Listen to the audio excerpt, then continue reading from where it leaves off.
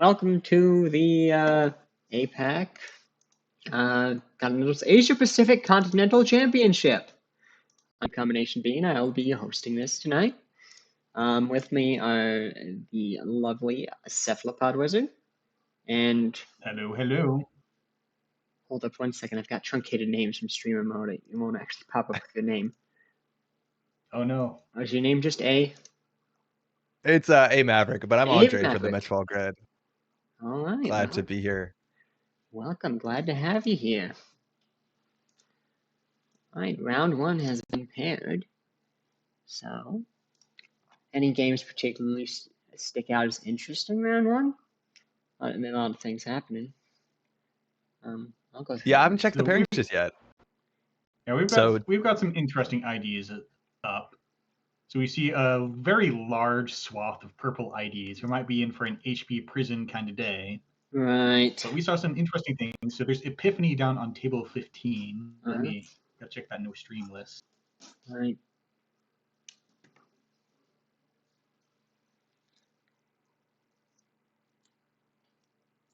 I'm not sure if this is table 15 exactly, but maybe this is table 15. We have Matt to check versus Wikinometry, both fantastic players, and it looks like it's Lat versus Op. That's always a good start. Mind you, round one, there's almost no wrong choices here, I don't think. Right. Yeah, we could watch the good people if we wanted, see if they're okay. All right. Why not? Let's try and stress them out a little bit. Make sure they don't win too hard. All right. Could one of you go in and ask if it's okay to stream? Yeah, let me do that. Cool.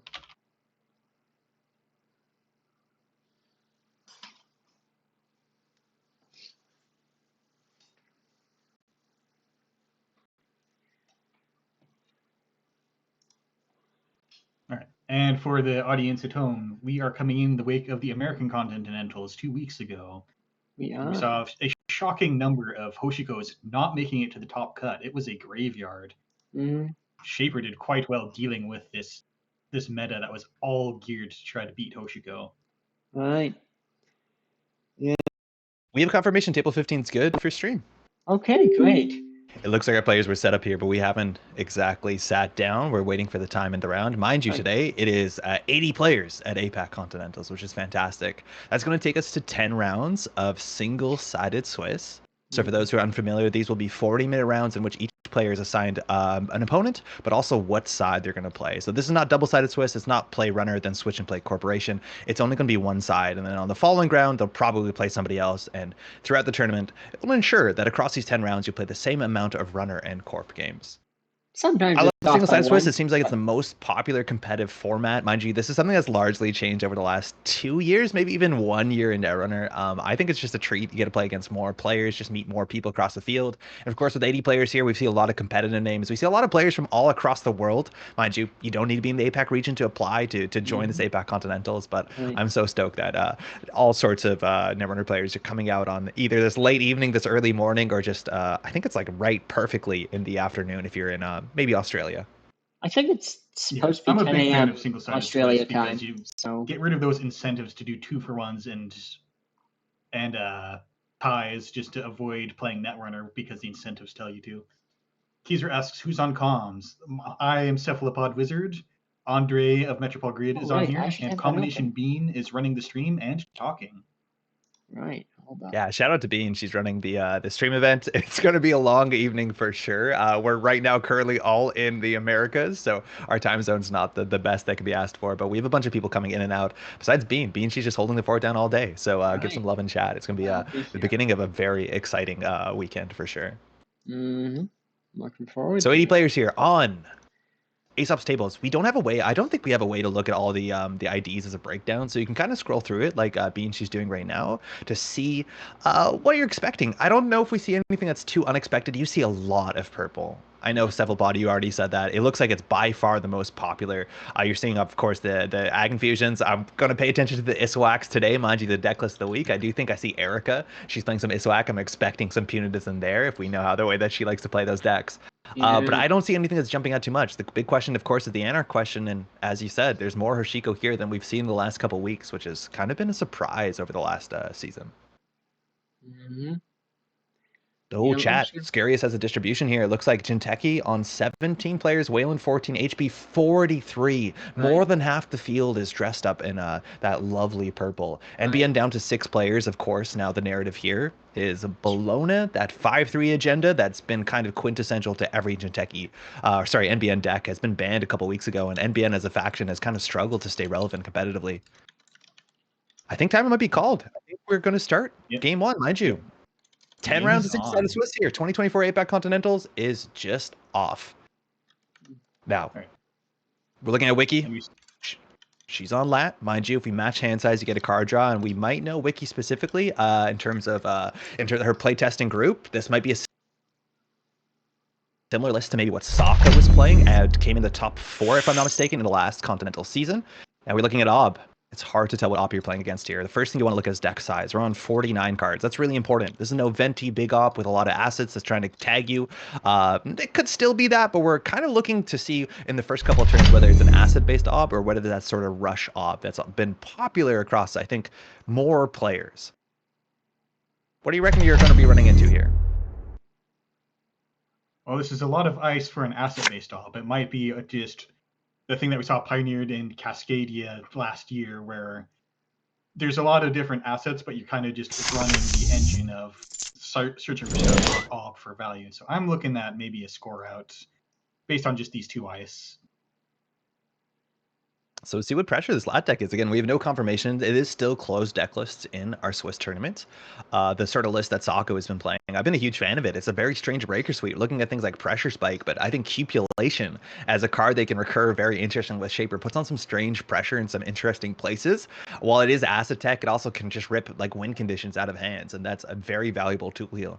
We see not too much early Anacom into your creative commission, so kind of what you expect from the lat deck, and we'll see now Op push out in the remote server. You can face check generally pretty safely. Mavirus we're going to purge here with Extract even to gain 6 credits. We'll see what 2-coster hits the table. Regolith is usually the economic start with no click left.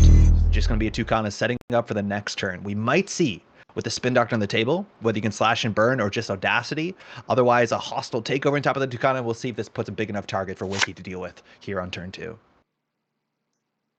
Yeah, Tucana definitely screams rapid scoring kind of game plan. And combination, can we lower the JNet sounds a bit? I've ended up muting it. I've not got Sock quite and saying in chat, it's card for card. There you go. Pressure Spike is pretty telling. Parisha coming down as well in an SMC. Only on 3 credits there, matching the cards in hand with Lat getting a free card draw.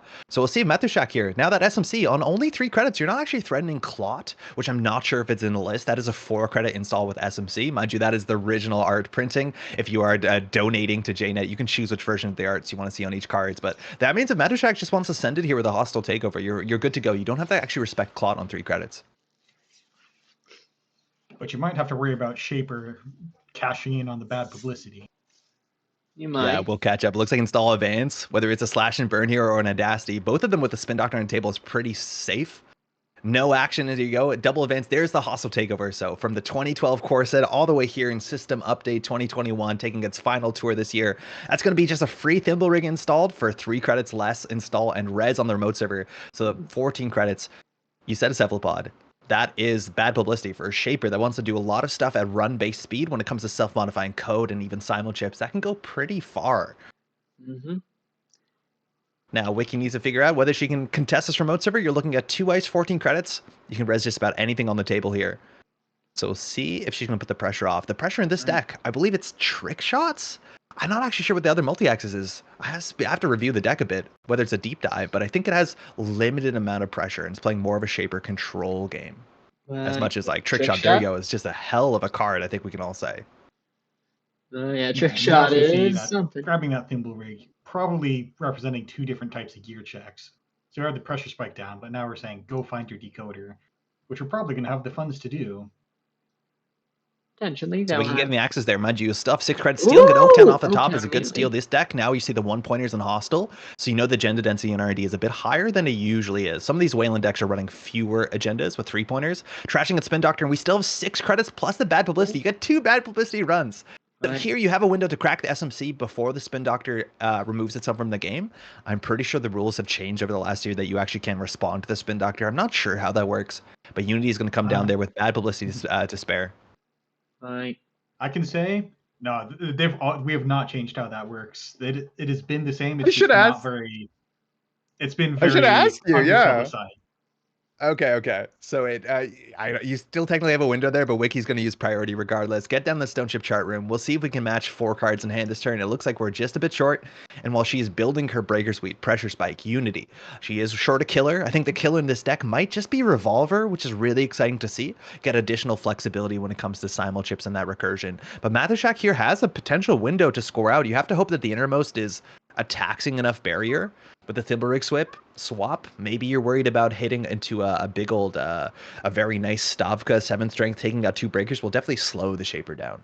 Definitely. That swap does make me think it might be a Silver sentry, 2, but it could just be going to sentry. install a card there. Double advance, a second hostile will be a lot of bad publicity.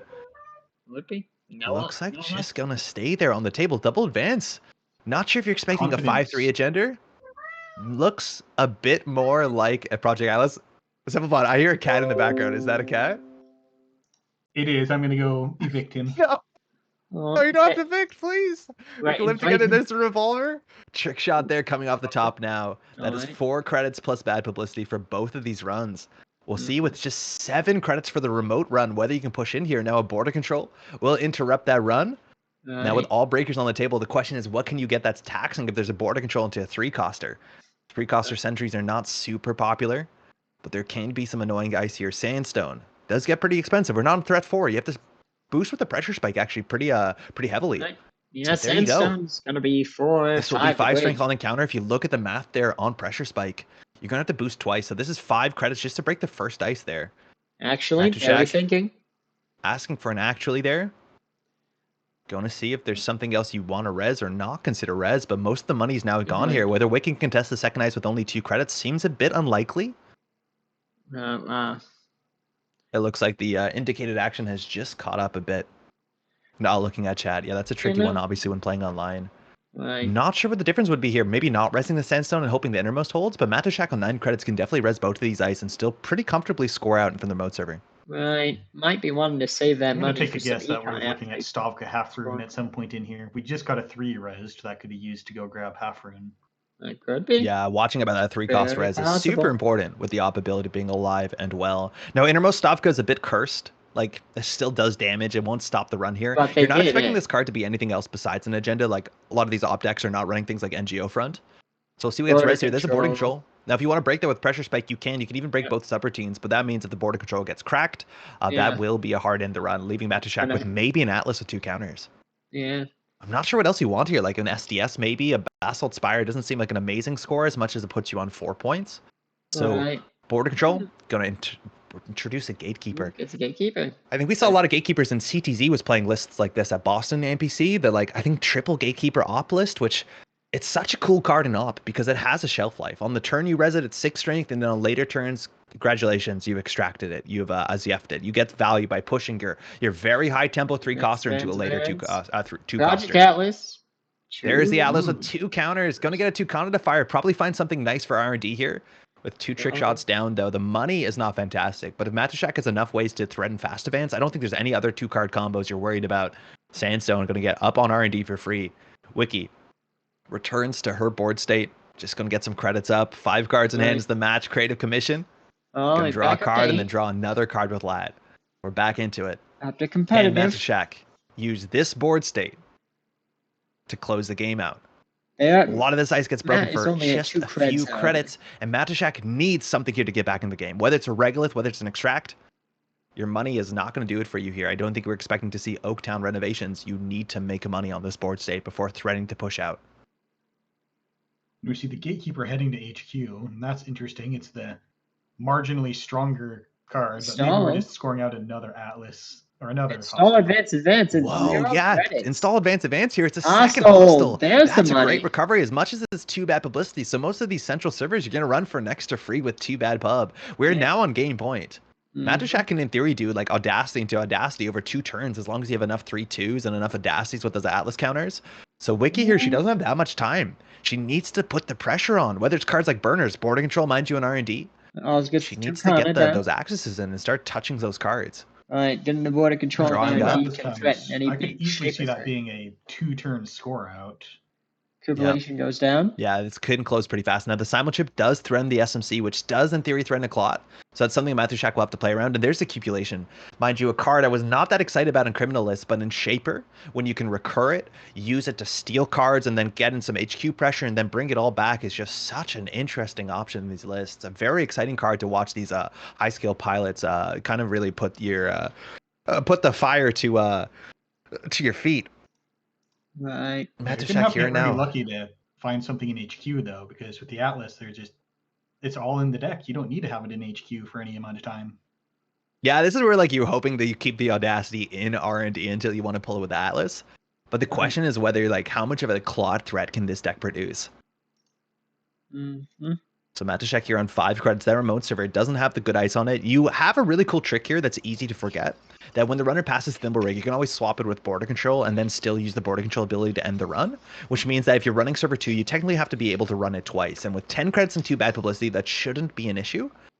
The bigger issue now is what sort of pressure Wiki has to close this game out. Whether it's a deep dive list, whether it's on Cataloger. I forget. I should know this list a bit better. Sokka's been playing it. Just to have an absolute treat watching Sokka play this either on stream or at tournaments. I think there was one deep dive, and then it was mostly about just camp the remote. Yeah, that sounds about right? And like Trick Shot gets you pretty far, as much as we only have one left. Right. So Matushak in a hard spot here.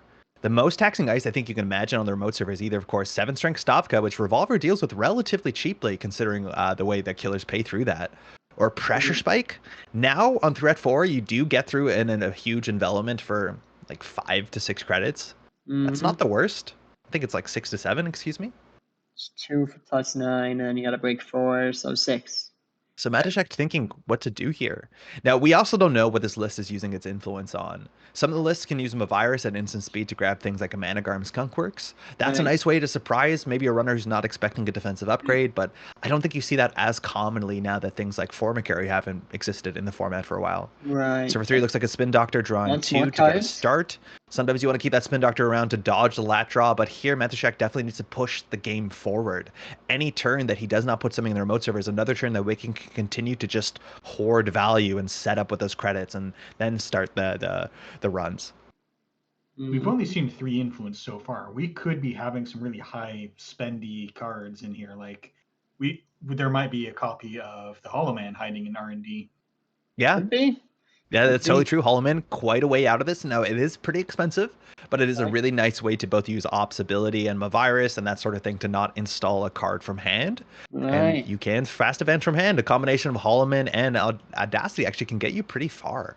I think you might be able to fast advance 4-2s, maybe even 5-3s on certain board states. But the big thing that's going to be limiting here is definitely Matushak's credit. A little poor sitting here right with 7 now. cards in hand. Thanks, got some Man, questions. I have played back in the day so much Wayland Rush, and this looks very rushy. And sometimes against Shaper, you run into this 5-point problem, where you can get pretty far. But if the Shaper can't set up Extract, to extract getting rid of Malphite looks like a Rashida in the remote server. Rashida, mind you, is fascinating and op. It's really easy to forget that you can use her ability and shuffle the deck, searching for a -1 first. So even if Wiki looks at the top card of R&D, Matushak can draw different cards. Which is really tricky if you want to lock R&D here. Now, this Rashida might keep Wiki busy. If you want to run the mode server, I think it only costs you about 2 real credits and then trashing the Rashida. But she's going to start here on R&D. Spin Doctor can shuffle the deck. Now, that can make you see additional cards here. But Boarding Troll on the outermost with Pressure Spike, that will be 2 credits to get through that. Probably want to deny the credits. Yeah, coming in for a single, and the Simulchip is going to pull out something. I'm not sure what. Something. Sandstone down for 5, so we're paying 3 for that. Again, we still have 2 bad busy. Alice off the top is a sick rip for sure. Yeah, that's not bad. She's now expecting to steal 2 points. This deck doesn't look like it has 5-3s in it. This is probably the one with about 11 or 12 agendas. Mind you, hostile takeovers do add up. Very notably, too, R&D can be pretty soft sometimes against Op. When you're taking non-agendas out of your deck with your Op ability, that you're leaving agendas in there for sure. And Spin Doctor here, if you shuffle, that means, again, if you go R&D, you're still going to see an unknown card. But Border Control and Extract back into the deck. Right. Wiki here still threatening Clot. Whether you want to run R&D and steal a card away with Cupulation and then send it HQ for the multi-axis, the Spin Doctor just fired that turn and no cards were shuffled away. So the chance of getting an agenda in hand if you look at 3 with Cupulation is relatively high. Admittedly, I think shuffling doesn't change much because I think Maybe. Lat We've only got saw about one code, half the so agendas in the reshuffling it game doesn't and change scoring what he saw. areas. Mm-hmm. And we, Yeah. I feel like you can Atlas for whatever you want. Like, if you have an agenda,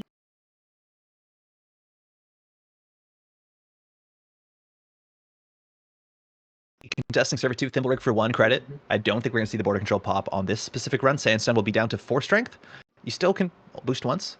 Pressure Spike does boost pretty heavily once you're on threat 4. It's 2 for 9 strength. Very importantly, that's only once per run. That's an interesting clause that's easy to forget. But there'll be 3 credits to get through the Sandstone. Yeah, a lot of big barriers. I will note on the Spin Doctor a little earlier, my mic wasn't working, but I think Lat only had a single access. So technically, you weren't giving him any new cards. He didn't see a card besides the Project Lat. They stole. Yeah, totally. So that You're going to go back. All right, swap. So border control here might pop the border control here and look for a 3-coster. I think you kind of need the border control for the next couple turns if you want to keep the remote server to be relevant. You kind of want to make. I don't know if the 3-coster here. I think I think they will. They're definitely thinking he wants that machine to pop, but they can probably break through again. And she'll get through, and that'll be a whole problem.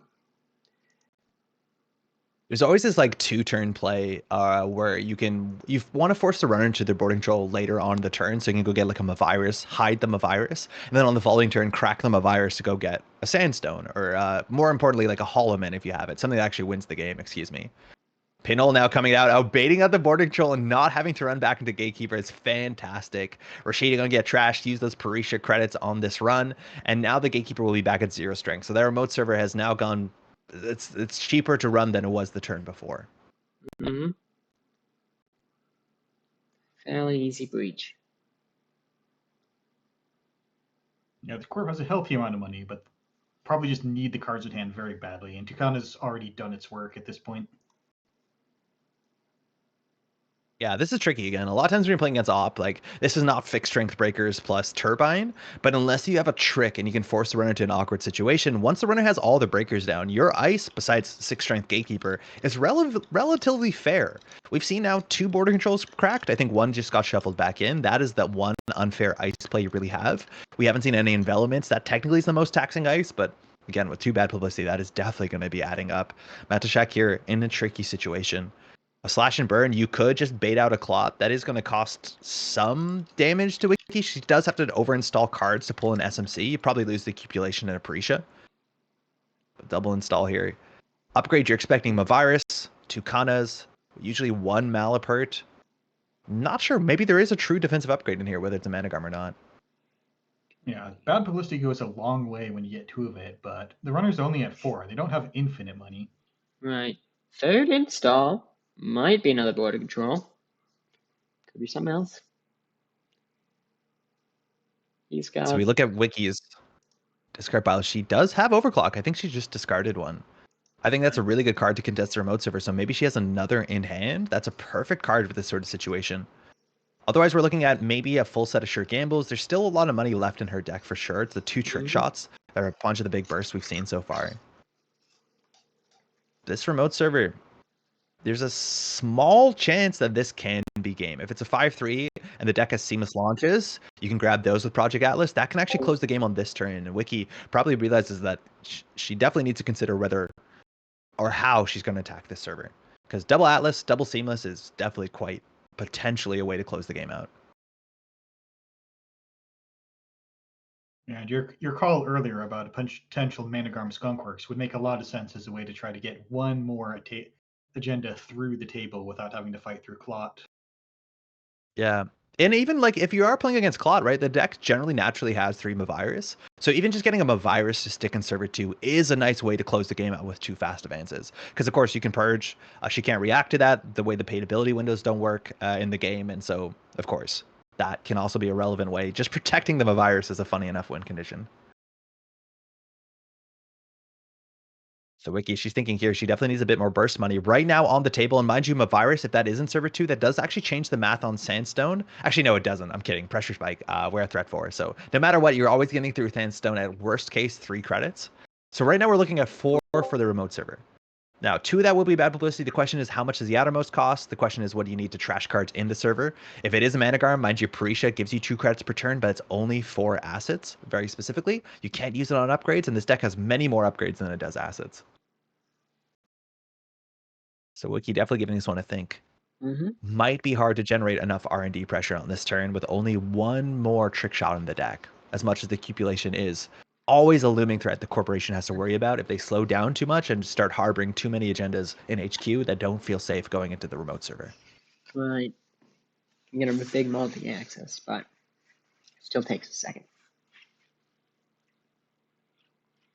I want to know if there's any ongoing taxing ice or if it's all stuff with an expiration date. The Sandstones and the Gatekeepers. It's hard to imagine any ice that's going to be more taxing here than... Well, like a 7-strength Stavka is a relevant problem, right? Whether it's 7 strength into an AF run or whether it's just 7 strength. Wiki there, clicking for credit into the sure gamble. She was just short, finding the last trick shot here. Now, it's so good with bad publicity because this remote server, or sorry, this R&D costs only 4 credits if I'm not mistaken. So that means you get your bad publicity to use on that and then even more credits to swing server too. Yeah, I don't know. Archer is like something I'd be surprised to see in op deck for many reasons, but technically, like these are the sort of things that will open the game up that you have to keep in mind. I think Stavka is much more likely. Yeah, Stavka's a big kind less in the run, but yeah, I don't think I believe in Archer. It's just too much of a cost to res it. Yeah, not in this type of deck. Not usually. Hitting the Sandstone here. Sandstone. A pause there, you can't tell. Mind you, Chinteki has been a bit slow. This afternoon it seemed a bit okay, but last night was a bit of a struggle. Sometimes that pause tells you that maybe Matashak is considering purging a virus in server 2, maybe getting a defensive upgrade here, but I'm pretty sure, obviously, purging the Sandstone doesn't do anything to the breaker math. We're going to see 2 here in R&D. Eminent off the top. This actually might be an Archer deck. Could be. Seeing the second there. I think they're considering if they get a Stavka and Coop. He's stealing away his Stavka, running server 2. That's mine now. I imagine you don't want to see that Stavka, so nick that. So we still have 12 credits for the outermost ice now. If it is a 7-strength Stavka, you have to boost the revolver twice? Yeah, twice. It costs only 4 credits. It's not bad. It's not much. Revolver seems to do pretty good under Stavka. Yeah. So see what the outermost here. Matashak obviously cared about this. Sometimes it's just the idea of an ice causes more consternation for the runner here, but you could imagine things being a bit annoying here, whether it's a big envelopment, a big sentry. The question is, can you keep Wiki out here? It's hard to see that, mind you. We have 12 credits. 4 of them is just house money you're playing with. You don't care. Right. And then, of course, we have to deal with defensive upgrades here. Wiki does not have 2 clicks. So if there's a Managarm in server 2, she does need to pay 5 credits for it, which could be an additional tax she might not be able to afford. Maybe. Currently, it's looking at about 1 to Thimble Rig. For Sandstone will be 2, 3. So yeah, it should just be 4 for what's on the table so far. With no resing, then you'll have gone 4. It'll still be at 8, so this one will need to tax them at least 4 credits on its own. Which, as mentioned, a Stavka would. No res. No res. No. You think they'd have analytics? I'm going to try to delete. I'd be surprised for Anoetic. It's neat, the idea they can pull a 0-coster with some consistency, as much as there's not a lot of 1-cost instant tutors. But I think you're much more likely to see something you can get with a virus. All right, probably 1 for Thimble Rig. So here we have a mixture still of bad publicity and the trick shot credits. Mind you, you see that in the play area underneath the removed from game spin doctors. And so now the question is, what can Matashak present in their remote server? Trading the Thimble Rig for the Gatekeeper? Technically the same break cost. Oh, Zato. Very cool. Oh, nice. Res Zato. So now we can... throw the Gatekeeper, you can throw the Sandstone. I think the Gatekeeper's the worst tax. Get a 2-coster, and that is just going to be a how many clicks do you have to run this back? This also becomes scary because, of course, Zato into things like Stavka, Ballista, Archer, you can just start trashing programs at instant speed. Right. So we threw the Sandstone.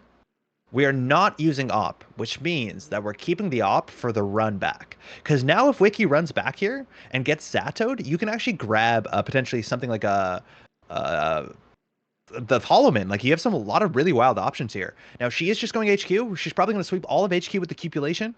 All right. Half-rune, just Archer. There is an Archer. Archer confirmed. Half-rune in hand is a huge tell there. That is the worst place for that card. Now, you could have 2 in the deck, but that is the sort of card you want at instant speed. I'm guessing Server 2, the outermost, might just be a Stavka. And understanding Matushak here doesn't want to rip it unless you can get the half-run to end the Revolver here, because break for 4 on a 7-string Stavka is pretty ridiculous. It's nice. Now Server 2 advance. Advance. This is an eminent domain. It's another Atlas. They just need one more point. We are now a game Stavka point. Half-rune isn't as powerful because we got a simul chip, so if you point at the Revolver, you can just flicker it. Yeah. But if that gets flickered, you don't have to play around Clot for a moment, right? Like it's a trade-off. It's kind of fascinating. And now Matushak is threatening with 1 credit from a 3-2, and we've seen no Azief so far to finish the game either, even with an eminent domain. Wiki charging Archives, mind you, board control win over that, protecting 1 card face down in there. It's an interesting place to play a border control. Now with the Thimble Rig, you can just put it anywhere. So he's going to break with that Ballisty. We'll see. Access is Papyrus.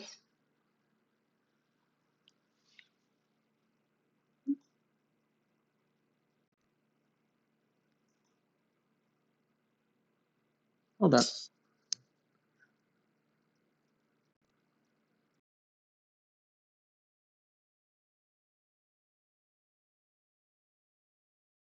So this is going to be broken for 3 credits. That's only 1 outside of bad publicity. This is going to be a single from the top of the deck. We're looking at a lot of agenda points out of the game. 11 so far. Only 9 left in the deck. Single access off the top. Nothing. We know every card in HQ besides the mandatory draw on that last turn. It looks like she's setting up a deep dive here. This should be game. Yeah, good call finding the border control first so that you don't lose a lot trying to set up your deep dive. Thinking after access. So what can you do after access here? You can border control to get a 3-coster out of the deck. You can Atlas to grab the agendas to hand. That's probably the more relevant paid ability window here. Probably. Border control. I mean, yeah, because otherwise there's really, I don't know if there's any other paid ability windows you have besides Atlas. The rest of them are runs. You got Zato or border control. You have nothing else installed face down. So yeah, it's probably have to be the Atlas. You just fill your hand and then you just run HQ and you know there's like 2 and 6 agendas in there. Yeah, deep dive is about half the deck, and then if we grab 2 agendas, then that's about a third of the hand. I think the odds might favor the hand a little more. Yeah, the thing is though, like if that's the case, Wiki doesn't use the deep dive, so she can just run HQ and then do this whole play next turn. Like you're in a hard spot when Matushak's only on 1 credit. The best you could do here is like grab a 3-2, grab a slash and burn, or grab an audacity, and just hope that Wiki doesn't have Clot. Let's see, Oaktown. What a gamble! There's a lot of agendas. Yeah, she's There's like 4 shiny. agendas there. Well, she's got it. Gonna take the Oaktown. Well, 2 of them didn't win the game because she only had 1 click left, but Oaktown definitely does. No renovating Oaktown today. What an exciting start for this tournament. Really fun back and forth. Getting to 6 points there, Shaper set up and just getting enough pressure. It's not exactly control, well, it kind of is, but just throwing out a couple of those haymakers and a flashy ending is what we need. Matushak saying in the chat, I should have popped border from a virus click 1. Yeah, if you're expecting deep dive, right? Like the Archives run is super suspicious unless you expect it to be the deep dive, and then you probably want to crack it there and it buys you a turn, and then you have a virus in server 2, which she has to clear that out. Otherwise, you can lose on the following turn to Clot. So, yeah, then she has to run it and trash it. She's saying in chat, which is it's a hard thing to see. Again, the Archives run doesn't make a lot of sense. It has to be deep dive, and she definitely had it. Well played to both players. Right. Congratulations, Vicky. You want to jump? Do we have enough time for another table? I think we're like 30 minutes in, maybe. Yeah, Hold we've up. got a bit. We've got a little bit left. 10 minutes and 15 minutes till an extension round for the Kings, so should be good either way. Well, Table 9 is a well-titled Team Kill Bonanza. Tridon versus OF15. Nice. That's Epiphany. Do you want me to duck in to see if we're okay? Yeah. Sure. I'll dive in. We even discussed about that one earlier. I think that was an Epiphany match. Oh, super cool. Oh, game's over. Oh, well, what happened? Hoshiko takes it. Yeah, the runner won. Off15 has, mind you, been playing a very specific Hoshiko list for many competitive seasons. It looks like that's still what's going to be happening here. You never want to hear Hoshiko won. We maybe have table 23 is Etienne versus Charlie. Could be. They've mentioned that. Shall I ask? Sure, why not?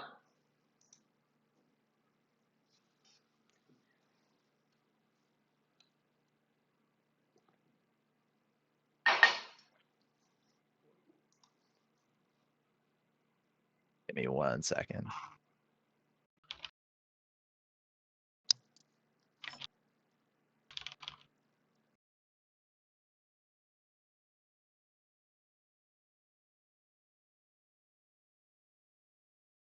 And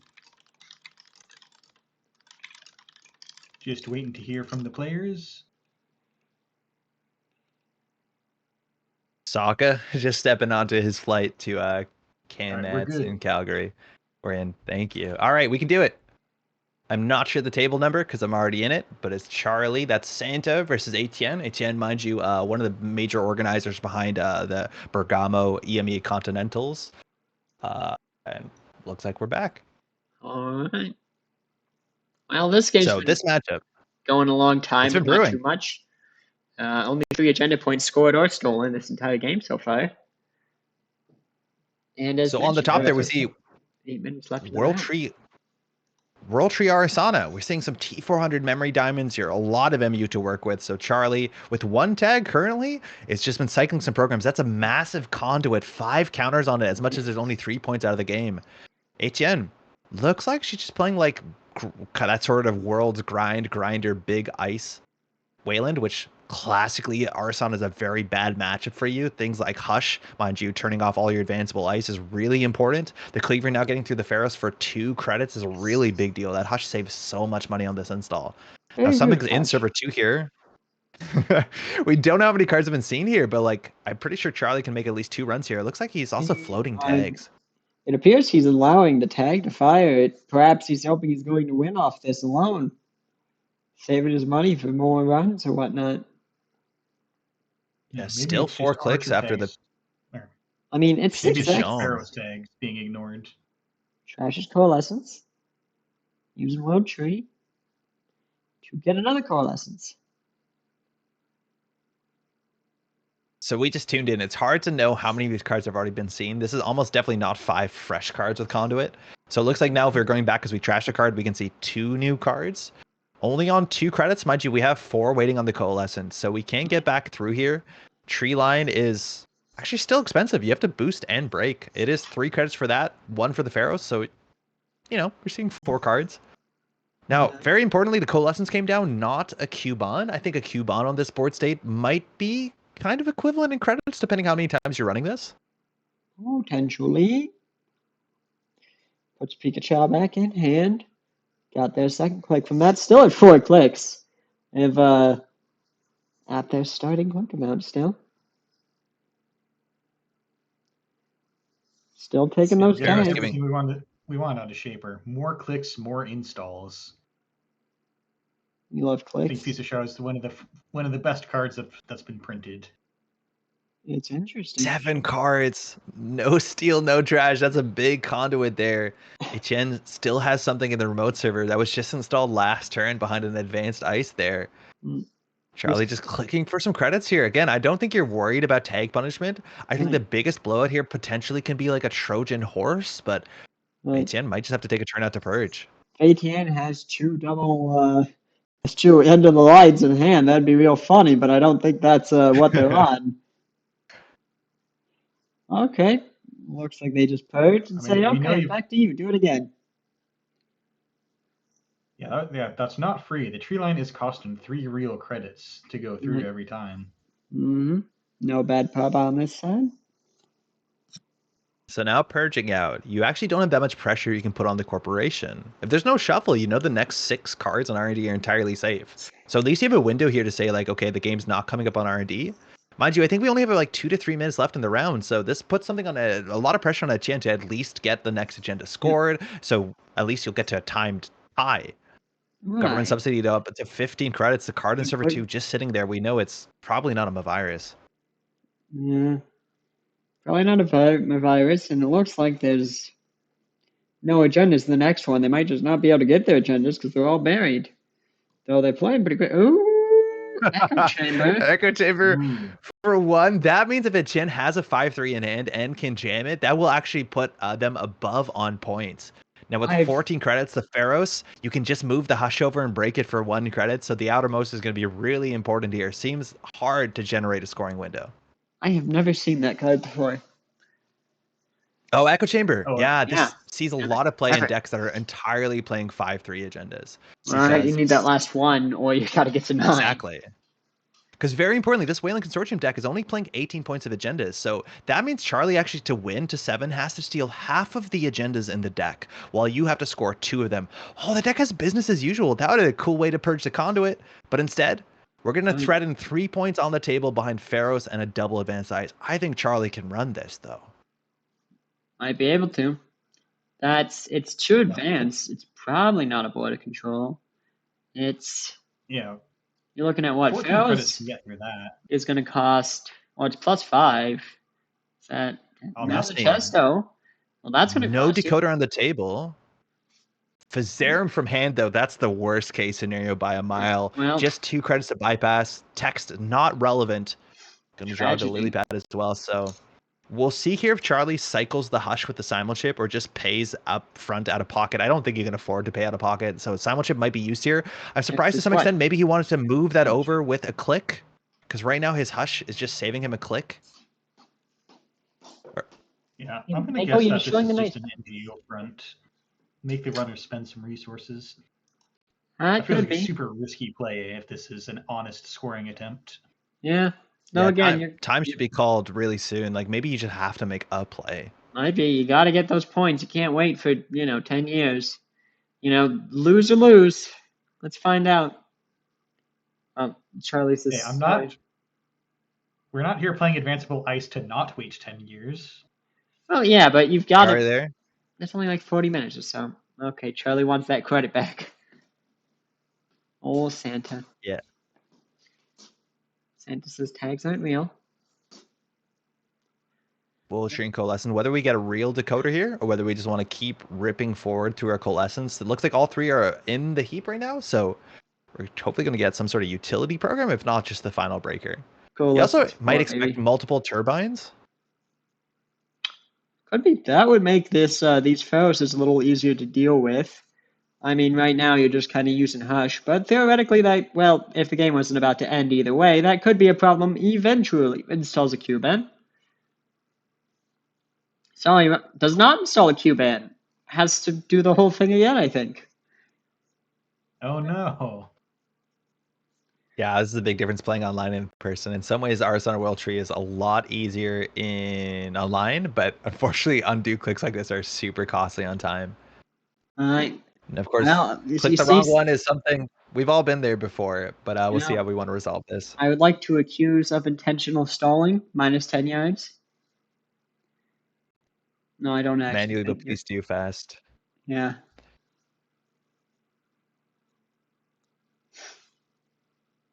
So we'll see here again. You see the timer on the screen, 42 minutes. Mind you, rounds should be about 40 minutes, so time is just around the corner for these 2 players. Honestly, now, when you do go to time and Netrunner,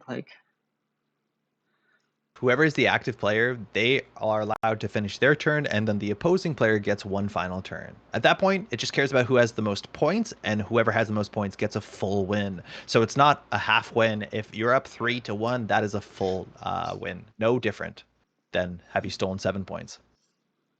So we're going to go through the same pay platter menu. We're just rolling this back because it seems easier to repair. We're going to hush for that Pharaohs, break for 1, take a tag for Zerum, 2 from the Mess and Chestfo, and push forward.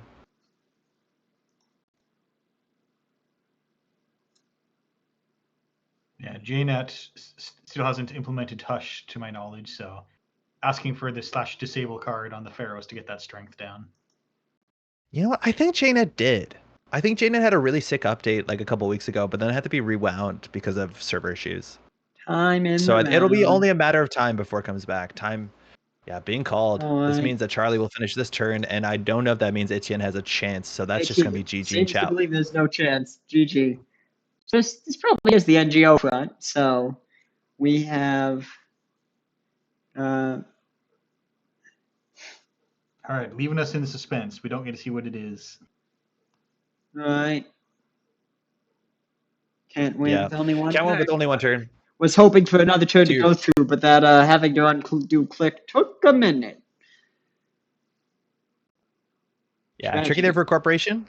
There's a chance if you have one more turn, you can do install advance advance. It's still pretty tricky to make that unassailable, but Charlie there will take it as a full win on time. We are never going to know what's in that server, and that's okay. Corporations can have their secrets. NGO front. Or that sounds Charlotte. Like a corporation would say. Could be Charlotte. Charlotte's unreal. They can't hurt you. And this is the last table, so we should get the round pairing pretty quickly next. Look at that, yes. Round 1. So again, we have 80 players today from all over the world who are playing at APAC Continentals. Very importantly, you don't have to physically be in the APAC region to be part of this. And today we're going to be playing 10 rounds of single-sided Swiss. Do we know if it's cut to top 8 or top 16? Yeah. Cut. Let's scroll up a little bit. Hold up. Man the Moon Abraham says, as mentioned in the voice call, we're doing 16, according to Judge Kruer at 10 p.m. Eastern Time. So it is cut to top 16. Thank you, chat. Pairing in 2 All right, that's wild. minutes. Don't thank chat. I said it. I mean, you could thank them. This is like quite a competitive field. Top 16 is going to be definitely a very tough fight through this. For us, it's the evening as the night progresses. But we have a lot of really strong players here.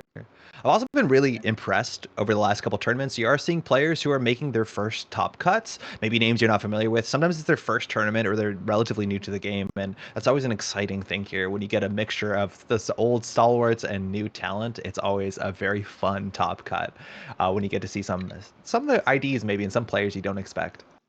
It's always a treat. Now I know that half of these are coincidences, but it is funny to see the top 5 cards is an unbroken wall of Jinteki corporations. That's just totally coincidence, right? Is it just alphabetical? Yeah, right. That's just some of the runner wins. I don't know. I think it might just be at this point. It's probably at some point of random because nothing, happens yet to make it clear for how to Aesop's to do it. So I presume it's random because it doesn't look alphabetical. I don't know, maybe they group by color. Red, they got to stick together. There's enough purple you can kind of spread those out, but you got to focus on your red. All right, we're waiting on round 2. That should be pairing pretty quickly. Right. How many folks in chat are playing right now and are waiting between rounds? How's your tournament been so far? Mind you, you are technically encouraged to watch the stream, not while you're playing, of course, but between rounds. Hopefully you're having a nice time there. Game of Droids has pointed out that Isaac is currently the best ID in the game. Thank you. Whiteblade is not proud of his Zaya, despite the fact being one of 2 here and winning a tournament with it. He says Zaya is real shit. Apparently you're very good then. I'm happy for him. But yeah, Zaya's fun. Right. But we must all be just allured by the promise of clicks. You know, that's the thing is This that can be exchanged for credits. right, a click is literally 4 credits. Sure gamble. Every time you gain a click, that's 4 credits. Just objectively. And we see reports from Laria. I got punitive. Unfortunate. You'll be fine. Looks like Knock it RH is off. alive and well. Round 2 All is right. paired. Round 2 is paired. Looking at this one.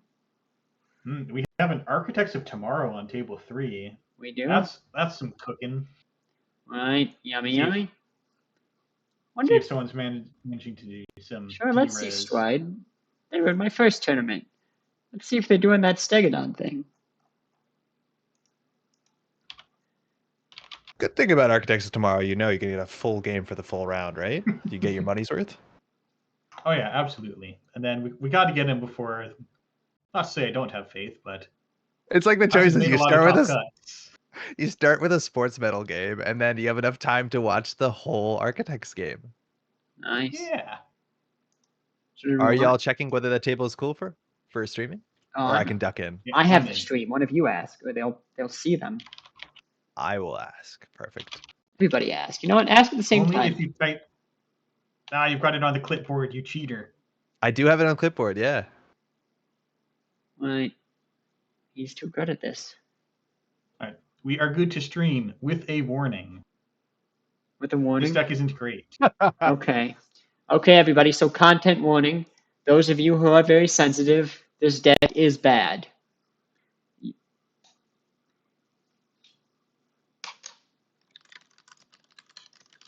All right, it looks right here. Architects of Tomorrow, mind you, has Byroid. This is from System Update 2021, one of the HB identities available in that set.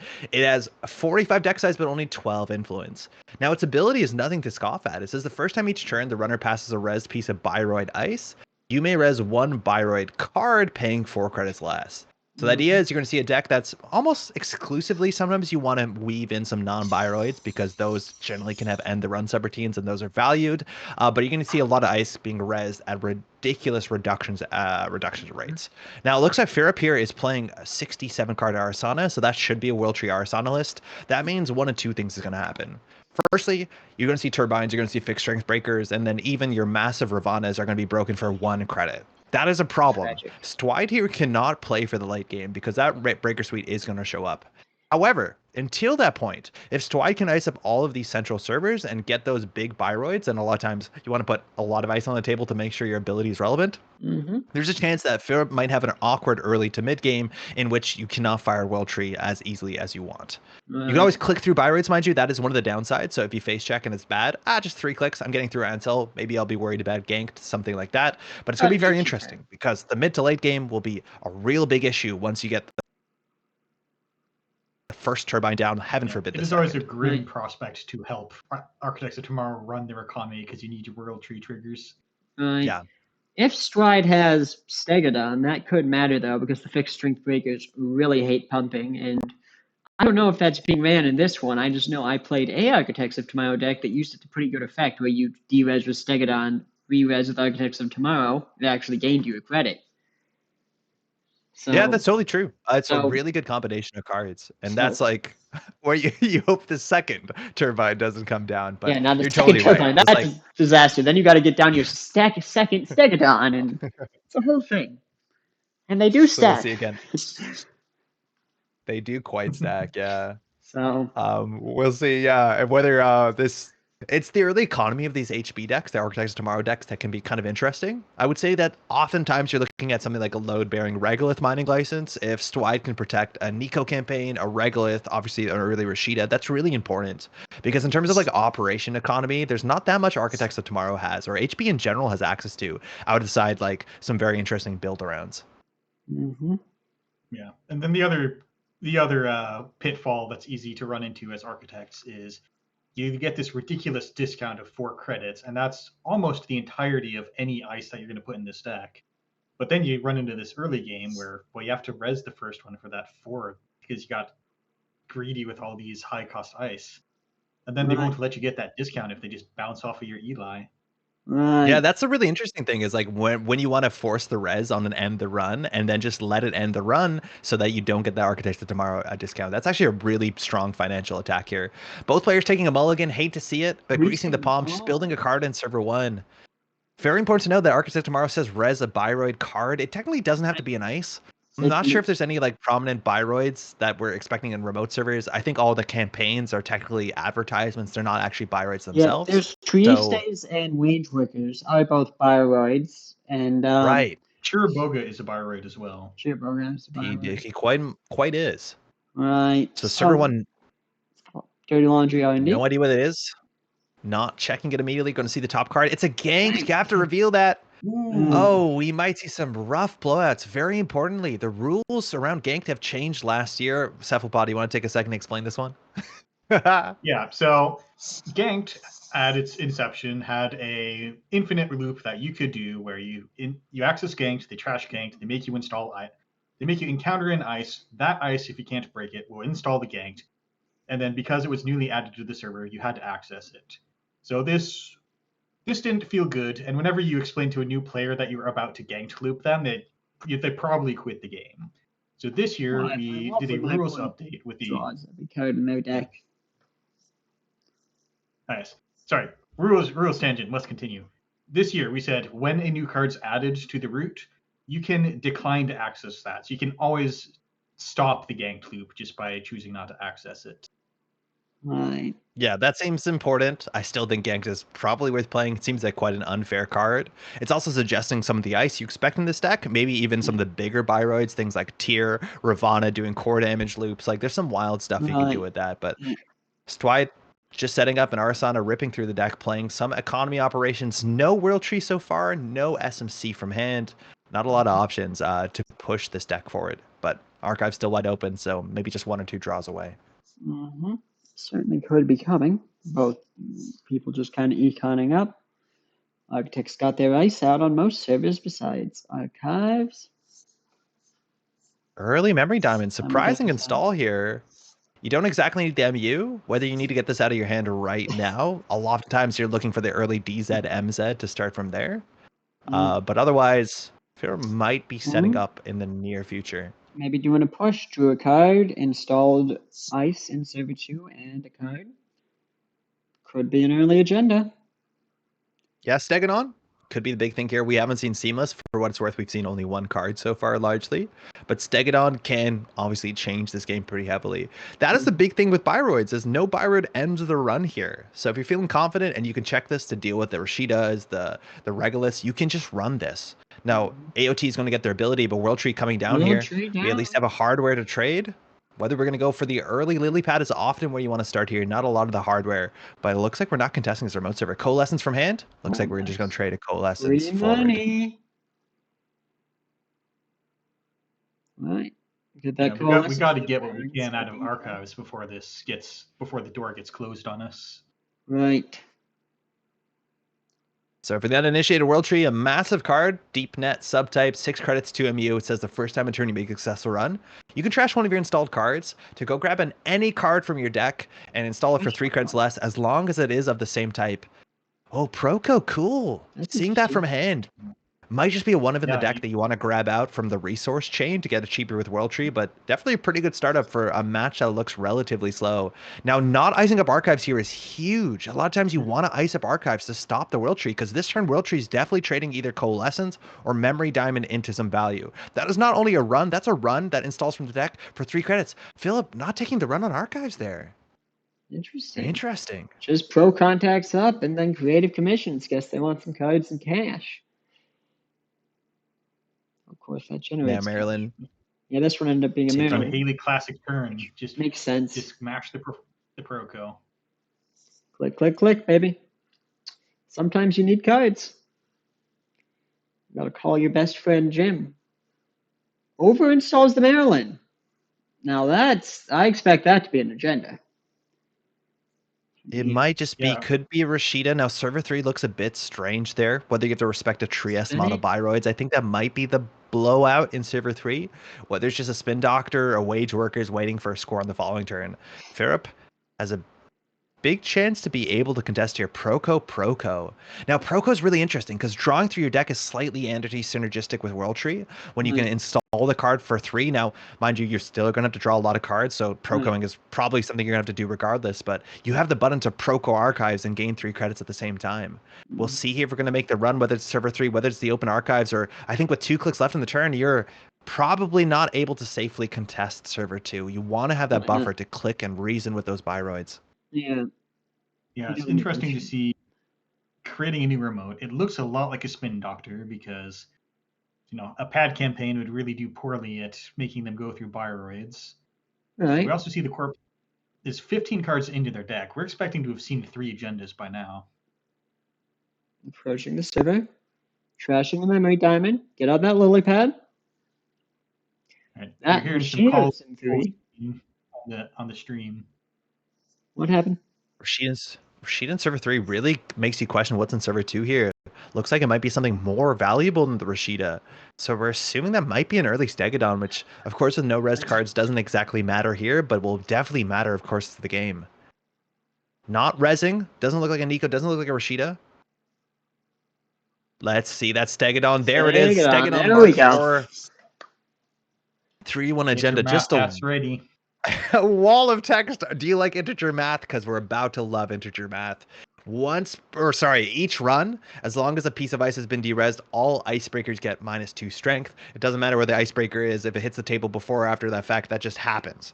However, whenever a run begins, you may derez a piece of ice, not protecting the attacked server to gain $1. So you're forcing derezes, which allows you to re-res your stuff cheaply with Architects of Tomorrow and force down those breakers. Gives you a bit of economy. It's pretty clumsy.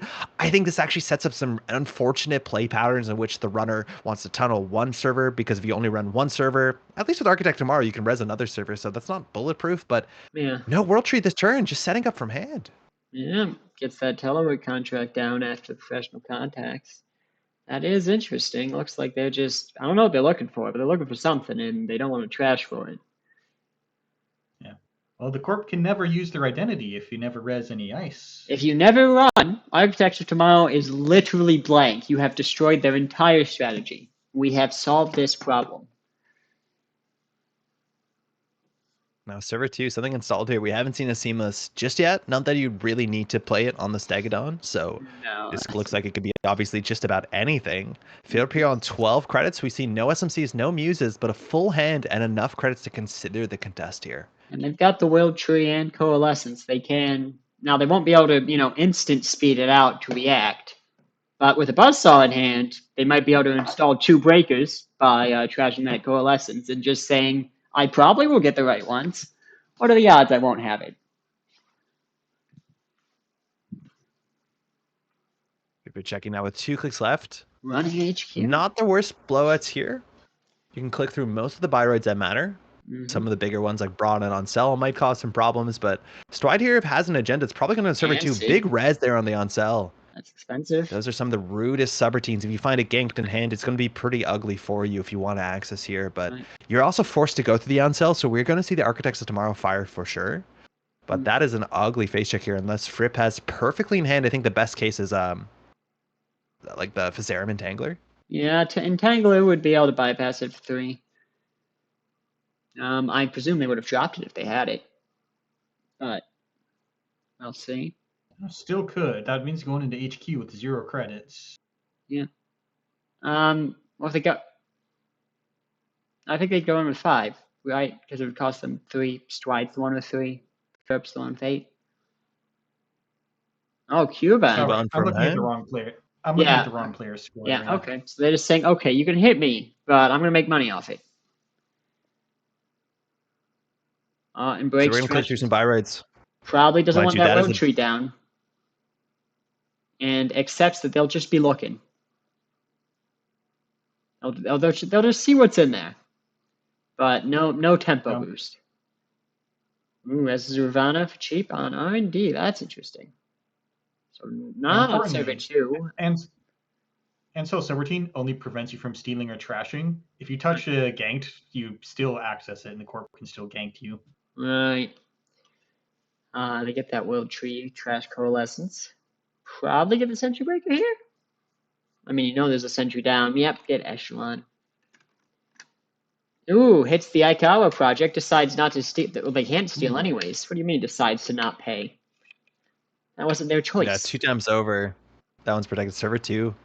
All right. Now, only on 3 credits. You know, if you run this, the corporation can derez a Ravana, gain a credit. But with 3 credits here, Stwide's actually in a tricky spot. Upgrades, you're expecting ganks, of course, we've seen that. But of course, mana garms as well. And if it's just an Aqua, that's going to be pretty expensive to score out here. Fearup starting to be a bit more aggressive here, but we're actually relatively close to come to that really good breaker situation. Now, it's all about the Stegodon that's going to slow that down. But if you can just get one more World Tree trigger here, you're looking at a very cheap from your deck installing a Turbine, and that's going to deal with most of this ice relatively well. It's just the Stegodon that's going to slow that down. Yeah, Stegodon would be annoying. Yeah. Like, Stegodon until you've got, like, an extra breaker installed for Ansei. Ansei is going to be 6 to break if Stegodon pops that run. Oh, I refuse to believe that's not a ganked on HQ. That has to be a ganked on HQ, right? Definitely. Yeah. All right. So you don't want to run that unless you can click through the Ansel in a panic or break it twice. So that's really important. Firstly, there's a bit of a read there that obviously one of these cards is an upgrade. It was installed on top of server 2. That's not a big tell. Obviously, we know this is an upgrade on HQ. But now FERP has a whole turn. If the corporation doesn't push something in a remote server, you don't actually have a huge incentive to run. And if Arasana can set up, mind you, Archives is still wide open. I do think the corporation wants to get a piece of ice there just to res it cheaply and force some ugly Architects of Tomorrow Stegodon action. FERP is wide open to hit all of the value buttons that Shaper has access to here. Whether it's Proco, World Tree, Telework, you can just continue to set up at a much faster pace than the Architects. Mm-hmm. And we're about 20 cards into the Corp decks, and only the Stegodon's gotten out of the hand. HQ must be loaded. Maybe. We know there's an Ikawa at least. Upgrading HQ does just reek of fear. Right. It's really hard too, because like you can't really pinhole ganked as long as the ice is res. Like it's just hard to deal with. Environmental testing coming down. Okay, we've seen 2 coalescence so far. Muse and 2 coalescence is a good way to speed that up. Here, I'm not sure we're trading away. Probably the telework with 1 more charge left on it. Again, World Tree alive and well here. There's 1 face down in Archives. We can check out what that is. Trashing Cubon. Oh, mind you, yeah, we had a Cubon on the on-sell. Just getting the Turbine. We're setting up. Draws a Now card. Ansel's on. Now we're only 3 credits to get through the Ansel. Pretty cheap. Yeah, I think it's never going to get better than 3 credits. Though, of course, when they run the inside, they can derez Nirvana or something, and then it's 6. Reveals an MMCA austerity policy. They're cutting the budget, tightening the purse strings. So austerity, a card that if you play Claude, you actually are not that worried about, unless you think there's a virus on the table. Some of the Arsenal decks are playing Pinhole. Of course, that's pretty inconsistent. You can't grab it with the World Tree, so you have to naturally draw into it. But this is a sort of card that here you have 2 options. Either you can challenge the austerity policy in the next couple turns, or of course you can just sit back and try and swipe HQ. Mind you, the idea with MC austerity policy, not on this turn, but the following turn, the corporation can threaten a 5/3. We're just overclocking straight into this. This actually can get pretty expensive. If we de-res the Ravana, all the breakers are at -2. Now, Stwide can probably res both of these Biroids. You want to have the cheaper one in the outermost. But if this is an Eli, that gets a bit ugly, and we still know there's an upgrade in here. So we'll see how far this can go. De-reses that Ravana. Get that Stegodon value. Passes, only going to res the second. Res, though. So the MC another Ansai. Paying all their bank for it. But it's a 6 cost break, which will eat through your overclock, but it's only costing you 1 real credit. So then MCA is 1, and you can probably force them to re-access it for another 6. Or not a 6, but then they get sad. Yeah, with no money here, the corporation's in a tough spot. We'll see what the upgrade is. If it's a ganked, it's like you at least can click through the 1 subroutine that causes the cascade. Free resing Ravana. Again, austerity is trash for 3 credits. Whether we're expecting here to be a Managram Skunk Works, but the corporation cannot res it. Trading Telework, we'd love to get a Miss Bones here to help with these trash costs. Right. Yeah, World Tree decks definitely have room for Miss Bones. Yeah, it feels so good at instant speed to get those 12 credits, get it down to 11, send it out. There she is. Hello, madam. How are you today? All right. And you access austerity first. That way, when we hit to the ganked, then you can just prevent the runner from trashing cards to fire. Yeah, that's a really easy thing to mess up. So now you only have to either click through one subroutine. That's much cheaper than spending the, 4 credits? It's 3 credits to pump, and then, yeah, 1 for each one additionally. So, Yeah. So now, Phil, you still need to click through 2 because install a card and pays 3 to increase the strength. They're paying the money. They want those clicks. They got a plan. Oh, that's true. You do have to break 2 of them, yeah. Right. Down to 3 creds. That's expensive for both of them, but Fear got what they wanted. Philip has here a trick shot that's a bit of something. Just drawing up again, we have 6 hand size of the memory diamond. That's a nice interaction with Proco. You can sit on that button a bit. But now Stwide is in a rough situation. It looks like we know where all 3 copies of Ganked are. Looks like 1 on HQ, 2 in Archive. So now anything that goes in the remote server, barring the fact that, you can constantly spam the D-res from Stegodon, which until the second turbine comes down is going to be annoying. You're a bit cornered here without any money. You can't play hedge fund, obviously. You can't even play Greasing the Palm. Active policing. Stole a card. Well, that with 1 credit. Worst case is a Rashid. I'm not sure if you need to run this. Philip might be able to take a setup turn here. Probably. I doubt they slammed anything down. At least in agenda. They obviously did install something. But what is a different question? We haven't seen that much active policing, mind you. It's slowly sneaking into some other like PD lists and some of the generalist HB lists, and it is a window maker. Like there's a lot of play patterns where you think, okay, no matter what, I can contest a remote server. I'm playing Shaper Control, and suddenly being in the exact same situation with 2 fewer clicks, it can really change. We know there's an Iqua in hand. We're expecting Mana Garms. So using this early, obviously we haven't seen any Spin Doctors yet, so these will probably come back. Mind you, we've seen so far expected 6 influence out of only 12 in Architects of Tomorrow. So we'll see if Fripp has to contest the server again. Archives is wide open. I do think you definitely want to get a piece of ice on there sooner than later. Just only 3 clicks to use here, starting with the Proco. Now, Swede did not have the 2 credits to pay for the additional click loss, nor are we even at threat 3, so we're only down 1 click. It feels like this might have been better play it than discard it, because HQ's got to be flooding up. Get 2 cards out of hand. I can't remember when it happened, but the Ravana was discarded a while ago, which makes me think that the hand is pretty hot in terms of agendas, because Ravana it's Ravana. It's quite good. Still no Archives run. Just hitting that Proco button, setting up again. Not sure on the table if there's something you can afford to trade away. I do think you can get rid of environmental testing, maybe just about any Trojan you install from hand, but it was best case scenario Rashida into Greasing the Palms, Twide back into the credits. Twide loves these install plus opponents cards. You know, we got Grease in the Palm, we got active policing. It's good. I guess if you're planning on installing a lot, they're just good cards to have around. Might as well condense them, but. New remote. I guess we're just not planning to try to shut off the world tree with all these, between the Archives not iced and the new remotes that keep popping up. I don't know. Archives hasn't been iced for a couple turns. It hasn't been a liability, so I don't know if you actually really play around it. Professional contacts, that's the real engine here. We saw Stoi did this before, where it's like Rashida server 4, Agenda server 2. We might see the exact same play pattern where I'm going to put 2 nice things on the table. Maybe the runner can only deal with 1 of them. So we'll see what this is. Spin Doctors, we haven't seen any so far. Austerity policies, you probably protect. Wage Workers, you can maybe assume. I think Bass, we haven't seen enough of the Agenda Suite for that to make sense. But Austerity policy probably means some bigger agendas. Probably. Maryland just campaign, a Maryland. Just the cash. World Tree not used, and mind you, it is not once per turn. It's first time each turn, so that won't be used this turn. Getting 3 credits out of the pocket to deny the upcoming 6 credits from the Maryland is pretty fair, mind you. I do think at this point, Dwight is. Phone, so. Oh yeah, right. Yeah, super easy. Yeah. Seamless launch. We're gonna get some points here on the table. Ooh, gets a. Gain 6. 2 for each res Biroid, which gets 6. Nice. Well, that's not bad. That's free money. It's not an off-world office, but we can imagine a world where this gets better than off-world office. Yeah.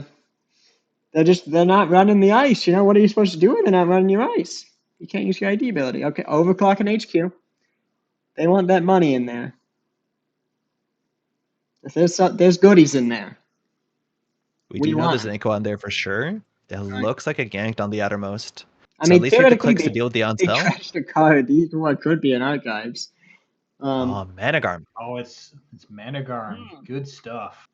So even if you spend 2 clicks here, you'll be able to contest the Aqua from hand. We're going to double click through that. We have a World Tree if we want to use it.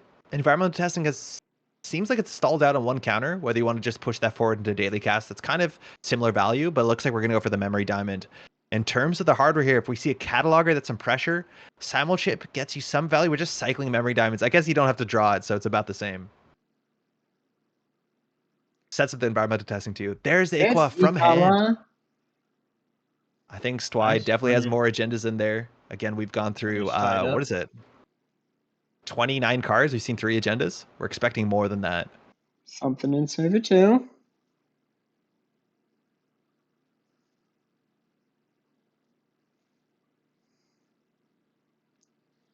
Now we have seen piece of ice. Jeez.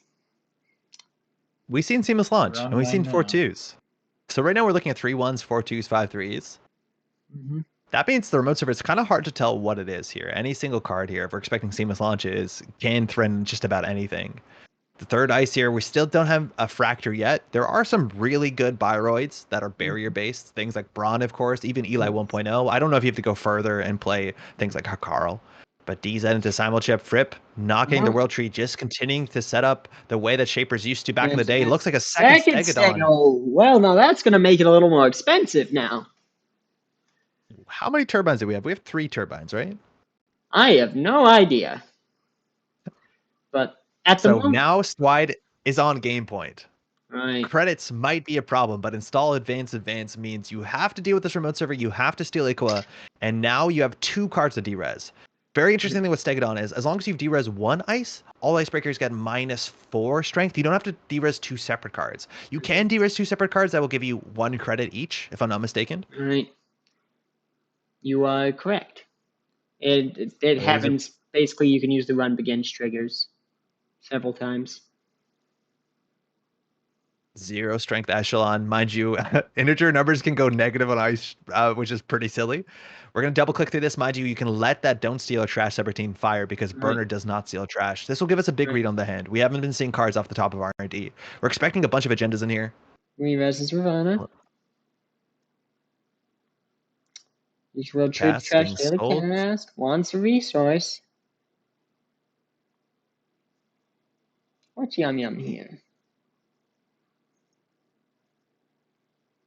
Mana Gun Strike works Hakarl and Ikawa. Now this is tricky. We're putting the Managarm on the bottom of R&D. Now you can keep the Aqua in hand. You actually can run back here, and it's only going to cost you 3 credits. Now you can't steal the Aqua, but we're going to put that on the top of R&D. That's a cool play. Yeah, might not have in theory you can still install advance on the following turn. The question is whether you can score out. Seems a bit tricky with 16 credits to the corporation. So I don't know at that point if you want to just put Hakarl on top of the deck, just say that's a bad draw here. But maybe Firip is trying to rip R&D this turn. The problem is you just don't have Aqua clicks. Yeah, I think they realize they can't take it off the top of R&D, unfortunately. You ever realize you did a whoopsie doopsie? Want to move something else? Looks like Firip's fine. You know? I think it's a fair play. I mean, yeah, I would have done it myself as well. Just being like, because Stwide wants a little money before they go, so putting an agenda in there is kind of okay. Yeah, you're deleting their card draw, and Ikawa was still going to be in HQ until we finally see a Spin Doctor. Now this is interesting because it gives Stwide the ability to eject Aqua. It's hard to tell if that's going to happen. Now the big thing with ejecting the Aqua, it takes you off game point. Install advance is probably a pretty strong line here as long as you can get your money back up. Now, one of the big things you want to be doing against Stegodon, and we haven't seen it in this matchup so far, is that Stegodon only impacts a single run. So if you can get 1 run and then just let some of the subroutines fire or break what you can, the second, third, and fourth run for that turn are going to be as cheap as they can be with this breaker suite. Well, so this is the sort of thing where you want to make 1 run. With 2 Stegodons, they can do it twice, so... And it's an optional ability, so you can theoretically, if you know it's a bait run, just let it happen. Oh, totally. There's just only so much ice that can be rezzed and derezzed financially before it's a problem. At a certain point, Stride is, still very broke. They've been running on fumes for a bit. few D-res and Ancel to try to fuel your Stegodon dreams. It's going to run It's out. tricky. Oh, we see it. There's a tier in Archives. Ooh, Some really nasty stuff to run into with a ganked. tier would be a little spooky with a ganked, but only 2 ganked in Archives. Theoretically, could be another one. Cleaver finally goes down. They got an edge of the barriers. Another Spin Doctor. They really want cards. 2 cards were shuffled back in Archives, both face down. We can assume maybe one of them is the Aqua. Now, Dwight's economic setup hasn't really changed over the last turn, but a card here in Server 2 with a seamless launch, or heaven forbid 2 seamless launches, can be game point potentially. Very now, much Fripp on 24 credits, it's hard to imagine you can't contest this remote server. You have access to all your breakers now. You have a single turbine. You can always run Server 2, see if there's a D-res, but we're going straight into R&D with the trick shot. Going to see double cards here. One face down in Archives, whether it's an agenda or not. We're going to see the top 2 cards of R&D. There's the first D-res. The funny thing is you can't D-res 2 cards. Not that you would, because it turns off Ravana's text, but Buzzsaw's really expensive than Ravana here. You might have to double click unless you have a Physarum or some nice way to cheat around this. Yeah, that's painful. That's what? 3 times 4 is 12. Jesus. D-resing the Ancel is really tough here because you're not coming up positive or even on the Architects tomorrow. I think this is kind of it very much might be an agenda in Server 2 when they're just kind of trying, like, I just got to do what I can, the long term doesn't matter if I hit 7. Well, installs Muse from Grip to get that Serum, probably. Kangle. Yeah, you'd hope to see an Entangler here. It does not care about strength, mind you. There you go. Few Serum, could I action back? Technically, yes, on approach you can. If Server 2 is a virus, you're allowed to purge here. The thing is you have to do it all on approach, which is when Physarum happens anyways, but you technically can respond to that during the approach step. Mind you, if it's a virus, the corporation has to res that during the approach step. You can't res on encounter, but very specifically the way Physarum works, you have to, once you're encountering, the runner goes through it anyways. Right. Trip did not see that they had an action back. Might have been a virus. Now, with the Physarum in play, it's huge. Because now, anytime that you face check into something... I'm going to dive in. Oh, you're a judge? I am. I'm just on the wrong account. Okay. So anytime now that you face check into something really rough with the Physarum Entangler, you can always just simulchip to move it to the next ICU approach. Of course, virus can be a problem for you. That's important. Technically here, if the purge is really bad, you can actually simulchip that same Physarum back during the approach step. So it's actually really hard with the single simulchip to tax out Physarum in any sort of reasonable way. That's really important. Again, if the face checks on themselves, when you can just bypass them for 3 credits, you start to not care about the text on Stegodon. And this is maybe a corner that the Shaper really needs to turn.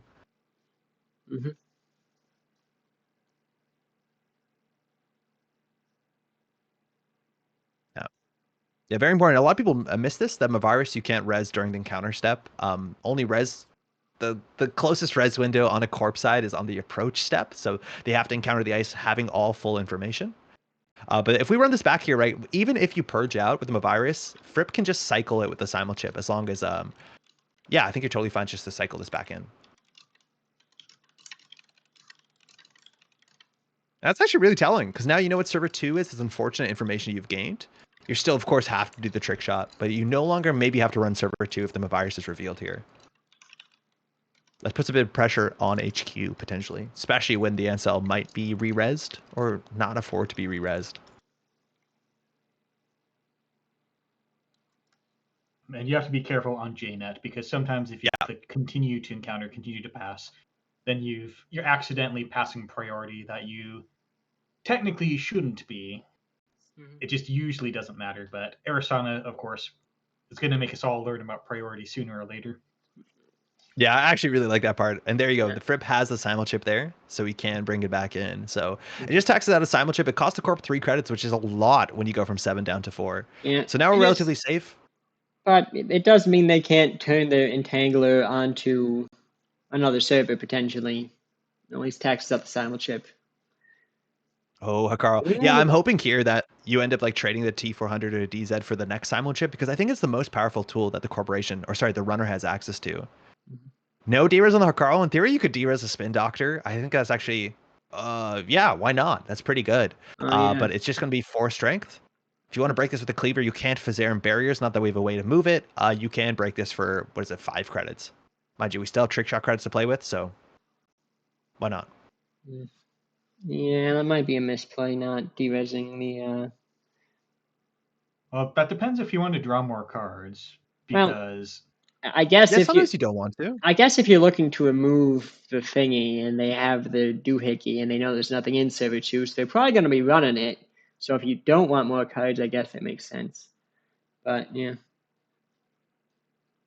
Oh, someone did point out that their MU is full. So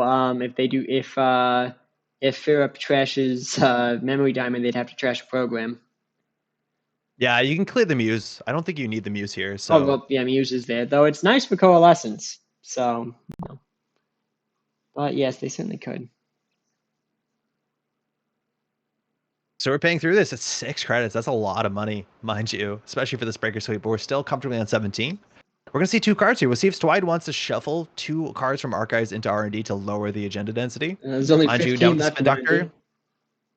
No spin. No action. So you can use this to break the lock on the following turn. That's always pretty valuable. And I'm Trash assuming Muse. we'll see that trick shot contest. You get the Spin second Doctor. turbine, okay. That's got you a little power. There you go. second Stegodon meets second Turbine. Trashes Rashida. Oh man, we have now hit parity. We are playing the fixed strength breakers the way that they were maybe designed, and now you can run most things super cheaply. The question is, how much pressure can Fripp put on? That's our first trick shot. That's our first multi-axis card we've seen so far. I don't know if we're expecting Cataloger. We're expecting the full playset of trick shots for sure. I don't know if we're going to see any HQ pressure hardware, some of that criminal imports here, but now we can probably comfortably contest the remote server. Just keep your money up. Keep hitting that Proco button. You have 26 cards to add back to hand. Simul chip as well for the Fazarum. In a pretty good spot here for the runner. And I'm betting the reason Spin Doctor wasn't used was because it was holding an agenda in Archives. Potentially. Right, yeah, that makes sense. Shuffling that agenda back in Archives would not lower the chance that they get something. Stride clicking for creds. They've had to click for a lot of creds this game. Deck might need a little more econ. We're in for some 2012 economy here. Listen, Magnum Opus, that should be the best econ in the game. Nothing can beat it. So it's a weird thing that I'm interested to see if the runner has to play around this. Active policing, mind you, is technically that sort of like reprisal card. So it fires if you stole or trashed something. I wonder how that's going to play in if Fripp is going to find things on central servers that are going to be of medium value, things like Maryland's, and decide not to trash them because the clicks are more valuable. Ooh, Fenrir's coming down there. Whether we're going to see DJ Steve here, HQ. And we know it's an Ansel, so if you D-Res, you can get the credit, but now you have to pay everything into this.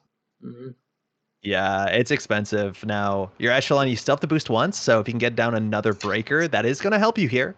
From hand, if you install an Ika or a Slap Vandal, that does actually save you the credits, which is a cool little way to cheat that around with Arasana. Big money. Outermost is actually really important. So the face check, you can make the Stegodon matter as soon as possible. You can't just run it and jack out.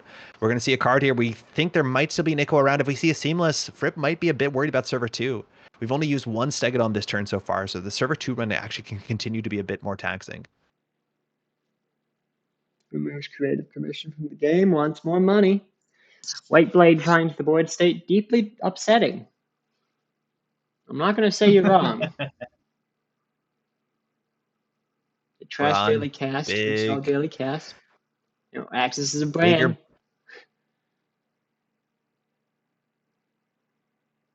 Droids has a point. This is what we wanted. We all wanted this. Scoring behind ice. Yes. Stwide has bottomed out on credits, so the threat of seamless launch to get some points going doesn't really exist on this board state.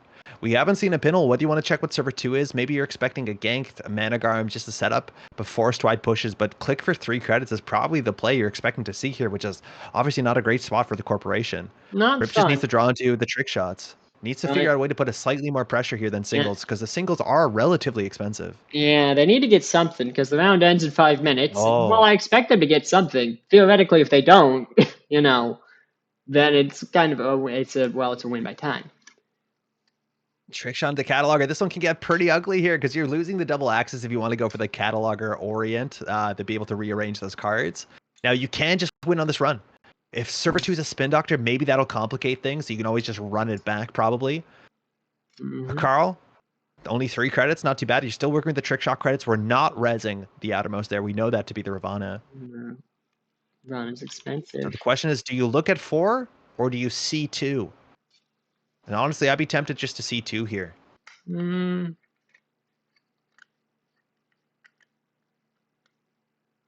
If these 2 are not agendas, you can get the cataloger the fire on a following turn. I don't know how much more attacking this is. No World Tree trigger. No World Tree. But you're also okay. If you go just look at 4 to see the most, then now you've got a strong strategy for winning on time. Right. Yeah. I think the only concern with that is just so that you could be a spinny, and if you just access the top and pray, that's they can't spinny out of that. But if you catalog, they can spin trash and Anoretic Void. Ooh, that's a third of the influence in the deck. Anoretic Void, 4 influence out of 12. We've seen 2 ganks. And Mavirus, we're not expecting. They're actually. Are there full playset spin doctors? There might be. We're going to find out. Trick shot on the remote saver. I'm actually a bit worried about this run. This run is relatively expensive. We still have the use of the Stegodon. If that's a gank to the innermost, this is just a lot of credit loss potentially. The question is whether that's Squide eject an agenda into server 2 to say this is safer than an HQ, and there's a chance that's the play here. But there's also a chance that the gank is going to be very upsetting. Mm-hmm. And we do see that the Squide's losing real money to do this second D-res. Mm-hmm. We're not getting any kind of rebate on that.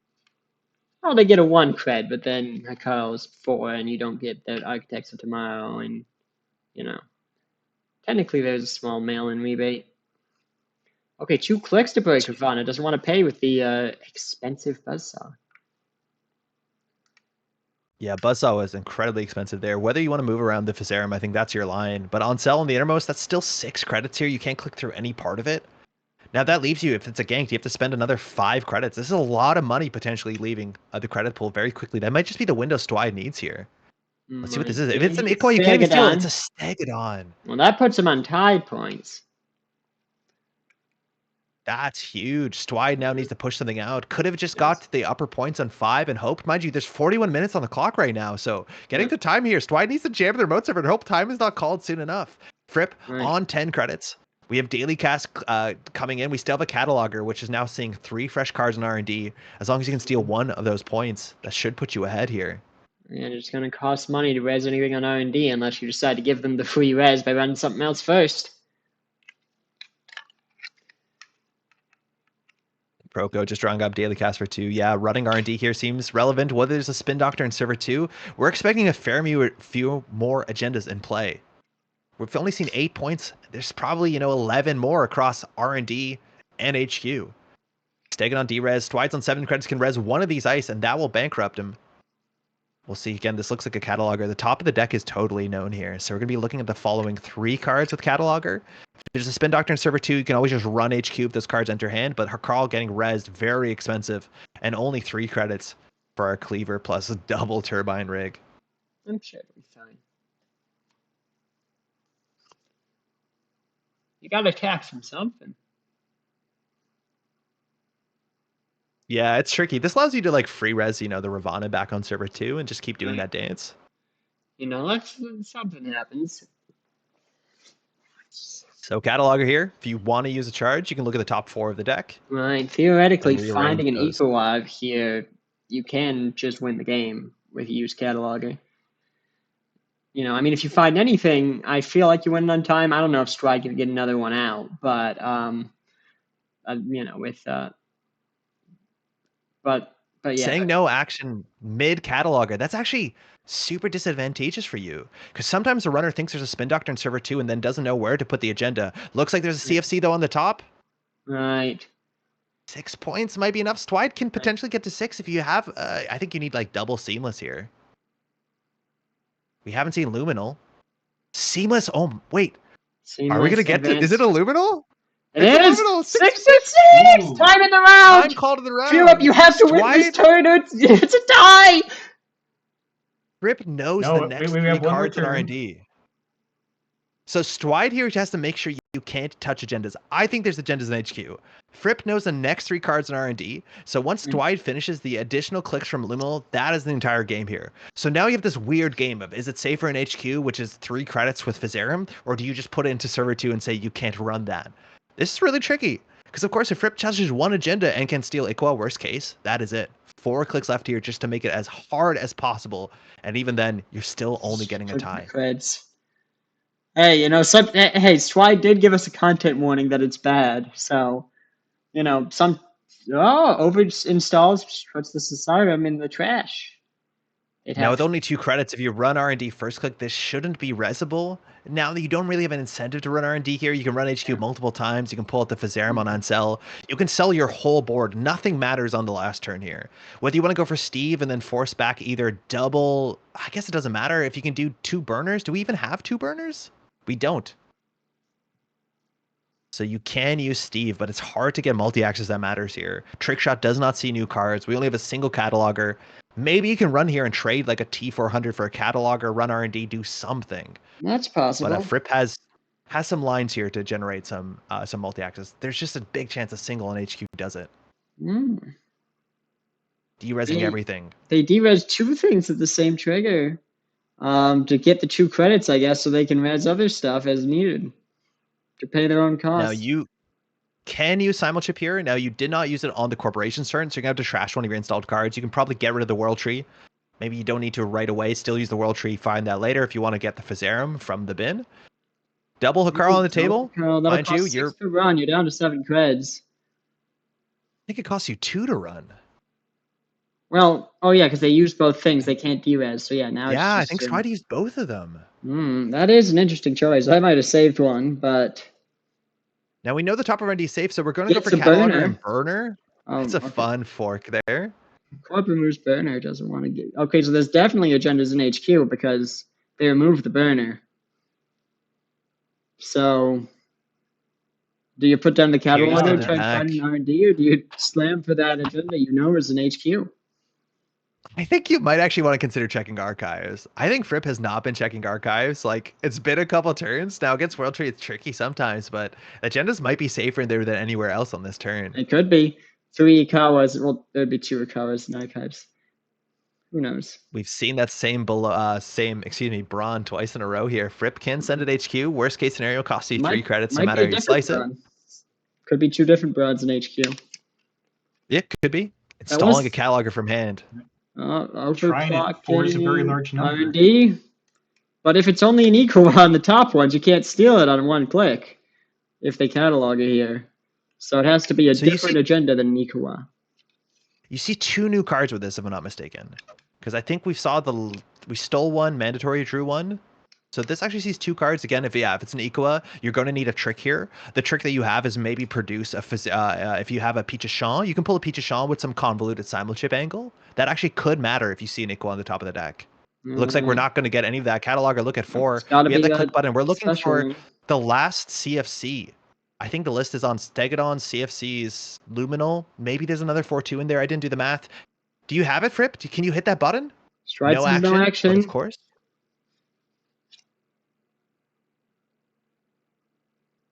One click left. HQ, they gotta find the CFC. Maybe it's an HQ. We can find it this time, I swear. You're looking not for a Brawn. Do I root for Architects of Tomorrow or for Turbine? Ensign, no! I root for Architects of Tomorrow, but admittedly, the tie game. That's a draw, 6-6. Happy birthday! We promise not to do that to you again. I do not. I want to see another Architects of Tomorrow, baby. Wait, no, you have to be stopped. No, nothing can be stopped. We'll never know what's in the archives. I think there's a chance there's agendas in there, but if I was Dwight, I would not reveal that secret. Best of luck for both players. Yeah, 6-6. Again, for both players now, a win is 3 points, a loss is 0 points. A draw is 1 point apiece. That's obviously better than a loss. You'll take it if you can get it, of course, and that actually does matter, especially if you get to like top cut maths. Usually the players that are, 2 losses but 1 draw are obviously a bit better than 2 losses. No, that's actually not. You know what I meant. I said it wrong, but it's sometimes a valuable thing to have in your pocket to differentiate yourself with other players at similar scores. No, it's very Now we should exciting have our game. standings there. Mind you, time was called. That might have been one of the last rounds. And so we're going to see a bunch of players here at the top, once the standings are put through, that are going to be still undefeated. We might have a couple more minutes left in the round. Yeah, there's one game still running. The Oracle extension one, the King, still has 5 minutes, it appears. Okay, they're being played. Well, do we wish to try to watch the last 5 minutes of that? Let's see. Nothing else to do. Go in and ask them if it's okay. I think often because it's the last minutes, you don't want to like jump in because it like derails it a bit. We might want to just like throw to a break or something. I could run the ad for Australian Nationals. You got an Australian Nationals ad? Yeah, they sent it to me and said, "Hey, can you play this a couple times in the stream?" Oh, sick! And this is also on the do not stream list, so to the break it is. Great. Okay, Australian Nationals, here we come. Calling all Netrunner players. For the first time ever, Brisbane, Australia will be hosting a national championship tournament. Come along on the weekend of July 20 to 21st for 2 days of fun and friendly competition at the George Williams Hotel in the heart of Brisbane City.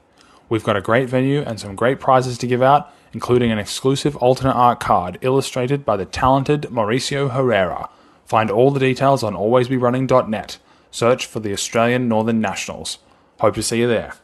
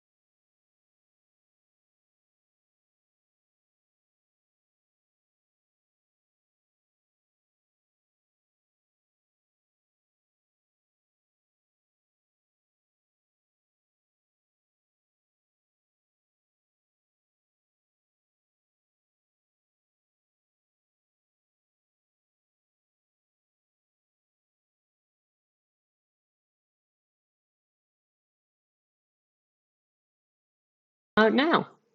Hello, everybody. Welcome back. We have returned for round 3 of the Continentals. This is the top table right now. Both these players stand undefeated. Mind you, it is single-side Swiss, so they played 1 game each on the runner of the Corp, and an interesting matchup. Mind you, this is Pravdivos Consulting. An NBN identity, 45-15, standard what you expect, and it says the first time each turn the runner makes a successful run, you get to put an advancement on a card. It doesn't have to be an advanceable card, it can be anything. Now, it's usually an advanceable card. Usually. So the big question is, what kind of prov is this? Are we looking at things like the big barriers that are just scaling up? Are we looking at full traps? Is this a checkist? Is it a Beal? There's a lot of ways to play this, and it's just a free advancement every turn, right? Like, it's an ID ability. A lot of people said, you can't print this in Wayland. Why is it in NBN? And then a lot of these NBN decks are just saying, I'm going to play all the Wayland dice, so what's the big difference? So we might see some big, hard barriers that just scale out of range. We could. No. I feel like I think this might be traps. 2 cards on the table. Yeah, the big thing 3 cards on the table implies traps. You get that advancement before the run is, well, when the run is successful. So that's before the breach step, which means that if you touch something like an Urtica, you touch something like a Check Scion, that is going to be that advancement on there. So that's, what is it, 2 tags, 3 net damage. That's really tricky here. And we're looking at Kit. Kit is relatively run-based. We're assuming there's going to be some good run-based Onacom technology here, but this is all about, cheating out those breakers. We're expecting Onacom and Lobisomu. Yeah, no score? Spike. No res? Just more cards on the table. More cards! Go. Server 5. Oh, first ice down! 6th card on the table, baby! We're finally giving the ID something to do, but that was a really strong opening set of clicks from Kit. Getting Tello down an Anakim, getting the card draw. And the creative commission down. With enough money. That's a good start. Probably looking for their spikes now, but got some options. Ice on RD. Definitely going to be some respect against that trick shot. One of the strongest cards against assets. Not only does it give you a read from the deck, not only if you're putting this many assets on the table, you probably have a weaker R&D in general. Those cards usually don't fire from R&D. But we'll see what it takes for Bink to interact with this. It gets itself on the table. Code, so probably not a spike deck. You don't actually see SMC, exactly, that often in these Kit decks because it doesn't interact with Spark. Now, we're resing a Vlad Grid to duck the 4 cards on Bladderwort, so this looks like it might just be good stuff assets, and then additional, cards on the table with some traps to see if we're going to get false leads and Opal researches, icing up that Bladderwort, drawing up after, and then installing in server 6. So we'll see how that ordering is going to impact. Again, doesn't look like there's that much ice to play with, but we'll see now if Bink Bonkel, he can get down onto the table. Something like you'd really want a Miss Bones, but probably going to settle for a pre-shot if we can pull one. Right. Yeah, getting that spiteful net damage to punish the runner for not giving you your Pravdivos counters. Now you got to start draw through this Bladderwort. Right. The question is, what are you worried about on 2 credits, right? If you run, they put an advancement. The Urtica, mind you, check is just free, but it's not like they can score out easily a 4-2. Ubiquitous There's Vig.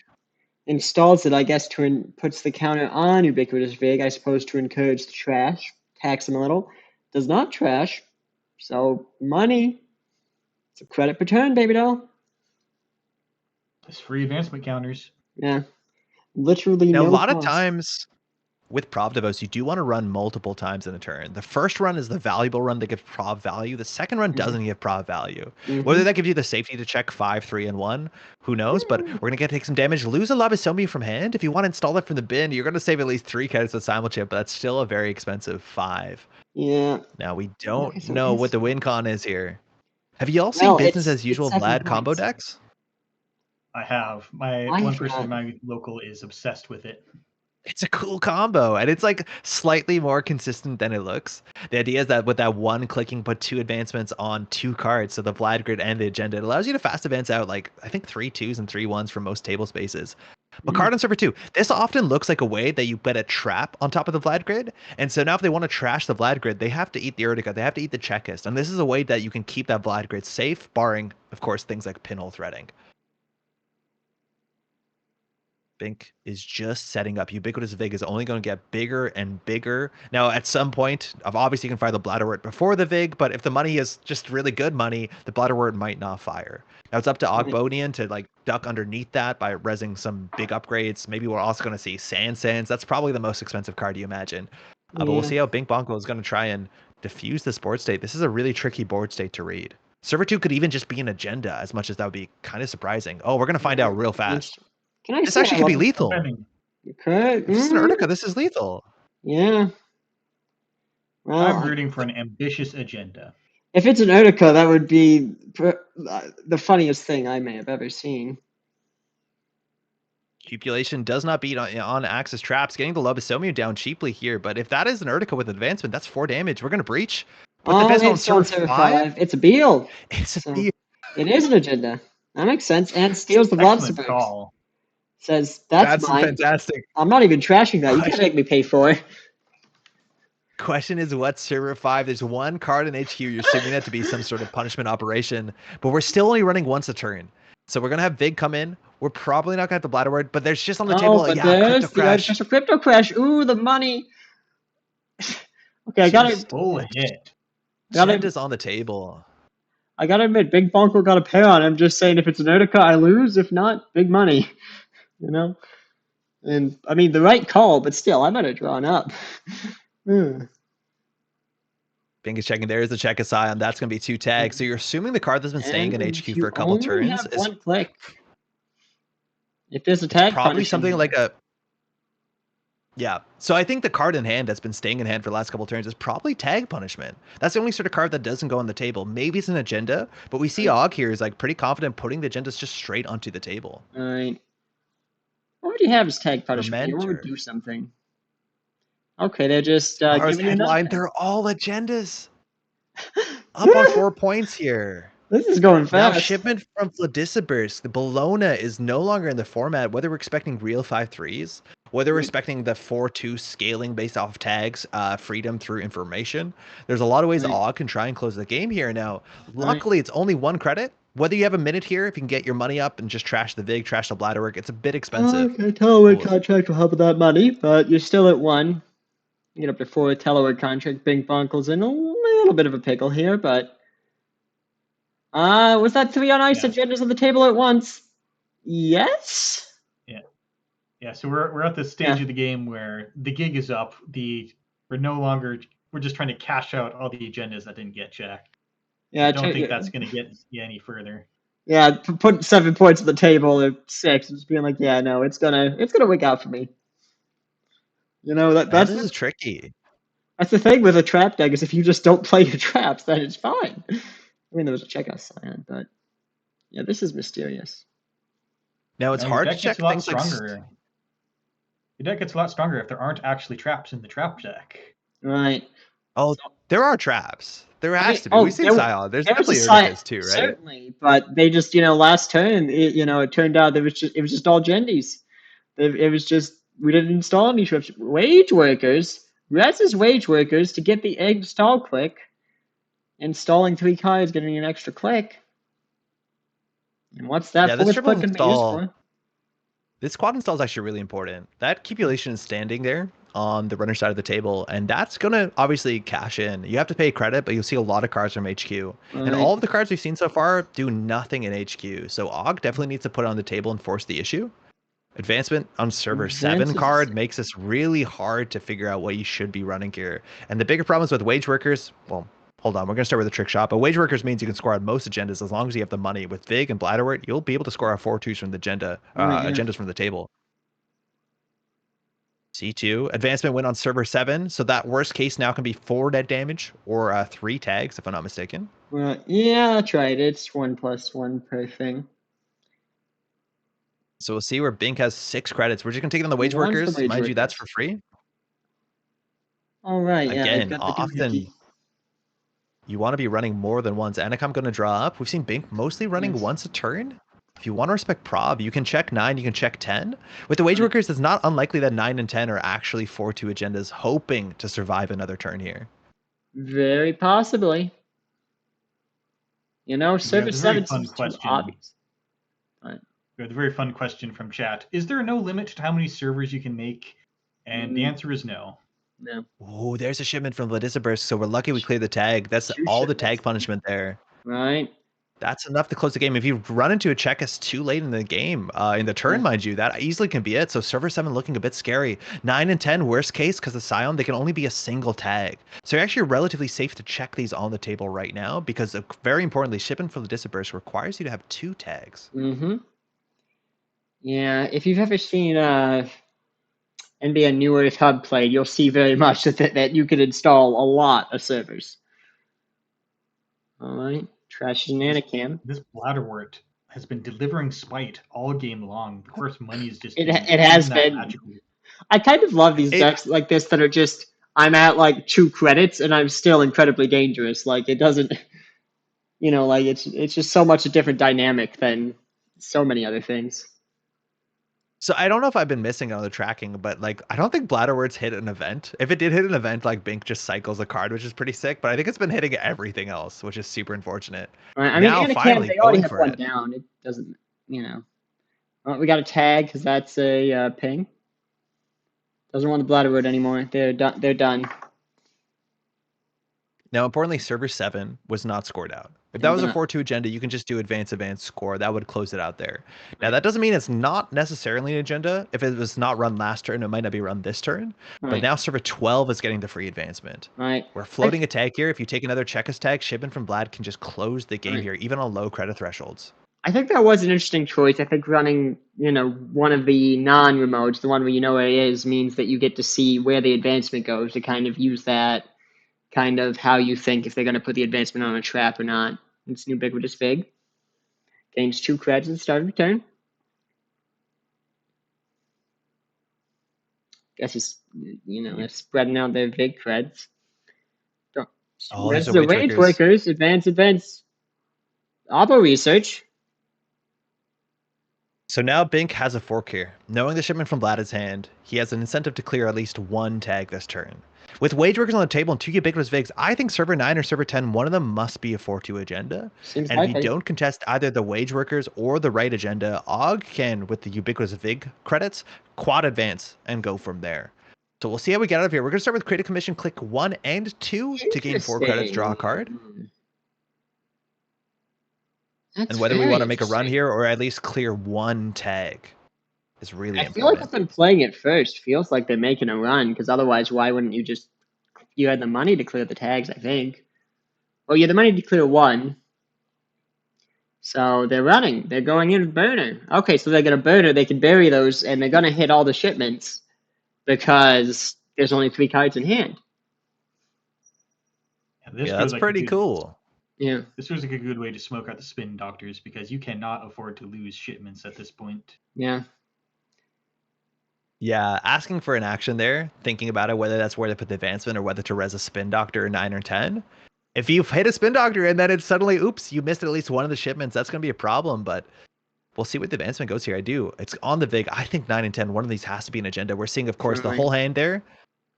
Pair shipments and the Messney, those are going to go on the bottom of the deck. You're going to keep that code gate in hand. Right. That's Resonant Chesters at the top.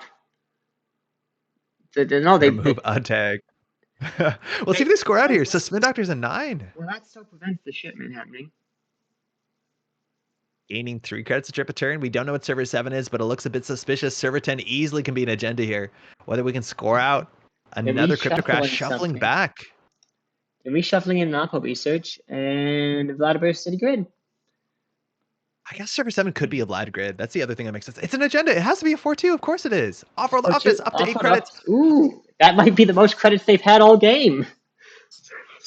This is big now. There is 2-1 agendas. We haven't seen exactly any support for them, but you can just top deck a 2-1. If server 7 is a shipment from Vladisibirsk, or excuse me, a Vladisibirsk city grid, you can just fast event 4-2s and 3-2s from the top rope. I don't know whether Kit is playing Clot. We've seen a bit of influence so far, and Kit, mind you, only has 10 to work with. So possible. We'll see if Bink contests here. But it's hard to say. I will say I love Bink Bonkel's name as well. Reminds me of my favorite Eve Corp leader for me. It is a very good name. It is. Now he's thinking through here. Mm-hmm. Top of R&D is unknown. I believe we don't know 2 of the cards in hand. We know there's a Messney in there and a Vlad grid. Just credit, not interacting. There's a chance that Og has it here on the table. Disappears City Grid, throwing out a Propeller and the third Labisomi, if I'm not mistaken. Interesting. So if Og has it, a 4-2 or 3-2, we're not threatening Clot, just jamming on server 7. If that's not the case, though, 3 Lobasomis. we're going to have to put more cards on the table. Sorry, I'm very confused. We don't have it. 3 Lobies in deck. This is a weird So draw up. You can still find a 3-2 or 3-1, still install it, advance it. We're going to put something behind the ping. Now, this just costs you credit. It's technically better than nothing. Right. I'll And install second, something. we're expecting that to be a Mess Nachespo is what we've seen so far. Mind you, Kit does deal with all ice. Mess Nachespo will be 4 credits, 5 for the ping. That is most of Big Bonko's credits. Right.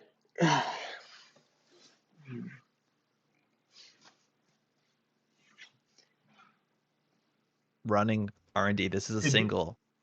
I think needs a lot of work to do. This is the sort of matchup where like not having to play around Bologna is huge because keeping your credits up is difficult. It's a Mess Nachespo. Getting that free advancement, not going on the card in server 4 is definitely a bit of a tell. As much as wage workers, you are not forced to reveal any information. Right.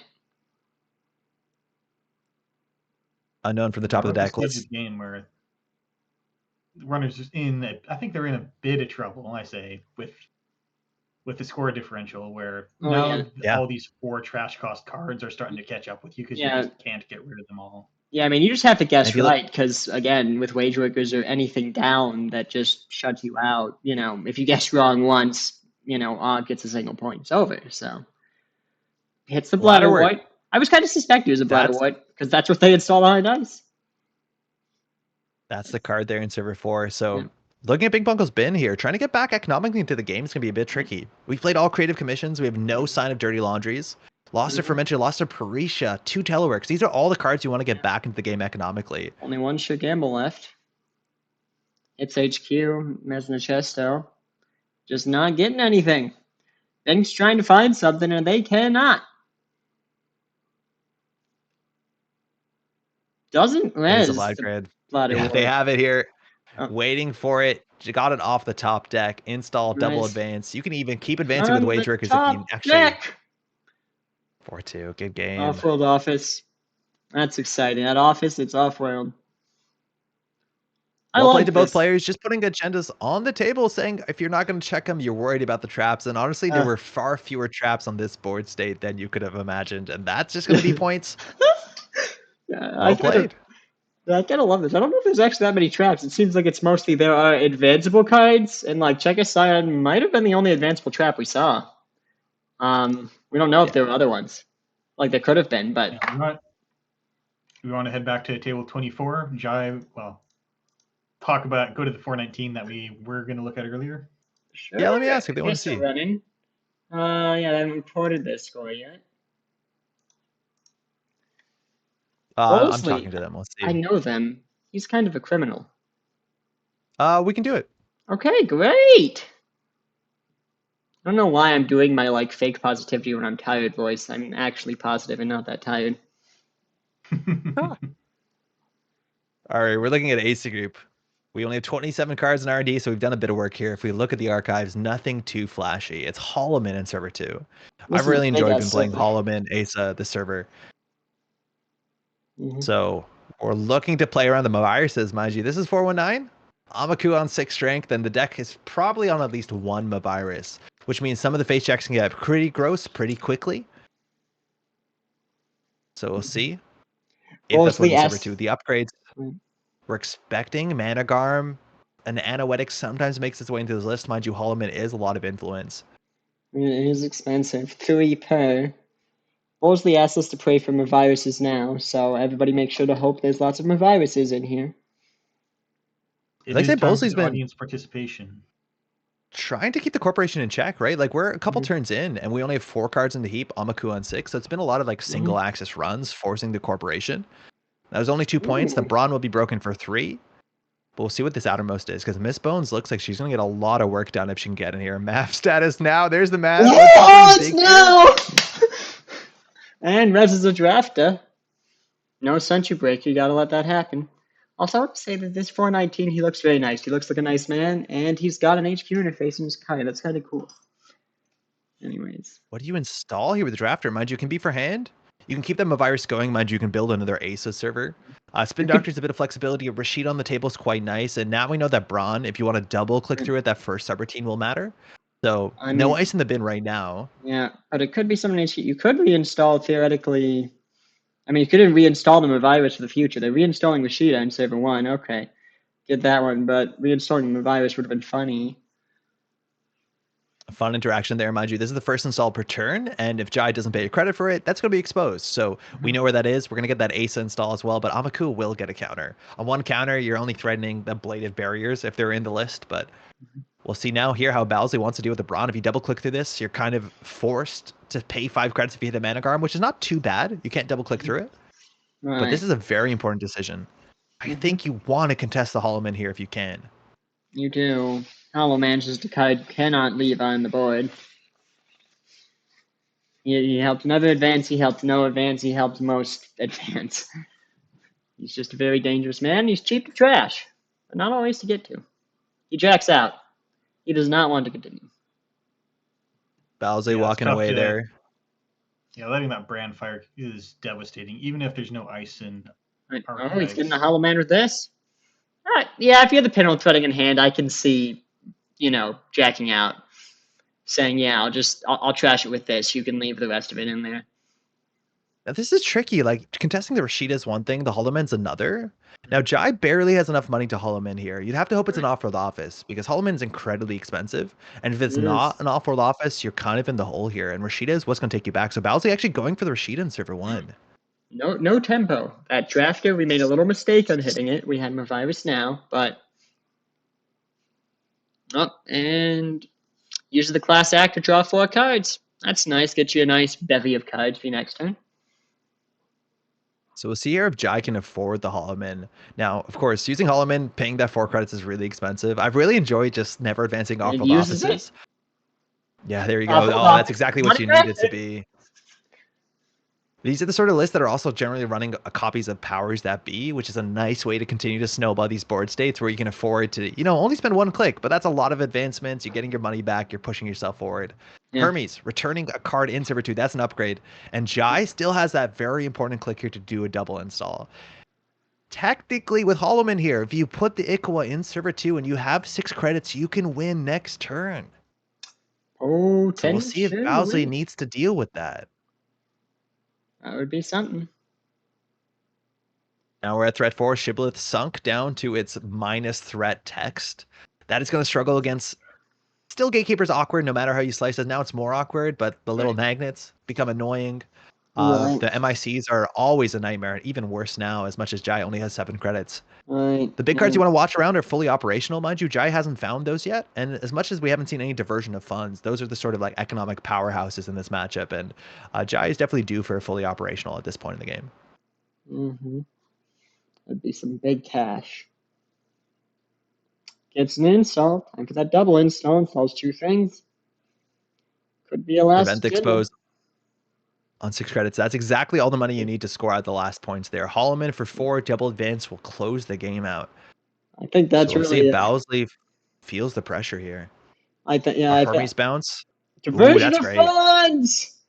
Well, that'll love to see it. That'll cancel the Hollow Man. Now here you can pre-res if you have some stuff, res some upgrades, just duck a bit. Sometimes you're more worried about the access, but I think giving the runner a lot of money there. Second Mavirus is fantastic. There's the Mana Garm, so we know where the agenda could be. With Ace Group, you have a pretty big read sometimes, but it looks like the card in server 2 either can't be rezzed or won't be rezzed. So it's a Rashida or agenda. So they turn with 0 credits and 5 cards in HQ. Mystic may be down there. Jai needs some cash. Fully operational is exactly what Jai wants here. It would be. I suspect they haven't drawn it because if they did, it would be slammed down. Everyone endorse taking the corpse 1 singular credit. That's how you send a message. You can't. Did Bowsley take 1? Yes, because Jai went down to 1, so Bowsley gained 1 credit, then installed a Mystic Meme and went down to 0. Oh, you can go for the Axis, though. That's interesting. That 1 credit. Let's see how much that matters. Like, obviously, Bowsley needs the money. Yeah, I guess for the Mystic. But it's always hard to tell whether the access. I don't think maybe the access is that great, right? You're assuming if Jai has the agenda, it goes into server 2. You can't steal Ikoas, so definitely tricky there. Maybe 1 credit's the best you got. Maybe.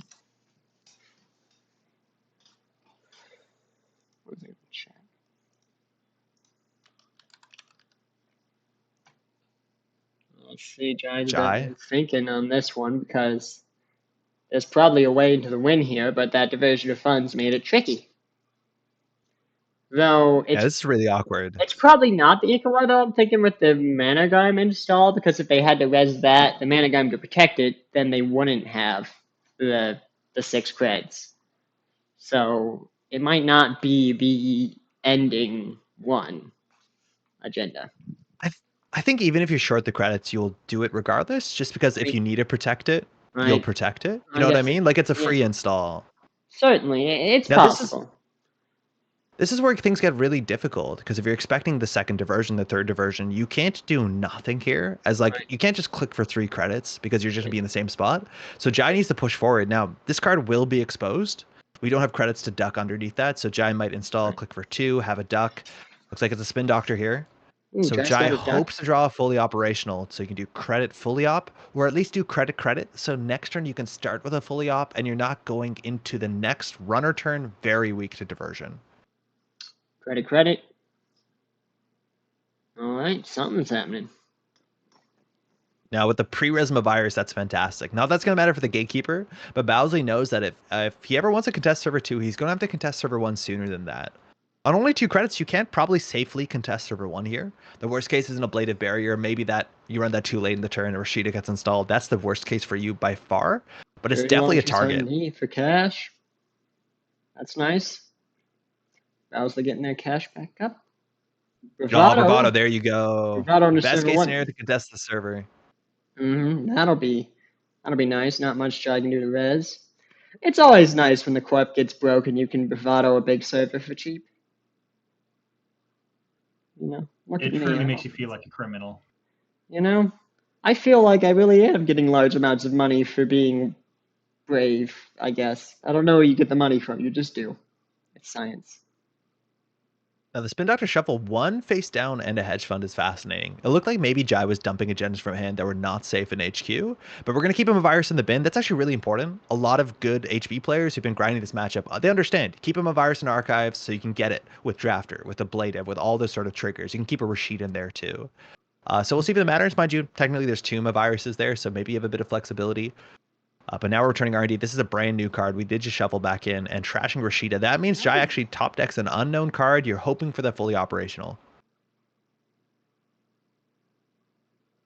Now you only have 1 server with ice and something in it. So the fully operational is a bit limited until you do put something into server 1 here. But Jai still probably has 1 or 2 turns until he recovers. And Bowsley just needs to keep cards in hand to threaten that diversion, because that's the one way he's going to slow the game down.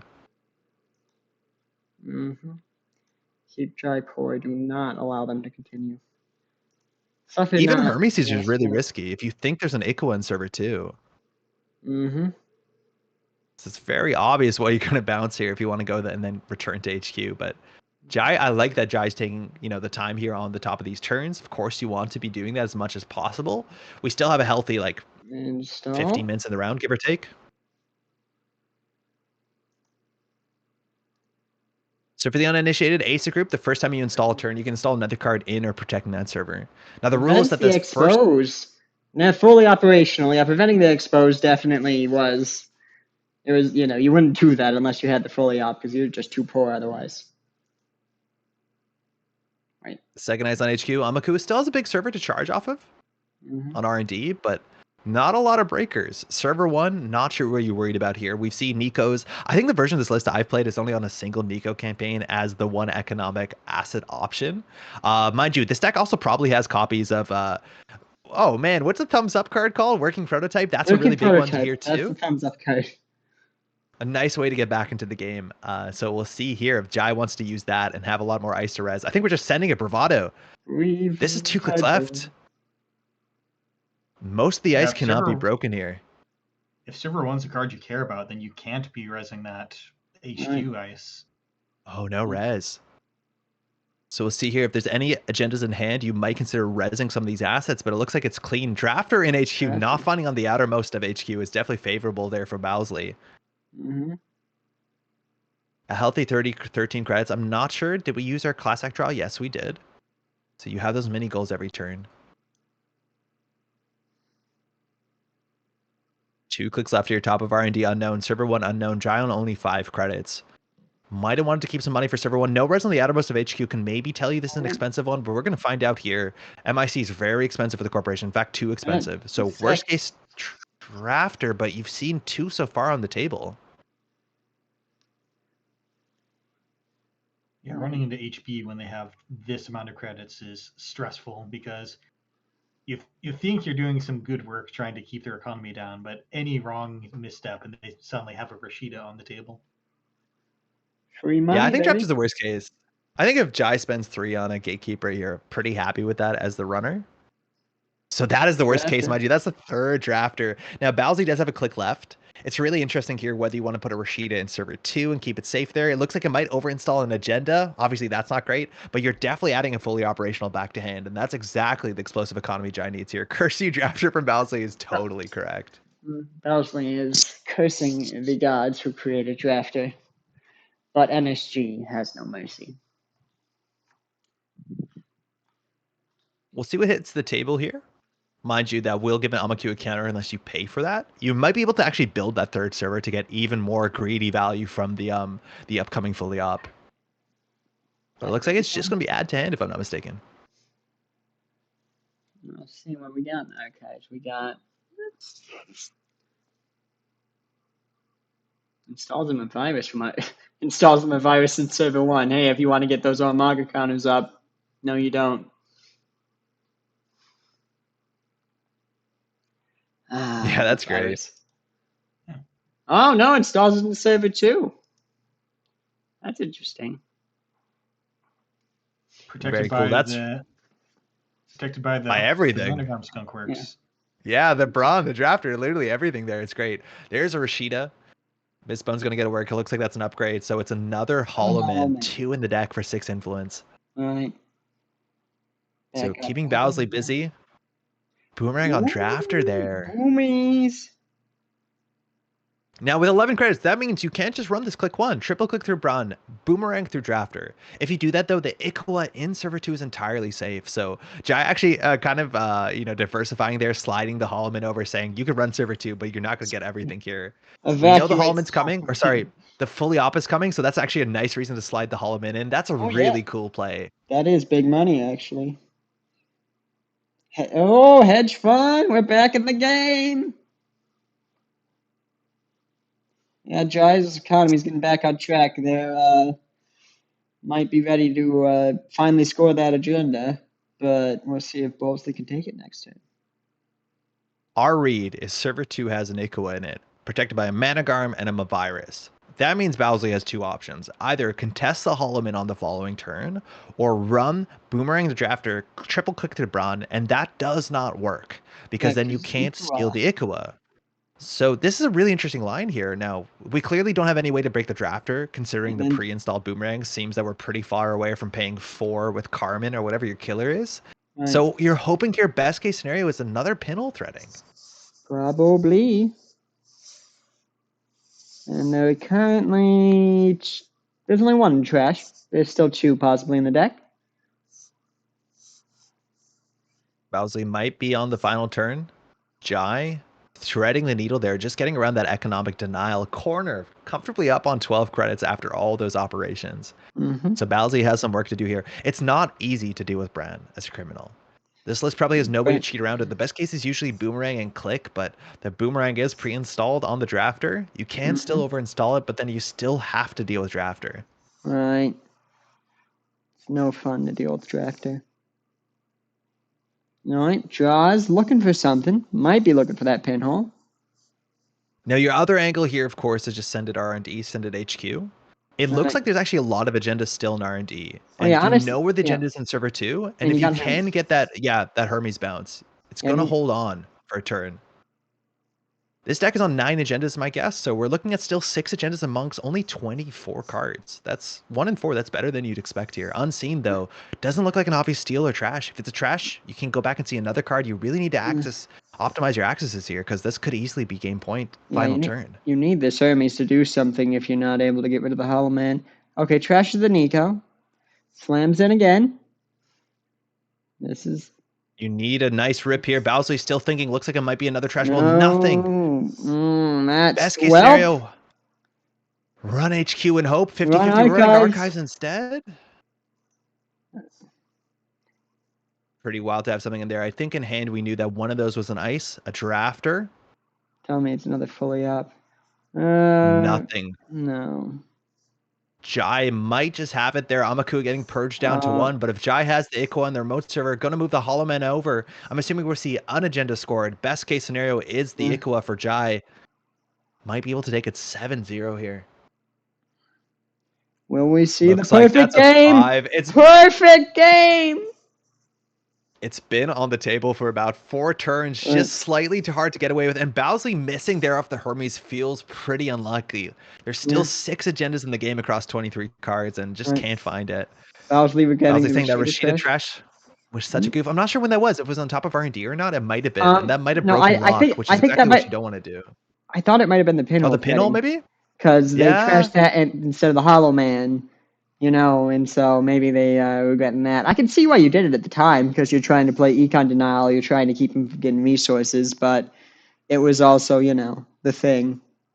Mr. Hollow Man. Yeah, I'm not sure if it's necessarily a little wrong. If it was not the off-road office, I think you're okay, but that's what makes this game so interesting. It's the sort of thing that even looking at the replay, you might not be able to tell what's good or not. I think both players also acknowledged that they didn't realize there would be a 4-point agenda.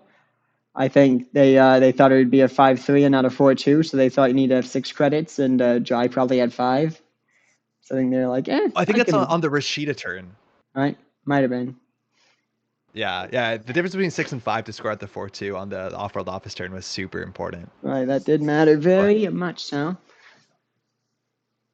Well played to both players. Yes. Again, if you're just tuning in, this is round 3 of the 2024 APAC Continentals. It looks like we're coming up to time. We might only have 1 or 2 tables left to close it off. I'm not sure if we're going to be jumping into those games. There's only 3 unreported, all of which exist. Let's see. Hold on, let me check. Okay, Cephalod's back. I'm back. Welcome back. Okay, so we could do... I think we could do 33 or 37 if any of those look interesting. But let's see, 33 is PD versus Zaya, and then Built Blast versus Kit. If either of those are going on, we're getting pretty close to time, but if we only have a couple minutes left in the round, it's usually best, I think, to let them play it out and not throw another wrench into their plans potentially. But I don't know. Sometimes it's a hard call to make. We can talk for a few minutes. All right. Netrunner. It's good. It is an excellent game. Yeah. That is a good one. That was pretty interesting. That Pravdi, I'm loving that Pravdi. I wanna see more of that sometime. But it's also a very interesting game with Jai and whatnot. These Asas doing what it's supposed to, I guess. We can see why people are playing HB. They're pretty good. They can keep you out. What matters. Yeah, I think that was notable and not entirely unexpected, but currently more than half of the players at this event are playing HB. There's a lot of different HB, that's for sure. I think almost every HB identity is represented. I actually don't think we have any Thunderbolts. Maybe that's the one that we have dropped the ball here. We have no Thunderbolts. Rip. But I think all the other ones are here. We have a singular Thule. Some of the other ones. Well, let me check. What Hasboid identities exist? We had a little bit of the taste of Thunderbolt in the Architects of Tomorrow game. Flip all your cards. Get that extra strength or not minus strength. We've seen that. Whatever it is. We have a mirror morph. We have it. We have sports metal. We have a Thunderbolt's the only one we don't have represented. Probably just a skill issue. It's a fine ID. We love it. There's nothing wrong with it. It's beautiful. We'll get it eventually. Yes, there is a mirror morph. Cold lava. There is. 1 second. I know there's exactly one. It is Iron Firecrackers playing mirror morph endless iteration. So yes, there is a mirror morph. Yeah, so besides S and PD, it's kind of like there's one of each. I think sports might have a couple. There's 5 sports. And then you get to the weird ones like Thule, which only has Sander, who I think is the person who made Barf Thule, so a deck only its creator can handle. Its power is too great for anyone else. It's quite a powerful deck. I'm surprised we haven't seen more of it over the last couple of weeks, and it's true that actually not a lot of folks rep that deck more than the West Coast Muntal Boast folks do, but they play it really quite well, and I think it's a hard one to beat for sure. Right. I need to try it sometime. I need to be a Thule sicko. Cool. Well, hey, there is a certain joy in everything they do is wrong. Yeah, that's the way. The fact of the matter is, if there is a correct line to play, are you really playing corp right? You got to make the runner suffer. It's not just about winning.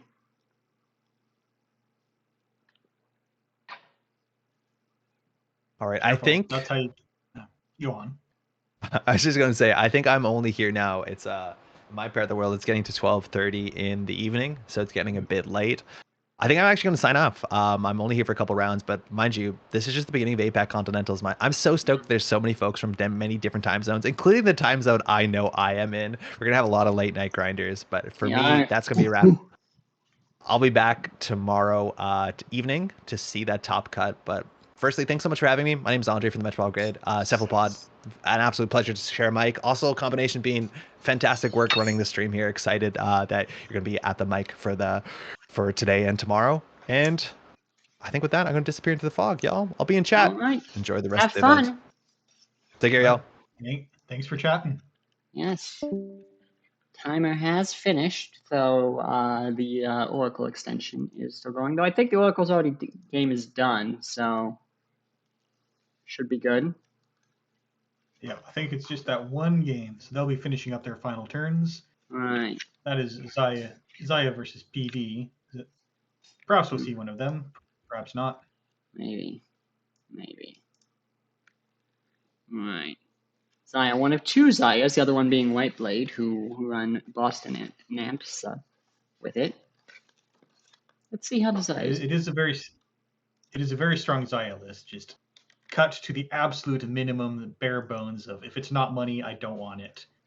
And then money. 2 twinnings. Right. If that's the thing, is if you have infinite money, in a game of infinite money both ways, the runner wins. So all runner decks are just seeking to bring that to life. It's true. Well, there's an awful lot of sports metal that we have not taken a look at. So maybe we can get a sports. Take a look at sports metal next round. Maybe I'll see if we can get a good sports. Somebody a little sports say. Yeah, a lot of IDs we haven't seen too much of. That's probably when we got. So we haven't seen a PD, but there's lots of PDs. We'll hit a PD eventually. Yeah, we'll see them. Maybe even in the.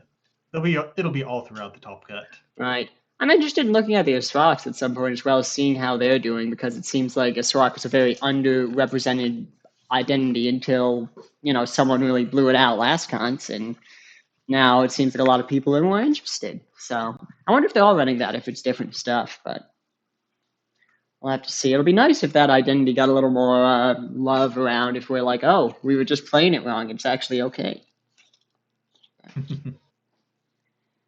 We will see. We will see. I'm refreshing, hoping to just catch round 4. All right, catch the pairing. Round 3 standings are up. Nice. We do see RTSA current. Okay, that's So we see 9 players undefeated at 9 points. Mm-hmm. In there is some sports medal. Mm-hmm. All right. Provost near Earth Hub. They're doing quite well. And then we see actually in Isla, so Ogbonian is undefeated one of the games with Isla. Nice. Big money. All right, round 4 is up. Let's see. Well, the number 1 table currently, Portal 2.0 and Augustus Caesar is Sports versus Hashiko. You want to sports? Want to look into it? We can't stream that one. Oh, right, we can't. Never mind, not okay, that one. I can't read. So what do we got? Where's the next sports? We got you want to take a, so we got Iswak on the table. Ooh. And did you watch Argbonian? We have so down we have table 11 is on Sports versus Arasana, or we could take a look at Iswak, which we have not yet seen, and this will let us see what is Isla up to. No, why not? Jump into table 2. Sure. Check, see if we're allowed to go there. Argbonian's been giving me. I very much enjoyed his play on Corp. Let's see if he's interesting in runner. All right, we're waiting for tables to come up. All right. 2 is up already. If you want to get in and ask. Oh, there we go. Finally got it. All right. Found it. All right. We are good to stream table 2. Okie dokie. Let's go. I'm excited for this one. Something is happening. Yeah, a lot of people, if you're in for just a long controlling shaper game, often people gravitate towards a lat because it draws you a card. What's better than drawing cards? Nothing. Even winning is just not as good as drawing cards. Yeah. Listen, that's why she trading that for Isla. Just drawing cards. Yeah, so trading that for Isla to say I want a specific card much earlier. I don't know what that means, and I don't remember seeing a deck like that on American Continentals, but hopefully we will see what exactly that has in store for us. All right, let's figure out what's popping. Yeah, I do not remember seeing a big Isla, but maybe we've missed it. Maybe it's the meta now. It seems kind of like a generic ID, like it could kind of fit a lot of things, but a lot of them do better, so we'll see. I think it's very interesting. It seems like it, but yeah. But then we could be lat, so we could be lat. Assume that there's something more compelling than 1 card per turn. Yeah, because it does seem like honestly there is kind of a lot of runner decks end up drawing through most of their decks, so it's kind of like, well, do I need to set aside specific cards? I'm going to get them all there eventually. So, all that's kind of pure speculation. This is pure speculation, but World Tree is a card you would want that much earlier than anything else in your deck. So that'd be a pretty wild take on it. That would be neat. Let's see, we've got 6 cards set aside for Isla ability. Yep. And Isla is an identity from Terminal Directive, FFG pack from ages ago. Rotated out much earlier than other FFG cards, but it was saved in System Update. So you get to take a look at 6 cards at the start of the game, put 4 of them on your ID, and you can click to draw them one at a time. Yeah, go there. Okay. Right. Well, that is Arjorb. Arjorb is playing Iswak Adaptix. When you score an agenda, if you didn't advance it by your basic action this turn, you get an extra point with some extra install steps. it. That's also specific. You can't install Trick of Light because it was installed, so most Iswak decks use. Ooh, that is a fast first turn. They've got Patchwork installed immediately. Then a daily cast, Treasure Strike Fund. Strike Fund, that's interesting. Patchwork Strike in Shaper. Yeah, Strike Fund's only 1 influence. Yeah. I ended up putting that into one of my Shaper decks because I was just on an Anacam economy. Yeah, I was trying a what was it? I've done a lot of weird Mercury stuff that has not really ended up working out. I had like a what if I ran bank card, Strike Fund, and Steelskin Scouring and Merc. Wasn't the greatest, but hey, something. I actually don't know if I ever played that deck. I think I gave up. Sometimes I get annoyed and just don't bother. But... All right, then asking for a zoom on the Aksu. Oh, zooming on Aksu. This is both players just setting up for a pretty good economic race. Haven't pulled anything off of Isla, just had that good of an opening hand. Zoom. And Charlotte here. In what? How much? Probably just in without anything going off the screen.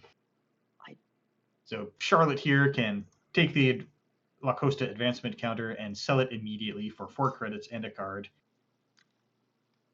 It's great econ if the runner doesn't stop it.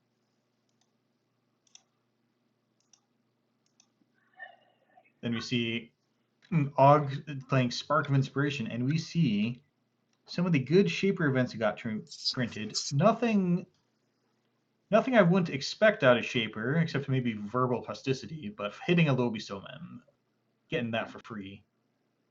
Big money.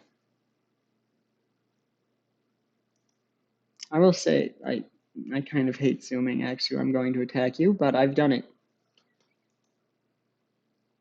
The chain that you like. Axu might deserve it. Right. They do deserve it. There's no question. All right. Ooh, Hansa review. Trashing a card.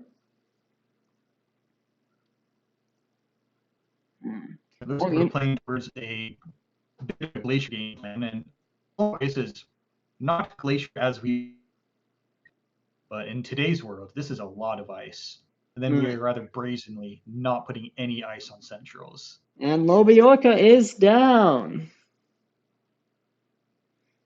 All right, the dream team is live. No ice is going to be very expensive for this. Right. So, I guess you've got the credits on Trick Shot. I was going to say you're a little broke, but that is the on it. You've kind of got a res ice here. You've got 14. They don't have a ton, and if you don't, they're just going to use all the Trick Shot credits to trash everything. So you might want to tax those out a bit.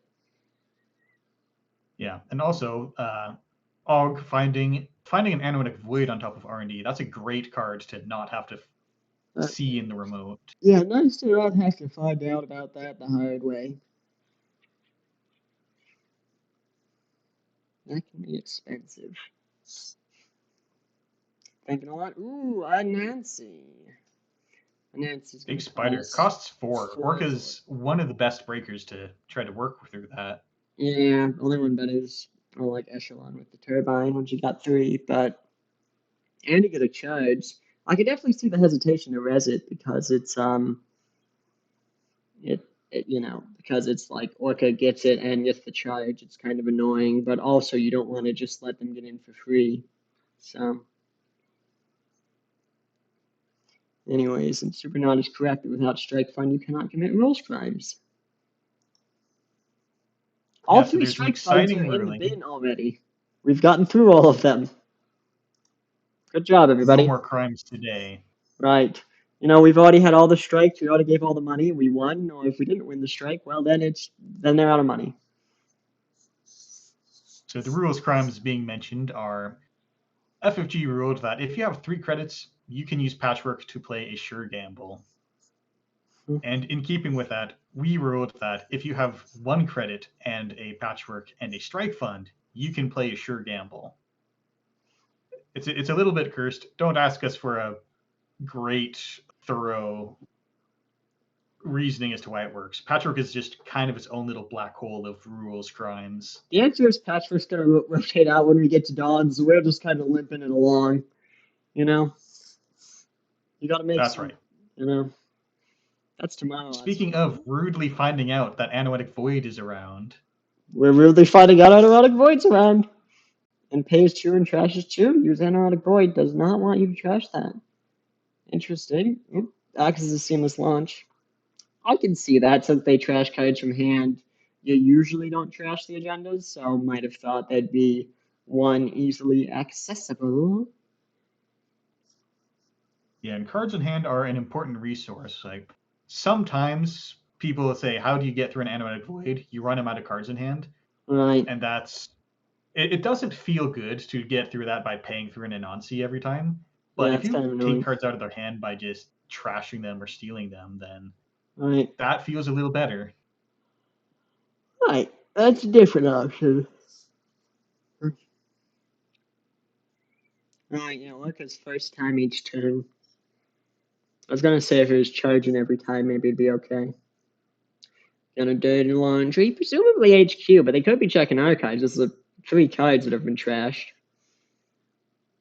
Yeah, Trashes no an doctor Angelo. hit. Okay, so there's several breakers in here. We've got Angelo in addition to the regular fancy stuff.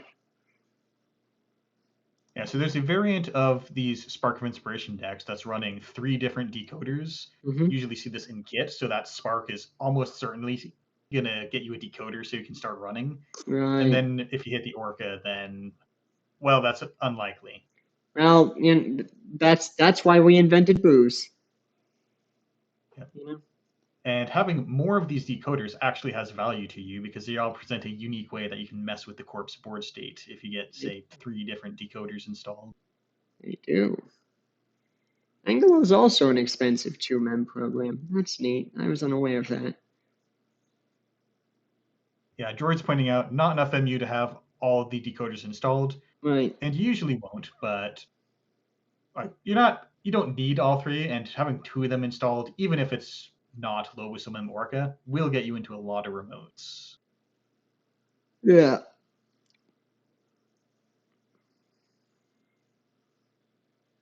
And super not describing Patchwork and Seb throwing all your friends under the bus to get a little bit of extra money. Seems grim. It's not under the bus. I don't know, you're installing them inside your console. It's more body horror than like throwing them under the bus.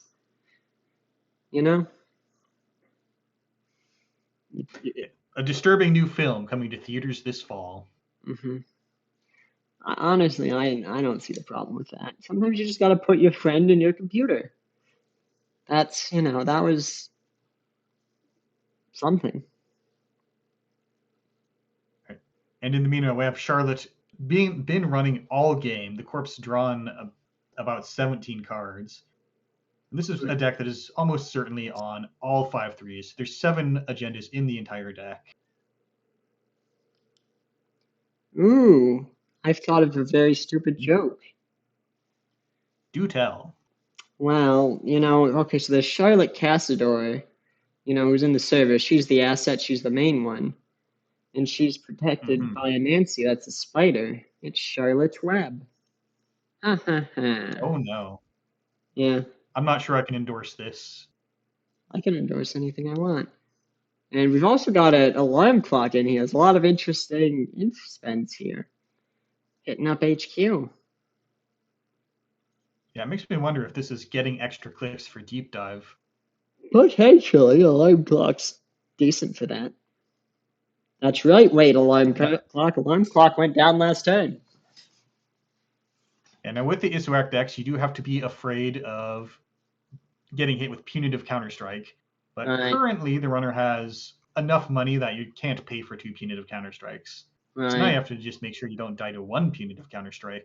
Yeah, try not to steal, 2 Fuji asset retrievals in 1 turn. That would be difficult. Res the Vampire Nessa bypasses it with 2 clicks. One of the best cards in the game. I will hear no other opinions. And it would cost you 5 credits to get through on Lobosomem. That's a pretty good rate compared to how hard it usually is to break things with Lobosomem. Right. Runs archives, finds some stuff, finds a Daniela Jorge Ignacio, who is, right, probably puts in with those Fujis to make it very vulnerable to punitive. Yeah, it's hard to have enough cards to deal with that. But Dr. Nuka is an excellent way to just hold on to that many cards if you have the restraint to avoid just spending those counters immediately. Right. Yeah, I can stall you out. There's also Simu in here, Sim Reset, that has not been used but trashed. I'm a very big fan of Simulation Reset. I don't know. It's kind of fun to just say, no, this hand is garbage, try again. Oh, finally yeah, that'd trashing be that great. Charlotte. That's interesting. It's looking like this might be a scoring turn. Might be threatening with them down. Though with that Nuka down, it might be hard to tag some on cards, but there's Anotic Void, there's Ice on most servers. I don't know if they're on a pinhole, but if not, Anotic Void plus whatever ice is in there, 21 creds, might be quite difficult to deal with. They also just drew up twice after installing the card, so I very much do suspect the plan here is involving Anotic just trashing out. Yeah, it's going to be really difficult to deal with that if you don't have a pinhole or something. Right. Though, with no advancements on it, they can only trash you out once. Because if you wanted to get the Isrock ability, Data Loop, ooh, they're really going on the no cards in deck. Right. Yeah, this is a mean server to try to get a asset retrieval out of. Currently, we're looking at losing 6 cards to take one. Which you have which the 6 winner cards. does have. You know? But then you're a little broke for that punitive. Alright, let's the run in. Sorry. Not gonna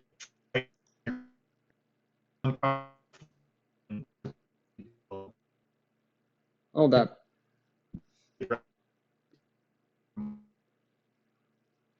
Okay, my internet is doing poorly. Could you try speaking again, please? Hold up, my voice is bad. What is it?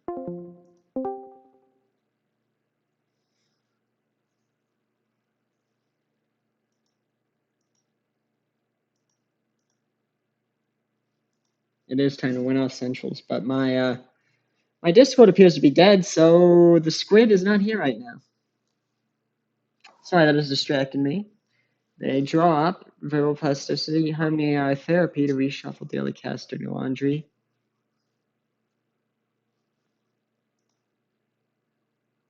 Hello.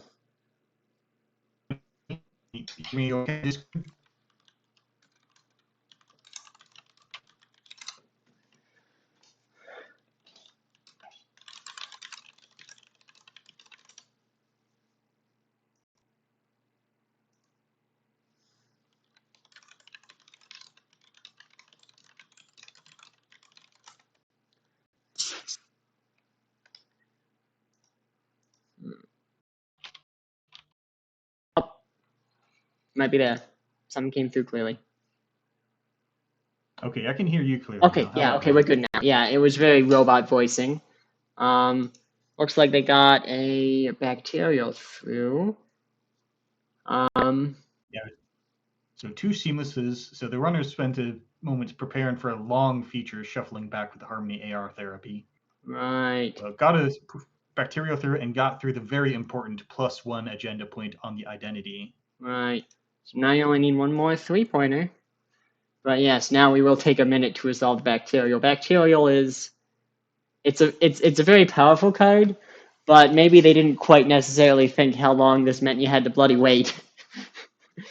Yeah, it is a card where they just put the numbers as high as possible and then asked, should this be lower? And it decided no. Yeah. It's a good card.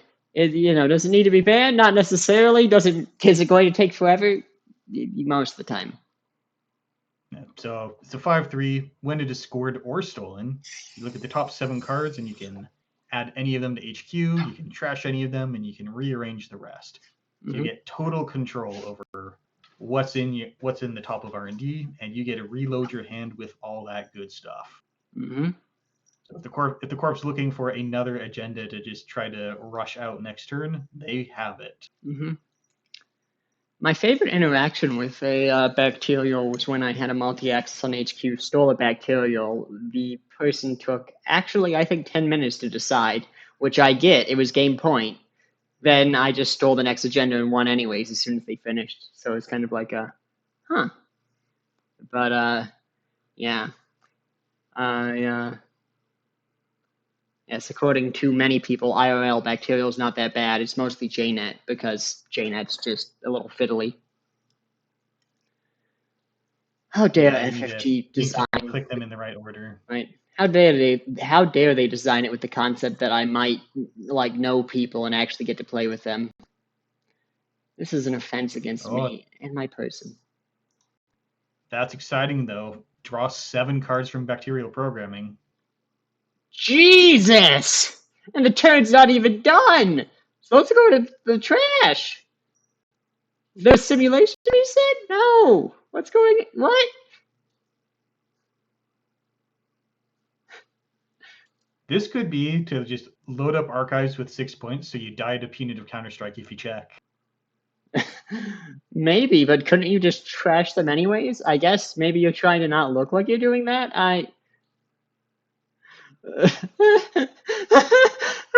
Who can say? We will learn very shortly. Jorb, your brain is on another level. I love you. You're playing a swag, so I already love you, but the brain is so large. Test. Hello, Arbonian. We see you. Still here. Yeah, we're just our brains are melting a bit from this draw 7. Yeah, our job's like just got closed due to an activity from JNet. RIP. Oh no. Well, that doesn't sound good, but hopefully we can just keep trucking. I think it just disconnected Ogboni and it didn't.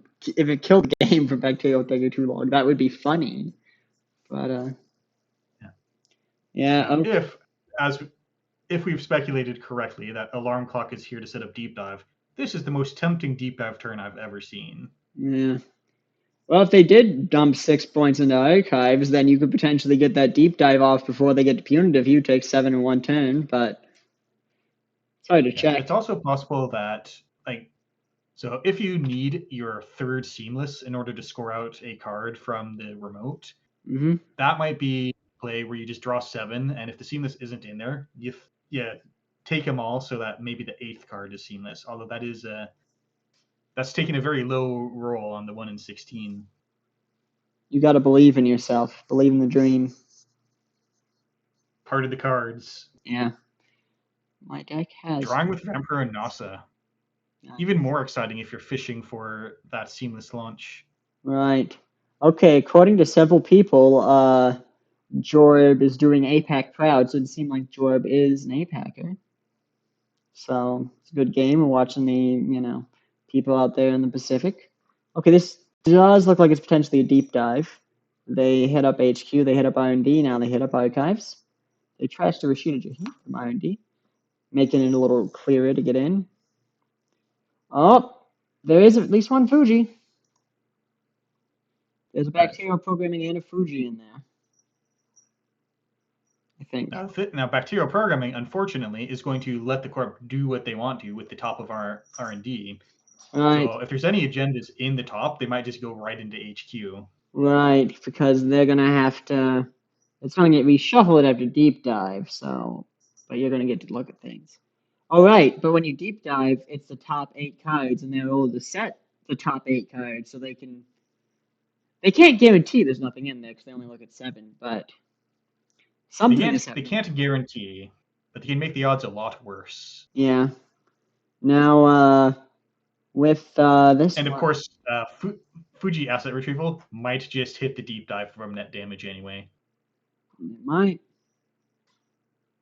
I tell you, net damage, there's probably a punitive in hand. You were right about the dump in 6. So you kind of got to win this turn, or somehow you got to get to enough money you can deal with the punies. Maybe there's a double deep dive, Supernaut. You got a point. Yeah, back when people started doing these bacterial punitive decks, does hit the deep dive. But there's a second deep dive. And but there's a second one, and there's an agenda in there. Right? Yeah, look at that. Well, there we go. Ayla win. I was not seeing the Ayla win, and that 6er was a bit of a risk, and it did not pay off. In before the flat line, you win if you win by accessing damaging agendas. Yeah, you win by points before flatline because it checks if you've won before. I'd like to say thematically you have died but saved the world, or whatever, or mildly affected Jinteki's profits, I guess. Sometimes you're not always saving the world, but... It's worth it. Yeah. All right, we got 18 minutes left. That seems like plenty of time to go try to tune into a second game. We do. Let's find another one. Children? Adults? Other? Okay. Okay, so we're looking at players we've seen already, but table 11 does have sports. Right. We have not seen sports yet, although it might not be still running. Right. Sports Sports finishes the game quicker. Usually quicker. Right. We have looked at them. We could try a different one. It's ESA. Is 4 still?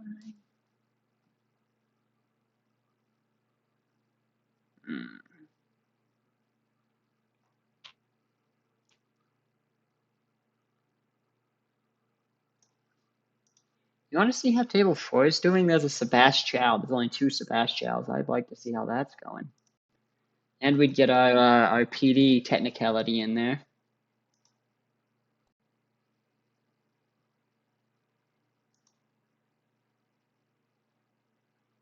All right. Oh, Cephalad's. Oh, my Discord's dying again.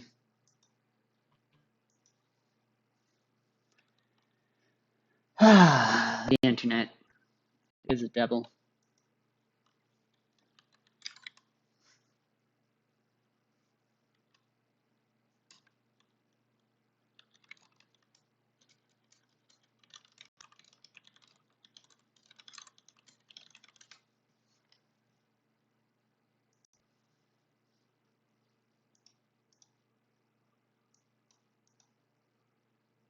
That could be interesting.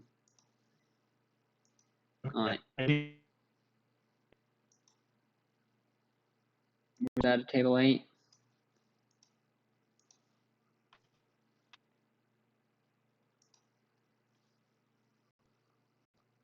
Hope so. Okay. Yeah, we've checked in here. Yes, Ranu won that last game, though it did technically kill them. But if you win and die at the same time, you win. At least if you take that damage from agendas.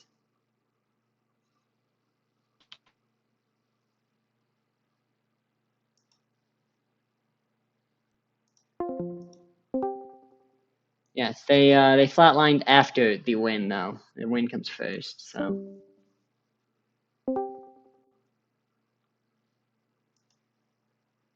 Hold up. Yeah, that's what happens with Fuji and Sting. That's kind of a downside, is that getting on game point, like, basically turns off Sting and Fuji asset retrieval and whatnot. Hey, yo.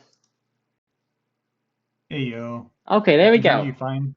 I'm good. I don't know what's happening because it's not my internet, because the stream's fine. It's just my Discord specifically. Things are difficult. Anyways. The players seem to be deep in the thinking. Haven't managed to get stream permission yet. Right. Well, one of them said it was okay. I'm on the stream. One of them said it was okay, so I presume we were here. I can pull back if we need to. But right now it's looking interesting. With ESA on game point with 6 gender points. Well, Adjunct Fusion running, see how they run. That's interesting. I feel like I haven't seen a lot of that. Right. Okay, which table did you land in? 8. I thought, table 8. Because you were in here and you asked, could we stream? And I checked, and one of them said yes. And one said yes. I didn't hear from the other. The other one did not say anything. I also discovered Angelo is not the only breaker of its type. I thought it was unique, but no, I guess just most don't see much play besides the one that worked with Kit really good. Yeah, Lamb was there was only Angolo and Lamb got banned for a long time because Stabby Max existed and was destroying all of your ice. Right. Right, we're in on table 8. Right. Looks like we have a game that's been going on a minute. ESA has resolved one Ashen epilogue. And 9 cards currently removed from the game. I guess labor rights has been removing itself in epilogues. Yeah, that adds up. Oh, sorry. My cat made a noise. Then meanwhile in Ag Infusion, scoring See How They Run. We haven't seen a lot of this agenda. Yeah. I know there's the PE deck running end of the line, but it's hard.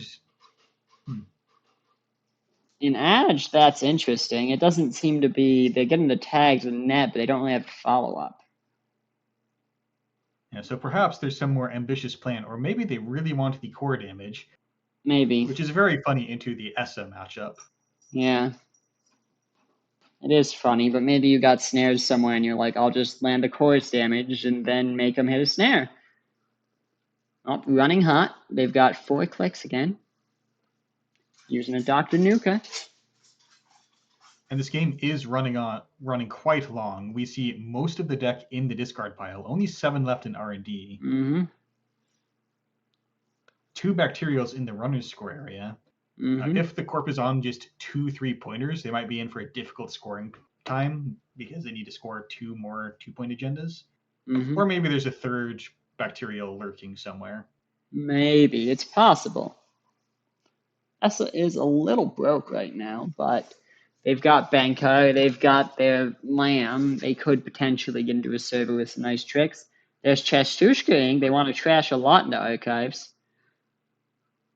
Yeah, this Anemone not good enough to stop that. And when you've got 9 cards total, this game's you're gonna mill out really quickly here.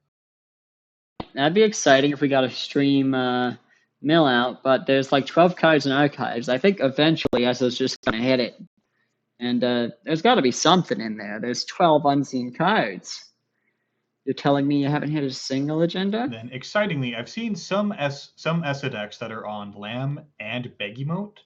Right. The Fractor that gets stronger as you've taken more core damage. Right. Begemote's interesting. But it's really hard to actually pay to install that. So sometimes maybe Lamb is just enough. Maybe. Yeah. How much is Begemote? That's like 5? And then Corrupt Drop Bear alleging that there's more 3-pointers to be found, which this deck is certainly hoping so. Right. Yeah. Kind of need one of those. Might be able to get one out. Yeah, Ramus is very low on credits, but with a Ghost Tongue, you can get out of 0 credits a little faster than you might expect to be able to. You can play Strike Fund, go up to 4 credits, right. Or you can play a Dirty Laundry if there's a server that you can land. Yeah, theoretically, yeah. With Ghost Tongue, you could Strike Fund, sure gamble, same turn from 0. And also, if this is a 5-3, they've just thrown down the gauntlet because they put an advance with this Agasha going for what almost certainly looks like trying to score a 3-pointer. Yeah, so that could win in 1 turn. Not a lot, like no rezzed ice on the remote. This could cost you all your money just trying to keep the runner out. Right. All the Chestushkas are in the bin, but as Corrupt Drop Bear is saying, 1 more Chestushka will literally remove all your remaining cards from the game. Yeah, but they're all in the bin right now. So unless you have like a Katorga breakout Chestushka, and of course money, you are completely broke. So you need they have a Fermenter, so they're not completely broke. They have some cards. Right, could be a spin on table as well. Though, if there's a spin on the table, they're going to draw 2, reshuffle 2, so...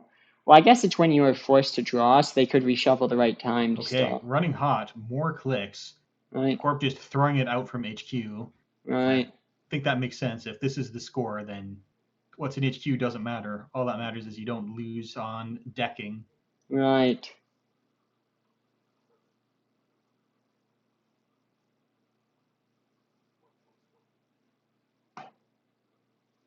Running archives. Yeah, run archives makes sense. There has to be at least 1 point in there. However, right. Theoretically, Ag Infusion could force them off once, but you've got 2 runs. Unless there's something sneaky. It's looking troublesome. Well, they res the Vampire Nessa. They go down to 2 creds. That's not even enough to get a 3-banger. Right. And I, of course, am very excited to see Vampire Nasa. Right, the best card in the game. I was saying, oh boy, because this will do some damage. And HQ is empty. Yeah, it can't be Anemone. And Ramus was. Yeah, this will do some damage, but the rest of the subs you can probably ignore. Right. This game has all the spice. Yeah, it's got all spice. I love Vampire Nasa, but I'm betting that we don't draw 1 or 2 cards here. Yeah, that could be problematic. That was all the corpse money, though. It looks like we probably can't stop Essa from getting in. Right. Yeah, and there's nowhere for those agendas to be. There is no R&D. There is no HQ, unless you fucking palmed them somewhere. They're in archives. A moment to think and make sure that nothing else could possibly go wrong. Right. It's a very good thing to just make sure that you don't miss some obvious trick the court might have. Right.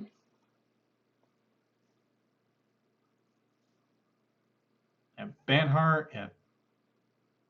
As noted, Banhar does just do 4 damage. Well, wait, you can... Theoretically, you can add Infusion here, and then they run it again. Yeah.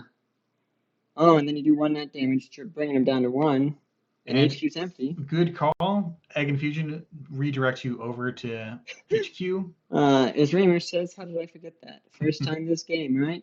And we're getting the comment that this is the first time this game. That Agent uses that ability. But you can probably make it back in by just paying money with the lamb. Yeah, the lamb will be 2 to make it a barrier. And then 3, 2, that's 2 for 7. You got 7. Oh, they break the anemone. Oh, they use lamb. That's one. Well, they use the lamb drawing up, not trying to get back into archives, but I think that looks like that might mean a score out for Egg Infusion. If they've, but they're only at 2 credits. They don't have the credits to advance it. I don't think I can do it.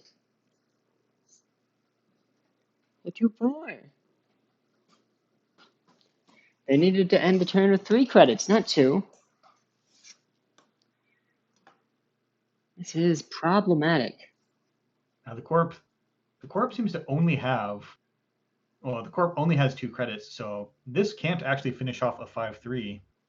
Right.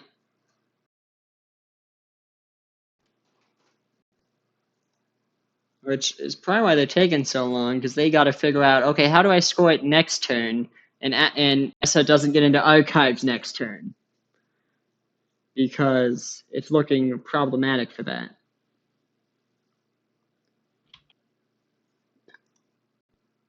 Right. There are currently 5 minutes. Take a moment to think. Right, everybody. Let's have a moment of pensivity. We have a La Costa grid. As long as nothing happens to make the corp sabotage more cards, then Egg Infusion. Ooh, click to draw. Well, now you're guaranteed to lose next turn. The seamless. So rarely do we get to see it. Okay, they concede. Right. Corporation does concede. Rarely do you get to see it, but if the corporation draws a card while their R&D is empty, they lose. 1 cred short. I think Drop Pair just kind of realized. Very good at just counting. Saw that the corp didn't have the credits to be able to score out a 5-3. Right. So perhaps just saying, I'm not going to take a chance on any traps in archives, like in Nightmare Archives. Right. Yeah, no, unfortunately, this is, it's not quite a mill. It was close to a mill. Did Runner know Server 2 is not a spin? I can't confirm they knew that. But there's 19 cards in archives. There's There's probably at least 3 agendas in it here. might be just us for a minute. So Right. I don't know if Combination Bean is going to be able to get us onto another table. Right. How is General looking? We have 3 minutes remaining on the round. Right. It's getting a little late. And in round 4, we have all but a few tables coming in. Mm-hmm. But overall, we're seeing Shaper is looking really good in this tournament, looking almost even with Anarch. Shaper's always bobbing. We need to see the text to feel alive.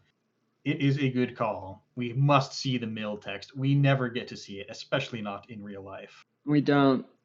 The text very much does not appear in real life, I can confirm. And I'm looking at the round 3 standings so far, but we do see most of what we expect. We see Precision Design taking up 4 of the top 5 HB and then 1 sports medal. And 1 Thule in Santa. And Thule, Santa coming in with the Thule Barf. Thank you. Barf Thule, where there's no ice in the deck. And that's a very exciting way to. Wait, I think they might have added some Dragorundi. There's like 3 Dragorundi, and that's it. Then it's purple all the way down. Yeah. Standard ban list might have to do something about this. Though, there's some yellows in the top one. You see, all y'all, you're just cowards. NBN's still alive because the people playing yellow are winning. But looking in at the standings so far. Also, Jesus Christ, you cannot read this yellow on the white background. We've got nothing. I can't do anything without the round 4 being fully paired up. Right. It's not done yet. Someone said. So how is everyone doing on this Netrunner evening? How are your games going? Mine are going great. I've been having a great time. Atsu says it's just Augie, I believe. Augustus and Busty as good, but Ogbonian is also winning. It's not just Augustus Caesar winning with NBN. There's more people. See, Drop Bear feels bad because they're not playing NBN. Now, I, for one, have my depraved little deck that I bring for NBN that is not good, but it draws a lot of cards, and that's just a very exciting time. Try Sudden Commandment, y'all. I endorse it. Yeah, Sudden Commandment is interesting. Sudden Commandment, Piranhas, Kingmaking, just draw everything. I think it is the next big thing. I want to play Sudden Commandment in Newfrom. I don't know. I just feel like it's me playing 2 agendas at once. That makes my identity ability go off a bunch. That's fun. You know? I can self-mill myself. Still waiting for the last few matches to come back in on. All right. Apparently, Bink Bonkle did not. Bean, you're in chat. Oh yeah. Well, you were talking. I didn't want to interrupt you, but Bink Bonkle commented on saying it was good besides the Prev game, so I said that I really loved watching it, but I'm sorry. Which was, I love that Prev game, so.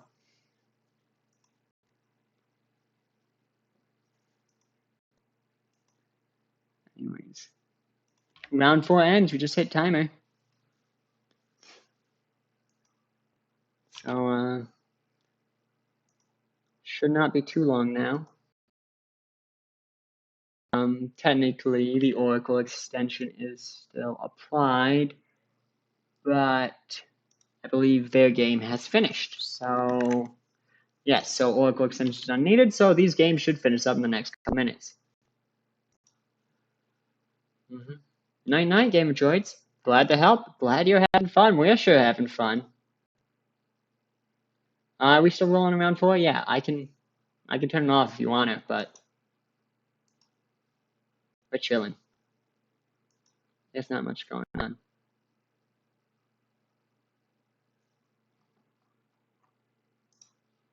You know what, everybody? We're going to take a short break while we wait. We'll be right back.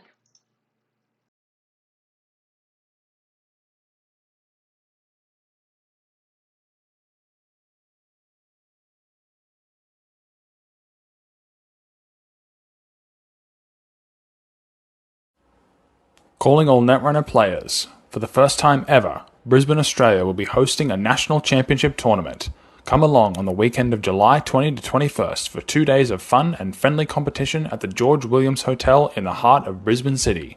We've got a great venue and some great prizes to give out, including an exclusive alternate art card illustrated by the talented Mauricio Herrera.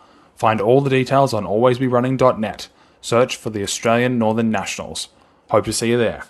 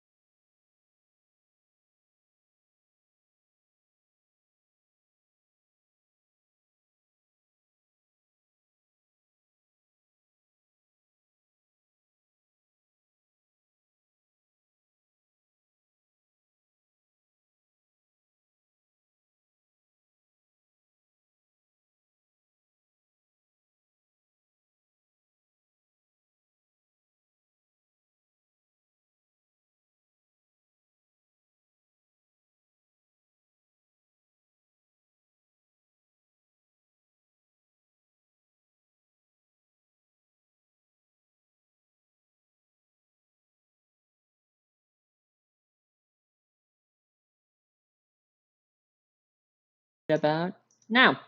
Hello, everybody. Welcome back to APAC Continentals. I'm still Combination B, and with me is still Cephalopod Wizard. It's me, and we're here in round 5, final round before the lunch break, and we are taking a look at Jemison Astronautics. Everyone wants to see what are we up to. Mm-hmm. Yeah, because they are 2-0 currently with Jemison in this one, currently in a high ranking, which is very interesting. You don't see a lot of Jemison. I actually remember seeing one in Standard that was posted recently. I wonder if this is that. In GLC, some people had a Jemison deck. I think he was taxing on cards with data loop and stuff. I'd have to see. At least a year or so ago, I remember seeing some lists that were, I think it was called Railgun or something. Mm-hmm. And what you do is you forfeit agendas to dump a bunch of counters onto an Urtica Cipher if they ever run it. Mm-hmm. Right. Yeah. So that Quantum, Urtica, or Clearinghouse from Op, that got banned out of the game, but this is still live. Right. And Essa doing a Raindrops Cut Stone right away, getting 2 cards back out of that for just giving the Corp 1 credit. That's a great deal. Yeah, it's pretty nice. Gets the bank card down and 2 Stone Ship chart rooms. If this is a kill Jemison, that's kind of unideal, seeing 2 Stone Ships turn 1. It's a Rashida in Saver, making that money. Yeah, I used to try to play Jemison back in the day. I think like when Ashes was still around. Hostile Takeover scored. That's good money. Bad pub, but getting that up to 11. Great money. You gotta get rid of 2 cards. Central's still open. Yeah. We'll see what Essa can do about this. We'll see. I think my thing with Jemison was I was trying to jank score government takeover by you score 3-5, and if you played success, that would be enough to like put 9 counters in a single turn. So that was something. But Essa decks just have all this card draw. They've got a lot. I mean, they when you're intending to do that much damage to yourself, you kind of need it, but that does make it hard to kill people. And the hand lining up really nicely. Get rid of your spare Ghost Tongue to your Ghost Tongue core damage. Mm-hmm.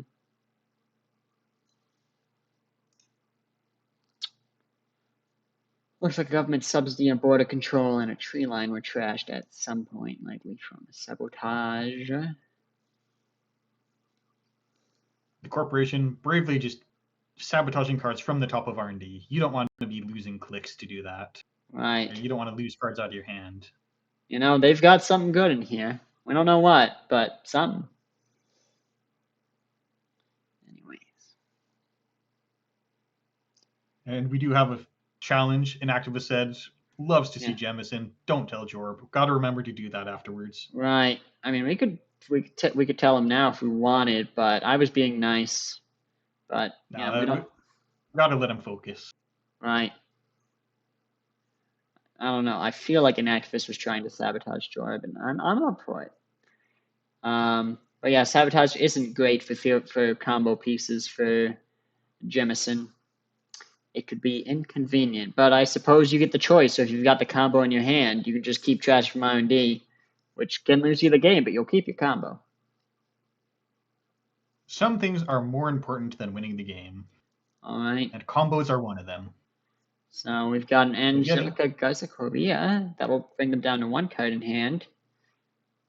Yeah, getting the perfect things off of the Banhar damage. Mm-hmm. But now more to come, and we still don't know what that 1 card is. Right. Drawing up with Stone Chip, playing it safe.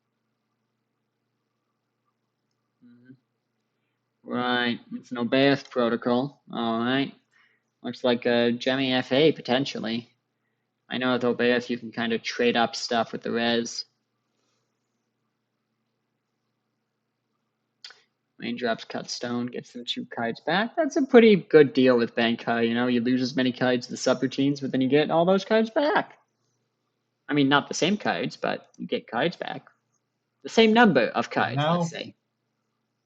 And now Marrow is online, so hand size all the way up to 6 now. Unfortunately, he trashed a Begamot installing Marrow. You might have wanted to keep that to start taking advantage of this core damage.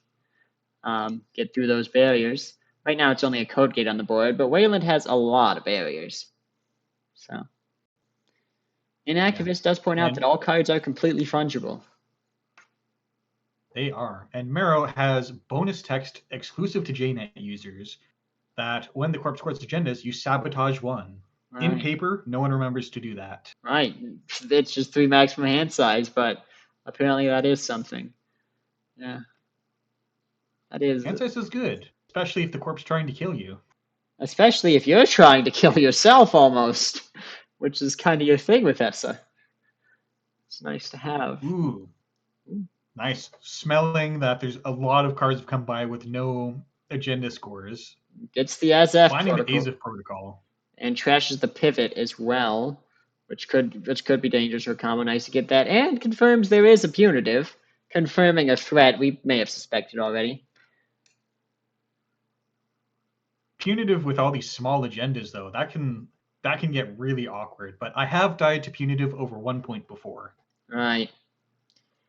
Yeah, that'll get you. You know, I don't know if I've ever had. I might have had something that embarrassing. It's hard for me to say. I don't remember. Whoa. It's only embarrassing if you tell them that it's embarrassing. I love telling people that things are embarrassing. You know, listen, Another Oberth trying to sneak through, but Vanhard just demands that you find another piece of ice here. No, you're going to have to, it says you're going to have to advance your ice the normal way, no sacrificing agendas. You scored those points, you keep those points. No forfeiting. It's against the rules. Yeah, this seems like it might be a very ice-like Jemison deck, which is going to be difficult to deal with Bankar, because if you just got one ice, they can just keep eating it. But we get the second ice down. Plenty of money. Plenty of money for that ice. We'll see what it is inside. And of all the things that you could put 3 advancement counters on at a paid ability, Whoredom is a very exciting set of subroutines to suddenly fire. We never see the fully advanced Whoredom subs fire. Yeah, it's quite rare. Yeah, gaining 4 creds and searching R&D for 2 cards. That is kind of nutty, but yeah, that never does happen. Yeah, normally you win the game if that happens. All right. Pretty good. I guess they only had AI installed or something, and who's what's it's. Ooh, installs a Botulus. So now your 2 ice, not enough. They're gonna keep penetrating. Damn you. Server 1's back on the menu. Damn you, Bankar. And gonna get the 1 credit to fire to just get more cards back from the Raindrops Cutstone. Right. Big money. Oh, hammer. That'll be 3 net damage. Though we're covered with raindrops, but still. Trashes, moshing, running hot, and 1 second. Begamot. Oh, that's a second Begamot. Unless they have a third, they need to recur this somehow. I'm sure they have the curse in their Anarch, but that's 2 Begamots at the bin. That's not good. So again, if the influence is 3 Nukas, 3 Stone Chips, that still leaves room for Simul Chips. Yeah, though there also are no barriers down, so. The third Oberth protocol. Being cautious, trashing this Stone Chip to make sure you don't access with just 1 card. Right, yeah, it could be an Angelic Way. But now your hand is full of all these cards. Right. Oh damn! I'm focused on doing damage to myself. I'm really sad. I have a full hand. I think he's okay with that. We'll see though. Does probably want to play something or he'll trash one, and not even trash one for a benefit. Just dump it.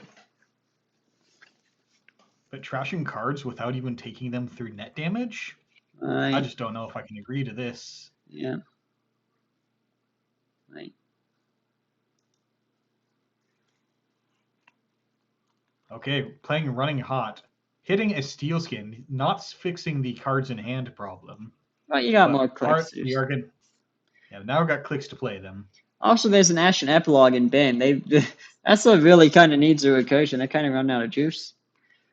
Counters is just sabotaging the top of R&D. They didn't even think on it. They're like, no, I want my hand. My hand is good. City No Works fear. Project. Whoa, City Works Project. Oh. That's one way that you can kill people. And okay, that's 6 points now. This is game point. This is real scary. You know, Essa is running out of cards, but it's looking like it might not matter. Jemison really has to pull something out here. Yeah, I mean, this is a frightening number of points for Punitive, but Essa has more money. Right. Don't know how this was allowed to happen. We get 9 plus 9 makes 8.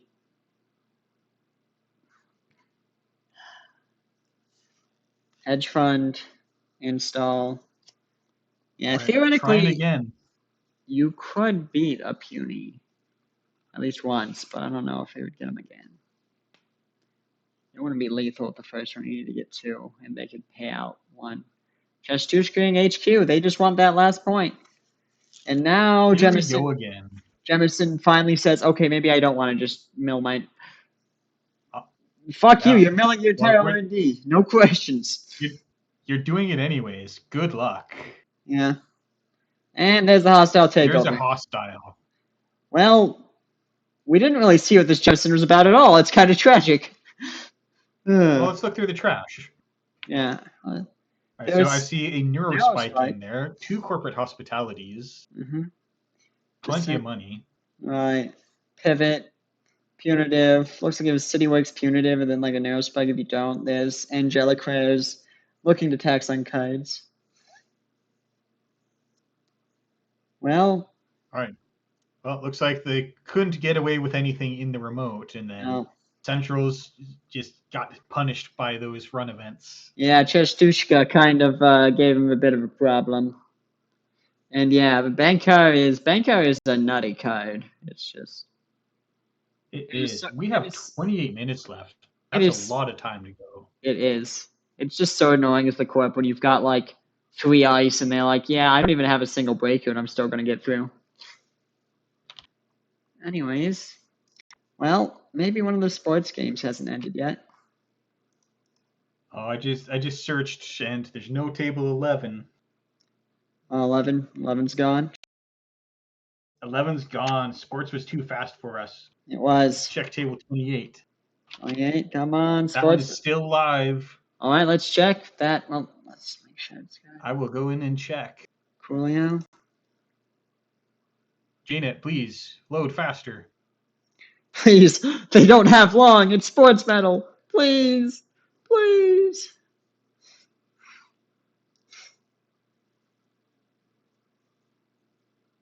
If we don't get a sports medal, I will have accidentally just kind of kept doing things that weren't sports. All right, we are good to stream on table... Ooh, 28. Boy, I should remember. Table 28. We are good to stream. And this game is still underway. Only 2 points for each player. Oh, nice. Taking it slow for one sports medal. That's good. You don't want to go too fast your whole life. You'll get burnt out. Sports are how you get injured. Don't do sports, kids. They are. Play Netrunner instead. And pretend that you run a division that has sports, but don't actually play sports. They're not good for you. They've both scored a single Project Vitruvius. Steve Cambridge does the gamble is sure gamble. Yeah, DJ Fenris looks like just exploiting this HQ here. Right. They're both very poor with Cold Lava on 2 and Peters on 1. Some very big ice in here. We got Brand 1.0 in sports. Right. Working prototype is online though. Right. With an upgrade. What do you want to bet that's War Age Tracker? 35 cents. I've not actually really been keeping up too much on the whole War Raid tracker, whatever that is. It is War Raid tracker. Hey. I will be posting There's been a 35 variant of cents. sports. There's been a variant of sports out there that looks more like a prison deck, where they're running, say, Amani Sinai. Right. And you just say, okay, how many trace 3s can you handle? Whilst giving me 2 credits on sports. And in many decks, that's difficult to deal with. Right. I like seeing Captain Padma. That's always fun. I think Padma was pretty good with the Lobi Orca because you can charge up Lobi. And I do indeed see 2 Amani Sinais in archives. So it looks like Cold Lava has had to fight through that wall of degree mill learning. Right.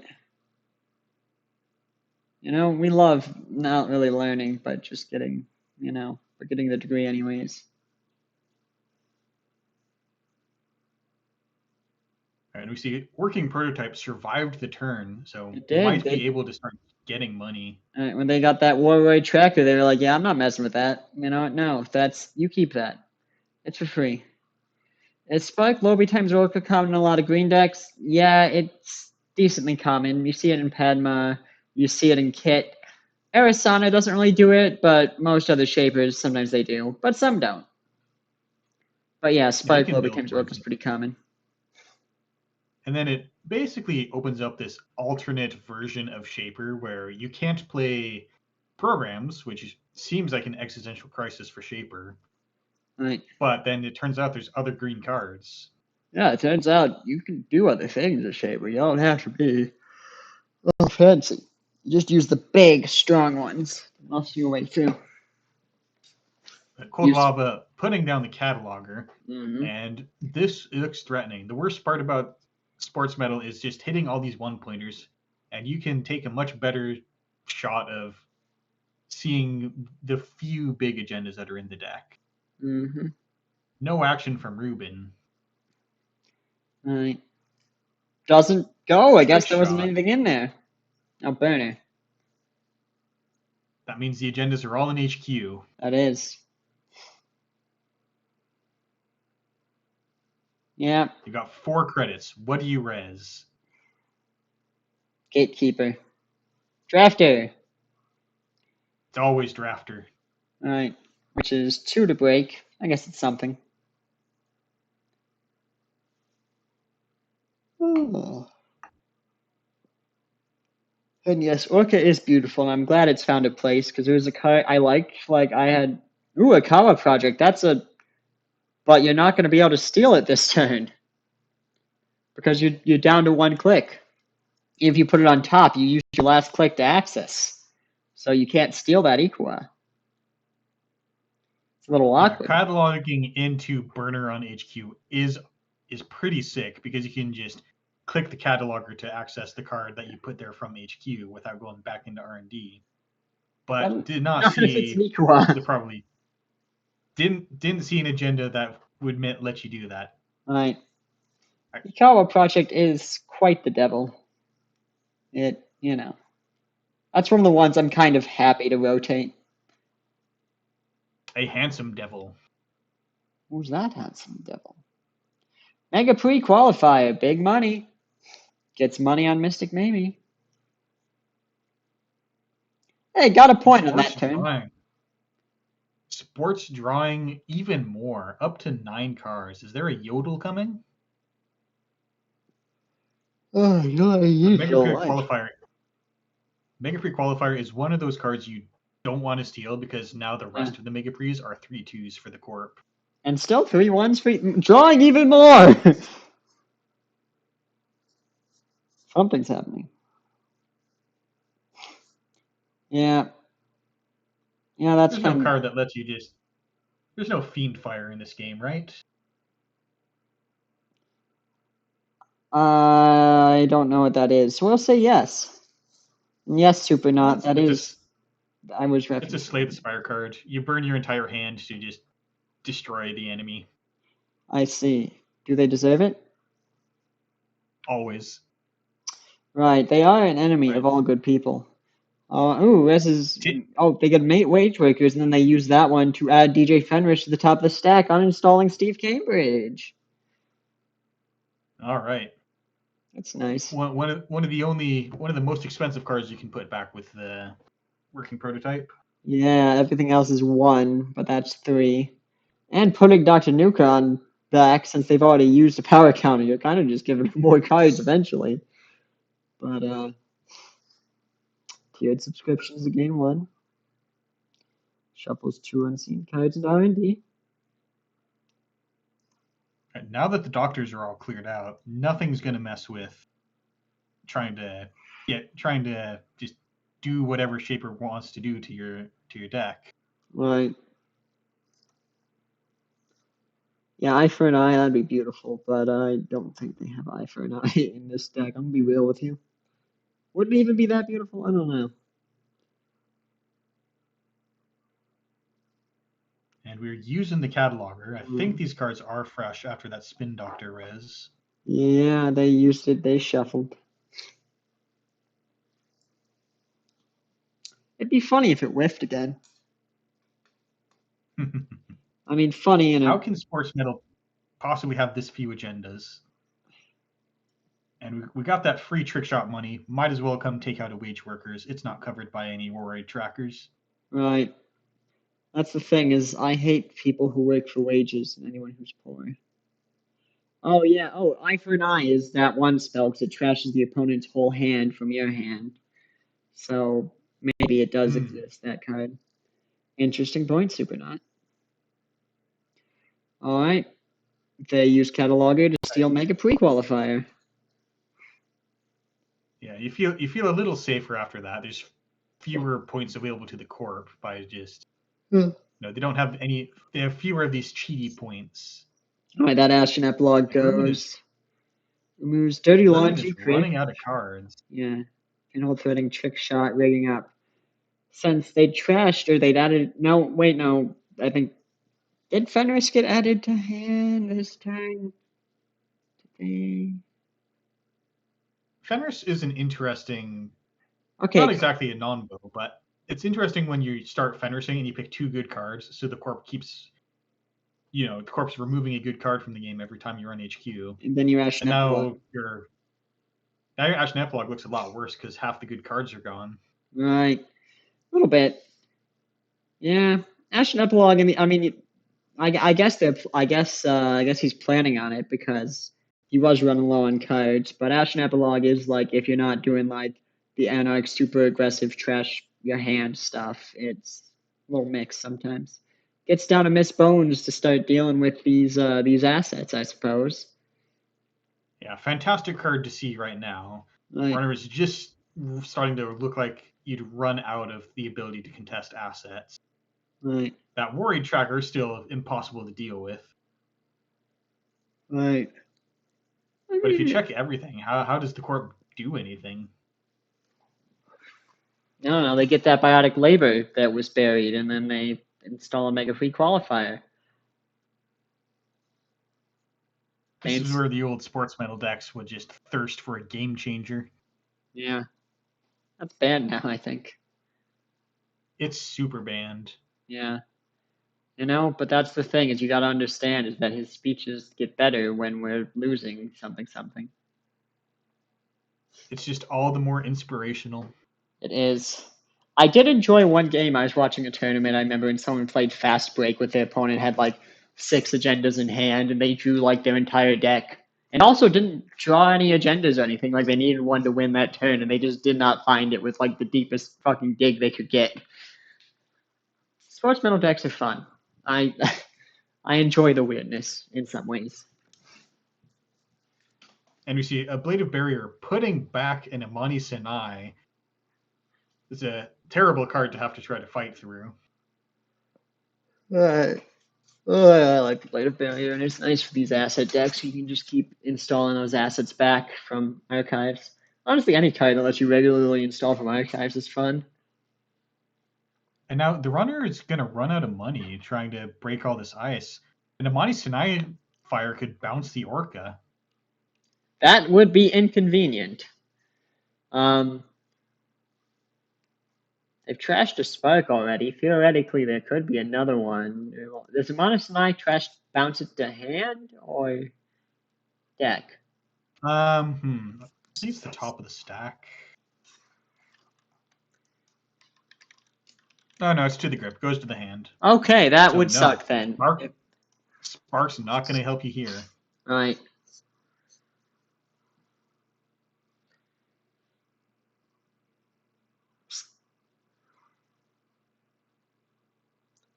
Ace two to res and rolling the dice. And even if we hit a Naikawa, there's no credits to steal this. I don't think you want this access. Right. But Cataloger is a good call. Right. Try to find the one. Cataloger very safe way. You're about to get a huge number of credits from the Bravado. Yes, Brevo Day. Yeah, it's gonna be 6, 7, 8, 9. We love 9 monies. It's better than 8 monies. Then you go run and trash. You run and trash the Amani. Ruben has an action though. Right. One of these might have been a spin. Yeah, it's a spin. Oh, and they're using it to reshuffle as well. They're like, I don't trust you didn't put something in 3. Yeah, because sometimes, you move the card onto 3rd and then you just stare and you look at them. You say action? ?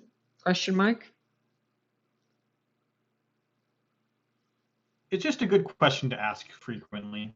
Yeah, I just do that all the time. You just got to be like action. Every time you whiff a cataloger, you go action ? That's how you do it. Okay, spin deck, he shuffles Managime, Skunkworks, and Wage Workers into R&D. No agendas going back. Into the depths. Right, HQ. All right, maybe there was an agenda that just got added to HQ there. Maybe. No multi-access. Just go on, that wins. Lucky. And you don't need to, good job, Cold Lava. Nice one. Don't need to be tracing for the education today. Right. That's tomorrow me's problem. You can't make it tough to steal your agendas if I just steal all your points before it matters. Simple as. Cold Lava really is something special. We've got about 13 minutes left. Maybe we can find one more. There's probably something else will happen.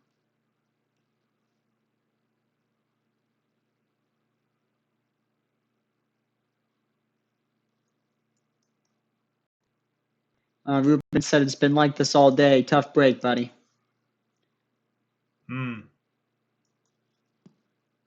We'll get you tomorrow. But yes, just access the agendas. Come on. What could be harder than that? Let's see. Let's see. Table 1 looks like it might still be going. It's reported as done on ASOPs. Not still going. Yeah.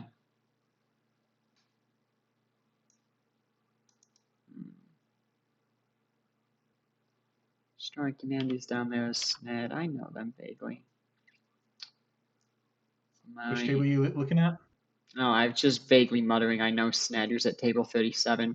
I don't know how that's going. It's Precision Design versus the other one. There's still Acid versus Sebastian at table 4. I don't know if that's still table going. 4. Yeah. Man in the Moon. Plays some depraved decks. We should see what Seb has in store. Yes. Right, I'll go ask him table 4. See if he's still good.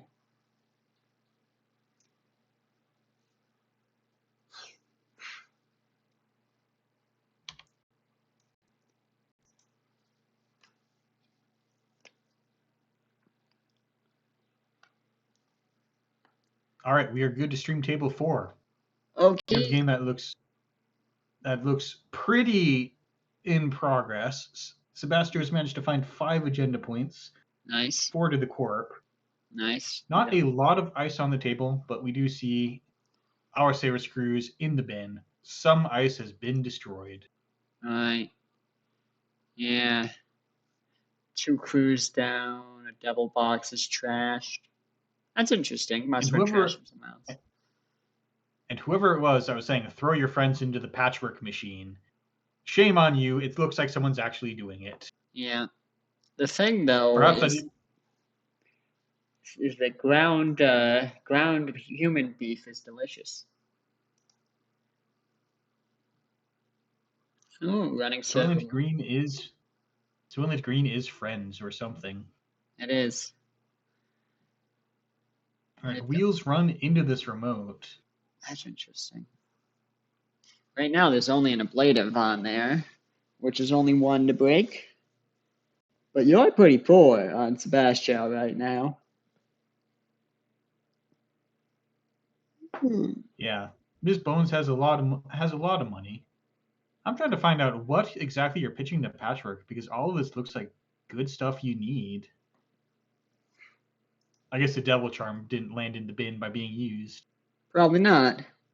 Well, if your deck's all good stuff, pitch the good stuff. I don't know.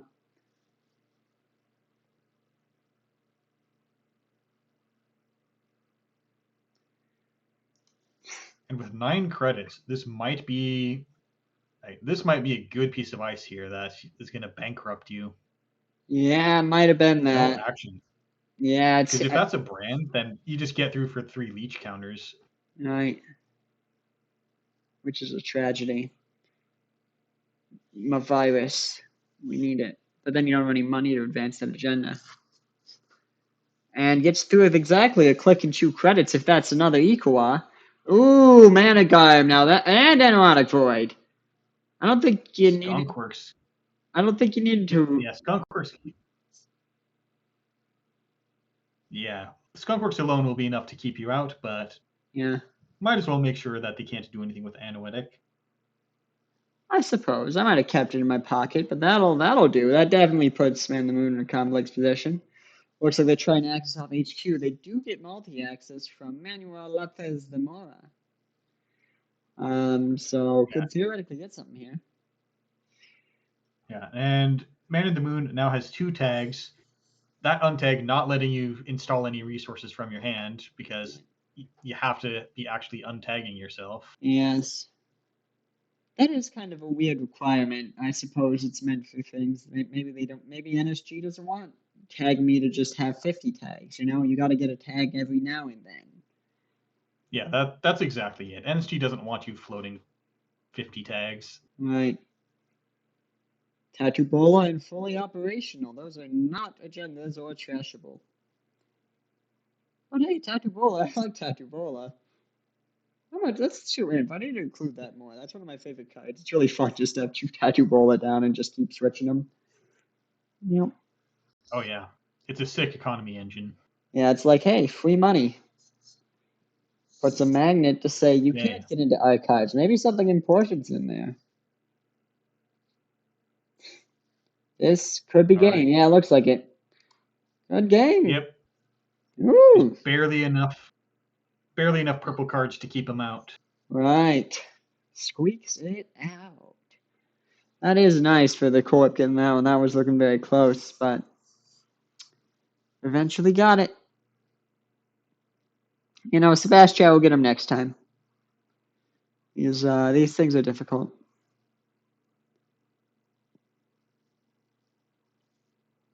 Ooh.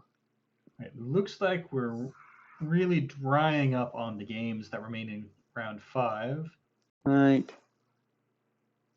We've got 6 minutes remaining. See, table 18, we haven't seen Sable yet, nor Asmari. I can take a look and see how that game's going. Sure, see how it's going, see if there's still anything interesting happening. We do have 7 minutes left. Right.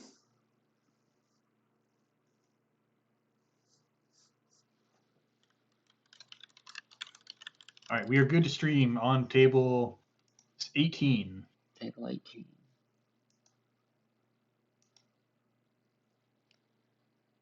All right, and we see a deck. We see 2 board states that have a lot of stuff going on. Only 1 agenda for each player. Jesus. It's Mari EdTech probably naming event all game long. It's very difficult to break ice on the table. Piranhas is exciting. Piranhas. Code gate illicit AP. We've got now Moakwa. We've got, this is a very thick, looking like a glacier, Asmari. Got a very thick. But no money showing, like, none of this investment is on the remote ice. I guess they've never ran it. That's all the steals are on centrals. Admittedly, I mean, Sable is a very central focused woman, so I can see why. You get those free Chesva credits. Yeah. Oh, so we love free Chesvas. Oh, bad publicity, or spent the wrong one, it would appear.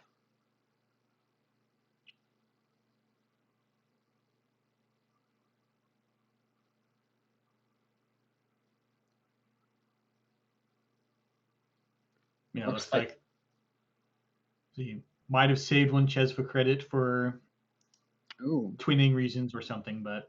Right, okay, this is Neurospike Asmari. We can see 2 in bin. And we're running back.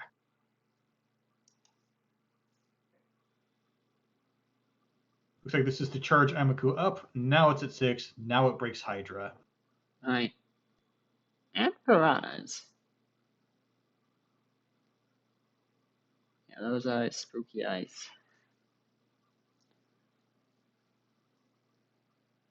And now, if you're looking to play the game very slowly, you could manually purge virus counters, but you've only got 6 cards left in your deck. Right. And there's like 4 minutes left in the round. Oh, they bypassed that ping with a Cure Pure to save the money because I don't think they have any more expensive barriers than ping. It's kind of the tragic thing with NBN is the pings that charge Cure Pure really easily, but then they don't run more expensive barriers. I want my Cure Pure. Hey, 1 credit every 3 breaks? That stonks. That is. 1 additional card, see a Piranhas, see a Seamless. Hollow Man in the root. Get rid of that with Ms. Bones. That's a good thing to not have to think about. Yeah, you don't love the Hollow Man. Unless you're the Hollow Man. The Hollow Man likes himself, but, you know. He's got good mental health. He's a face that only yourself could love, perhaps. Right. I mean, though, he's got a lot of eyes, you know. That's just more eyes to look in the mirror with, to witness your pure beauty.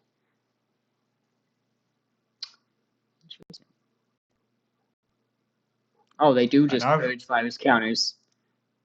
Back to runner. Yeah. That remote will hold, maybe. Hopefully. And the money does look like it could be in your favor. You just have to not get a good poke on centrals. Right. Boomerang. There's only 4 agendas left in this entire game. Right. It's not a lot of agendas. Oh, it's diversion of funds. 40 card deck. Ah, they're taking that whole money advantage, eh? They said no, that's not real.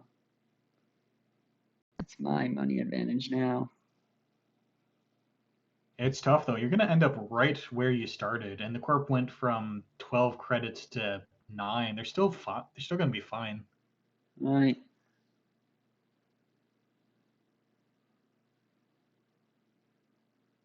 In charge of your waking plan, I guess.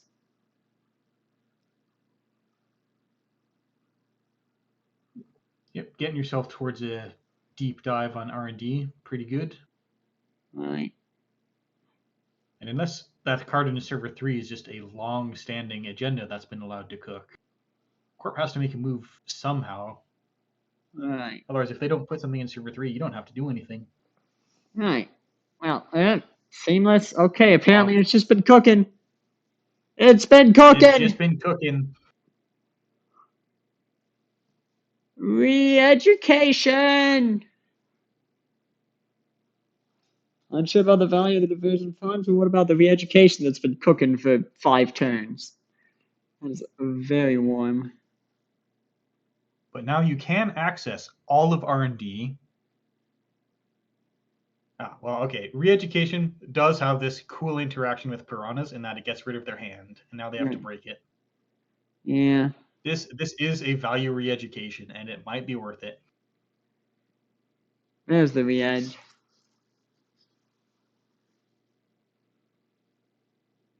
Roar coming in to tell us probably it's going to be time in the round.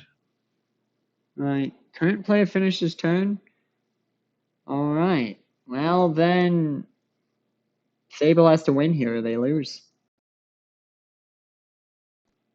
Because I was going to say, did it Corp or Runner turn? But okay, so Runner then Corp. So Corp theoretically gets a turn if Runner steals the 3-pointer, gets the 6. Though I don't think this deck. I don't know how you're getting 1 point. Yeah, I don't think this deck has a plan to fast advance anything. So if you steal an agenda here as Runner, you tie. If you steal 2, you win.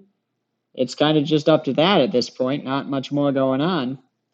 You gotta hope they don't get one if you don't Neuromancer.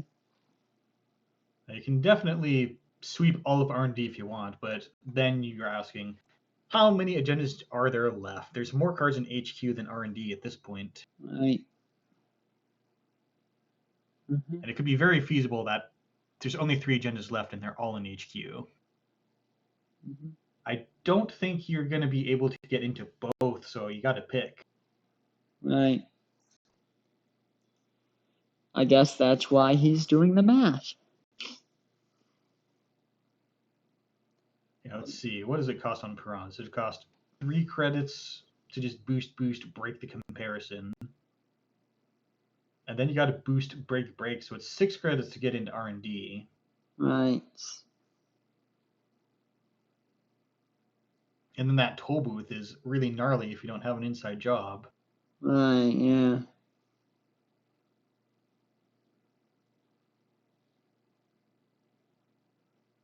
Right.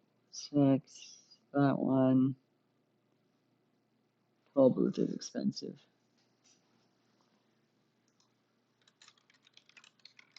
And we never... So the runner never made the Corp res ice on the remote. Right.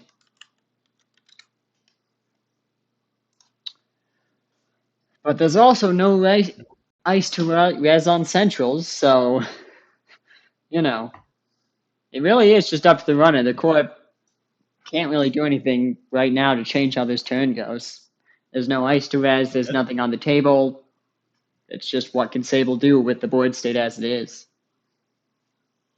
Yeah, it's tough to just look at that unadvanced card and say, I should throw myself into that. It'll cost me all my money. Right. It's probably fine. I'm leaning on my chair weirdly and it moved.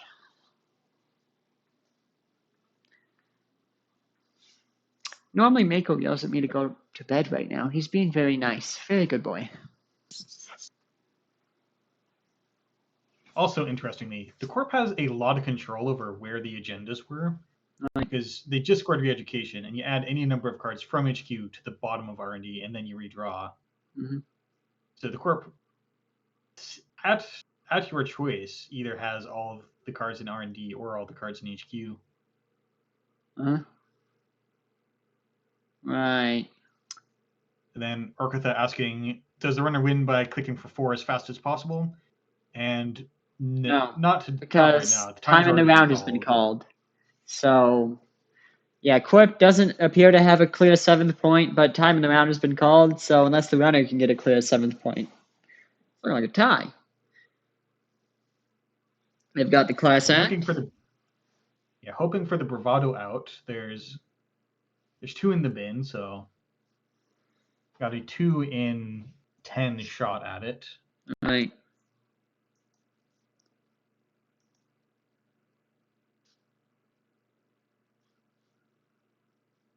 Well, I found it. Now to think. Okay, a little more thinking. All right, a little more thinking. So we already did some math. We know it costs 6 to get through that R&D. Doesn't it? It's 3, 6. So I think you can afford it with your current click because you got 3 credits between the Mamie and the Chesva and your 6 in pool. And I've not done the math on HQ. Oh, they're running this one Bravado. for money. You might just Corp again doesn't. I think you res just attacks him here.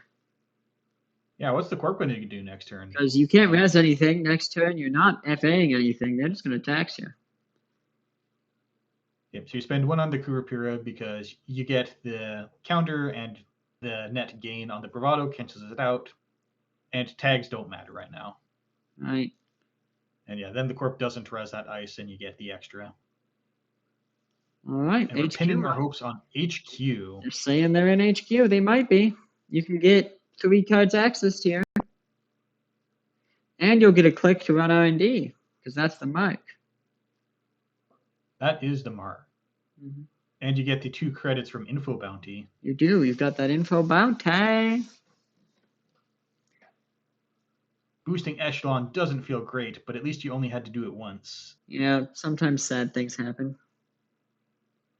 And then gonna allow the Corp to gain the money, because what does money mean at this point? Money isn't real. Money isn't real. Approaches HQ. Re-education. Hey, re-education. At least a tie. Degree Mill! It's a victory for the runner. Nice. Totally blank. All the agendas were in HQ. Yeah. That'll get you. They think they could see all of R&D too? They might have been able to. Yeah. Yeah, after the Info Bounty, you would have had another credit to be able to go into R&D. Right. I guess that's why you do the math, because eventually you figure out, oh, I can just see every card in the game. I'm good. But you got to do the math first. Yeah. You do got to do the math. Mm-hmm. When you ask your teachers, when am I going to use this stuff? It's right now. It's card gaming. It's a Netrunner. Are you telling me you as a child did not dream of playing Netrunner and doing the math and winning? You did. I know you did. Anyways, this was probably the last game. Definitely. That time call is a while ago. We had a lot of math. That was a minute ago. All right. So it's currently the lunch break. I do believe you'll be leaving after this, and it's someone else, right? Yes, I will be leaving so that Axu can come in and talk to you all. Okay. Well, it was great to have you here. Thank you for running this. Thank you for running the stream and staying up till, 4 a.m. or 5 a.m. to run this. Yeah. Hey, listen, I gotta get back on the horse sometime. Sometimes I pick a weird. Anyways, I've been having a good time. And with the Discord going funky, I think that is my cue to leave. Thank you all for watching. All right, I'll see most of you in 40 minutes, and the rest of you have fun.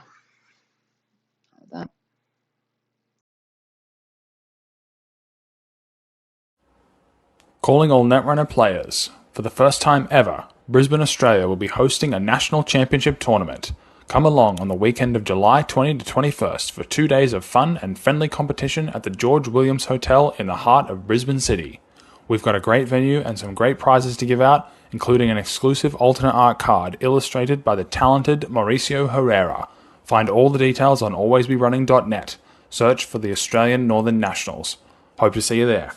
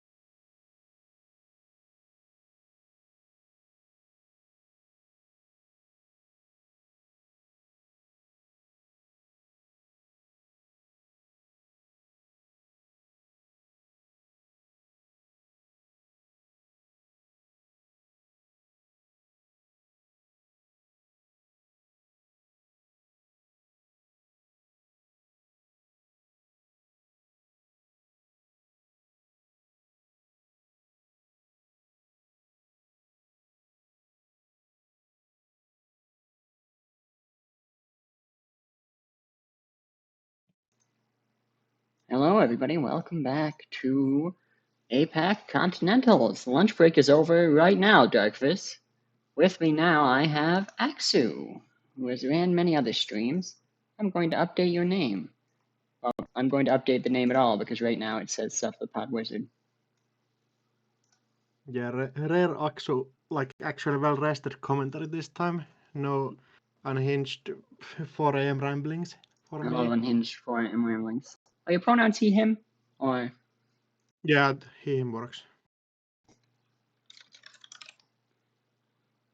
Yeah, both players on table 1 are happy with it, so abstracted against Augustus Caesar. okie dokie? Augustus on NBN. After death, everybody claiming death of ABN, probably pretty like before it's actually happened. Yeah. It's not very popular, this tournament. There are only 6 NBNs participating. However, 2 of them are in the top 4. Agbranian has Pravdivost, and Augustus has Near Earth Hub in the top 4. Next is at 32. We have Ismari 2-0 and Epiphany, who's gone 1-2. With another Ismari going 2-1 and 1-1. So, NBNs are doing okay, honestly. Like, it's very unpopular with being played, but it's not performing poorly. I mean, like, every time somebody gets a card banned, it feels like, why am I playing this? It feels so bad because you're so used to the overpowered version. Yeah, But you're used feels to the like a best version, but in the end, I think they still definitely have lines. That Prapti deck was 100%. interesting. Have you seen Augustus play today yet? I have not seen Augustus play it yet. Do you get any calls on which deck this actually is? There's a couple of different Nero Hub versions floating around.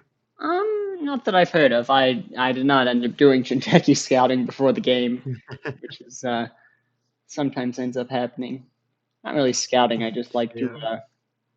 Sometimes I just play Kentucky beforehand, and then later on I'm like, hey, that's what's going on. Yeah, so I will expect maybe a scoring deck that tries to utilize like different assets on table, stuff like wage workers and probably the new assets like warm reception to just get enough tempo and keep the opponent light enough on the table to actually start scoring out. Or the like deck we saw last year at Worlds, where like Cable Carnage and other snarebirds piloted it to second place, where it just likes to install massive amounts of things and get a surprise kill out of nowhere, combining false leads and Reaper functions and everything into a surprise kill. Those can be very spicy. Yeah. Now you're against a lad who can draw up, but if you get him with 2 false leads, there's he can't really manipulate his cards too much. His hair is graying. Yeah, I just noticed that. Yeah, boomer lad. Yes. I'm disappointed in you, lad. You've got the money for a fancy solar-powered car. Where's your money for hair dye? You gotta look younger. You know, runners, it's a young man's game. Actually, it isn't. There's lots of old people. It doesn't matter. I like to yell anyway. I think we have seen less old people as time goes on. Yeah. You know. FIG had like the bad criminals and everything. Now we just have, I think, Sebastian, who's probably a bit older. Yeah, probably. Like we've got Nat, who's a child. Right now, Merc's kind of newish. Padma looks like she's got a couple of years on her. Oh, yeah, Padma is, but Padma is getting balanced out by Az and Hoshiko, so. Yes. Alright, I think we are into it. Server 1, Server 2 with Ice. Alright. Makes complete sense. Yep, installing a lot early. It's a pretty common opener for a Near Earth Hub. Yeah, if that's a Rashid on the table, just getting the turn 1 tempo is going to be huge. Mm-hmm. Get a lot of cards out of that Rashida. 4 total. If it pops. I mean, I guess technically you might create the other one, but. Yes, not being the spin doctors, Near Hub has this issue where it actually starts flooding up pretty quickly, so getting that spin doctor out of hand and like fighting that is going to be pretty helpful. Yeah, Rashid getting that huge tempo hit. Mm-hmm. Yeah, gets lots of card draw, gets a little cash, gets that Maryland campaign popping as well. Got a full out Maryland, that's pretty. Pops the tiered subscription. Tiered subscription. That's always fun. Hello and welcome, Chord Gang. Hello. Hiyo. How's it going? Are we live currently? We are currently live. Yes, we are currently spectating Table 1, Lat versus Earth Hub, Augustus Caesar and Abstracted. Not respectively. Fantastic. Just jumping in. And what are your pronouns for me to add to the little display? AM or she, her. This is Emily from Chord Gang. Hi. Hi. All right. Did you say they, them, or she, just a her? second woken up. I said AM or she, her. AM. Thank you. Let me see the Aries score. Right. So I have not seen anything from this tournament so far. Have there been any big surprises yet? There's I mean, amount of PD as a surprise. There's I don't know. Like the first thing I saw when I woke up, actually. There's a lot of PD. There's 47 total. I think 40 something has Bioroid. HB is very popular. Lat DJ finishes loop. That's kind of a surprise. I guess because he's playing into NBN. He expects to trash a lot. AM. Okay, thank you. I think that makes sense here against an asset deck. DJ Lou is the one I kind of see kind of commonly, aside from DJ Steve. DJ Sable is if you're doing a deep dive deck, DJ Sable's great. Right. And then if you're DJing Seb or Los, then something very strange has happened. Right. I see Seb occasionally. If you run a lot of connections, but yeah, I used to see that was more kind of the experimental when the stuff had just come out. AR enhanced security out as well, giving these punishment for trashing, which Lat just declared they want to do a lot. So, I mean, warm reception and federal fundraising, very good trashes here. Those don't clear. Do we know what this deck is trying to do? This Augustus deck. The warm reception's an interesting splash that I've not seen in NEH before. Yeah. But I think so far looking at archives, it's just kind of, it's the good stuff. It's your Rashidas, your federal fundraising, Right. doctors. Yeah, it looks like a tempo score deck. Yeah, probably. I've not watched Augustus yet, so we're not entirely clear, but it is looking like they're trying to go kind of fast tempo. There's a Pravdivos deck that's doing pretty good. You asked about surprises earlier. I think they're 2-0 right now. Oh, yeah. And they're there pretty was fun. an undefeated Pravdivos deck at ACC. I lost against it. Rip. Yeah, sometimes they get you. Yeah. I also lost to the undefeated Isuakta, the Hectoress, which knocked me out of the cut. But if it's undefeated and you lose against it, then that means it's not your fault, right? And we have a build script. Oh, I love the comeback build script I love the comeback that build script is making. Thank you to my lovely girlfriend Riel for introducing that back into the Netrunner ecosystem with her kit deck 1 ACC. We had an Amenes Sinai just get trashed. But threatening. Might imply this could be an agenda, but might just be prepping for steals. Build script. I like how much people hate it. I don't have an opinion. It's just very funny how there are people who are like, "You will never make me play build script, no matter what you do. You can't." Oh, people in QTM have been telling Riel that she'll never see heaven for her deck building choices for quite some time now, and also she's the American Continental Champion. So what can I say? Worlds isn't heaven. So, but So, warm reception. Got one out. With a spin on the board, that's obviously great. Mm-hmm. Yeah. And then we see it. That spin again for more draws.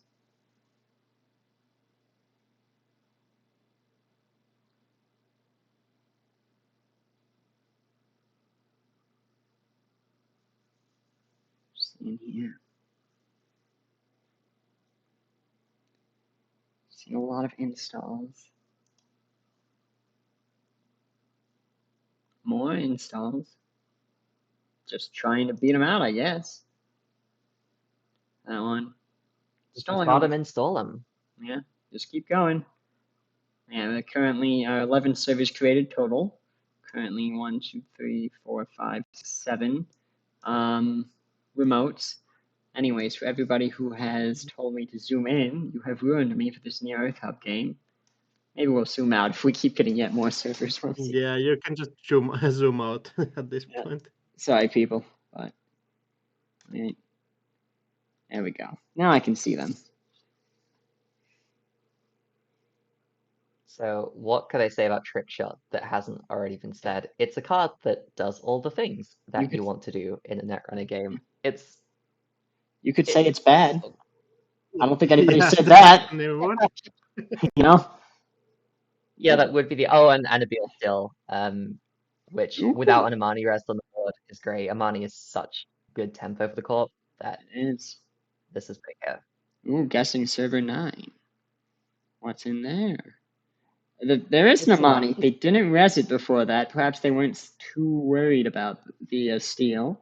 Yeah, just not believe that there's going to be a hit. Right, you gotta always believe. Gets trash from Trick Shot money. Gets the draw and the loot. You gotta launder all your cash. You know, you launder your Trick Shot money into real money with the loop pull. That's a big brain. Gets a tag, runs, Maryland campaign. I assume that will stay? Oh, we have the Parisha, yeah. Yeah, we have a Parisha, so no, I'm not. Alright, then clears the tag, stopped at 3. I believe they may be expecting that one of these was an agenda. You as a spin doctor wants more cards. This is a very aggressive drawing deck.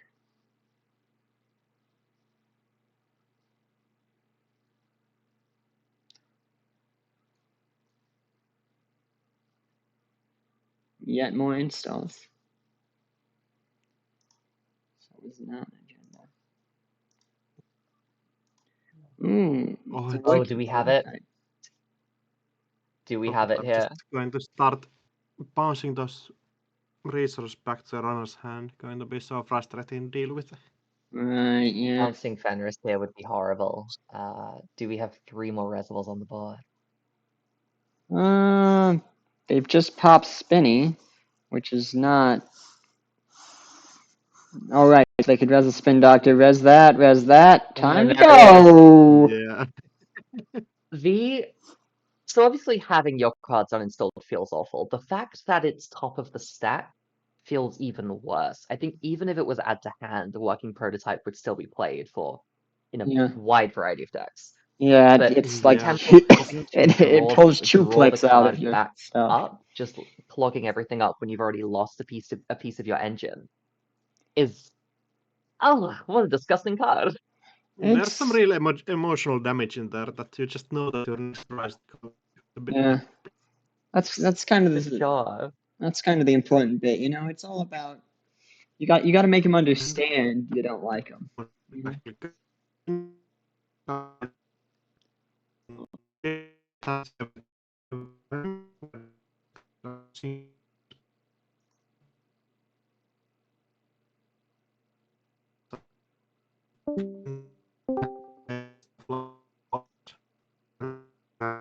One second.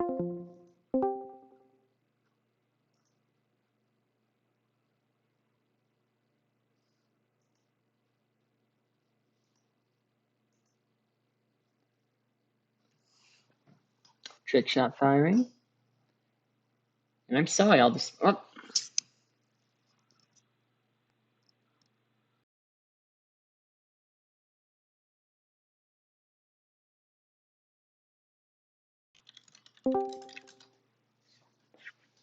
Hello. Sorry, everything you just said for the past, like, minute didn't happen because my Discord was dying. It seems in Sydney. It's not happy about that. Oh, you're up again. Hello. Yes, I'm back. But yeah, my Discord was dying. It does that. It was doing that before, and it's continuing to Mine do was so. doing the same. Yeah, Sydney is Maybe it's not. I don't know. It's moving us to Australia for this, and I'm not. Ooh, steals the green mail. Shuffles the stone ship chart room into stack. I guess Lat has figured out that this doesn't seem to be an NBN kill deck, so doesn't need instant card draw as bad. Trashes wage workers. So they are now with 3 tags. If there's any tag punish in here, that's gonna be a problem. 2 points for a win there. Right. I often get a little overexcited at this stage against this kind of NBN deck. Right. Because I'm like, all I have to do is touch an agenda. These tags won't hurt me. I just have to touch an agenda. Right. The what's that card with a cat on it? Quantum predictive model isn't real anymore. I'm fine. Yeah. Yeah, they can't hurt you, but there's other ways to hurt you. Yeah, and installing a resource, I imagine we'll see a stone ship pop at the start of the corp's turn, or is Abstracted here just guessing that it's not going to be tempo-wise not worth it to trash the stone ship? Click and 2 credits for stone ship feels kind of extra. Yeah, you're probably right there. Mm-hmm.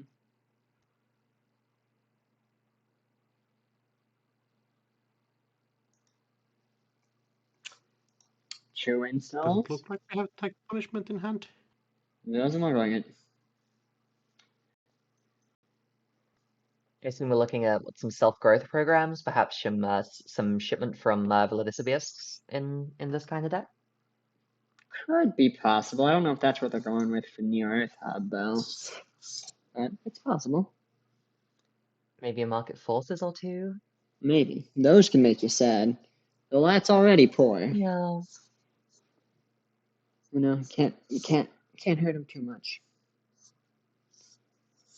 They pop the working prototype just for money. Ooh. Kind of sitting here in a bit of an awkward moment. These are always interesting, these asset spams. The game's just so much different. Like, you know, you have no programs installed. Well, you do have programs installed, but like no breakers because you just barely use them. But we haven't seen very many agendas installed at all. Like, I'm curious if there's a lot in HQ or whatnot. There probably is going to be like 1 or 2 in HQ. Right. But we have seen like Corp Runner kind of picking those agendas from the R&D. Mm-hmm. So probably had a bit for like favored draws, but not too much. Mm-hmm. They've drawn a good number of cards. They're using federal fundraising to look at cards.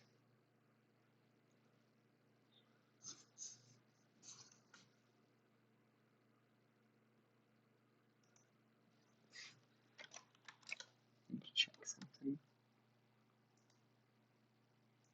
So yeah, Central's likely to be starting to be getting quite dense at this point. And again, all it's going to take is 2 more points to close this out. But money's not great, no breakers installed. This could be just a slow climb back from Augustus here. Says action? Question? I suppose asking if they want to look for a clot, implying this is likely something else. Mm-hmm. But the clot, do they even have the money for that? How much is clot to install? It's 4 exactly. 4 exactly. So it would be possible. I suppose abstracted, probably not too worried. Yeah. We love the clot bait. So advancing what I would assume is a Messner for there. Yeah, you know, I do gotta admit to loving that just the action, then just do something else. Yeah. Classic Netrunner move. Let your opponent misplay if they want to. Right.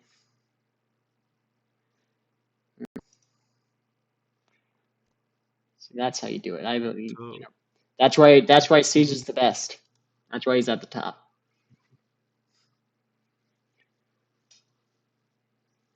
I do wonder what's going to be on server 1. It looks like a Mesnin Chesvo and something else. I think looking at the early game ice placement, I think this might be like messengers for ping that was earlier protecting the Brashidas and everything. So getting into here is going to prove to be a problem. Stuff like, I think you have Unity and maybe a pressure spike. If this is version of the Soccer's list, those are not going to be fun to use to break actually stuff here. This very much feels like a game where you've just got to snipe one more agenda off of centrals at this point, I feel. Right. Just believe, heart of the cards. But with Federal... Yeah, just got to find one more trick shot. Yeah, but with Federal continuing to be down, they can kind of try to ensure that you don't have a lot of multi-axes. Or any right now, besides trick shots, which Chua used up this one more, so you can kind of make it so agendas aren't on the top to be accessible. But can't do that much for HQ. If they're in there, they're in there. Or at least they're going to be in one place. We're at least scoring them out from server 1, so hoping that there's no agendas in HQ for too much longer. That's what they're relying on. Clicks for creds, entire turn. Easy victory. Interesting. I mean, the best is only at 1 point. Now, if this was an artificial crypto crash, this would be absolutely brutal. That would be really funny. I don't. And it's single advanced, which is may enough. well be a fortune of some kind. I don't think the world's funny enough for it to be artificial crypto crash, but it would be really funny.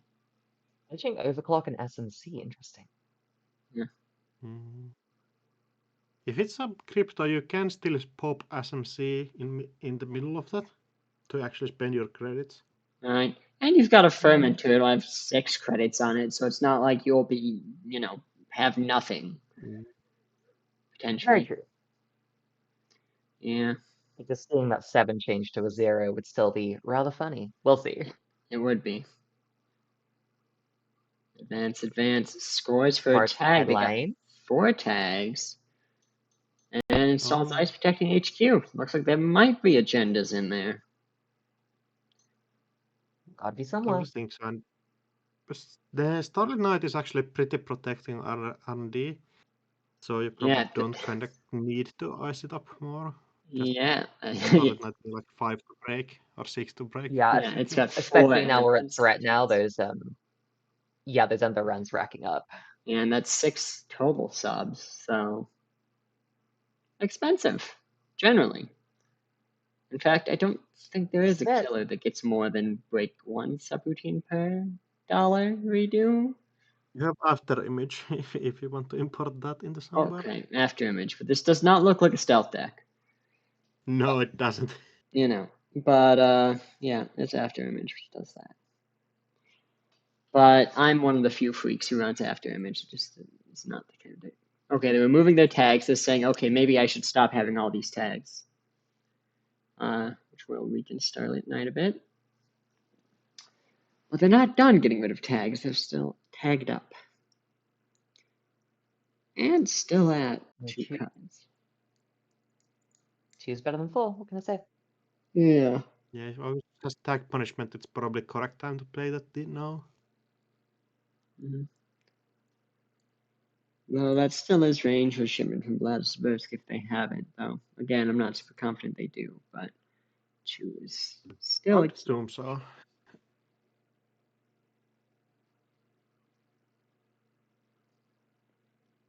Yeah, like the usual stuff is shipment and the self-growth program, but like neither are actually too helpful for you right now. Also self-growth? And okay. the self-growth. Add the fermenter and SMC, okay. Yeah, losing that fermenter minus 8 credits on that. Yeah. Yeah, that you no longer got that piggy bank. Yeah, that's started clearing tags a little too late, or maybe Augustus was just waiting until you started to clear tags, and then was like, now I twist the knife.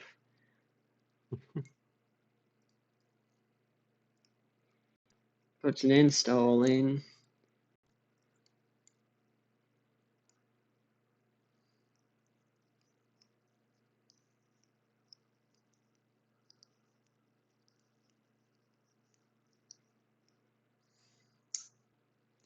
Interesting to see what we'll have. We know they've got theoretically could drop an SMC and run, but they don't have a ton of cash to break with that. And Augustus has 11, which could be enough to res some kind of ice on server 1.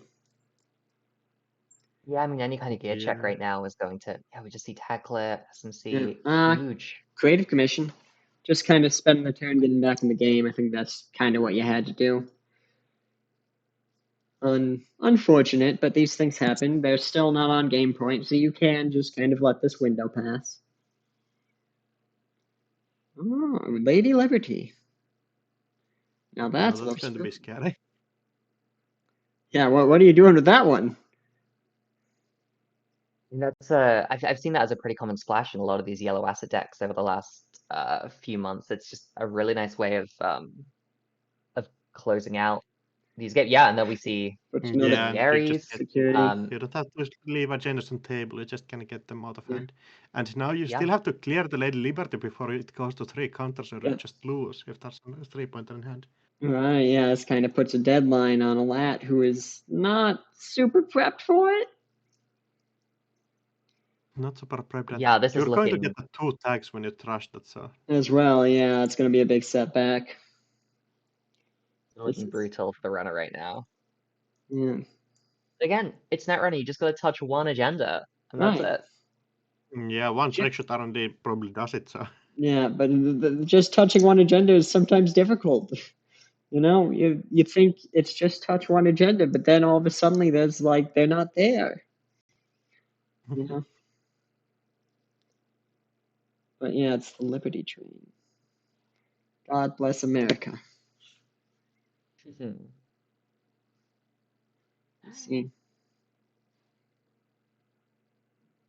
Revolver gets Revolver that comes sentry down. break done. Now, all of a sudden, R&D is quite prepping vulnerable. for the R&D runs. Yeah.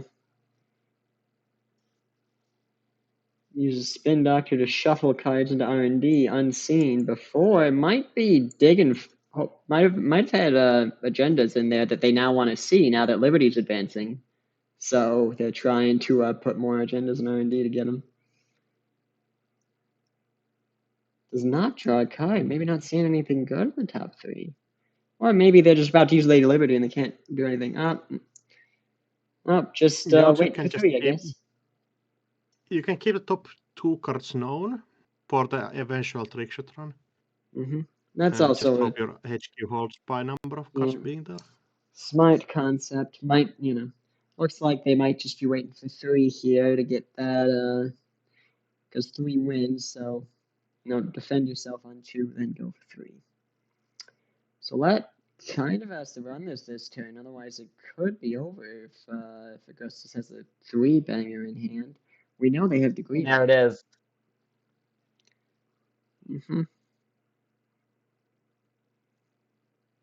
This is huge. This very well could be it. It could be, but they had federal fundraising, so they've controlled it if there weren't 3 agendas in the top.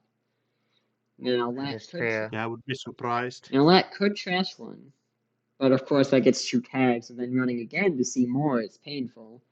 And since he didn't trash the first one, and all his multi-access is limited to trick shots, and the third one just hit the bin. Wait, that's the second one? Did they reshuffle something? I don't know.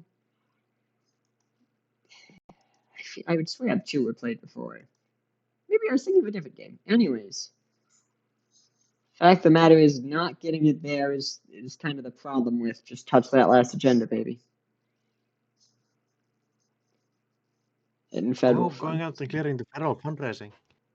Yeah, I could see that. It's possible they don't have the card in hand to clear it, so you go and try and do that to prevent them from getting the cards they want, and could potentially set you up in the future. Are we gonna see a trash here, or are we just gonna see the SMC pop and a bounce? Yeah, that could be an option. Just get a free breaker and call it a day. Right, yeah. Because those tags are expensive, and it makes R&D expensive, which seemed to be where Lat wants to win off of. Still has a trick shot on the deck. Installs a pressure spike. Letting Feral sit there feels so bad when it just like tutors everything and just controls your draw so good. I just think this late in the game, especially with that double Aries, I think Yeah, trashing. It's all just going to be about how you're finding that one from, I would assume, HQ at this point, but money's pretty low. Well, there's a sure gamble if this turn's not the end, which it very much might be.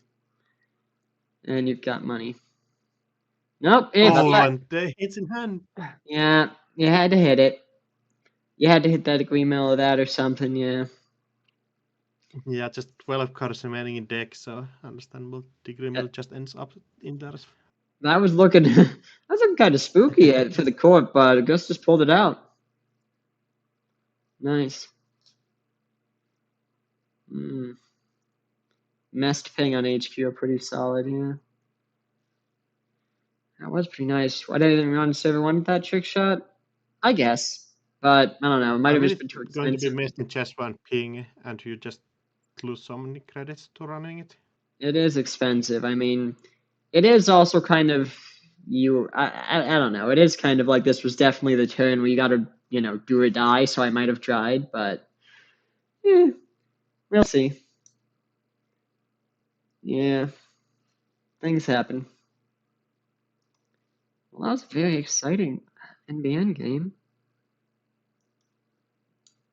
Yeah, very interesting game. It's these NVN decks that just kind of claw out these narrow advantages on tempo and force the runner into maybe just floating a tag just one time, Right. or not about trashing something on one turn. It's really interesting to see the way that good players like Augustus can leverage that into just some really punishing end games where the runner all of a sudden finds their options so limited. Yeah, you just need one agenda, but dear God, it is not forthcoming. Yeah, I mean, and even though we saw the tech, we saw the Parisha, we saw the Lu as well, and still Augustus managed to, from one point, just claw his way back up. Mm-hmm. Hey, Doug. Good morning, Laria. Welcome.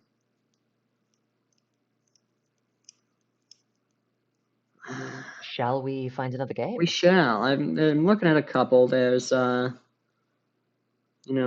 a sports medal lap that was going on second. Some other ones are happening. Oh yeah, that's on the Doom. There's that one. There's my Ed. I think somebody asked for table 9. Table 9. Let's do table 9. Still going on. We could see that. That'd be another predator for us. I don't. Neither those are good to stream. See if that's going on. Yeah. Check up. Tell me if it's good. Yeah.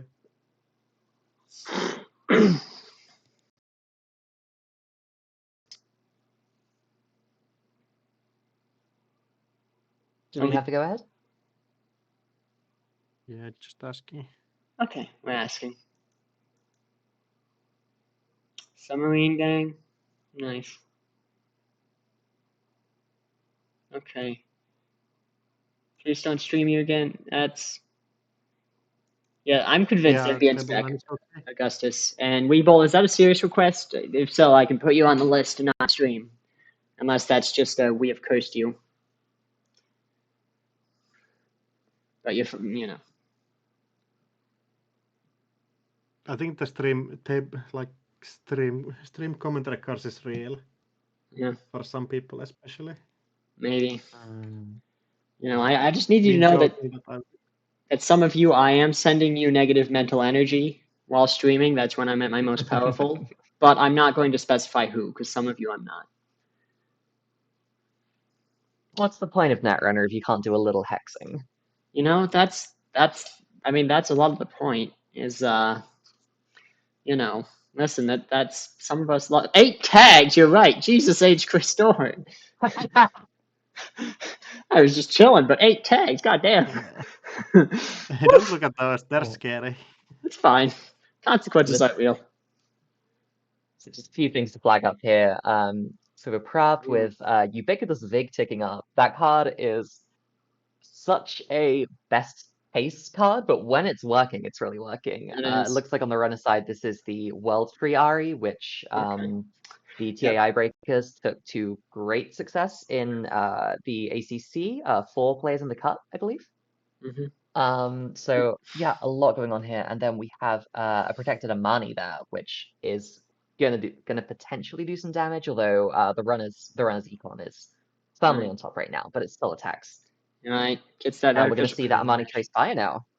Yeah, I'm gonna note that burner caught a shipment from Vladislavsky, which is very nice because you know, at 8 tags, otherwise they're gonna just be fast advancing that artificial crypto crash as well. So very good burner, gets them points, prevents NBN as well from just combo fast advancing next turn, especially when your plot just got trashed and you don't have simulchip on table to get it back. Lily pads added to Crip.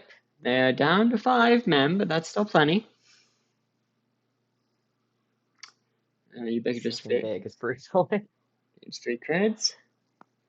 Installs. Draws. Not fast advancing? They just lost to Vladislavsky. They might not have had another one. It got buried with burner. Feels kind of iffy to have multiple ones. Alright, and there's already one in trash, so there's only one left in the deck. Or possibly in hand. Yeah, taking a look at archives yeah. Yeah. There's a lot to talk about when we look at archives. But So we have 2 Checkers Scions. We have 3 Bladderwarts, 1 Wage Workers, some Vladislavsky City Grids, and an Urtica Cipher. So the board state right now very much not telling the whole story of what this deck's trying to do. Yeah, I'm also going to note that Urtica Cipher. I did not see that the first time. I thought this was kind of a trap light deck. Might not even have an Urtica, but no, it has an Urtica. Because we didn't see it pop out. Like, we just saw the Czechoslovakians first game, so I thought maybe it was very light. I think these are Vladislavsky Beals. Maybe you saw Sansan Beals elsewhere. Oh, that's Augustus's plans. Never mind.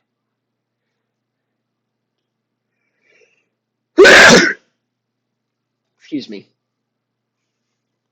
No worries, bless you. Thank you.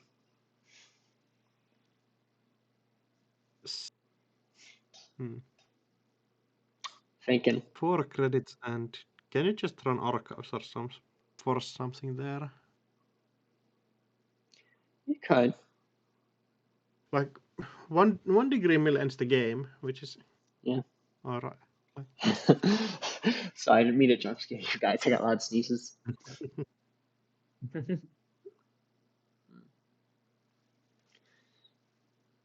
Listen, this is. I'm very hinged. Anyways, they are thinking. Yeah, we'll see in 4 hours. Yeah. I got another 4 hours. That's where.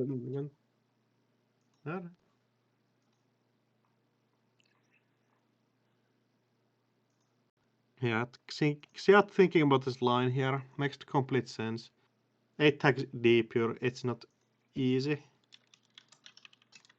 I'm just going R&D, hoping that Ogbonian doesn't have enough credits to rest of. That's I'm smiling though. not ideal here. Not an end the run, but not good. One Tangler. Very nice. We see it come down, and we see the bypass. What a card! What a fantastic card! Oh. I don't think you kind of want to see 1 point away. crypto here. Like that. Crypto means something else is leaving out of your hand as well. Yeah, money is going to be a little rough. Both players on such low econ, but with those 2 ubiquitous zigs just ticking up, does the corp has some really nice bounce back potential here. Dripping for 4 each turn is going to be nasty, and Xia doesn't have any ways to actually clear those. It's still a 3 to trash, 4 to trash actually. What? Yeah, the kind of a different style of pad campaign. Right. Yeah, I mean we're currently on infinite Maryland territory with these two, as they are, but you know, the ceiling of VIG is it gets very silly. Yeah, time to drip like 15 credits every turn or something. Time to psychographics it.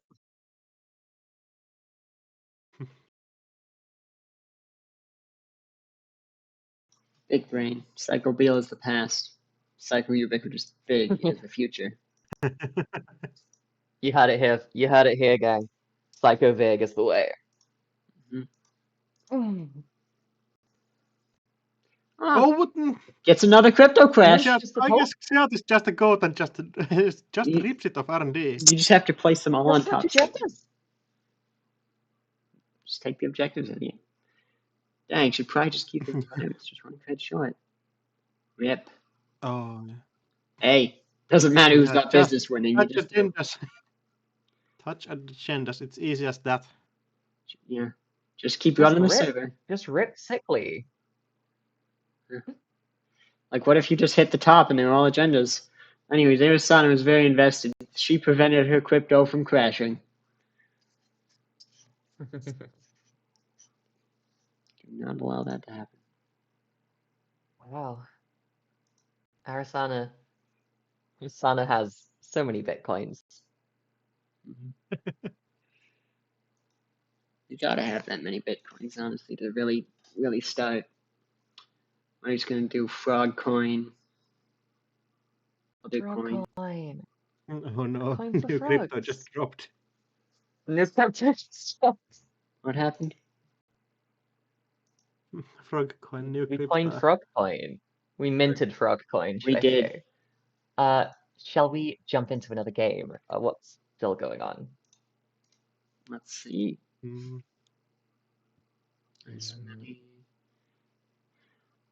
Table 5 is Swag Hoshiko. That could be an interesting one. Hoshiko and Swag, that might be interesting. Let me check that real quick. Sure. Yeah, go ahead and ask. We've seen our draw before. The Swag was interesting. I think they were doing the. I think the game And it's just done. ended. Oh, okay. Did it? Yeah. 6 points, but Iswag. So. Oh. Alright. Oh yeah, Iswag. Yeah. Yeah. I did cheating. Okay, there's 2 potential games left then. There's table 21 or 30 if either of those haven't ended. Neither of them are on Do Not Stream. And there's Asa versus Arasana and Architects of Tomorrow versus Arasana. So a lot of options if you want to see Arasana. Very curious about Architects of Tomorrow. Which table was that, sorry? That was 30. Architects of Tomorrow in here stride. We saw they were on a yeah. I'll jump in us. Yeah, there's only a minute left in the round, but see if we can't do something. I see. Yeah. But yeah, we can come in and we have approval, so we can come in and take a look at this board state, because what a board state it is. Yeah, they're on Stegodon Mike 4. They've scored none this game, but Stegodon AOT is like that deck that hopefully never is good. yeah, it's Stegodon kind of oof. And this is. I just gotta say for a moment, I play a lot of Netrunner. I play a lot of competitive Netrunner. I'm in a testing group, and so I see people every day come out with new weird buck wild decks. I have never heard of CFCS Excavation Conference. That is a card I've never seen in my life. Right. So like, it's interesting. It's kind of. I see what it's doing here. It does get some money. Yeah, it's off-world office, but sometimes better, sometimes worse. You know. Like in this board state, it'd be better. But when we last saw it, it only scored 6 credits instead of 7. So it was worse. So, yeah. I think this is one that wants to waste a lot of bywords. Run like three-pointer.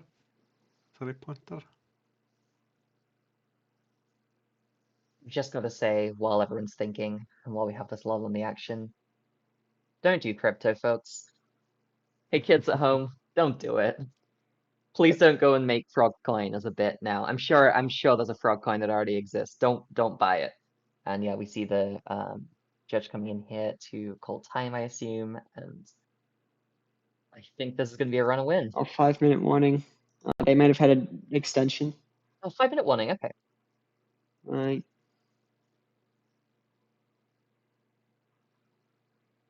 Double Ravana and Hakadal.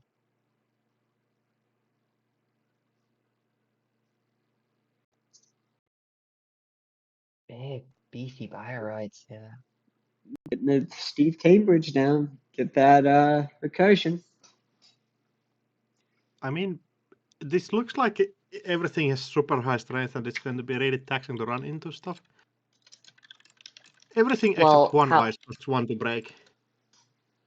However, we have the turbine down and 19 credits here on run aside, so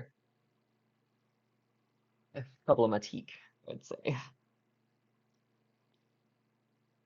Yeah, it'll be fine. Kind of cheating these credits, but yeah, 5 minutes remaining. It's hard to see a way AOT can score a 3-pointer or even 2-pointer in this situation. Yeah, it's tricksy. And they got another brand raised in HQ. Brand is a little annoying for Cleaver. It's 4, I believe. If you want to break everything. Yeah, without extra tricks. Yeah, unless you have Ice Cover, which I don't think these decks normally do. Yeah, I think only thing that this deck might have is like second turbine. Right. Yeah. Oh, quite possibly. This deck might. I don't know if this one does specifically, but that same thing happened before. Yeah. It's a consensus issue in tiebreakers testing. Yeah. Stride specifically had I think 2 scored Stegodons for -4, and then the runner had 2 turbines down for +4.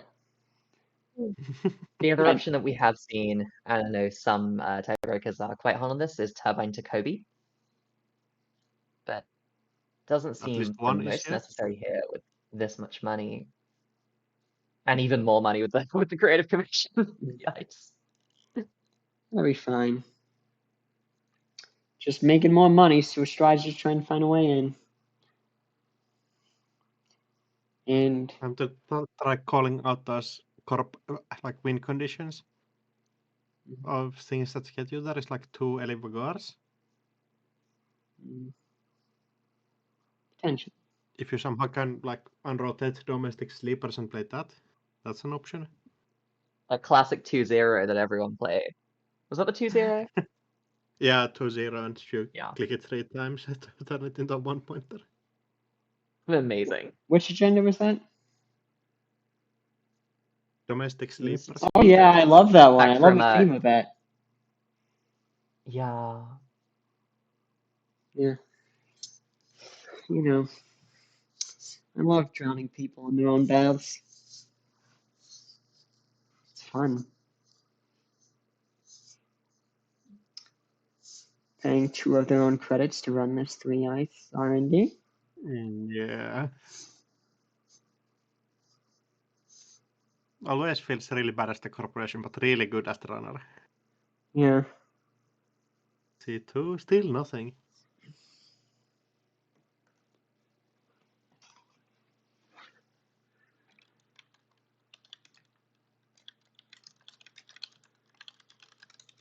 Yeah, like I think Kelly can probably just click for credits and sit back here for the 5 minutes. Yeah. Also potentiality, you know. Why does... I wonder why... I guess it must have been from the Hakatl. I was just trying to see why Kelly had some core damage. Oh but, yeah, probably Carl have... Carl face check into using the flip. Yeah. Time in the round. Oh, but actually committing in server 2. It's too late though. Time got Bit called. too late. I think they're just going to be the runner turn left. Oh no. Yes. No. So when time is called, the... Oh yeah, no. So it's just the runner's turn now. Sorry, it was called during the corpse turn. Yeah. So the runner could try to get to 7, but Stride cannot try to get to 6. Yeah, I mean, just click for 4, right? just click record just in case. No, they gotta. I think Granderman I don't know. not realized it's actually the time call here. Yeah. Yeah. Also, you gotta Yeah. flex. Like you gotta prove just that you're the better one. Well, I guess with the Corbin 2 credits, you can't double snare off a trick shot now that you've res that tier on server 2. So That would be yeah, a I guess really you not see funny that end to victory. this.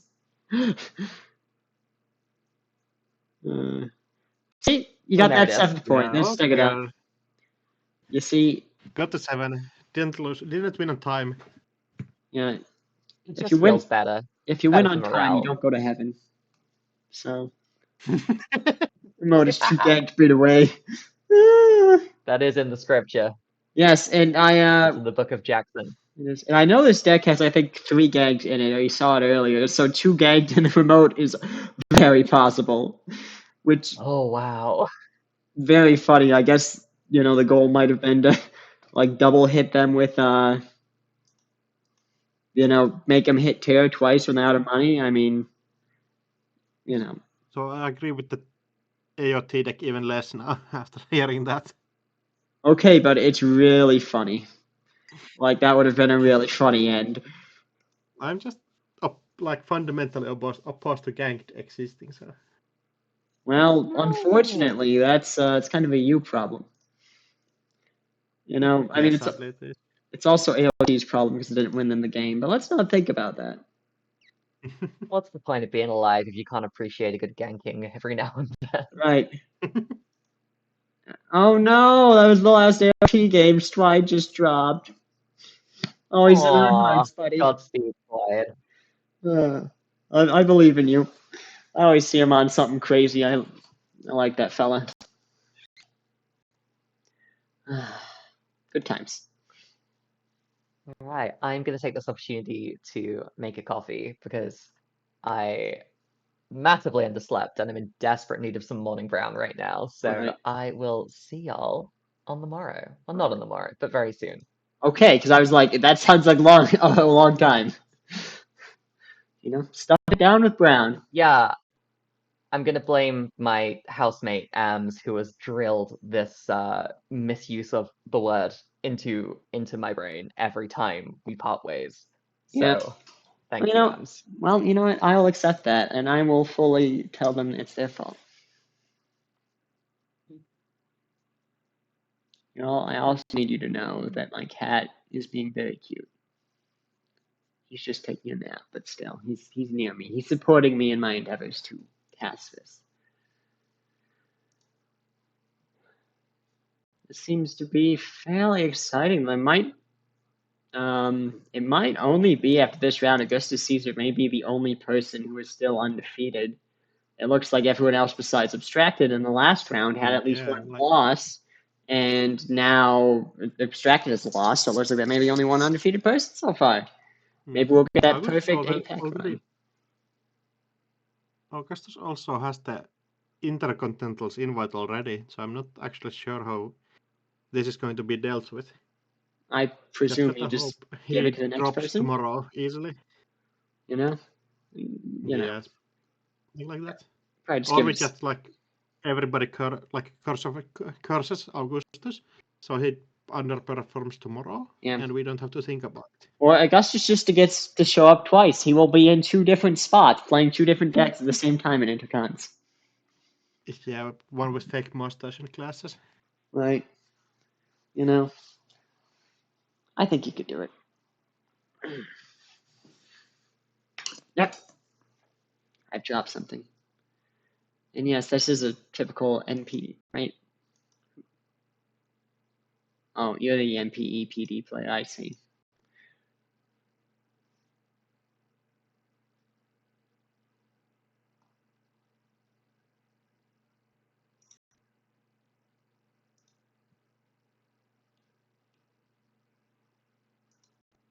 So we have standings from round 6 already. Couple of switch ups, but nothing major. Yeah. A number of people up on the tables is dropping. Yeah. But I think it's still a top 16 cut. Yeah. So it's going to be a bit easier than the last time?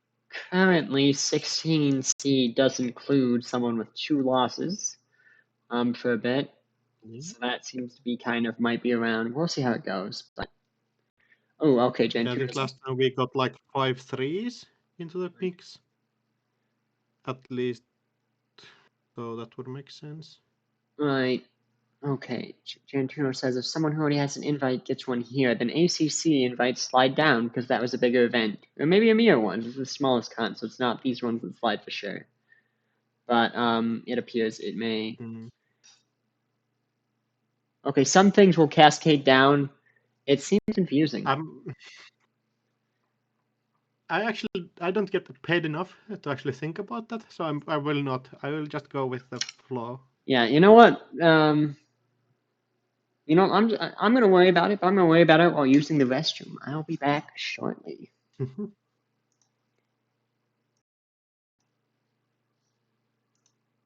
know what? Round 7 pairing is up. Free. Okay, I'll be back before the round starts. Try and find a good game for us. Thank you. Yeah, I'll look for one. Anybody got calls? Yeah, we're so caffeinated. What do we got? Table 7 pairs. So we're looking just for the table. Oh. Is Asmara cool?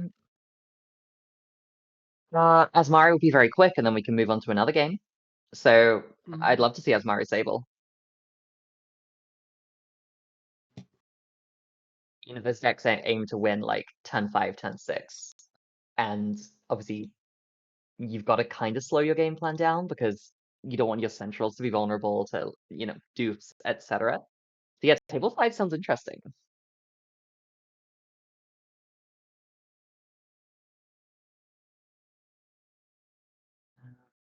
Let's see. God, the wall of purple at the top tables. Yeah, it makes me happy deep inside. I mean, you have 3 very viable IDs, and then also Architects of Tomorrow, but we have Sports Metal is killing it right now. Asa Group is killing it, especially with the addition of Hollow Man recently. And then you have PD, which it's PD, it's a classic. You got a small deck and all the good HP cards. Yeah, just use that value. Also, Shaper doing good as ever, and Criminal only one that's bit underscoring. Still putting in some good results. Yeah. Just out of top 16 though. Any interesting games? Yep. So yeah, we were talking about table 5. To be streamed. Okie dokie. Yeah, I'd love to table 5, and then the other option would be maybe table 17. I'd love to see which flavor of personal evolution that is. We could start table 5, and like I said, that's likely to not be a particularly long game. Right. Got fast people. That sounds good. I may jump in and ask. Well, more the speed of the Asmari deck, the way it tries to neurospike Q, you know, 10-6 or so. Let's Yeah, table 5 was alright to be streamed. Okie dokie, let's go. Right, sorry. Right, we're asking twice. I've got to make sure.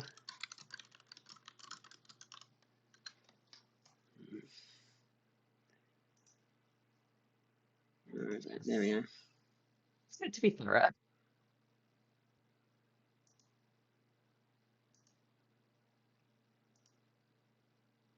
I think time started just now. Everybody's expecting the Asmari kill deck, right? Probably. I'd love to see if this was we could all be wrong and this could just be a Glacier deck. That would be very funny if yeah. this was one of those that went to time that we started with and it's just here the whole time. In the HQ ice, I have played quite a lot of this Asmari deck. I took it to the last 2 tournaments I played, including again, assuming it's the spike. Right. And then the Nick. Oh, old school. That kind of stings. When was the last time Closing I a saw click is never Enigma in a fun. competitive deck?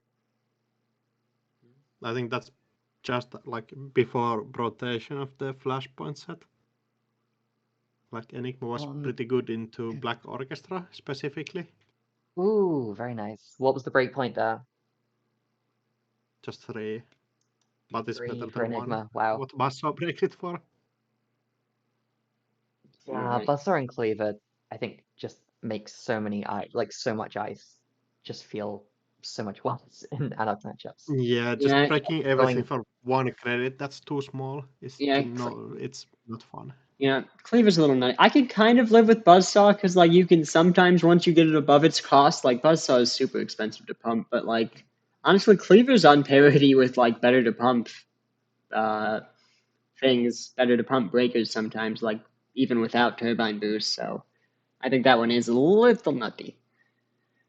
Oh, just not. There's a Green degree Mill in Archive.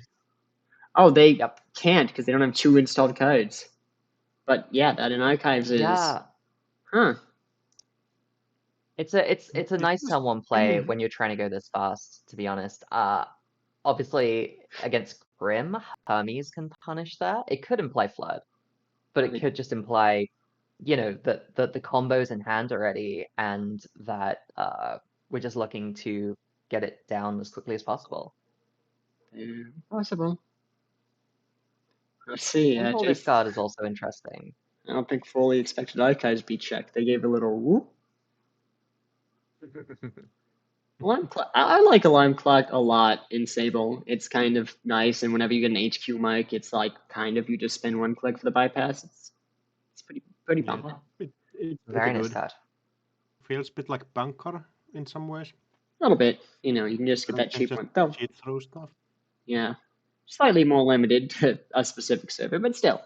Yeah, like just being HQ, it makes a huge difference. Right. But still.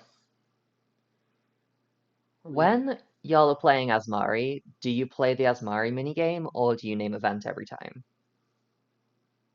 Kind of depends on what you're playing against. Stuff like Sebastian, you can call resources. Then Shapers, you sometimes call program. But against every other against Ari specifically. Yeah, true.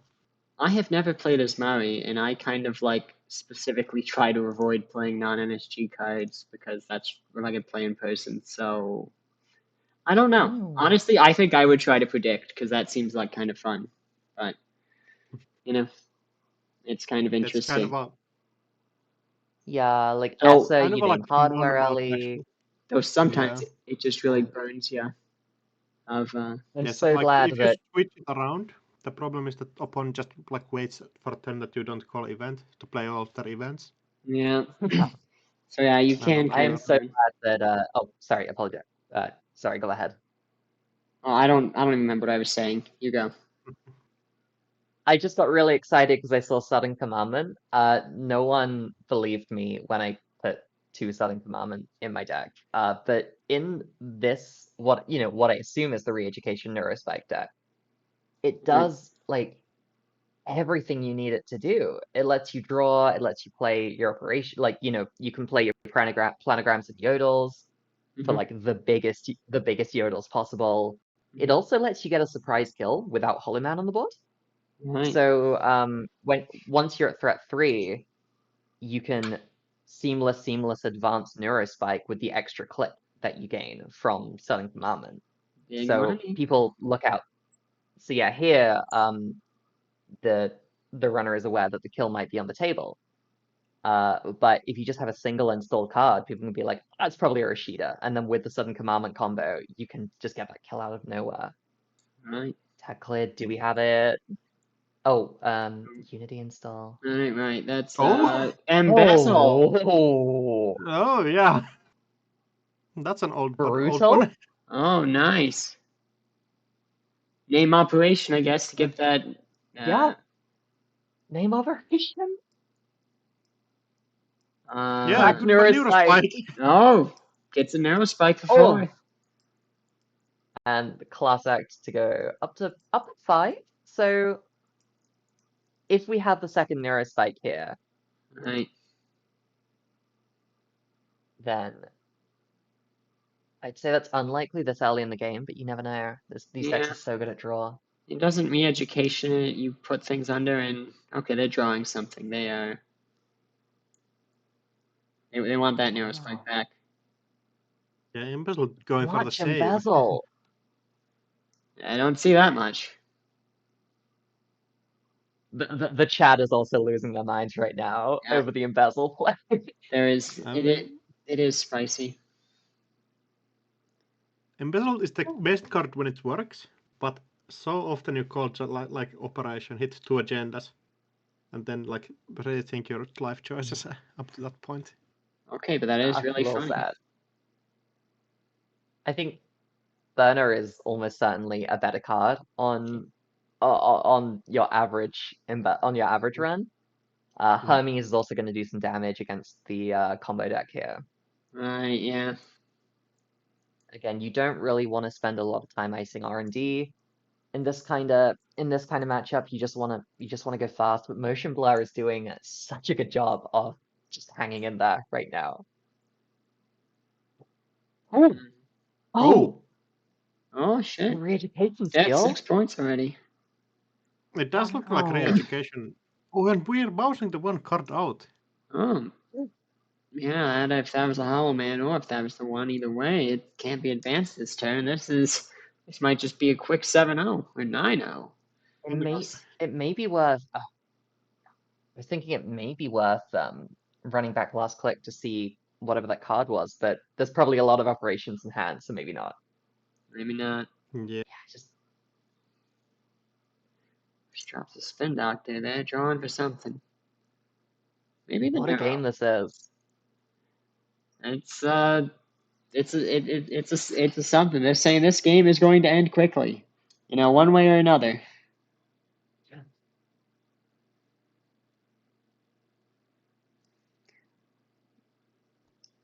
It's On the edge of my seat right now, Mm, rocking back and forth a little bit. I think it's the caffeine. right. You should try more. Yeah, Also, I'm starting to I feel think a it's little. the Netrunner. It's probably not the Netrunner. Or why would it be the Netrunner? It makes no sense for it to be the Netrunner. This is gripping. I'm living right now. Oh wait, I'm supposed to. 2 out of the 3 breakers down, but not a ton of money. Oh, Boomerang is going to do a ton here, though. Challenging server 1 this here. Oh, inside job. Oof. Oh. Oh, now that gives So you there some won't be enough solutions. to. There wouldn't be enough to trash a Hollow Man or something, but this very well may be game you here. clear the agenda here. That's enough. Yeah. If it is, and unless it's a Rashida or something, which still a nice trash. If it was Rashida, I feel like it would have been popped by now. It's been down there. Did we not see an install this turn? Well, we did, so I guess it could be. Maybe they popped the re-education back to hand. Yeah. Maybe. The Rotisserie res, okay. Yeah, bypassing this. Resting everything, but doesn't matter. Yeah. Maybe they're just flaunting what they got for us. Yeah. But we'll see. Well, if you're losing, might as well. I mean, that money, they aren't paying you to take the money home. That's so sick. Criminal doing criminal things. A perfect 9-0 from Motion Blur. Look at that. Oh, game's dead. Goodbye. We have left. Okay. Well, that was quite something. Perfect game. I'm struggling to hear my co-commentators right now. They've become very robotic. Is this the case for everyone, or is this a me problem? I can hear you just fine, but I am getting a bad ping warning. I can't hear anything anyone's saying. If we're discussing tables, I would love to put in the vote for table 17. I'd love to see what flavor of personal evolution we're rocking here, but happy to defer to the group.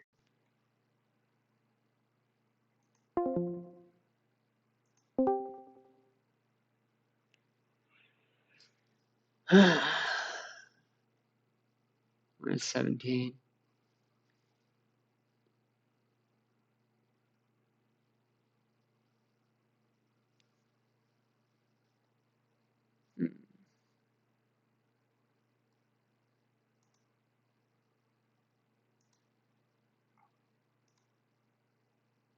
All right.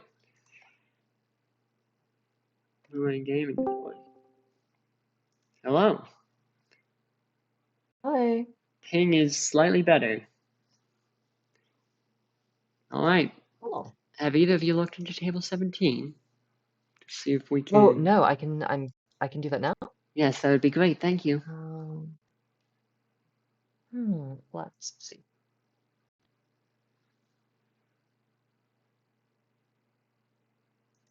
I know this PE deck. Is it a good one? I took this PE deck to Worlds or something very similar. Nice. Did you win? Yeah, I won Worlds. Yeah. Nice. Congratulations. We have a. Sorry, I'd rather not. Okay. Okay. Rather not. That's fine. Someone said Man in the Moon is on Seb. So that would be a fun one to jump to. Right. Yeah. That's table 12. We did Yeah. see. I think he lost earlier. I don't remember, but we kind of caught the tail end. We didn't see a whole Seb game. Yeah, check that one out for us. Yeah, that was a spicy embezzle. You know, losing on stream is somebody's got to do it. You know, because We have to go ahead on table 12, and we have a lot to talk about around aside. Excellent. All right. Here we. Oh, that is quite. There's a lot of stuff down. Got a nice Julie in the wheels. Oh. I love Julie wheels. There's so many clicks. Yeah, Julie has been doing work in the handful of times I've used her. Julie and Padma is very fun. So we have the combination that was really dominating the meta very early on in RWR, which is Aroceras Crew and Devil Charm. Just lets you crash almost any ice. Up to strength 8 if you take a tag, which is nice. It's very aggressive. That is interesting with Sebastian. Haven't seen a ton of him, so interesting to see how that goes. Yeah, bit like you usually bit under Hoshiko value in general. You probably see Hoshiko a bit more, but Sebastian can actually do like nasty things. Yeah. If you give him the time to set up. Yeah, I think. Sorry, go ahead. I was no, you go. I forgot. I was just gonna say, definitely feels under the power level compared to Hoshiko and Lu, and we see freedom around occasionally. But Seb is just so fun to play. Like take a tag, install friendo, pop friendo. It's just something about that little game you're playing with yourself it's just so fun. And meanwhile, the corpse scores 7 points. But that's not important. I don't know. I love Seb. Yeah, Netrunner's about installing cards. Right. You know, it's Haley. I've heard good things. You gotta install. Those are the days. I started saying those were the days. These are the days. This is the most. I started playing during San when Haley came out, and this is the last year. The whole Liberation meta has been the best meta I've ever played in. This is. Ooh, hot pursuit. Border control. Are we popping this just to stop the corp runner from getting 9? You could, because I mean 9 and a tag, and the tag lets you install something. I might, because yeah, that's so much value. Like yeah, I'd think about it very much. Yeah, we pop it. Yeah, there it is. Yeah, 9 and a tag. When the tag's good instead of bad, that's then that's a real good card. Yeah, Hot Pursuit, one of those cards that kind of just lets you play this kind of thing in general. All right. Private access? Privilege access. Wants to reinstall something. BNC. Got some options. Not getting a threat, but I think just friend of a friend for 1 is really good. All right, friend of friend would be Nice. nice. Would let you get back up on creds as well. You kind of need some of that. Certain friends, and probably friends of friends, will maybe know that I have a lot of feelings about Friendo. It was the first card I was really hands-on with as a member of the creative teams in Null Signal, and so I've never seen it played in a tournament before. Because Seb hasn't really made much of an impact, and it's a signature Seb card. But I don't know. This is making me happy. Right. You know, someone is using your work, and they're doing well. I think Man the Moon's currently top 16. So friend of a friend, maybe it's got something. All right. There she is, my baby. All right. Oh, my baby. Oh, I'm buzzing right now. That run is great. It is. It's very, very bumping. And with Julie, you can use Friendo. Oh wow. And So Valentina, not at threat, sadly. So right. can't. And we got You somehow don't get the 3 credits. click? Like, Clicks for Oh. 2 moves of that's some tag. kick flips. What the hell? And then does a 9 and takes 1 tag to install Miss Bones and is going in. And the gatekeeper. Okay, well they're gonna trash that's getting Gatekeeper. broken. Trash Get rid of that. Alright, and Socia can't Suzanne. raise the next dice. They only have 1 cred. Yeah, what the hell? Another kick flips over here. Yeah, was she well, okay. Jim Olsen trash. What a turn by Man in the Moon. Yeah, kind of a kickflip just to trash Rashida, which is a little tragic, but I mean, you know, he stopped them from getting that momentum. Corporation on 1 credit and lost border control during the turn, lost a gatekeeper during the turn. Yeah. That'll mess him up. Man in the Moon must be really happy. Right. This is a dire position for And you Socia clear right the tag now. for 1 credit here as well, which is pretty sick. And Shaw's another thing starts clicking up, but you still don't have very many things here. Sauce says they want to seal with 7 Friendo earlier. Yes! I just saw that. Great job. That's right. Gets another crew down. They keep saying, oh, after this big tournament, I'll really properly look at Seb, and then there's always another big tournament on the horizon, and I'm too much of try hard to play the sort of tier 2 deck. I'm not good at Netrunner enough to play anything but whatever my friends tell me is the best deck. You see, I've got the inverse. I'm not good enough at Netrunner to play the best decks. I'm going to lose either way, so I might as well play the tier 2 decks. I very much did have that mindset previously, and then I decided to get really hardcore about it, for better and for worse. But hey, there's no right or wrong way to play Netrunner. It's Netrunner. Every way to play Netrunner is wrong. There is no right way. Go play Magic instead, kids. Yeah. Right, you gotta get okay. Takes a tag to. Oh, we're actually crewing the magnet. Oh, okay. So he takes a tag from one crew, uses that tag to install another crew, then takes a tag on that one to get around the ability, using the ability once per turn, and then gets an Equa. He does end the turn tag. We've seen the sickest of rips across these 2 rounds. Yeah. Yeah, you end up with 2 tags, but it doesn't matter. Like, no Shotrunner Corporation can trash stuff, especially when they have to actually pitch cards to do that. Yeah. Man in the Moon, you were too powerful.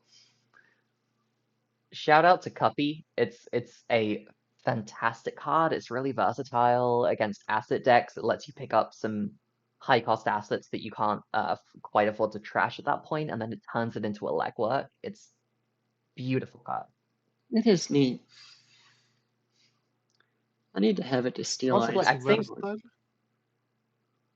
think it's from a gameplay perspective, it's my favorite card from Rebellion Without Rehearsal. Oh, that's neat. Available now in all good game stores. And anywhere NSG products are sold. I don't know if that's a lot of places, but is kind of also pretty hype against like stuff like combo decks, where it's just like cup there, neurospikes, copter, like end of the lines, everything. Also good against persistent upgrades that are normally annoying. But when you cup them, you didn't trash them, so persistent doesn't apply no more. Yeah, Kar is just kind of really sick. Right. Might be trying to force this border control pop. Oh, it's not an agenda. No. You got Miss Bones, might as well. Yeah, but trashing Tranquility's a good tranquility trasher. grids is pretty hype. Send it to hell. No, So, tranquility is a good play. that was a lovely turn looking at the bounce back ability of Seb and kind of all patchwork decks here. You know, trashing the strike fund to install a money card for cheap and then using that money card to get money. Right. Patchwork is very good, especially since and we have a concede. See, okay. Yeah, The LTL? No, just agenda fled. Tragedy. Didn't have an end of the line. The impression I got. Okay, yeah, sometimes the corpses spin their wheels and that, so I kind of get that. Sometimes you get to like 8 cards in hand and 8 agendas, and you're like, oh, okay, that's good enough for me. Yeah, that Rashida trash was a thing of beauty. I think the Rashida fire that really would have changed things.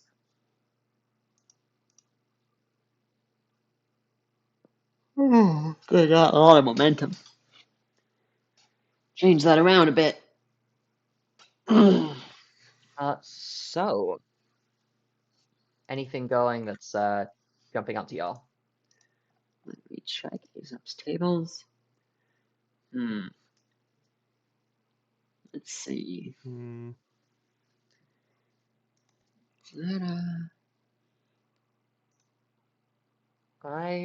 What's Jai running today? Asa and Asa Hoshiko, okay. Yeah. Classics. Yeah, table 8 sounds nice. We can go as there. Just a classic Netrunner. I'll jump in. Okay.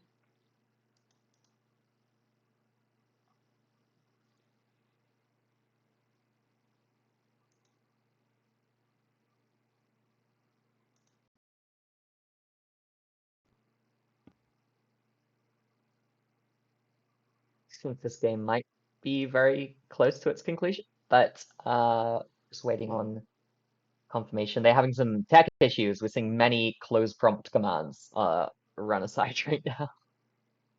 A lot of weird manual stuff going on.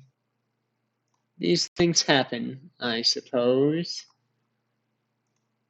But yeah, sometimes things just die. Oh, I've been seeing some great Netrunner. What a way to start my day. It's quite. I can also go and ask, like, table. I think there might be some weirdness happening here. Yeah, if it's perhaps a judge yeah, call of some kind. Yeah. You're right, Koga. I think Giant I'll is go as table 11 then. Yeah, I'm really wishing Jai the best here. I would love to see an APAC player win APAC, and what a fantastic player. Oh, the game just ended before I got to ask. Tragic. What is left? Yeah.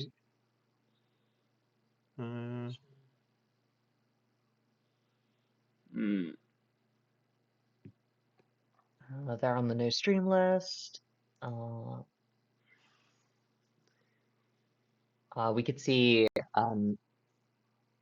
table 11. We could see PD Kit, perhaps. Actually, I think one of those players might be on the list. Yeah, I jumped into Charlie against Augustus on table. Yeah. Not sure. I guess this is 1. Oh, table 1. Right. Table 1, okay. Is that going okay? Yeah, Niechari. Are we good to go in? Yeah, game is on 5 points to 1, but there is a kind of a problem program brewing here. Right. Okay, yeah. Oh yeah, that's a happy big to jump conduit. in if that's table 1, some heavy hitters. You know, we'll quite possibly the big ones. see these two players again in the cut. So Potentially. what's going on here? I apologize. I have to use the any restroom. 3-tier subscriptions. Okay. That is subscription, like And- surprisingly good card. Yeah. There's a headline here, jumping into this game, which is the 5 conduit counters. Yeah. 5 conduit counters and a entangler on Mesnit Chesvo. I would not be surprised to see Purge here.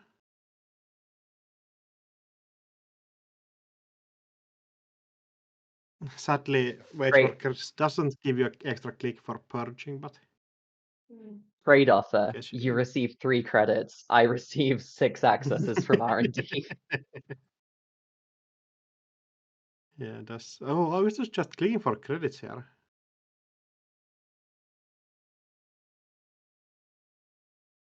Does feel like Server 7 might be an agenda at that point if you just let your opponent get 7 access on R&D or 6 currently.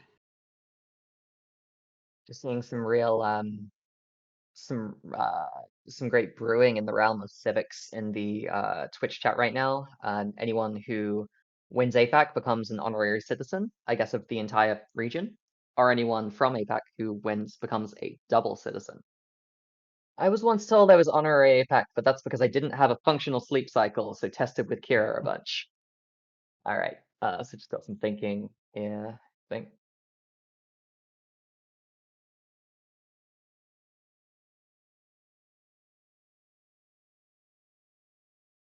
Not instantly going R&D. Yeah, has to clear Server 7 before that. Let's not just go for 2 credits though. That's kind of hype.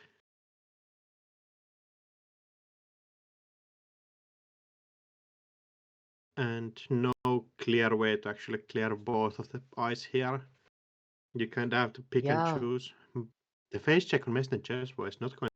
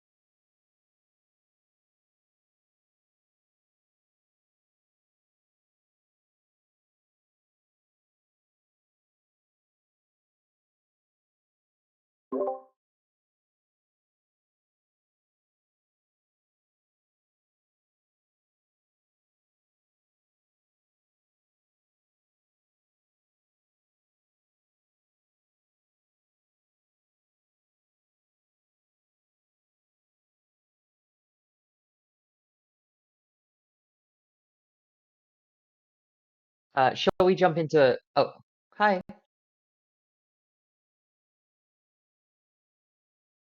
Oh yeah. Yeah, we all cut out, apparently. Like, we all died.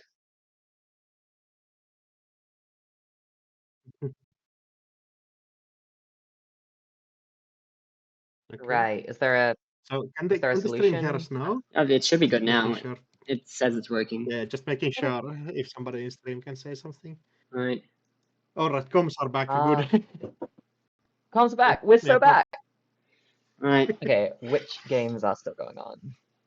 Table 10 is Asa Sable. I'd love to see some more Sable. And then oh, they're on the no stream list, as in someone on another table. So let me just check table 10 quickly. Okay. If everyone's fine with that. That would be fine. Oh no, I think they're also on the no stream. They're also on the no stream list. So, let me check about 27. 27 could be safe. And that's the only game without anyone on the no stream list. I'm happy jumping Nope, in. someone's 27. wait, 27? It's 27. 27, yeah. It's done. Yeah, 27's already reported. All right, and that's Yeah. the round. All right, everybody. How much time is left on the round? Do I have time to make a breakfast? 7 minutes. And 12 minutes for probably. the Oracle extension.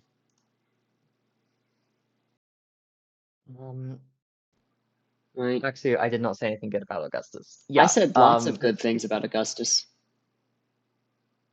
We were You will talking about... never catch me saying anything good about another tiebreaker player. Oh no, I also we also missed me plugging the QTM podcast because we speak about Augustus in that with regards to rivalries and nemesis in Netrunner and how they can really push each other and make for interesting drama. Well, then you should plug it again. Coming out soon, gang.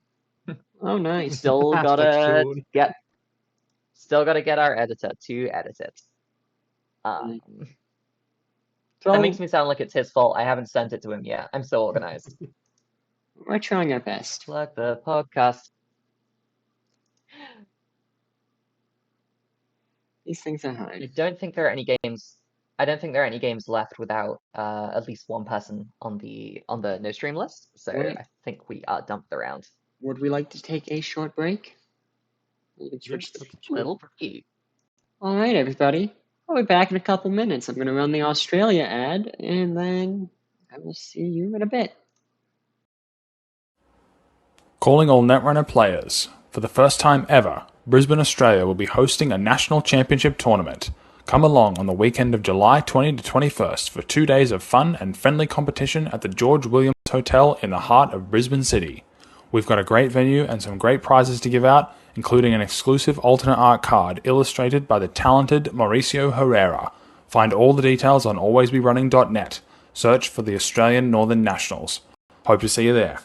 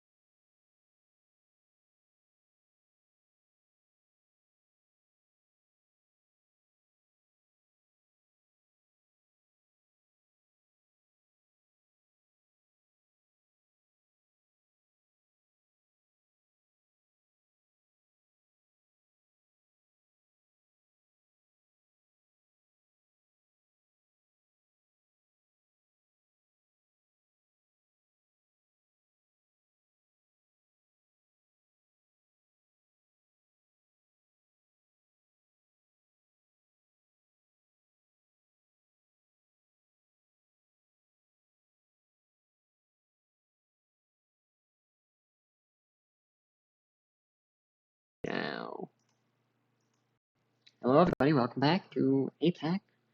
It is currently round 8, which has just been paired. We'll be finding somebody to bother in a minute. Let's take a little look. A lot of options. Have we seen EA yet? Seen who? Yeah. EA. So table 7. Table 7. Epiphany? Not too much. Yeah, it's Epiphany and We've seen Right. quite a lot of. Oh yeah, it's EA versus EA. Fun. Yeah. You also the other fun name matchups in Netrunner in standard currently are Essa versus Asa and Az versus Az. Right. Yeah, That's a problem for like bilingual people. Yeah. I get messed up so bad sometimes. Right. I know. Let me just check the no stream list again because there are some games I'm quite interested in. We can definitely do Epiphany. I feel like we've seen quite a few yellow asset decks already. We have seen yellow assets. Epiphany's kind of unique, but we have seen yellow assets, so I'd also be up to see something else. Have we seen big? I mean, your options are yellow assets or 15 million HP decks. Nobody cares about HP. Have we seen Bing Bonkle's Ob? I have not seen Bing Bonkle's Ob. I saw him on Runner, but not on Ob. And we haven't actually casted Hoshiko game today, so let me check that real quick. That feels so wild. That, shall I jump in and us? Around 8 of a tournament, and you haven't seen a Hoshiko yet. Yeah. I mean, there's a lot of Hoshikos in top. I think that's just kind of been how we've been selecting. It ends up not. Actually, did we see a Shiki? I think we might have seen a Shiki with Patchwork earlier. Okay, I think we've seen a Shiki. But, so, listen, we're in round 8. I've had a lot of caffeine. My memory isn't as good as it used to be. Yeah, I feel you. Yeah. Okay, we have a request not to stream Table 5. Okay. So, I'd love to see Kit, but that is yet another. No, let's do Epiphany Essa. We've not seen Essa at all, and it's the one Essa up there. Oh, there's Table 16's Essa as well. But I'm happy doing that if that's what y'all feeling. Sure, I've seen Ramus's Essa, but we can watch this one again if they're interested. Why not? I first one didn't go through, so let's check table 7. If one of you can scout it out for me.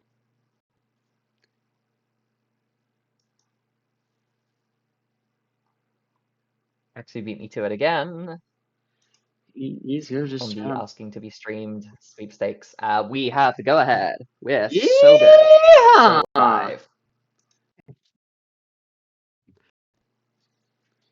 Anyways. Okay, Augustus Caesar and Hotel Foxtrot are intentional drawing for the top pairing. Looks like they're ready to give up, take a nap. So makes sense. 3 rounds left and unbeaten. So yeah. I think Foxtrot does have 1 loss, but otherwise it's still top 3. Intentional drawing probably keeps them pretty safe. Is this a top 8 cut or a top 16 cut? Top 16. Oh, we're so safe then. Yeah. At ACC, everybody on 7-3 got in, and that was a larger tournament with the same things. So, yeah, definitely safe at this point. I think there was one person who didn't make it in, like in the bubble, or like one person made the bubble. I think. I don't know. You might be right there. I just remember that Rial and I were stressed out of our minds about whether we'd bubble in or not on 7-3, and then Soccer swooped in like, yeah, I've done the maths really, really diligently. Everyone on 7-3 gets in. So if he was wrong, he may well have been wrong. But making it in with 6-4, and like 13 people who didn't make it on 6-4. So it was like one person was suspicious. Okay, yeah. I might have been pretty tired at that point, so might be incorrect. Yeah, bubbles are brutal. Yeah. I think if it's one person on 6-4 and no one else, then that's fine. If it's one person on 7-3 not getting in, then that's Yeah, that's but that always didn't like happen, so sad. it's fine. Tragedy. Yeah. The Marrow down instantly. That's what you want to see. That's what you want to see. Turn 1. Yeah, get Lamb and max Din implying that value. we're gonna have the Vegemo combo. Yeah. All those sabotages. We get 2 installs and a hedge fund from the coin. Sabotages. Yes. And it's 51 cards, if I'm not counting incorrectly. From Essa or That so- sounds about right. Yeah, I looks think like I'm on 51 Kuno was currently. on 51 also, so. Yeah. Very similar lists to mine, but legwork instead of compilation. Deck that was built by Pylu. Shout out to Pylu, Yeah. who also made the PE deck that Riel won the competition with. Oh, early Holoman res. Okay, juicy. Are we scoring? Oh, All right. this is going quick. Shot. Install the Hollow Man. The Now- value Marrow sabotage. Issa can do a lot of cool things. V does not often have particularly great liquid econ, and so the tags could prove a problem. I think the deck is likely to be running Bio Bands, especially with Ghost Tongue. Oh, and speaking of Ghost Tongue, you just get so much value off of the Bio Bands. But in terms of being able to, say, stay on 8 credits so that you can, bounce back after an oppo, that could be a problem for Ramos here.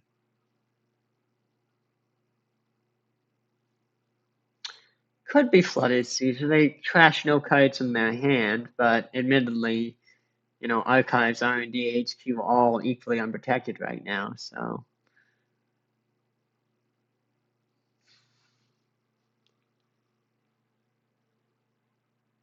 For a Also deep dive.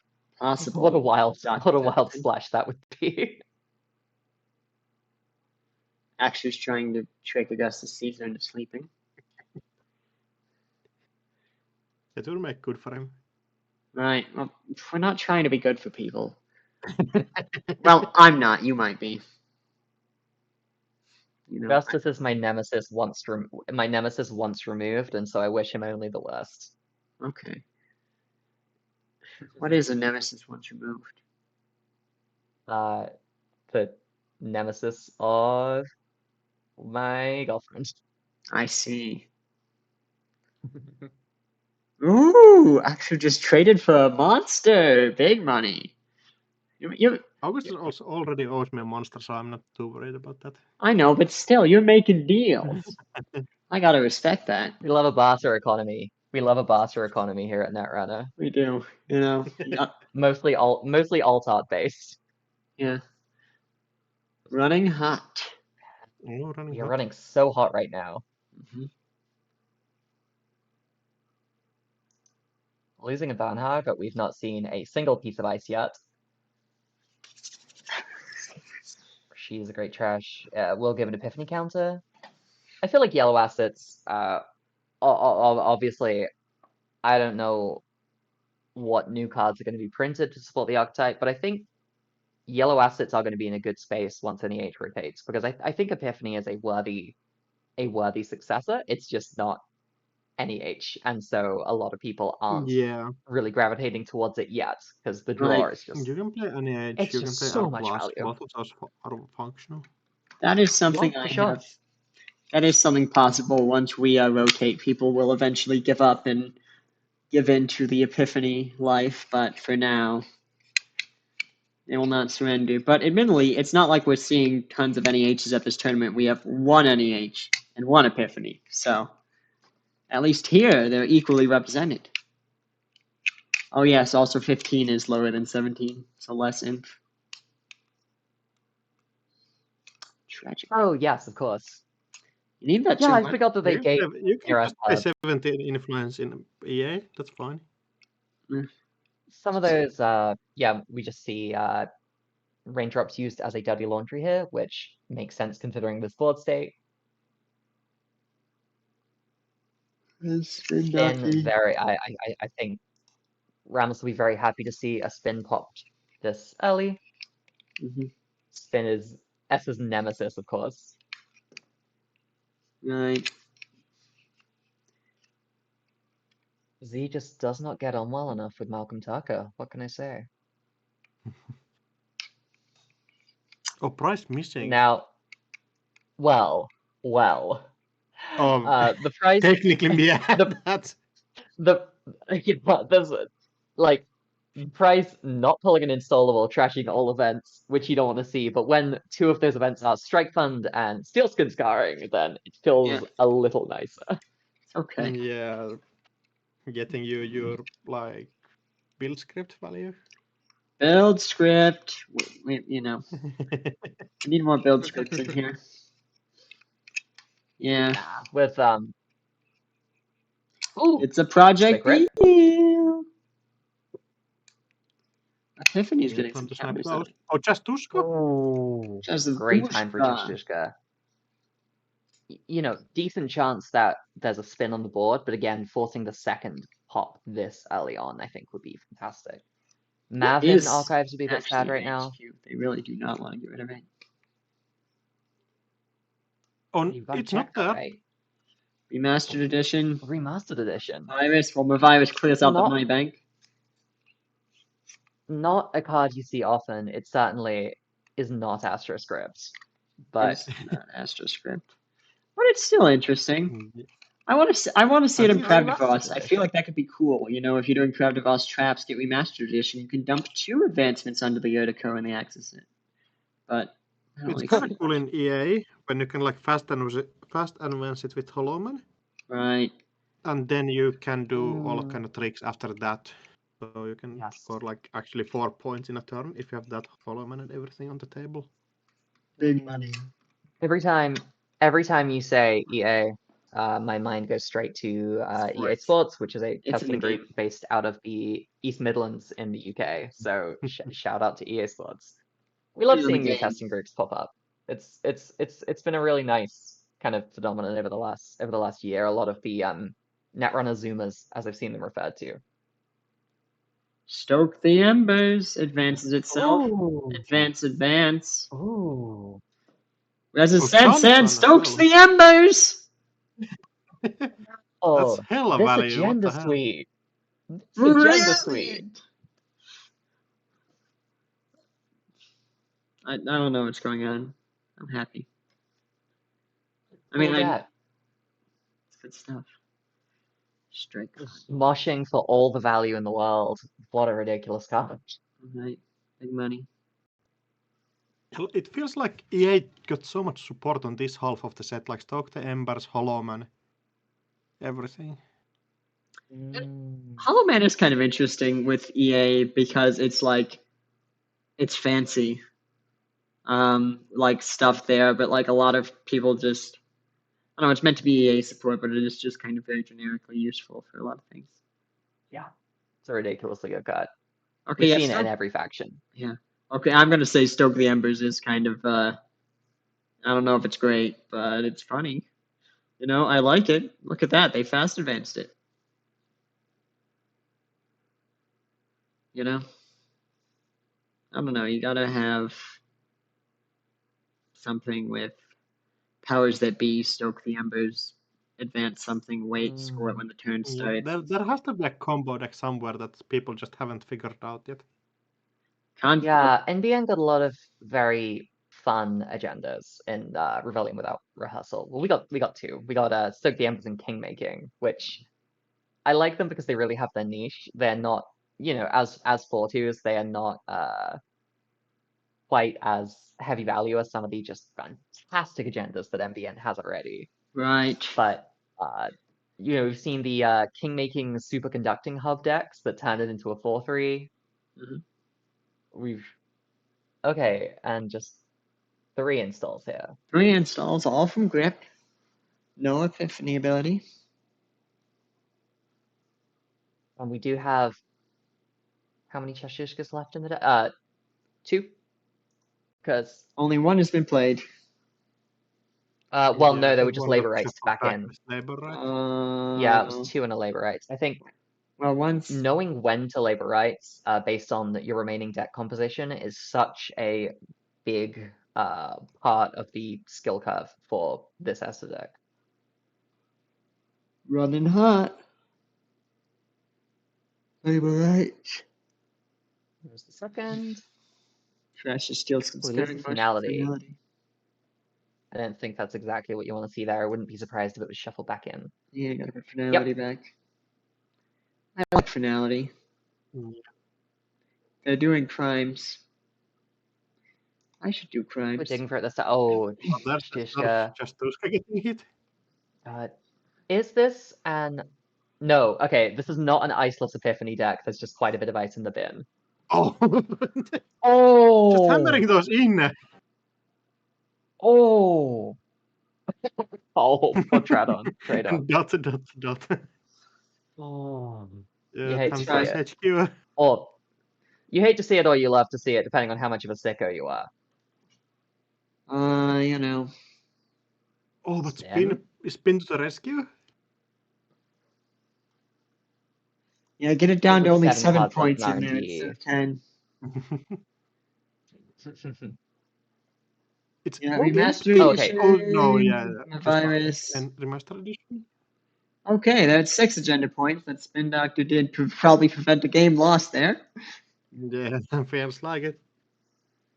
But how many agendas are in R&D at this point then? You see 9. 5 pieces of ice in the bin as well. I highly assume there are not so many left. However, no way of breaking any ice right now. I think the play is probably pop Fermenter and still Lamb from the bin, or, you know, we're running Botulus here. Yeah, probably more likely install Botulus from the bin. Res open Open forum. Forum, another card I've never seen in my life. Yeah, you don't see that much. You know, some of us like to talk to people in our open forums.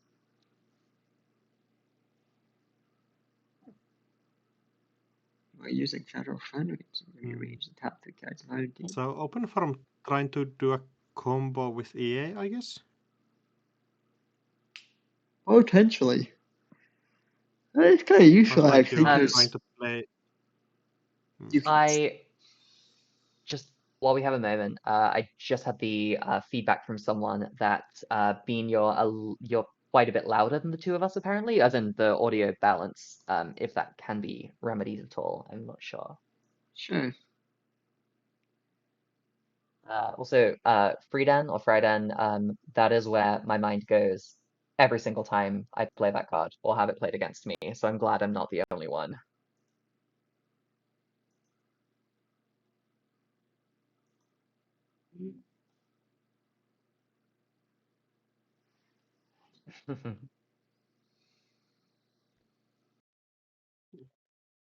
Open forum doing the thing.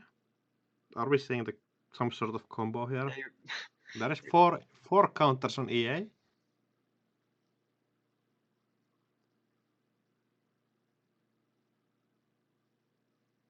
No, yeah.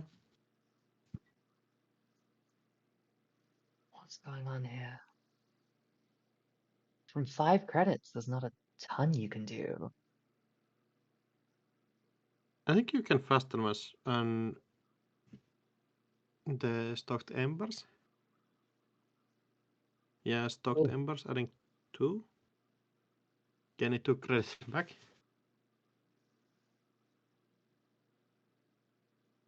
Oh. Install ice.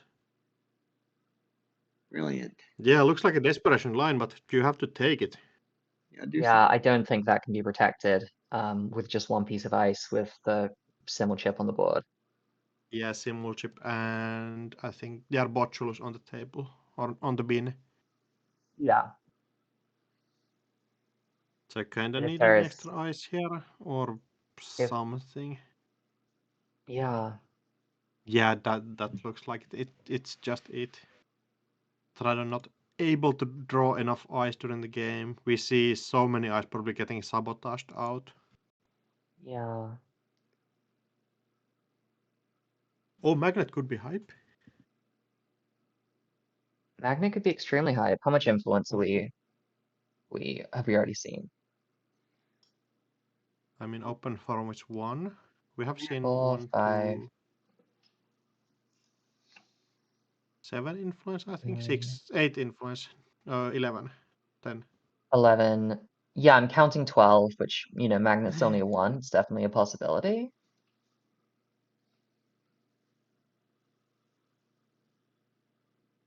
I think any other ice install kinda doesn't make sense there, but Yeah. I guess you On kinda 7 can do it. credits. On 7 credits, you can also lam it as well. Yeah, but you need somehow to get the 7 credits first. Not Yeah. a easy mission. I mean, theoretically, you could have just Taking sure the- gamble from there. Oh, but just Tuska, yeah, that's also Yeah. just nailing the coffin stuff. There's no way that there's. Is there any way that the Corp can win from this board state? I think there Like, is. as in this like, turn. No, I don't believe so. There's no line. Okay. I mean, there I'm not might be. You can do like EA install. No. If you have The other thing here is. Oh, sorry. Go on. If you have the post-root dividend, I think you might be able to, like with some voodoo magic. If you seamless. I mean, my line includes like Hollow Man install this. EA for Hollow Man somehow install post-root dividends clicklessly, and Yeah. I mean, biotic, I guess, is the other thing, but I think we've seen all but 3 influence, so that would not be possible. yeah. Yeah, the I mean, there is yeah, a declining federal to use clearance federal install fundraising. something also. I What believe. was that, I sorry? believe. If you have red level clearance, I think you can do it somehow. Hmm. Oh, all restore Some all Holomans the bin. Yeah, that's it. I don't. Southern Commandment is the. Yeah, it's almost in the ice. This Yeah, is. so 3 cards in hand. I think Sabotage. This might be a second mill out of the tournament. Wow. Ends up being a toxic grinder deck, as everybody know it already. Do we have the Cheshtishka here? Do we have three in the bin already? No, just 1 in the bin. Just so one. yeah, No, they were probably labor be rights back Yeah, for just the Tusk and 3rd time. Gormage even does it here.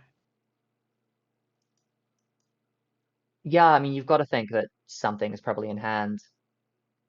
Multiple things, in fact. There's 8 points still unaccounted for. Yeah.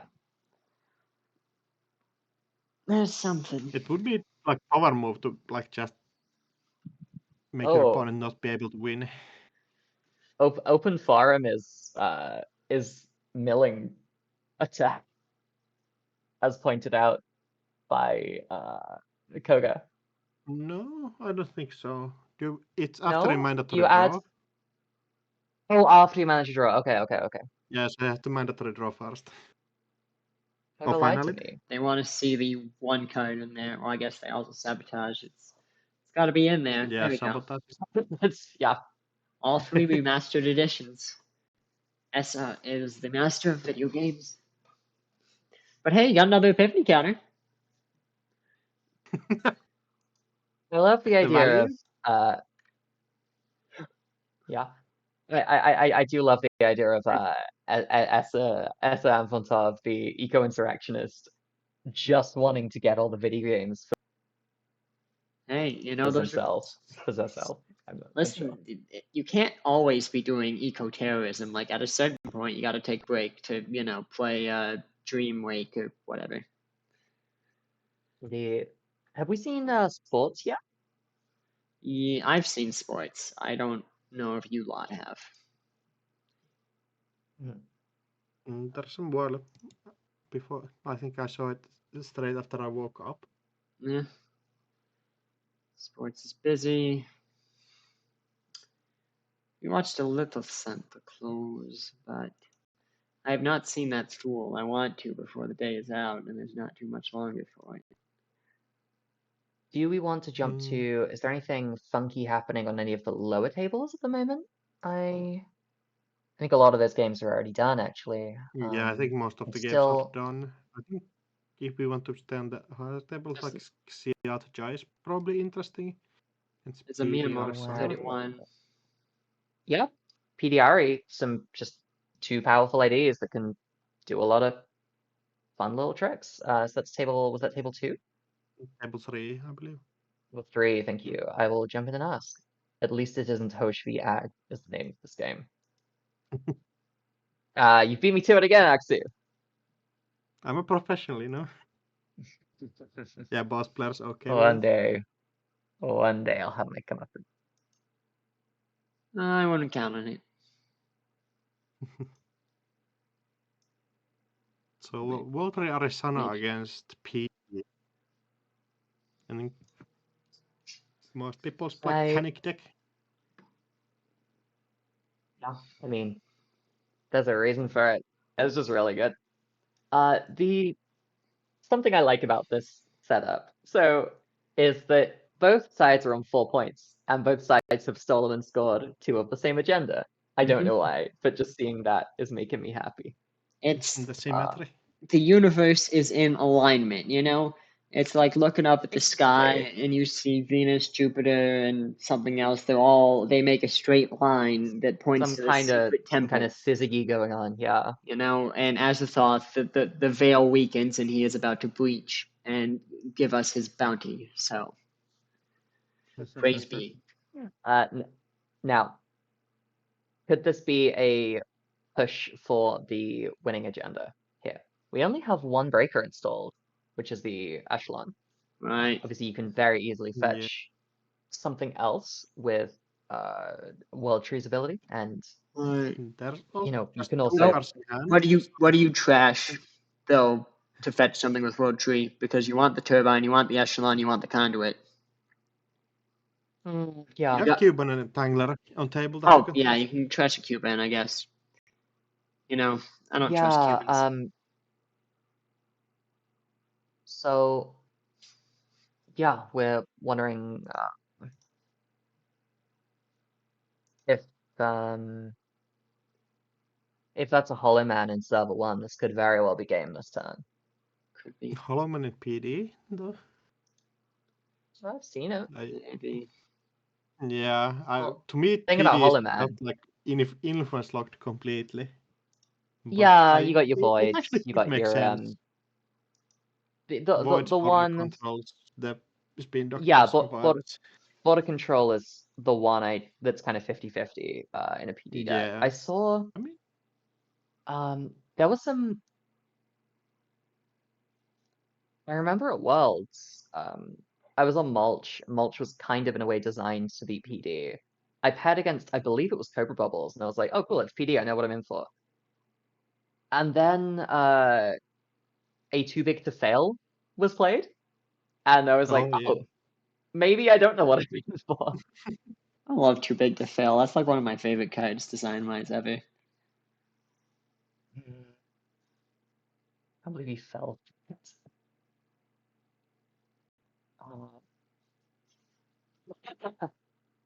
Xiat uses a commands jackhouse.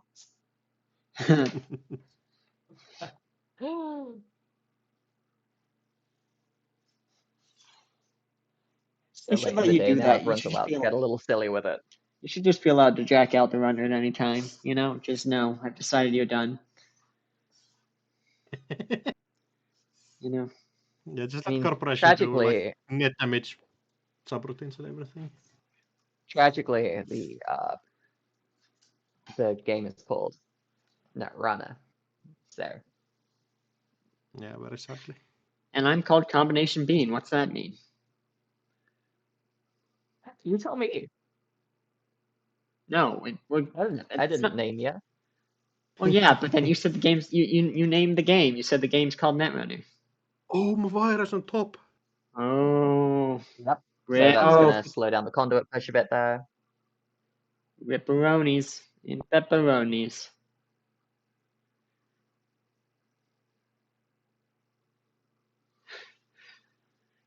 Yeah, rip conduit. Mavaris always shows up exactly when you need it when you're playing the conduit somehow. How I'm a virus who R&D, hallowed be thy name. Thy kingdom come, thy will be done on earth as in heaven. Amen. Anyways, virus does good work. It is kind of interesting that people are still on Movirus even after like the big reason to be on one kind of rotated, got banned I think out. cutting it is definitely a mistake. I think. I don't know. Like, it's the temptation.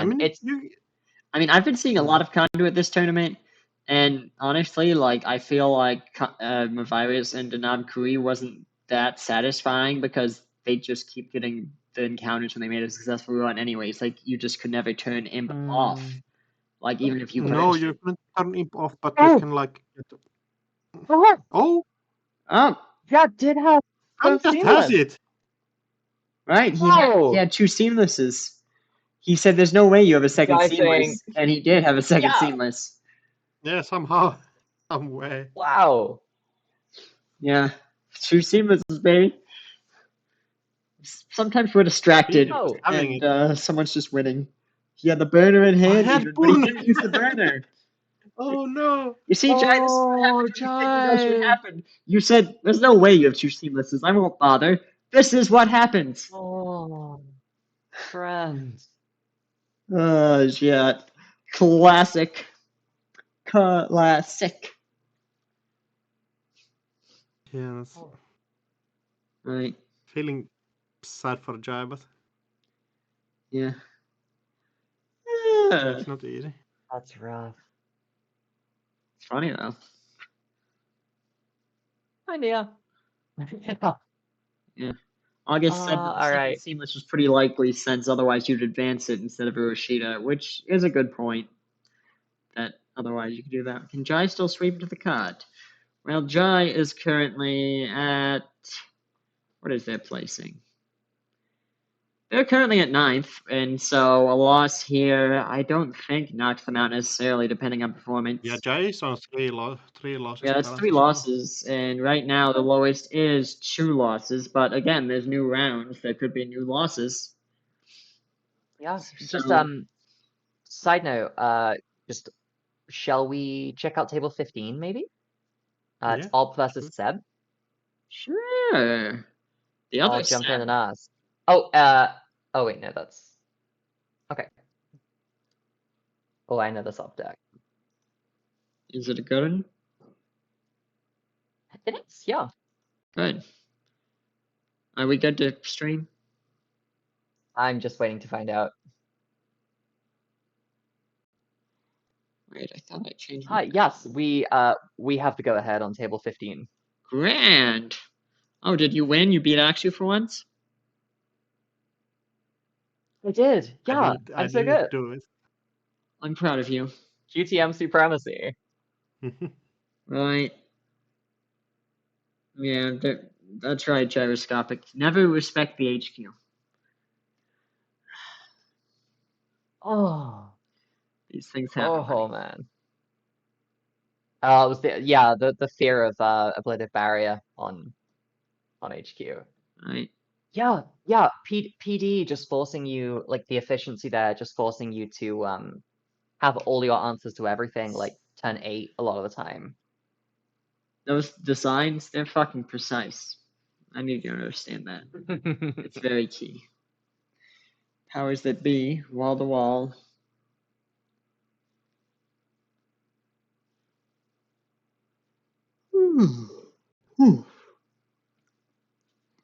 Good drag. So yeah. Eminent Domain is a card it's so versatile. It's neat. One of my favorites from RWR. Yeah. Possibly my favorite corp side, but I'm sure I'm blanking right now. I've had games playing Acid Objects where the correct line has been to just expend it turn 1 to get the hostile res for free and just leave it in the bin. Like they can have 1 point. Cool. I can have my entire board state set up for 2 turns. Oh, so the Mimic put down, and with the Leech counter, that's going to be enough. What a throwback! Yeah, Mimic. Mimic plus Leech. Mimic. That looks like a classic. A Mimic! We're Still a mimicking. second ice that you have to fight, which might be an So yeah, issue. I think probably just forcing a res here, Horton, that's pretty harmless. Right. But, you know, The fear here is, of course, that it's an SDS that's going to trash that Mimic that was just installed. I guess with privileged access, you can get that back. you can. Business as usual. Usual. Oh. Right. So also advancing a piece of ice. And it is And an it was an SDS. SDS. And Oh, we're and up to score an six. SDS Oh. kill that Mimic. Sometimes you hate being right. I don't hate being right. Sounds kind of like a you problem. Skill issue. Yeah, you know, Getting killed is going to be a huge issue here. Like, that is inconvenient. There's a buzzsaw in the trash as well. yeah, I think we are probably on multiple breakers, but still finding it in a space where the corporation is not able to just push one agenda through. Right, and they only need to get a 1-pointer through, and they've got both ice rezzed, so it's just a little tricksy to get through that survey. And to keep the third eminent domain or something from going down, and if there's, I don't know if OB runs hostiles, but if they do, there's not really a way to instant speed a clot out right now. Oh, Steve, that helps a bit. Right, Steven. Got to install Steven. Yeah, very good to see here.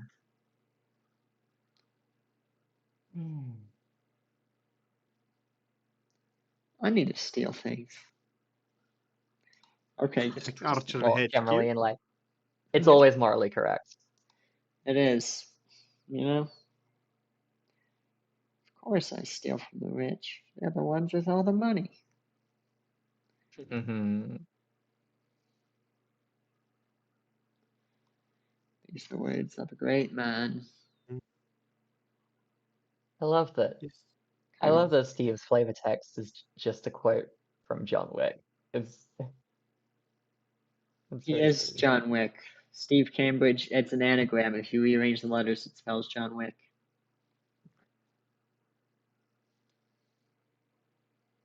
Using very advanced techniques that only commentators know about.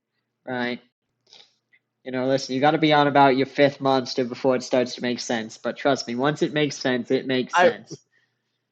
I was going to say you do sound like you're unraveling, but it makes for great content. So I'm Honestly, not complaining. That's how I talk normally. I've just been kind of holding back. We're kind of more normal now than we are regularly. We're lost in the sauce at this point. Yeah. How many rounds in are you? This is all 8. I've been running the stream, so I've been here since 10. It is currently 5 a.m. and here since about 10 p.m. So we're bumping. Ooh, 2 installs and a click for creds. That's interesting. It's a breezy 10 a.m. for me, so I'm having a ton of fun. I'm glad. Being awake and stuff. It's good being awake at times. Netrunner. I blanked and missed 2 turns because I was talking about Steve too much. Yeah, installed Steve, and we installed. Oh, we got the privileged access back from the Steve. We did. So they could maybe get something out here, but you need your buzzsaw and your mimic for this one. Yeah.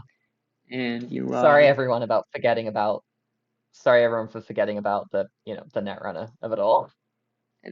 Netrunner doesn't really matter that much. We're mostly here for you. I'm just here for the attention, you know. If it's about Netrunner, I'll deal with it. But honestly, this is most likely it, right? The runner being on 3 credits. You're Wayland, you're running so many free advanced agendas. It feels difficult. This most likely is game. Probably. Sucks to get a line when you get everything installed and do stuff. I don't know. Maybe Maybe Seb's got it. They've got. Oh, that's a Dr. Nuka. I was gonna say if they had friend of a friend, maybe they can, click and get money and yada yada. That's a You lot also of get a clicks. free program here, which is, or not free, but you can install a program, which, What a like wild getting card. Mimic, which is pretty good. Someone said you could get. I was quite worried that this card would make more of a splash than it did. Privileged But access. yeah, I mean, it's Yeah. pretty great here. Like you get the Seb install and you get the Praxis install. We I don't hope see a it will program be just in install. reg decks as like value thing, but Yeah, haven't showed yeah. it there yet. Yeah, I was kind of expecting to see more of it. It's not been particularly popular. Maybe if Steve rotates out, then people Maybe, will be like, I need a way to recur stuff. That's not just Steven. Yeah. Yeah, that could be. Installing the powers that be is kind of funny, just a beta run. Because at this point, that doesn't do anything, but Oh yeah. used to click. Well. It can be extracted or Sviatogord. Yes, it could. Yeah, if it's not win on table yet, you can still use it. Right.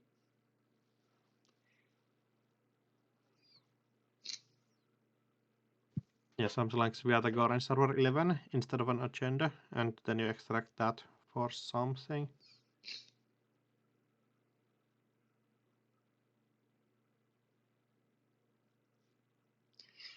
Installs secondary leech.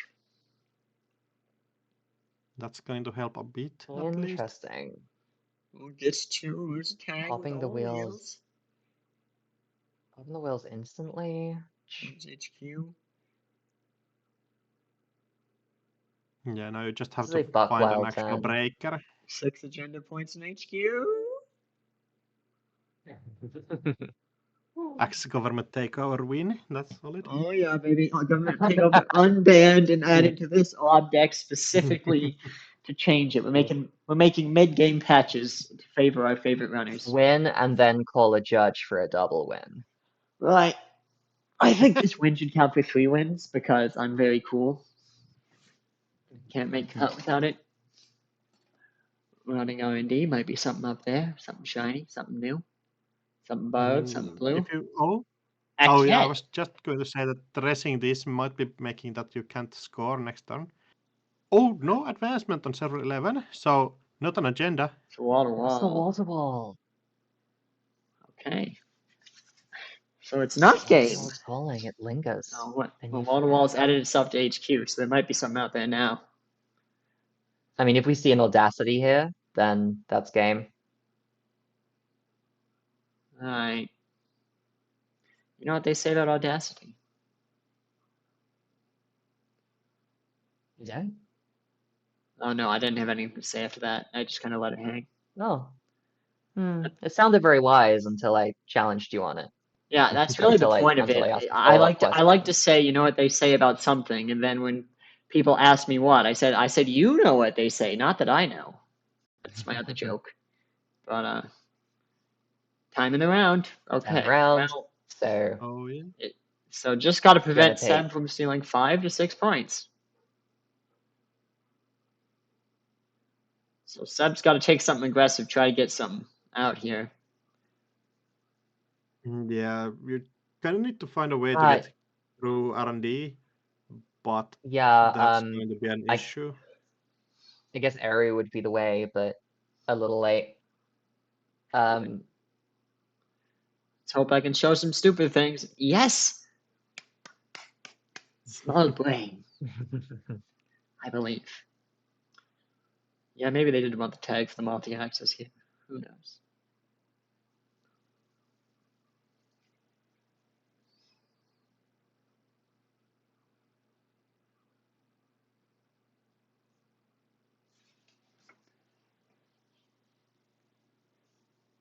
Nupa. Oh.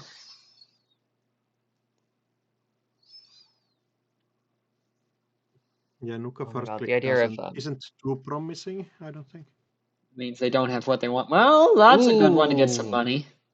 And an install from Grip. Oh yeah, also combos with Manuel pretty nicely. Yeah. Yeah. Hot pursuit, baby. So access 2 here. So the Go with wheels. wheels. It's an archer and a powers that be. Yeah, still no way to get into R&D though. Yeah, I'm gonna have that extra. I mean, oh yeah, we install the wheels off the set, of course. I know how Netrunner works. I was gonna say like, well, this is click neutral. It is not. It is not because we are Sebastian Sousa for sure. Right. Yeah, Love Sebastian Sousa Pessoa. Wall to wall. Yeah, just seeing it free click makes sense. Why trash the powers that be? That is a good question. Maybe they're hoping to just run R&D again. If you think there's agendas in R&D or HQ, HQ, yeah, then it get would more increase your chances. you get more chances to hit.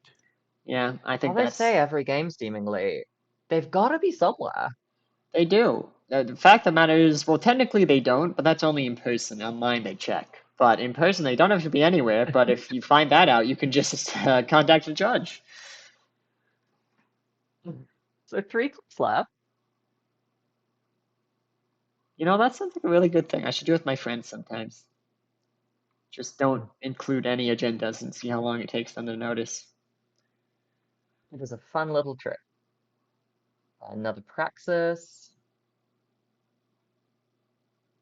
Do we have breakers in?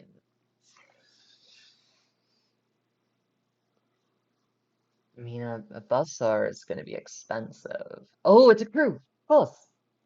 There's a crew, and they've got plenty of thingies to reduce strength. They've got 8 strength reductions. Yeah. Time to go into R&D and hope. Right. Oh, I was thinking we snipe server 11 here, but you can install buzzsaw. Yeah, I'd be. Yep. They Goodbye, Archer. They have 4 to break Hordem, and they can break Archer. Destroy Problem Archer is like free. server 11 is probably not enough. You can steal one agenda. Oh no, of course. Yeah. I guess we just go back in and check HQ. After that. Maybe. Yeah, I forgot this was the final turn. Yeah, you gotta make hay right now. Hey, whatever happens, this turn's been really cool, and it's gonna be really satisfying to blow the archer up. You know, I just hope everybody had fun playing this turn. Yeah. Right. Yeah. The real winner is Netrunner. Right.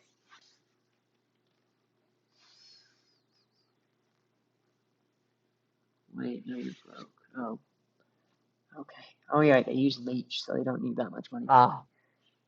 Just an M-Dom. So That's a point. So even a 3-pointer now wouldn't be enough. But 2 3-pointers from HQ with manual multi-access. Very true. As he says, yeah, boy. Has to play. Border control, that one. It doesn't matter what. Yeah. Just not enough. I think Mortimer probably is in a decent spot after this situation, but yeah, just time getting called a bit too early for the table to be able to set up.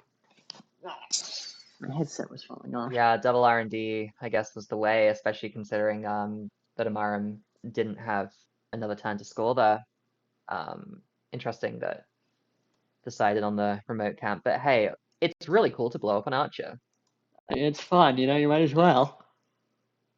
Top 2 cards are not agendas, okay. I guess they were just all right down the bottom. Seems like one of those games where both players are just digging for those agendas from R&D. And I find that's often not really the case with op because you're doing your deck thinning. Like the agendas seem to come up. Right. They pretty often too. after that. We all float down here. Yeah. So that is of course time in the round. Should we take a very quick break here? I would love to. I need to use the restroom. Yeah, I agree with Gloompunk. That was some very sick Sev plays. Sev is so cool. Yeah. I love that people are playing him. A lot of kick flips. And it's fun to see his boyfriend Manuel as well. I've always said, like, I feel like Seven Arrow have had to sit Luciana down at some point and just give her a little talk on why Uncle Manuel stays over so often. Right. So wait, do they swing or? Sorry, I'm confused with the mechanics. I think they're just I think they're just in a like committed triad, or maybe it's just Okay. Seven Manuel, Seven Eru. Right. They've got and Subs. He has a lot of love to give and a lot of love to receive. Yeah, So yeah. sometimes that So happens. true. We Kiki break. I'd love to have a period break.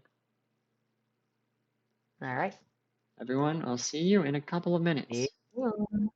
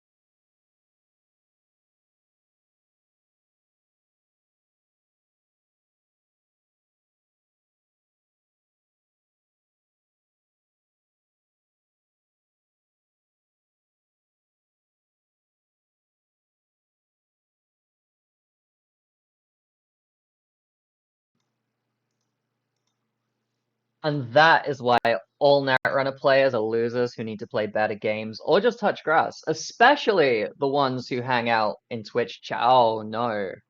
Oh, we're live, And aren't we're we? back. Welcome to the Asia Pacific Continental Tournament. If you've not been here yet, we are in round 9 out of 10, and we are about to begin play. We have not actually figured out a place yet. That's been happening because we have been tired. Let's see. They ID'd. Could watch that one. That Yeah, happened. well, I think we're just waiting for ID still. It said play can begin, so. Alright. Table 4 sound cool. Iswag against Sable. We could see that, yeah. We've seen a couple of edge orbs, but yeah, let's check out 4, see how they're doing. I'm liking this Iswag resurgence. Everyone was kind of no, and then now it's yes.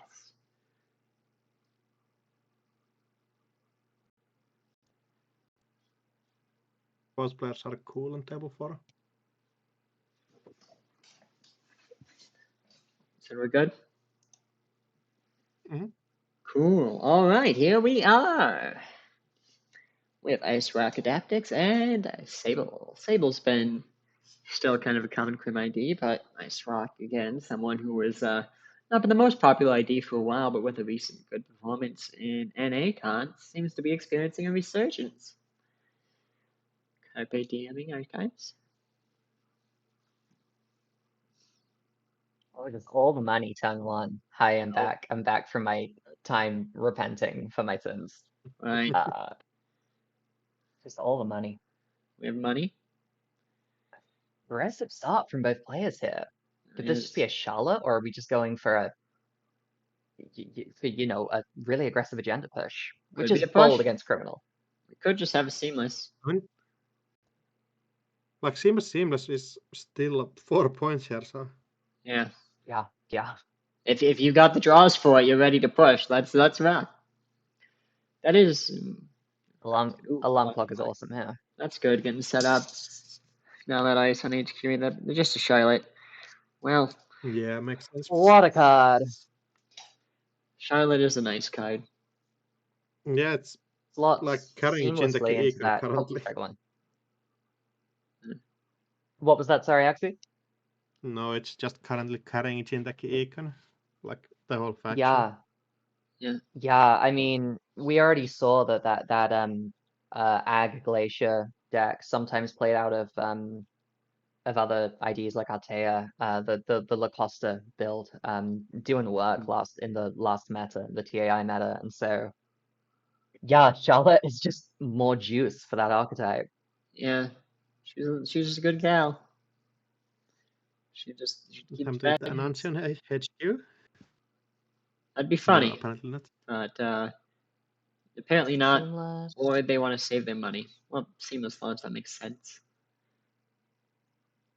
This is so many free runs for Motion Blur here. Like you get a free run on HQ, you get a free run on Archives. Bankroll just getting those credits.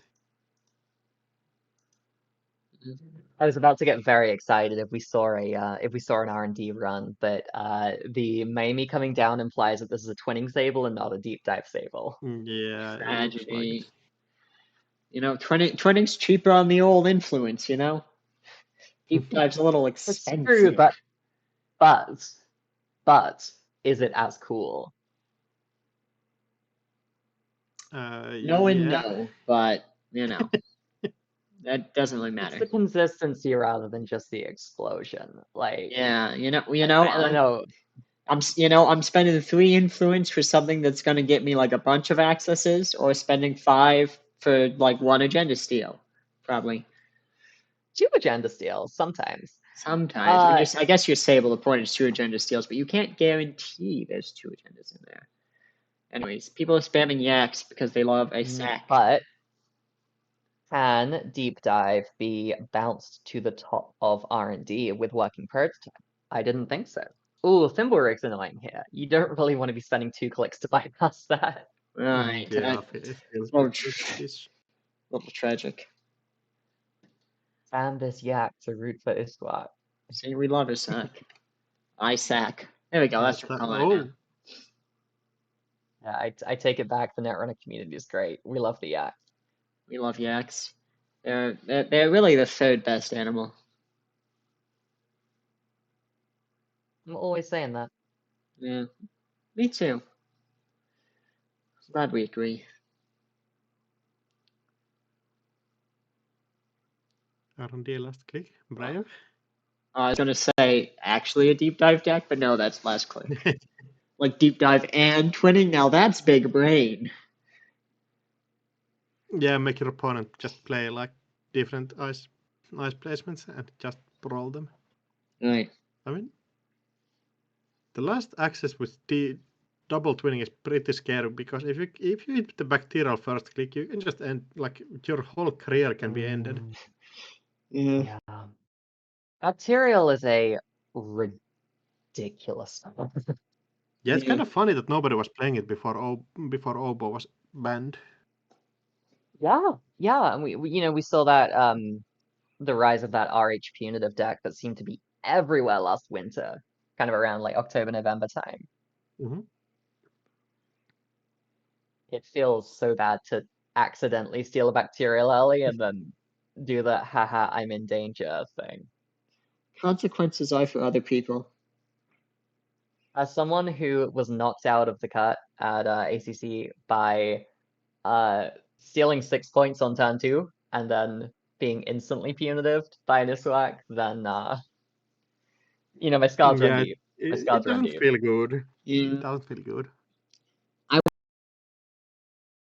Bacterial programming was, what if I'm I just stole trolling a these Genesis archive marks like consistently. and then ran a That's free bacterial credits.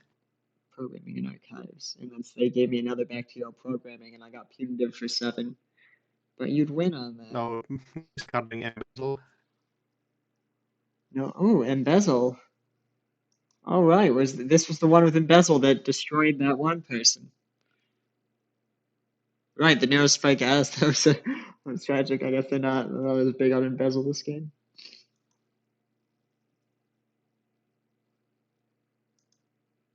Yeah, both players getting so much free money here. Yeah, kind of a dream start for both sides. We're seeing feels like a real kind of Yeah, heavyweight clash at this point.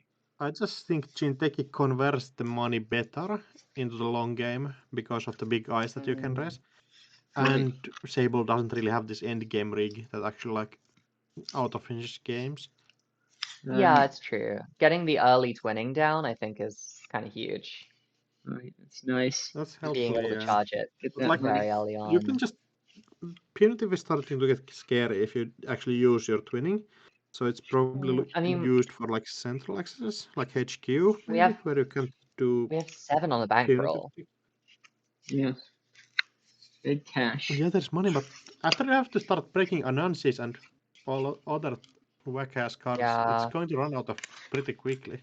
Ooh, just. Oh man, all the juice. All the juice. I could go for some juice. There's a nice Hermes. Down.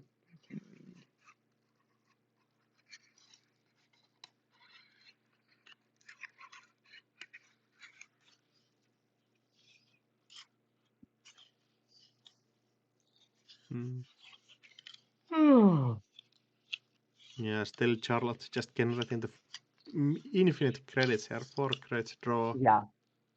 It sometimes feels like you're just flooding because Charlotte gives you so much free stuff. Oh, it's not free. Yeah. You I gotta mean, pay for it. What are you advancing? this is a formidable setup already. What turn are we on now? 10-7. Okay. And you can just Yeah. you can kind of slow roll stuff with this kind of corp deck and just outlast the runner, especially against Crim. However, with twinning ticking up, like, there's a chance if you just find those windows that you can really, exploit and punish. We love stealing Yeah, I things. think Just building those centrals even more. Isuak is probably really fine just sitting back here, building that ice Yeah. up, building ice up. Yeah, just all the money. Now we're in get punitive mode, which means you have to save your other class acts. All Hope that going they in? don't get pinged from a Fuji. Interesting. HQ? Yeah. Interesting. I think with some certainty we can say that HQ is not a Nancy. Bypasses on Thimble Egg.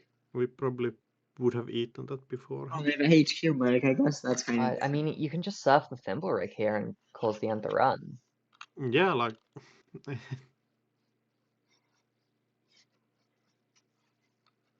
This Not doing does that, which kind of implies feel it's like something nastier. Oh, Yeah, Vampire, okay, yeah. a Vampy. A Vampire. Fantastic card. We love the Jazz Squid. Oh, losing a class act, which would be punitive protection as well. You no longer Yeah, this can be an issue. And a flip switch. Okay. Get the click back, and we'll get some credits back, and we'll get multi-access, Yeah. but How I mean, many you never cards know, are with we the accessing Hermes now? bounce. Or racing on the quite smart. Ah, okay. No Hermes bounce then. Seamless. Oh, People. yeah. Oh, And a Fuji. last access Fuji, that's sick. Yeah. We bounce R&D ice? Yeah, we bounce R&D ice. Yeah, last access, so not actually being too threatened by punitive. Yeah. And Losing like Fuji Chesver, I is think, exactly isn't the the... card that you want to see. Yeah. I think losing Chesver isn't the end of the world here. And Bones, you don't really have a ton of Neutral favors Carmen. use for. So yeah, I think play here for Motion Blur is probably to try and win with it. Oh, double mutual favor! Wow. Ooh. All right, get your That's the rake up. breakers, but now down on 8 credits though. Yeah, a little concerning. I'm gonna It'll draw. be fine. Just remember the Yeah, We simple trashed the lots of bankroll issues. preemptively, so I think maybe a little premature. I mean, Deal. you'd need to be a double punitive He's to charging. lose. You're So just getting your Charlotte money. mm-hmm. You probably have to start pushing the Charlotte out at this some point. You have 22 credits, which Yeah. That's kind of got to be enough. lets you rest like 3 eyes, and after that you're poor again. Mm-hmm. Mm. Correct. First punitive. Yes, exactly, Koga.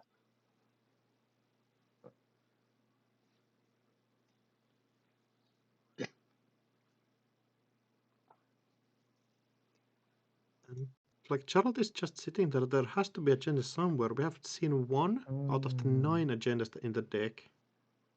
Yeah. And Is yeah, there has to be like 1 or 2 in archives. And yeah. you Oh, can just run archives now because there's no threat of the 6 points punitive. Yeah. It's just the double punitive that you got to be careful about. How many class acts are left? Just one? Just one. Just letting Combination Bean know that she is not currently audible. Yeah, I don't know if Charlotte this going is down. known. New current server 1. Quite likely an agenda push here, or Does look like an agenda push, and it's probably pretty well protected. Although there might be like pinhole showing up pretty soon. yeah, Pinhole Void is a 7 possibility right agendas, now. correct, Ronald? I was thinking about the toxic ass Wayland op deck for a second. But yeah, 7 agendas, all 3 pointers. And just trying to hide the density as much as they can. Probably would be pretty weak into stuff like Mad Dash, but luckily nobody's on it currently. No, chess face pretty huge. Is that? Oh, It's our favorite. Second and best, I think we saw one already. Was that Motion Blast deck, or was that a Yeah, different? second and best going down means that we will probably try to hit that operations out of hand. Like if you kill on the kill operation, that's going to be pretty high. You can actually start running archives with a bit more a bit more aggression after that. It's Jim Bezel, says a wild turtle. Yeah, this Okay, boy. so breaking everything on Vampy, that's interesting. Not even letting the game credits. That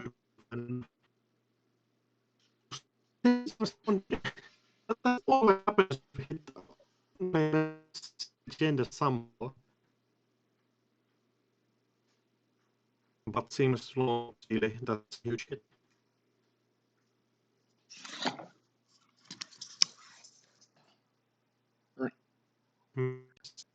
Sure.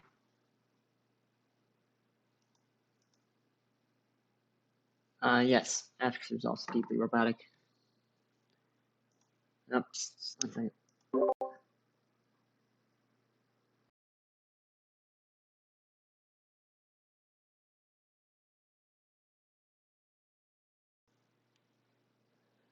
Ew. Oh no, I think we might have. Okay, there we go. RIP. The Netrunner. Yes. Are going for a steal here. The send a message steal. Which is it's interesting. I think. Hello? Opens up. Hi.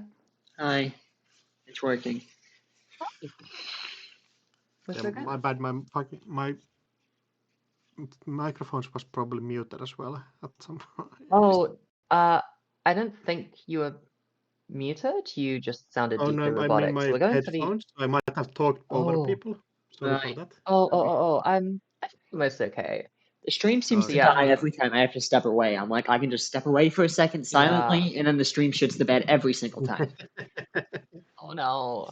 Oh, And no. my mistake. I said that we were going into archives to steal a send a message. We know that that's still in HQ. It was the seamless launch that was trashed with the embezzle and not the send a message. Yeah, this is a Yeah, this is why we call it bold run. Oh, bacterial might be an issue here, though. Yeah, get Yeah, those 8 punitives into hand. I'm surprised by this archives run. We've seen half of R&D already, and so it's not unlikely that we've pulled the 2 punitives that we need. Yeah, you kind of need to have a class act here, or you're kind of dead. Yeah, running the last click as well is it's bold. I appreciate the audacity of it. That's a card. Yeah, I was Yeah, about to probably say, some I doubt like they have the audacity. security officers. That's one.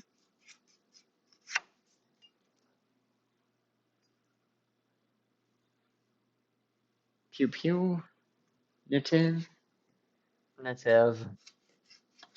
Double steel-skin scarring. How about it? That would be the play of the century. No, It's boomerang not a pin doubles, hope. and Oh, that's yeah. Kablamo! You see, Yeah, you you steal better from, not run archives. You touch it and you just get flatlined. you steal from Jinteki, you Yeah. pay the price. Ooh, an Actually, evil get end to paid that for the game. security officers. Iswak much is on. Honestly, I kind of love that Ashwak like flatlining because it's such a deck that's purely like its ID ability is purely scoring out. So flatlining with it is, I just enjoy that. Just Yeah. Do we want to see Asa maybe on table 9?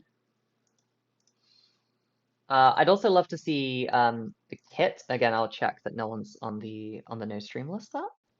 But it looks kind of yeah, table 7 and 9 would be a jumping out to me. Alright.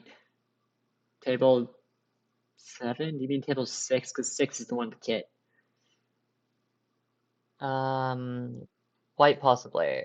Okay, because 7 is no Yes, stream list. I do. Okay, Yeah. 7's no stream list, but 6 Yeah. has kit.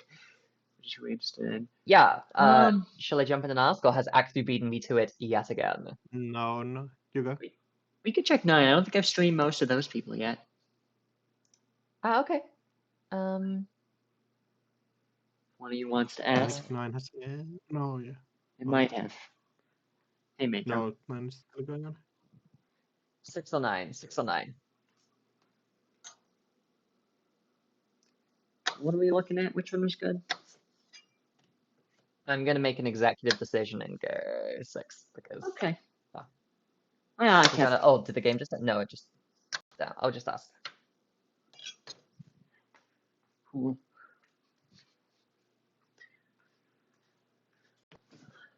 Okay, table 6. We have to go ahead on table 6. Grand. Ooh, we have a board state. We do. We've got cohort guidance, tranquility, home grid down with wave. Ooh, wave. Don't see a lot of those We're running harmonics. harmonic. I love It's harmonic time. We love harmonics. Kit has stolen an active policing with copulation. The thief. Does anyone else want to play some Guitar Hero? Because I'm seeing some harmonics. Hey, hey. Those are the developers of the Guitar Hero and Rock Band games. Okay. So big operational, and then double install in the server here. So this is likely an agenda. Kit has the lobissimum down. Fermenter ticking up, which is all I'd imagine will be popped.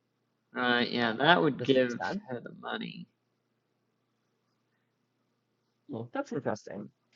Yeah. Seeing a second lobisomum in the bin, that's uncommon for what I would assume is a spark deck. I think a lot of spark decks run multiple lobisomums and only one orca, so that it like increases the chance that you hit the lobby first, especially in Kit. Makes sense. Because I think the ones that are in vogue.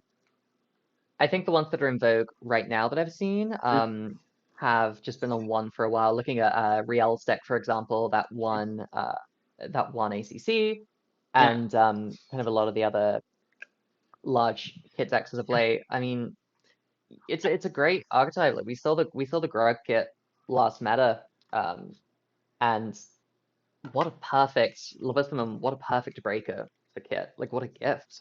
It is very cool. And that is nice. I think it kind of needs to be in Kit or Padma, because you just occasionally they can bury you out, but it is harder to bury out Kit and Padma because they can charge it themselves. Yeah. Bean, could you show the heap, please? To the stream. The heap. The heap. Okay. So yeah, we do not see a rigging up in the bin. Or a spark. Yeah, no rigging up or spark, so we have been raw installing this lobisomum. Well, what do you know? Right. It's wild. With the ferment pot, we're just getting ferment back. Ferment value. We want more money. I mean, we're kind of in for the long haul here. Both sides just on 2 points. Seamless launch. Having said that, advance. Scoring a Manipulating Arcology. Getting a big old HQ. Very Just good stuff. I tend to prefer Architect Deployment Test in these decks because you get the double install from ASA, but Midnight 3 is a very fun a very, very fun include. Yeah. Midnight 3 combined with stuff like YDL is pretty hype. Yeah, very true. I've seen that in PD more than I have in ASA, but I mean I'm into it. Yeah, something like YDL and then go for the big deal to close out could be an option. Just change like a PD to ASA, which is like fine. We do see like bits of the harmonic package though, which could make it not be that one exactly. Because harmonics kind of need the extra support and you kind of have to add multiple of those. Yeah. Harmony.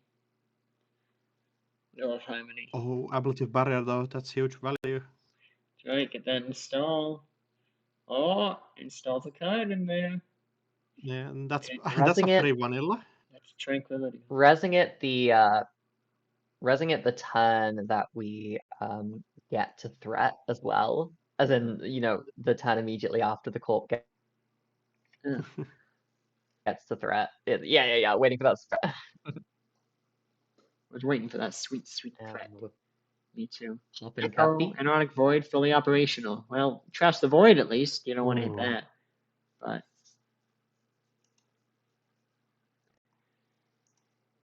there you go. Yeah, and Oh wait, I am a fool. I forgot to full screen it. The names only fit if I full screen it. Hey, Mako. What if my cat's confused? I'm only not up this long. a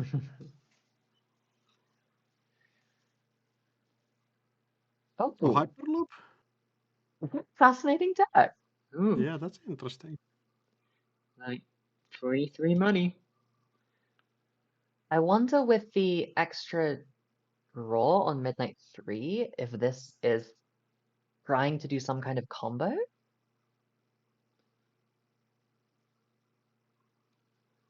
I mean, that sounds interesting, but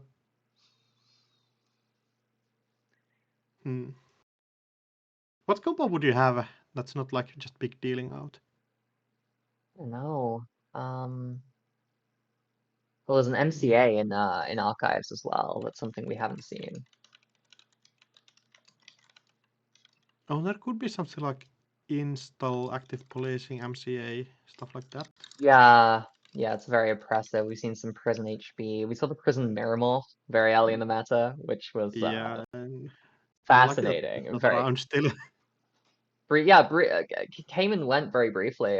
There was the one tournament, the AMT, where someone was just crushing every game with it, winning very one-sided games, and then got bodied by the debut of the Bruhosh, like right at the end, and Yeah. it was like, oh, maybe the deck isn't the end of the meta after all. Tragedy. Yeah, if that Mirror of wins, Uh, the meta is ruined for like 1 month minimum. Yeah.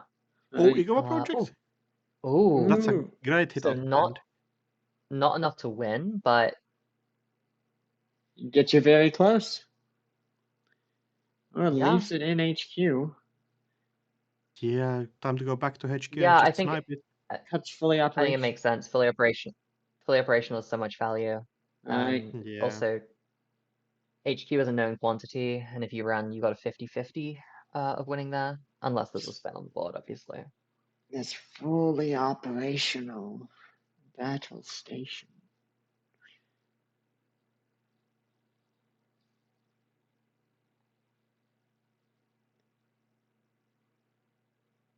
And oh man, Wave! 50-50.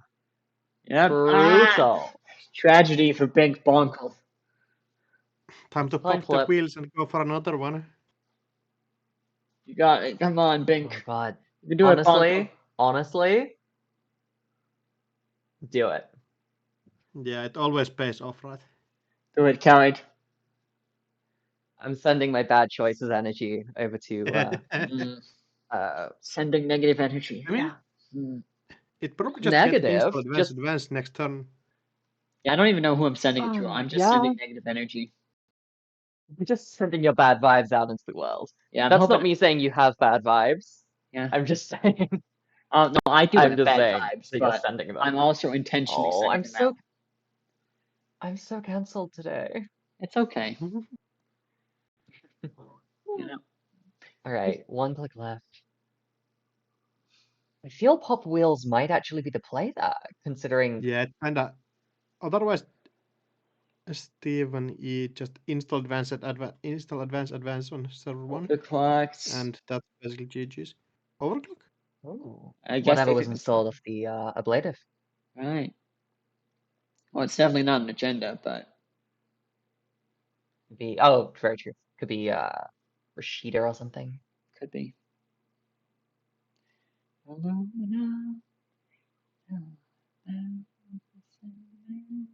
Oh, cohort. That's a good trash. Very Yeah. versatile card, Yeah. especially with those face downs in archives currently. Right.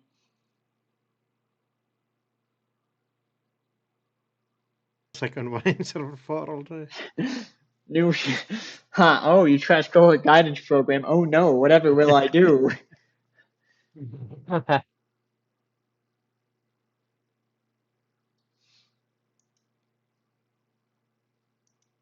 Oh, my dog needs attention. Let me know if anything cool happens. Okay. is server 1 actually pretty breachable here? Oh, do we just see the score out?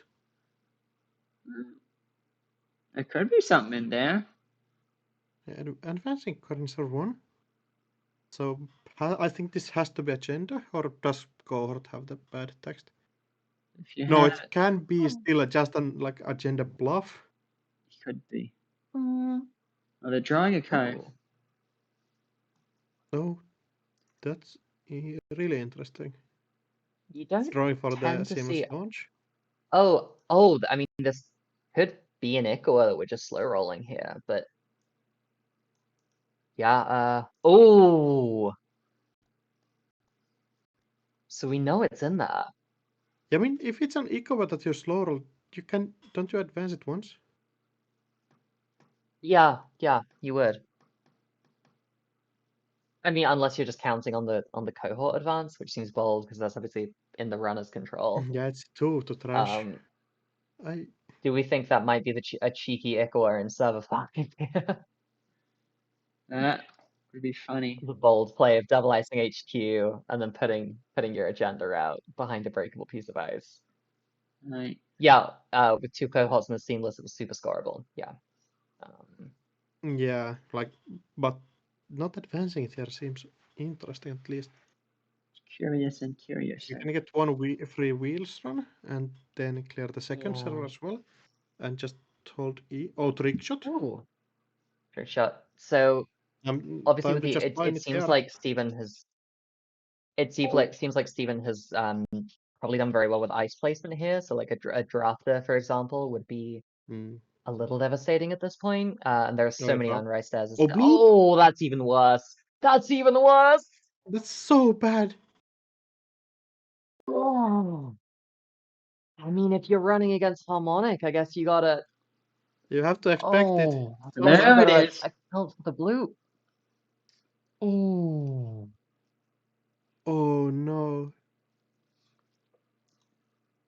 And that's. I think we've just seen the game-winning play there. Yeah, bloop from the top rope. Bloop. Just coming is the rescue exactly when you need it. Right. We love bloop. Bloop, bloop, bloop.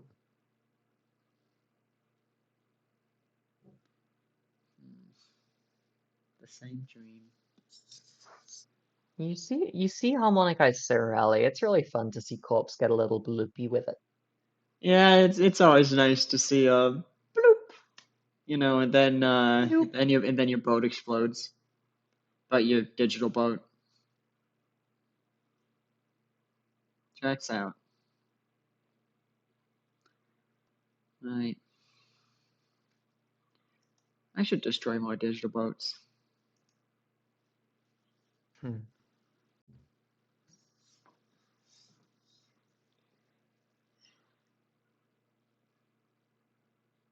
Guess you could say his bank got bonkled, says Tammy Joe in the in the comments. I hope you have some sunglasses to hand.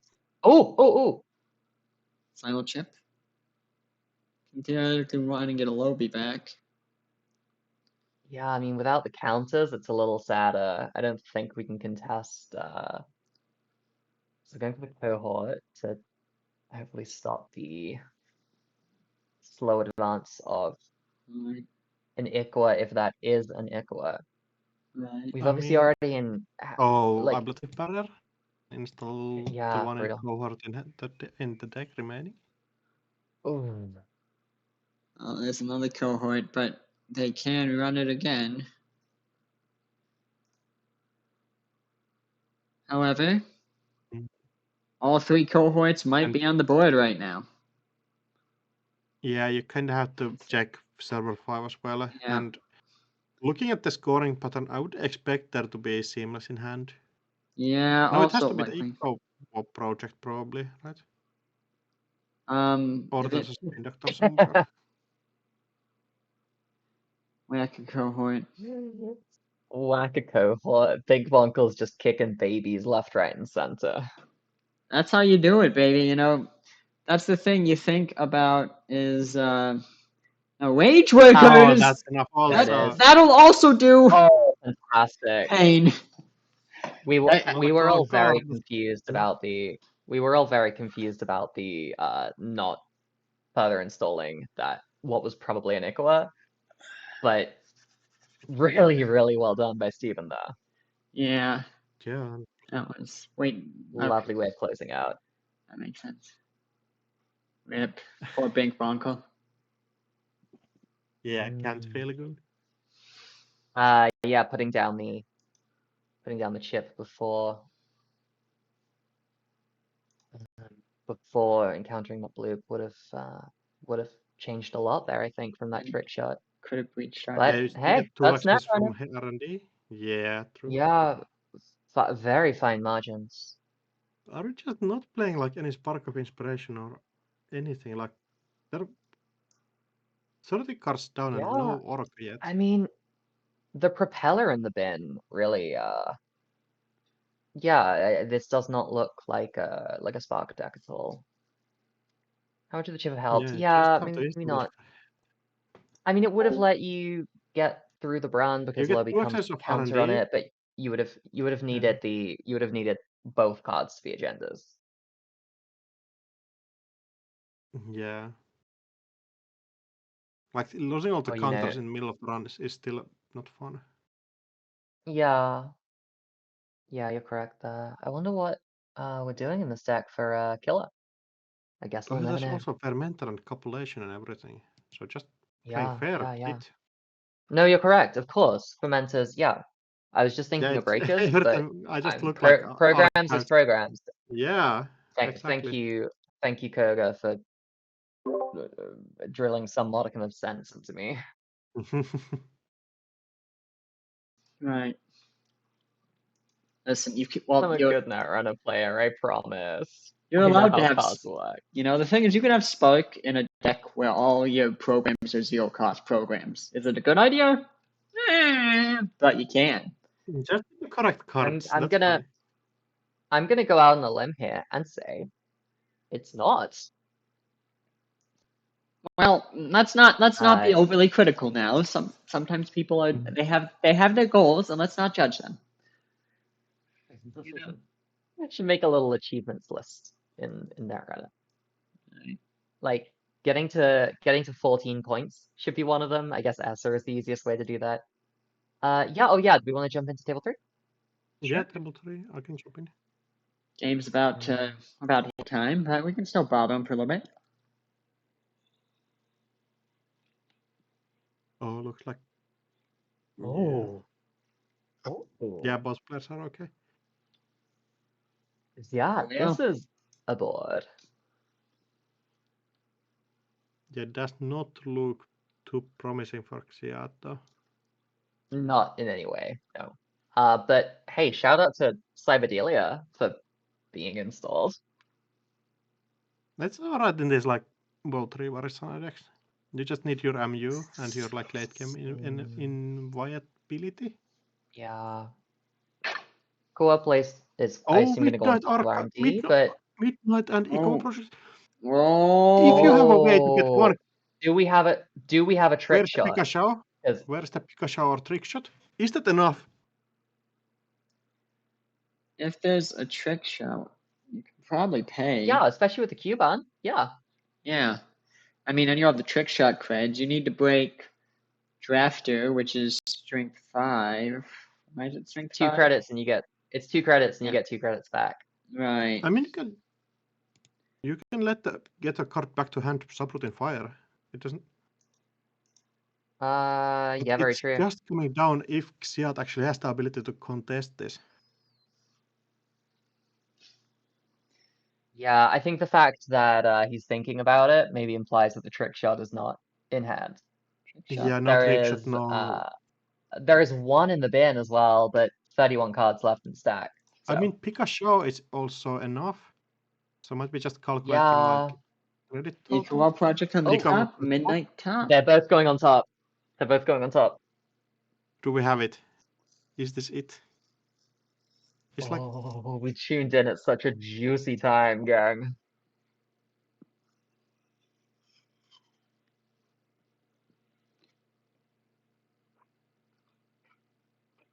Can we just...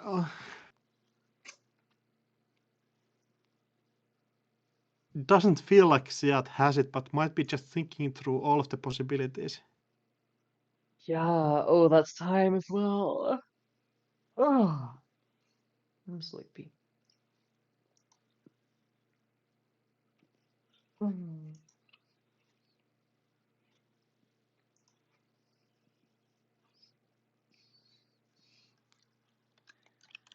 Yeah, time in round, Ah, so Man in the Moon Think still Bunkle gets one saying in the turn. chat.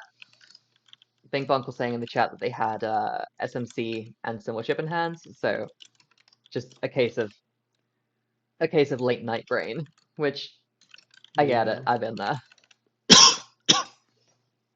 If you're in America, it'd be early morning brain. I'm not. Right. Yeah, I I'm one think of I the like dozens my of people in the world. night sleep. I'm one of the dozens of people in the world who do not live in the United States of America. Oh, you're one of those 6 people. Cool.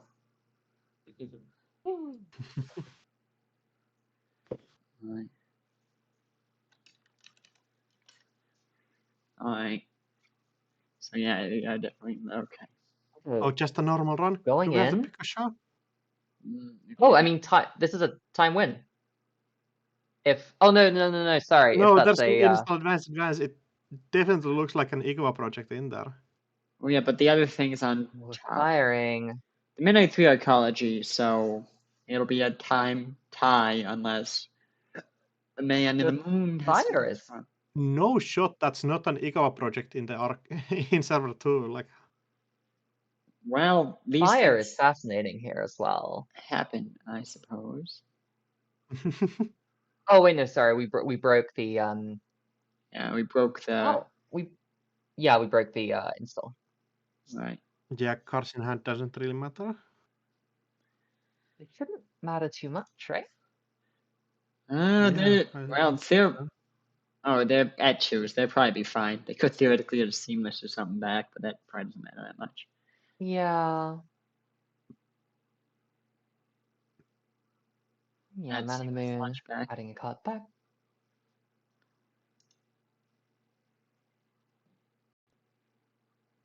Yeah, Xiat is either a click or a credit short this game, I think. Right? Wait, Wait. says Man in the Moon. Yeah.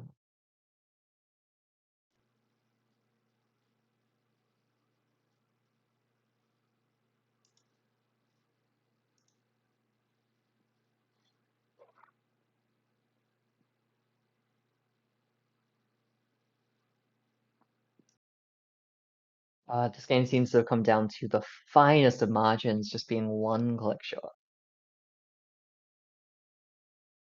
What's going on here?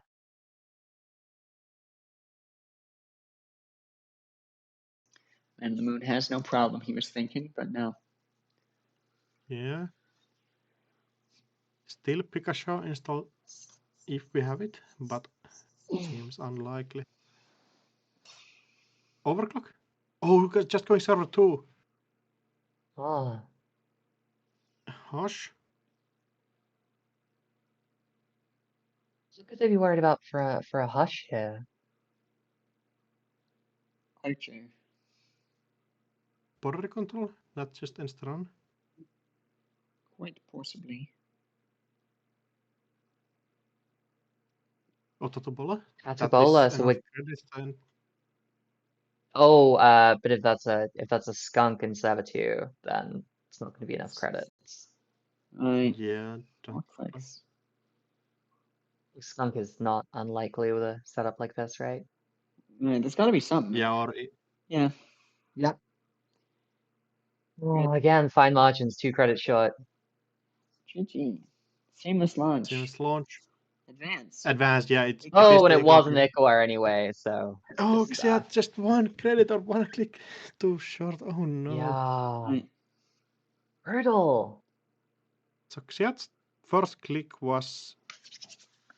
What were we doing that turn? First click install turbine to actually be able to run there. Yeah, just... Oh.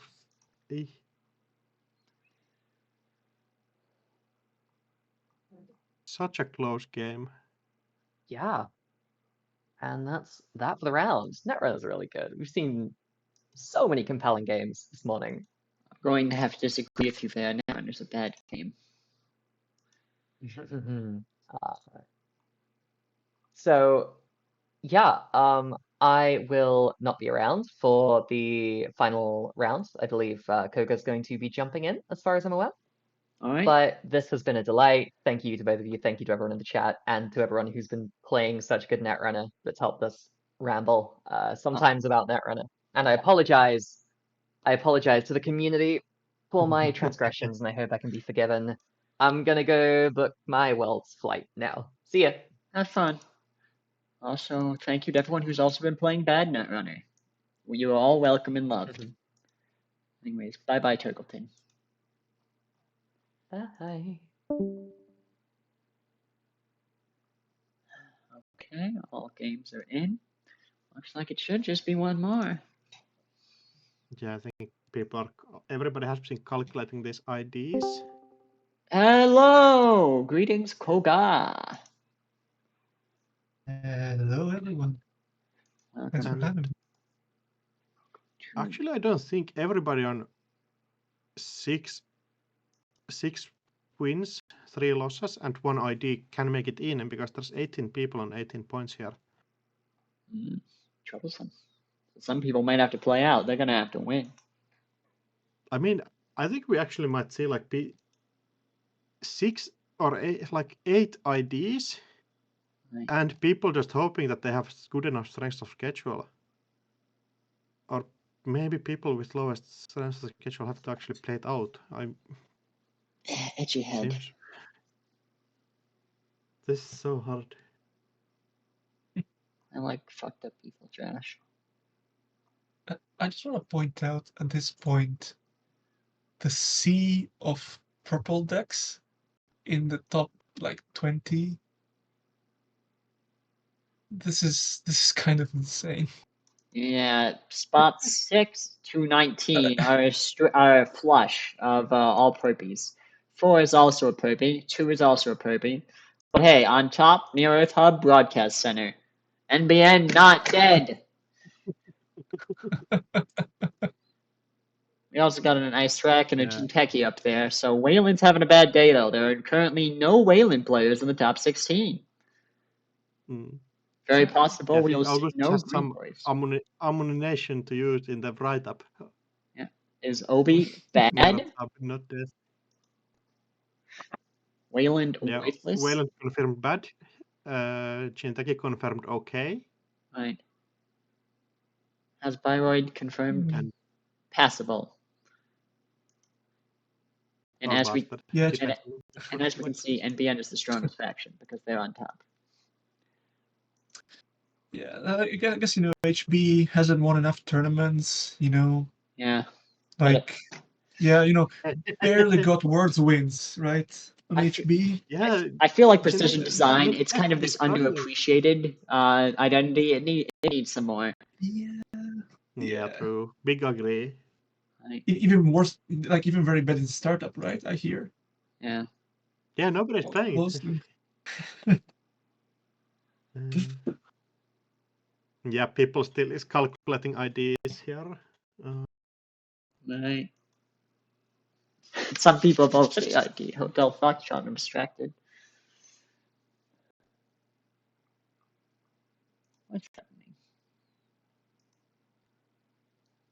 Baby boy. Alright, we gotta wait for these IDs before we decide on a game.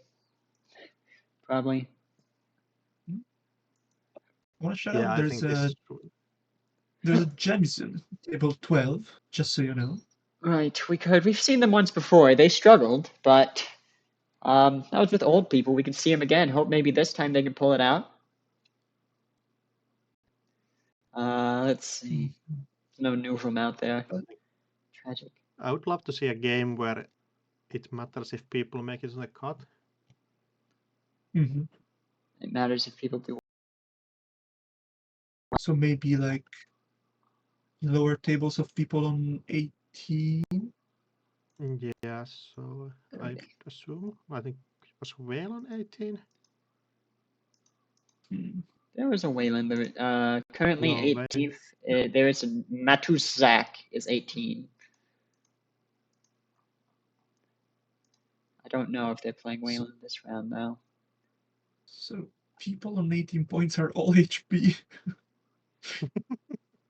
Interesting. Yeah, so motion blur lowest person on 18. Yeah. So I think anything into table 6, if we could watch. Yeah. If they end up playing it, I think they're still designing I don't think we can. Yeah, one of them's. We're not streaming them. Yeah. No. So not watching. If we can see Santa versus Man in the Moon, that would be hype. Oh yeah. Oh, we could. We have not seen Fool all night. I need a Fool sickle, but all he wants to play out. I do mildly enjoy this. Some people have their Smurfs or whatever, and then they just reply with their main because they get distracted. You know. All right. So that was table 3. Yeah, definitely. Would you like to check and see if table 3 is allowed so we can watch it? Wait, where is table 3? It might have drawn. Let's see.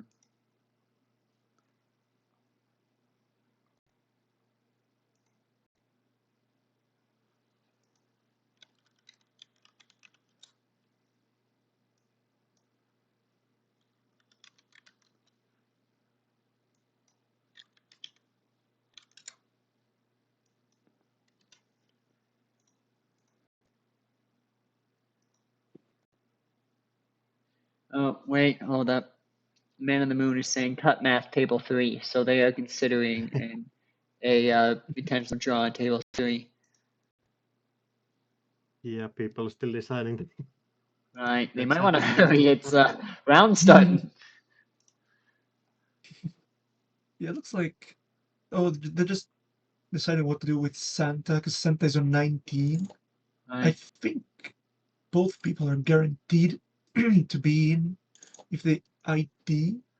right, If they go to 22 and 20, that should be very fine. maybe. Probably. Well, would we like to watch table 18? They're currently, at least the Whalen's kind of, they're at like 18th right now. A win here might get them in. So they might be fighting like starving rats. You have to check against Mortimer? Yeah. And would one of you like to ask and see if that's okay? Yeah, I'm asking. Okay, thank you. Yeah, both are okay. Okie dokie, here we go. Yeah, Wayland versus Sebastian. I think we saw a bit of the Sebastian deck. It was less on like crew and everything.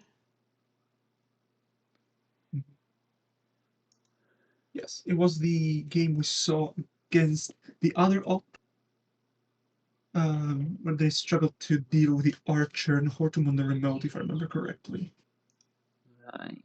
Was that the right game? Maybe. Does not use Mashida. So Matushak, I think I remember him playing the classic Rush op deck, the last Continental. That sounds right. We've watched him once before, yeah. and I think that was it. So I think he's still on Eminent Domain because that card is kinda silly. So we can expect some archers again. Right. And that sounds really interesting if there is actually crew charm on the other side of the table. Right. Oh yeah, that is a little tragic with crew charm. Ooh, installs an Oaktown and advances it twice for cash. Just going, no time to wait. Right. Also double advancing, meaning if a Mevarus or a Tucana happens to show up, he also has time to jump that in. Right, yeah. We can right. Yeah, he can even if he has to blow all his money on ice this turn, he can still click for credit advance, and score it. Yep. Lots of lines to take still. You see the typical setup, I guess, for Sebastian. Just install lots of cards, click lots of cards, get money. Install Steve Cambridge. Uh-huh. Run HQ. All runners know these days is run HQ, install Steve Cambridge. Why? I will also see a gatekeeper on HQ. Kind of an unusual op card, I guess. All right, I need to. Koga, what are your pronouns for me to put on the stream thing? Sorry, I'm a little behind. Oh, he, him. He, him. Beautiful. No problemo. Thank you. All right. Yeah, gatekeeper just doing 2 damage. No. Oh. It's good that that's in HQ at least. Hell yeah. Yeah, feels a bit more secure. Right. You click, remove a tag. Draw a card.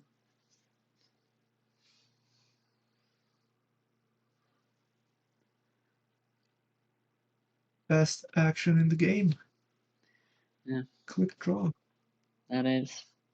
And I have clicked for moshing Steelskin Strike Fund. I think that felt pretty much better. Nah. I mean, clearly you're not a criminal player, right? Yeah, true. I have real draw cards. No, don't. Don't. Right? All right. You're not scoring the Oak-Time Renovation? No, we're using it as a click for 3. That's value. I guess. This is a regolith, eh? This is poor man's regolith.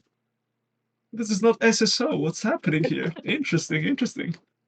Yeah, except it, well,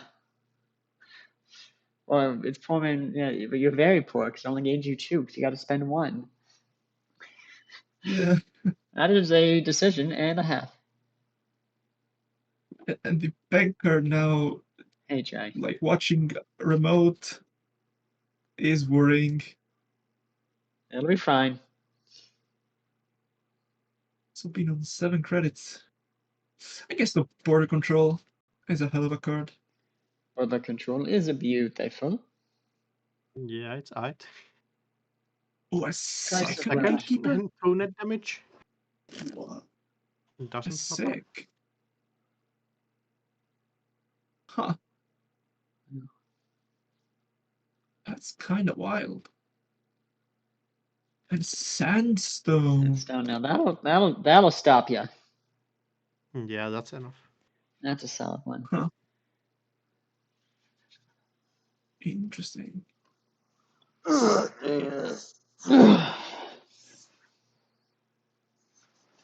This kind of feels like generic rush deck. It's crazy. Yeah, it does look like it's like 2 gatekeepers. There's at least there's like the Stavka Hafran going on, which is a bit like non-standard. Or it's not at least universal. And we're probably pretty happy with having this Octo renovation here with 1 credit remaining. You can go to like 4 credits. Yeah, you can click for 4 if you want to. I guess you maybe draws. Yeah, maybe just click for 2, get a Rashida in if you're lucky, or ooh.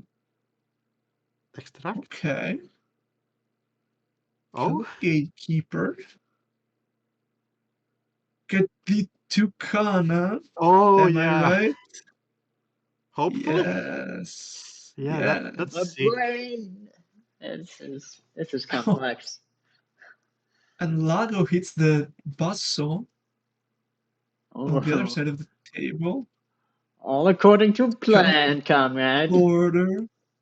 All right. all according to it. Also, yes, extract the oak counter coward. I was thinking of that would have been very funny. I was, but no.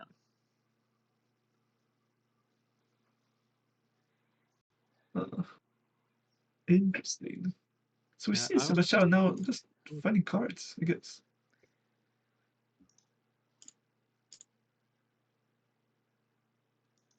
Yeah, Sebastian starting to set up at least. So we have stuff going online.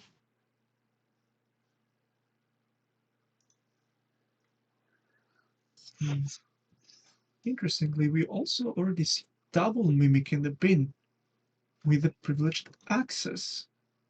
So I guess the Stavka might become an issue. It could Though you have theoretically. Bankar. Stavka doesn't probably even need to have to do the half rank combo to be an issue. Like, Yeah, I mean with mimic, unless you gotta have a real juiced up leech, yeah. for mimic to have a chance. Right, Oh, yeah. I going can in. remember that Breaking the Tucana. tip to Mhm. corner.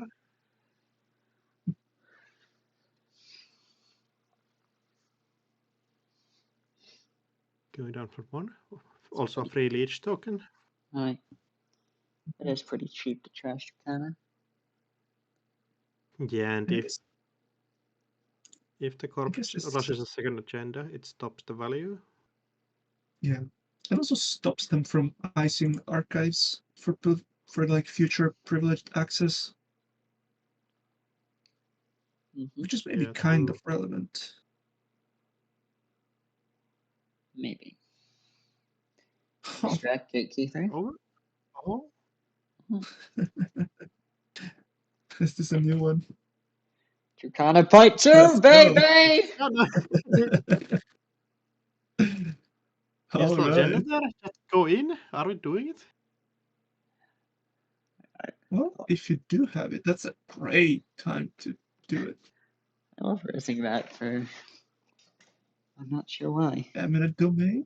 Oh, it's no cost because it's the ability of OB. I see. Yeah, kind of cheap. Out of bounds. So this second ice on HQ to protect from the banker Steve value also maybe indicates Metashak has a hostile in hand, meaning you can just score that next turn from the Tucana. Yeah, that would make sense. It also just Gatekeeper was not doing too much, and you kind of wanted the money, I would assume. So it's your best like extract target anyways. And Ob is kind of light on 2-cost eyes that actually do something.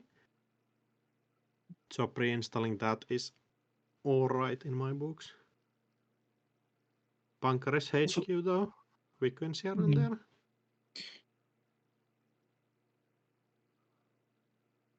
Also, one thing that is relevant, maybe not in this situation specifically, but like having Bankar on the board means lots of your eyes have to be positioned correctly, right?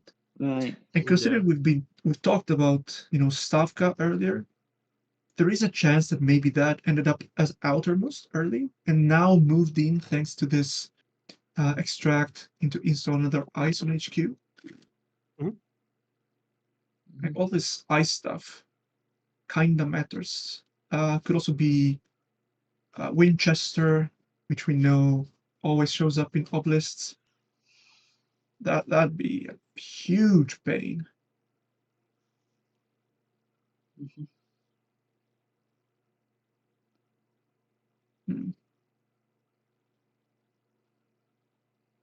Oh, that's the privilege Okay. actions.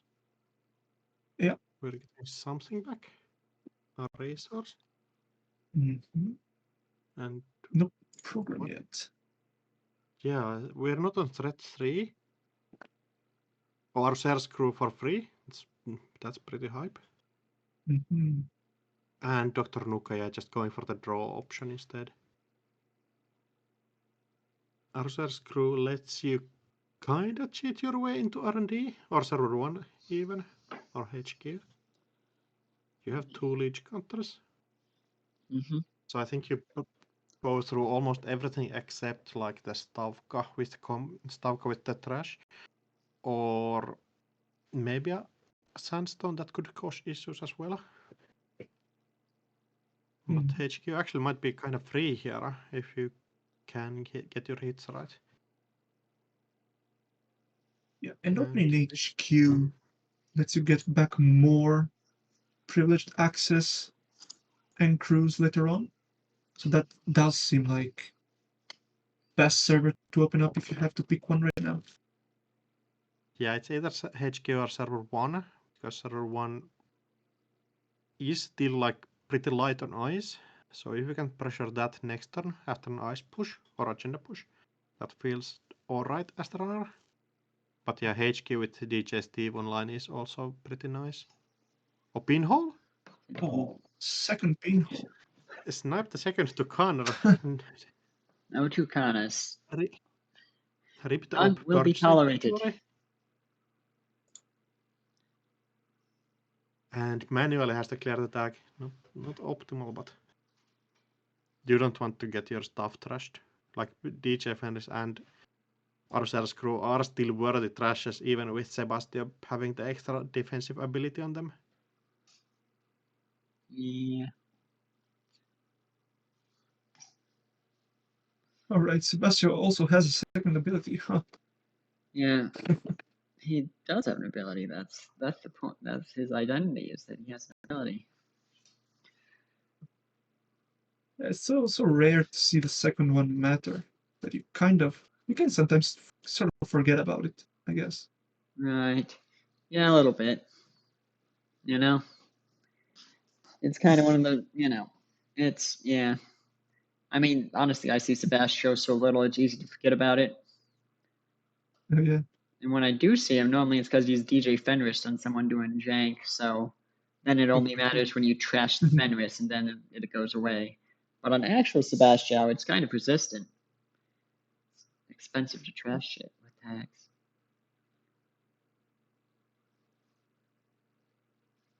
Yeah, we have to kind of rest the ice here, or you just get in. Although, Orb might cause, or the border control might cause issues.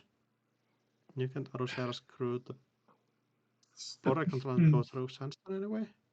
Right. Yeah. I mean, well, if you crew the border control, then you can't get through sandstone, right? Because yeah, correct. Because you've encountered the border control already at your first encounter. Yeah, Banker just eats. The Banker trigger gets eaten on the border. Right. Yum, yum, yum. Yum, yum, yum, yum, yum. Oh, the Stavka. Ooh, well, that Okay. That'll just be 2 net damage, but. Yeah, but still make sure that you can't get into server 1. Yeah. Yeah, I wonder, should you pop the border for something here? I don't think so, right? Yeah. I think if Mortimer wants to kill the border with crew, you probably let him. Potentially. If so, he because can't. then you've just traded border for the crew. Right. Though, like that's an interesting discussion, I think. Right. If it's better to trade border for crew, or let the runner have the crew, but you also trade the border with a new card, like a new 3 cost card. Depends on if there's something you really want to install.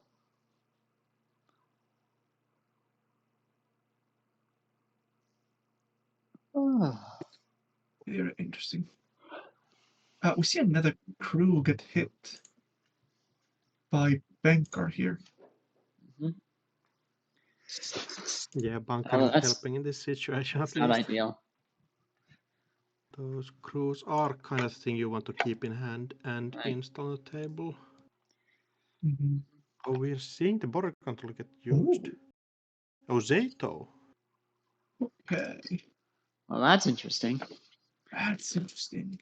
And he's already used 2 pinhole threading, so that's difficult to get to. Yeah, that's neat. Yeah.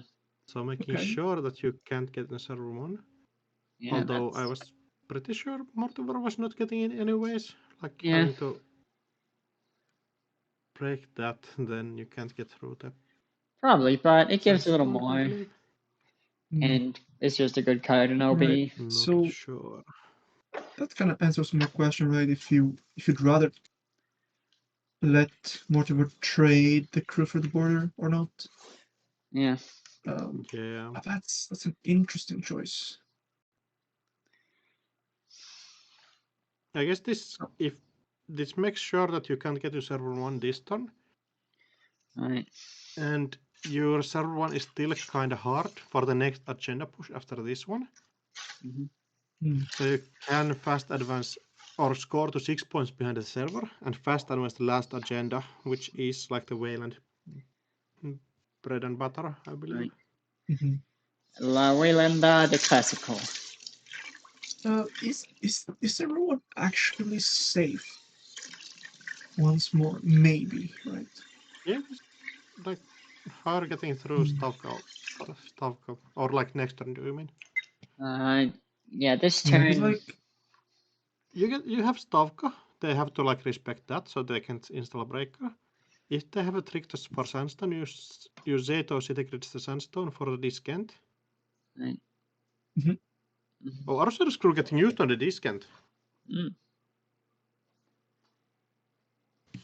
Right. Yeah, I guess here the thing is you're getting an HQ anyway. Might as well get DJ to trigger, get back a Praxis. Yeah, you still get the one free Archer Screw as well if you want. Yes. You kind of just trash the thing. Right. So might as well just get the access to get rid of the scent that could even get used to shuffle back stuff from shuffle back agendas from HQ if you wanted to as well. I'm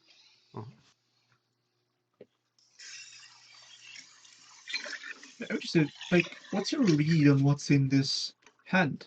What's in HQ here? Like, is there a chance there's some flood happening or not? No, I wouldn't think so. With 2 agendas already being scored, it would be like pretty unlucky. Or 1 agenda being scored and 1 in the table.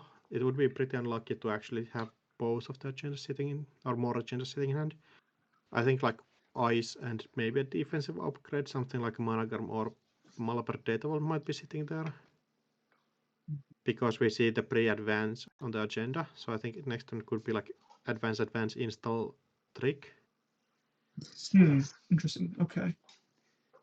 It's also card No, we see as B. Oh, there's a hostile Scoring this way is takeover. pretty sick. Yeah. So what? Yeah, you just take the free money when you need it, and server 1 is still pretty safe, I think. Yes. So this way, you keep the agenda safe because now it's in your score area rather than HQ. You threaten a res on the central. Very, very interesting. But so we know there is a privileged access in the grip. Right. I think. Because Mortimer took one back with Steve last turn. Right. So we know a crew could come at any time now. It could, and we are at threat 3, so theoretically could get something down. Zeto makes this server challenging to get through at least. Yeah, like, you need 2 clicks and 2 ways to deal with stuff. And you really can't eat free Zeto hits, I think. Like, Zeto makes it so much harder to... You can't really use your leech to actually lower stuff strength. So I kind of have to get rid of Zeto, even though it doesn't... You don't really have programs you mind losing.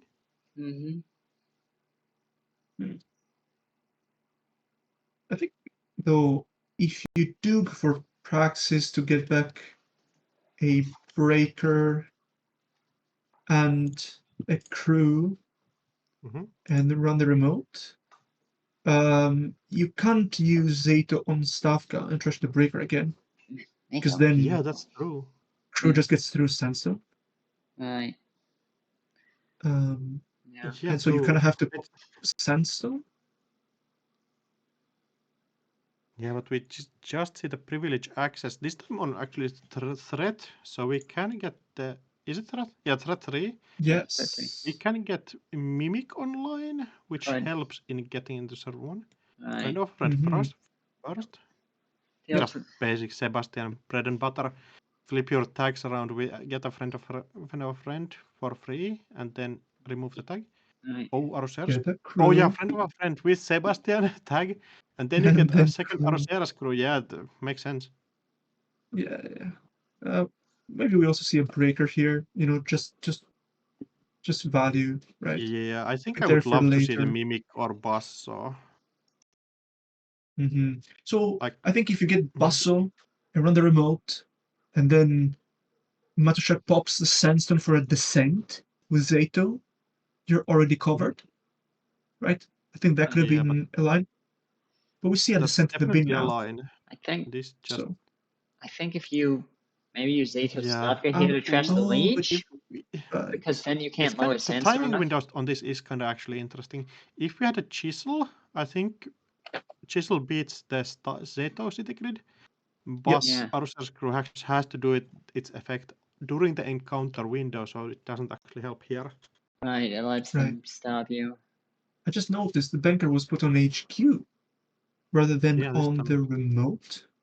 So yeah, this had to be a mimic here. Oh yeah, totally. Right. So yeah, just choosing to use Zeta on the Stavka here. Though I guess if you do actually use it to trash leech, oh, you get virus. Yes. Oh, that's pretty cool. That's a line. Actually, and we get a free program trash as well. So goodbye Mimic or. You could get Mimic, but I think if you actually, how does Bunker Passeto work? Resolve. You've already encountered, I think. Wait. Oh yeah, it works like that's a ruling. Zato, yeah, like that's a ruling on the. You just do 1 damage. Yes. Yeah, just that's a neat interaction. Yeah, I guess. Okay, according to the Zato city grid. The remote here. Yeah, that's program trash actually hurts. Yeah. Oh, we're choosing to break the leech instead. I guess there's no more like sentries anywhere. So yeah, because then when you trash leech, they can't break sandstone because they can't trash it. This lets you keep the Mavirus here as well. Yeah, Mavar just sitting there for next turn. It maybe can turn into a Tucana.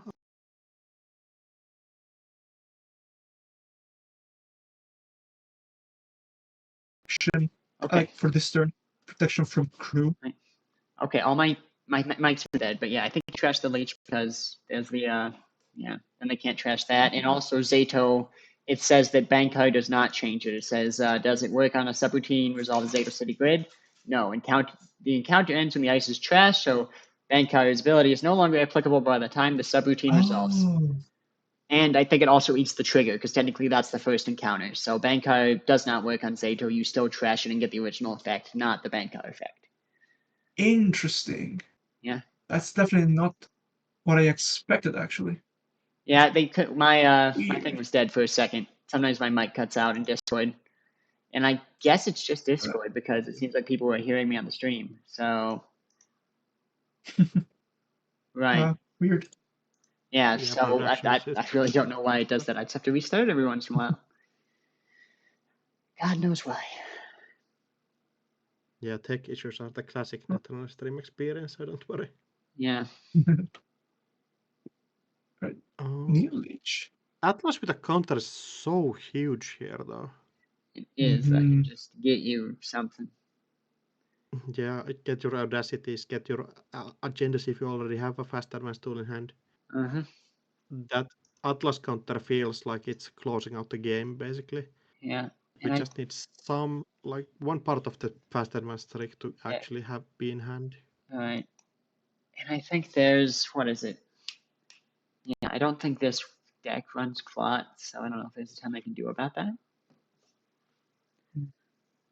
Yeah, no shot this deck is on clot. So Like Sebastian is already hella influenced out. Yeah, we also have Mavirus on the board anyway, right? Right, yeah, so it also doesn't matter that much, but yeah, that virus is kind of annoying as well, because anytime you want to do your crew trick, they can trash it in the approach and your leech goes bye-bye. Yeah. Here, checking the remote, you could get through Sanson with the crew and the leech. Okay. So challenging the Mavirus. Can just also be a free tag to use your Sebastian ability. Yep. Oh yeah, that could be. Looks like we're breaking it. Yeah, Right. might have just choosing not to say to this. Yeah, I was thinking of Zato, or maybe even a virus, just to. But getting rid of the Arceras crew on to protect HQ is probably fine enough. Mm-hmm. Yes. Yeah, someone's trashing the heads the sandstone. Oh, my virus stretch. They take a net damage. I forget that exists because it doesn't matter ever. Hit the Praxis too. Yeah. Nice. Rip. Well, good job. That's that doesn't apply very much, but nice job, my virus. My virus the goat. The net damage is all worth it. The inf, it's all worth it for net damage. Not like there's a Steve on the board, right? Right.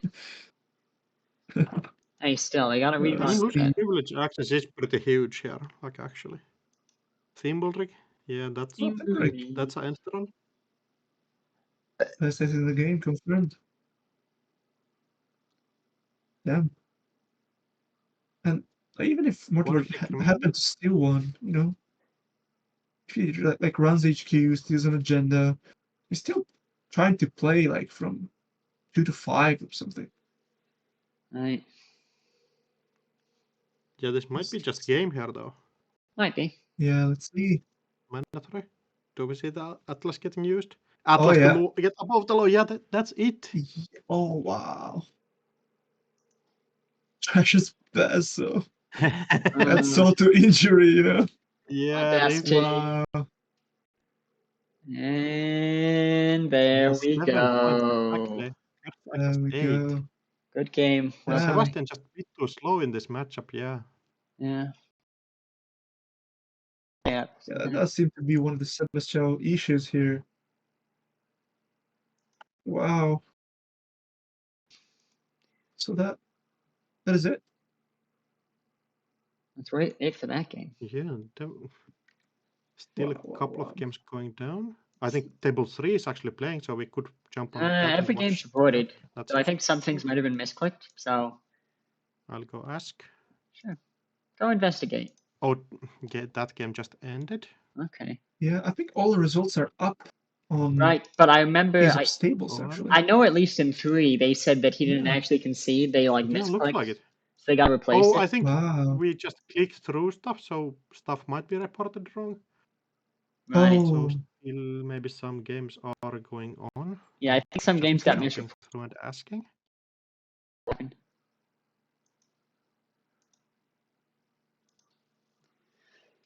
So yeah, look around. Table 8 is fine to stream. So Xiat versus Provaco.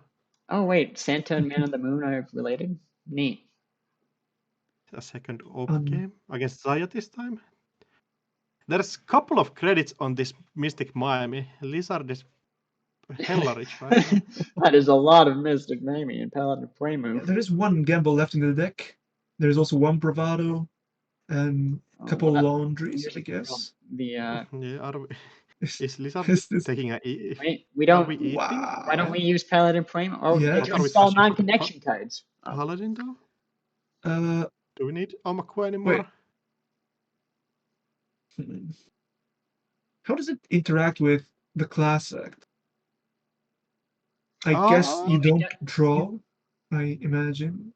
If you take the draw first, I think E. Okay, just eating the bones. Oh yeah, eating the bones, that's fine. Oh, advance. Oh, scoring a 2-pointer, yes. Big money. Yeah, Provoco needs to find some food for the Mystic Mime and Paladin Poem pretty quick. Yeah, huggy. Yeah, they're like with maybe going to 6 and Poema going to 5. Yeah, that's You all going to know be what hard that to means. keep even with like playing events. Right. Yeah. So, I gotta. I was looking at the what are board. we There's getting this. back? Opal is getting scored, going up to 9 credits, which is nice. And all of the servers are actually pretty protected. Yeah. And the Unetic Void Managram on server 1 is huge. We have seen one pinhole already.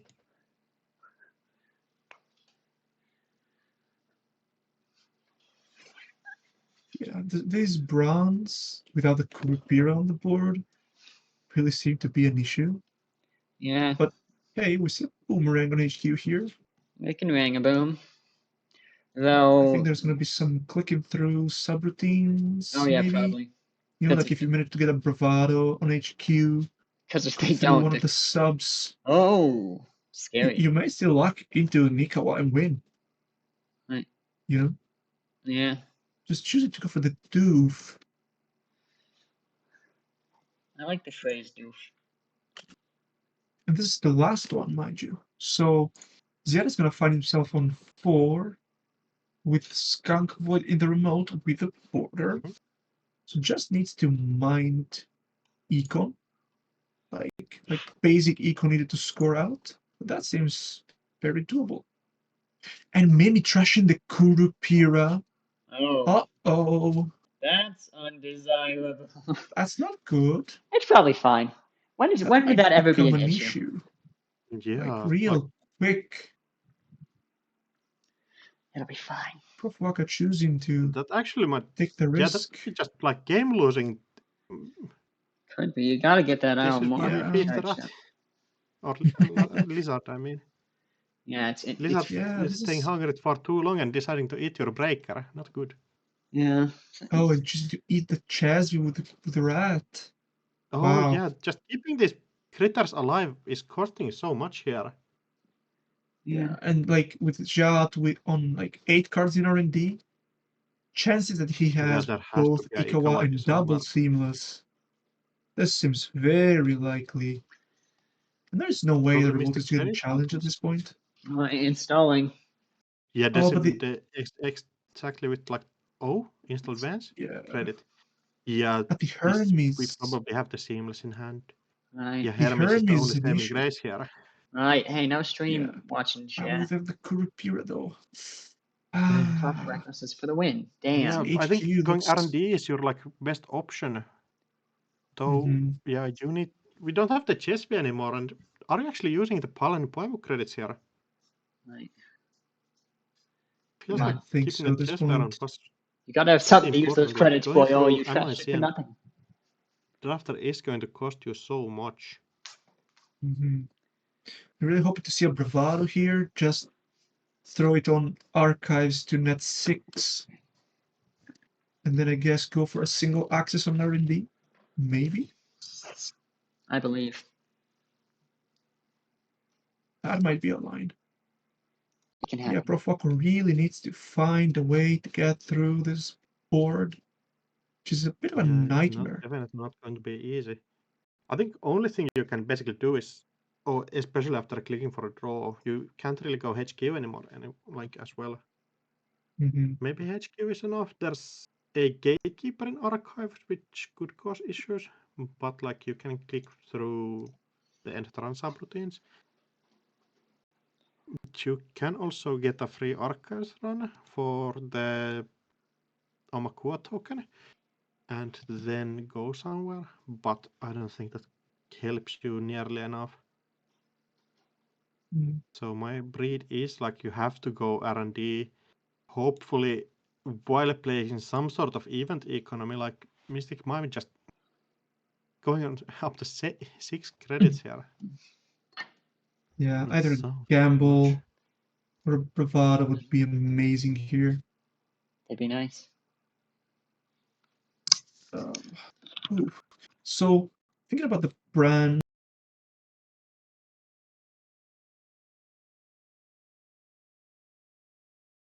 Oh, straight into R&D.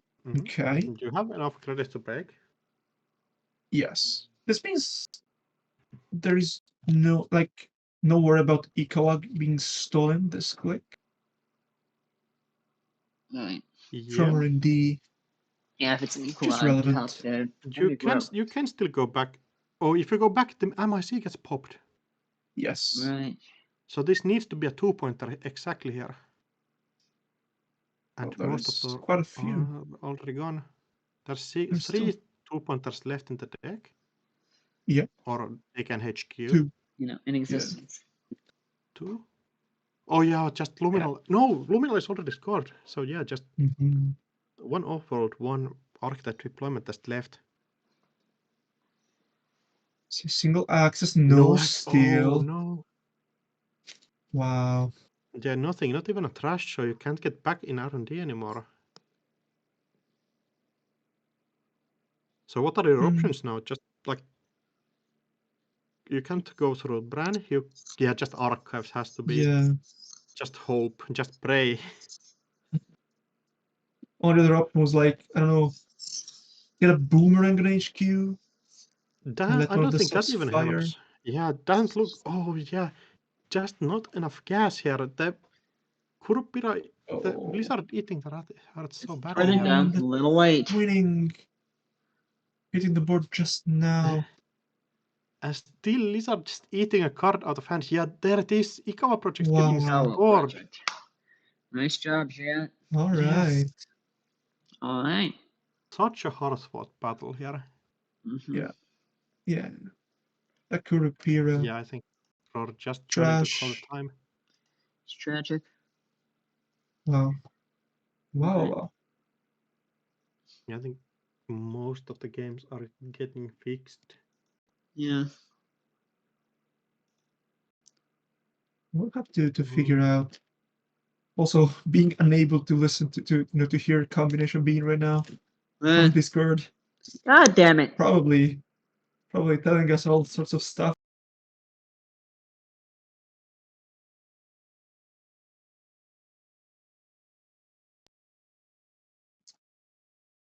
But yeah, this was another team kill, I guess, huh? Yeah, sadly it was, yeah. Right, this is the sunk cost reality. All right, we're back.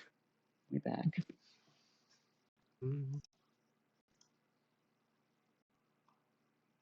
I think time was called on every table, so we should be soon getting our results. Right.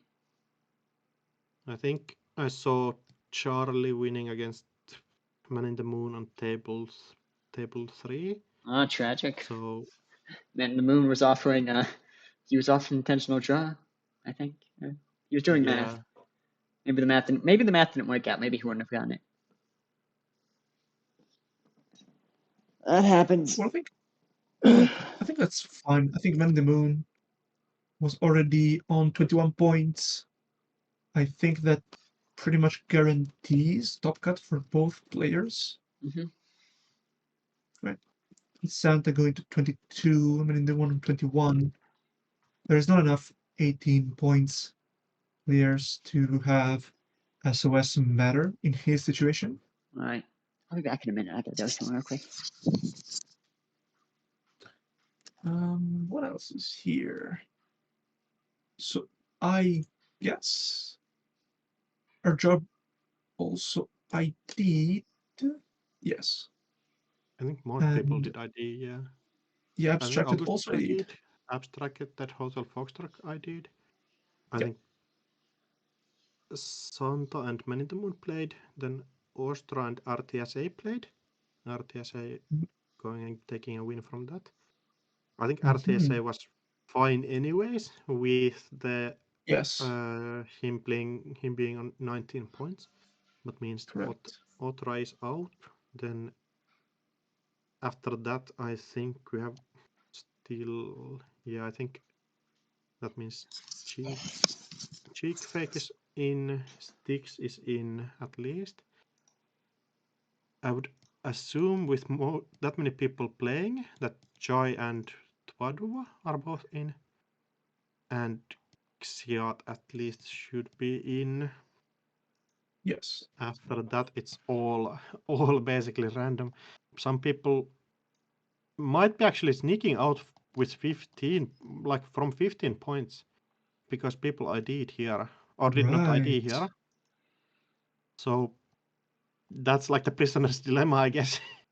If everybody IDs and 2 people just lose on strength of schedule, it's better for like the whole group on 18 than actually playing and half of you not making it in.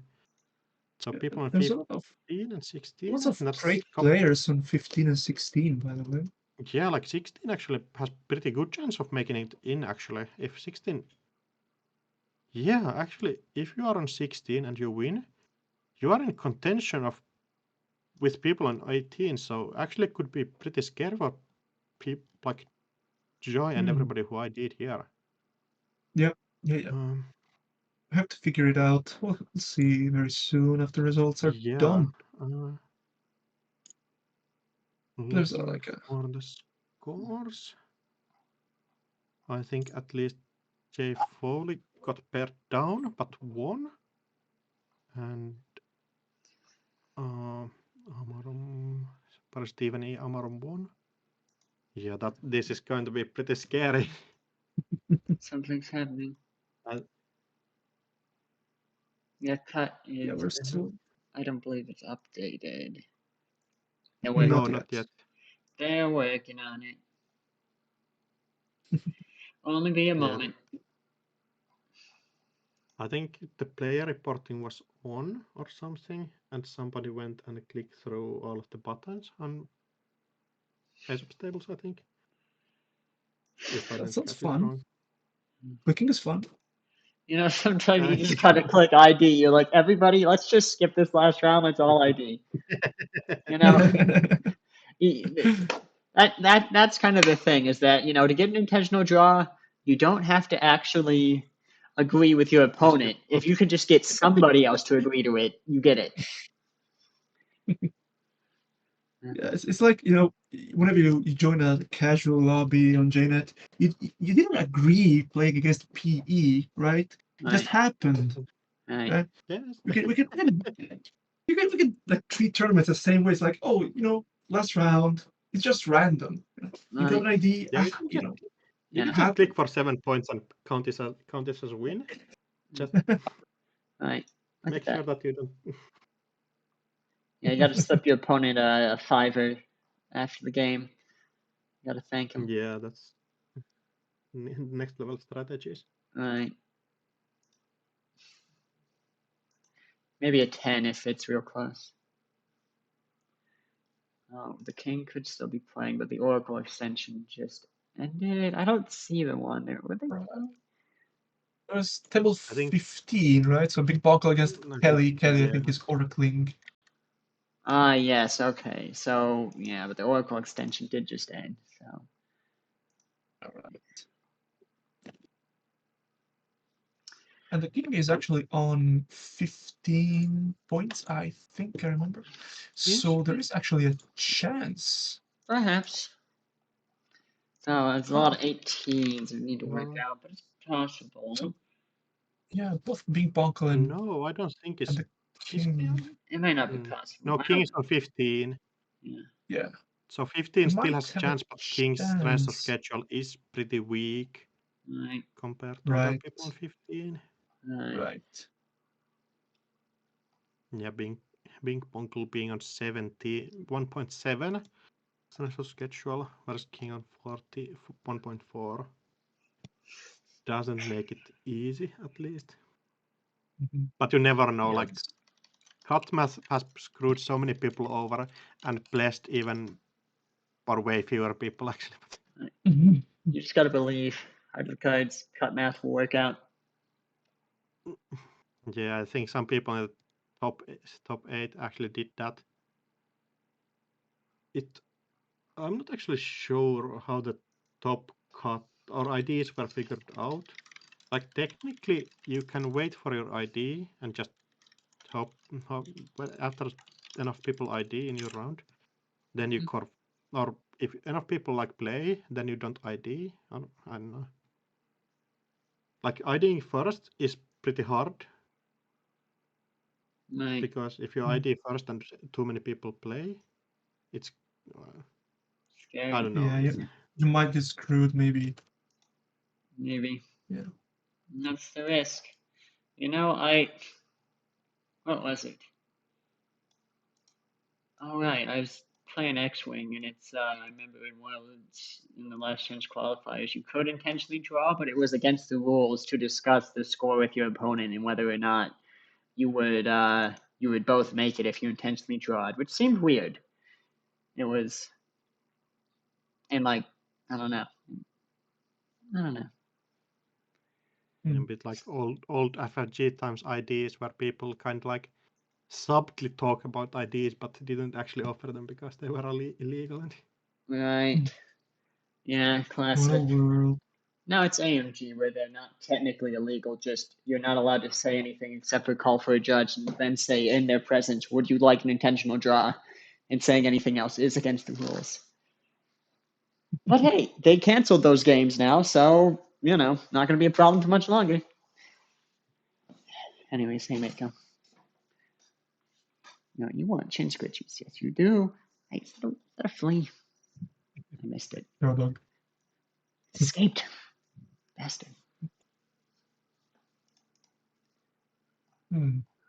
So yeah, like I saw like Weeble in the channel saying, at least it's not. Oh, sorry, Torun saying at least it's not DSS math. Right. Yeah, people aren't used to DSS math anymore. What is DSS? Double-sided. Oh, okay. I'm just hoping Augustus doesn't make.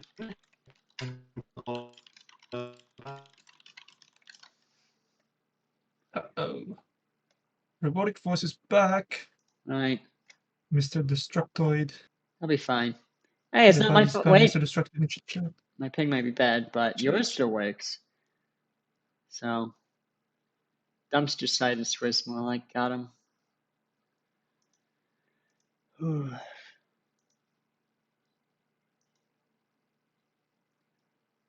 All right. Okay. Docs.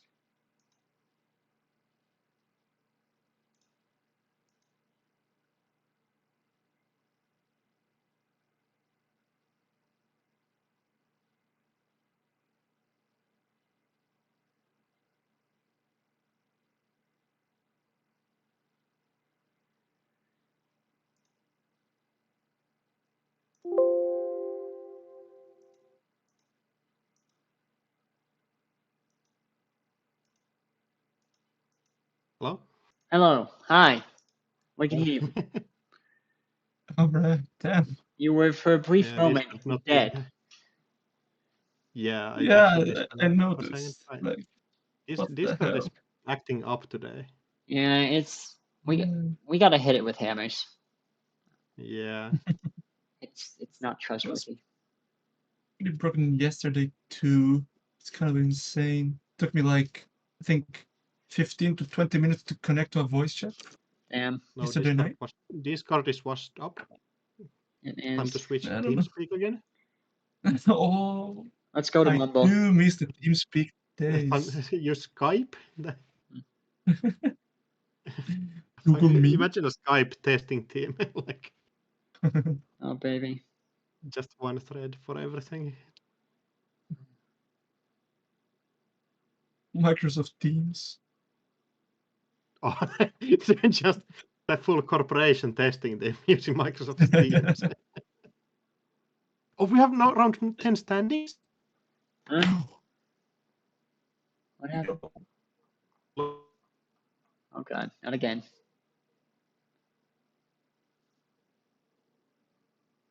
Huh? Oh Lord Jesus. Jesus Christ, 5,000 ping. 1 second.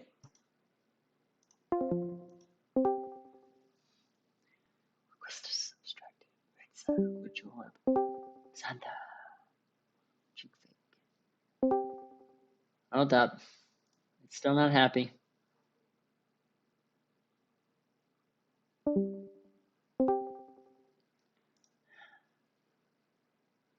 Oh, nice. A singular 18-pointer.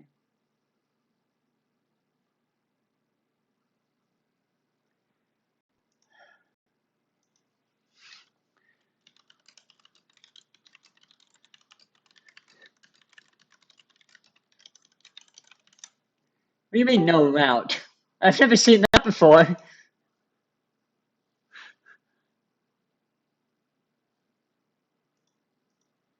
Hold up. Voice connected. Oh, Hello. Discord, please. We're alive. Let us It's let us alive. talk. Okay. Like we got one whale in the top cut. Please let us talk.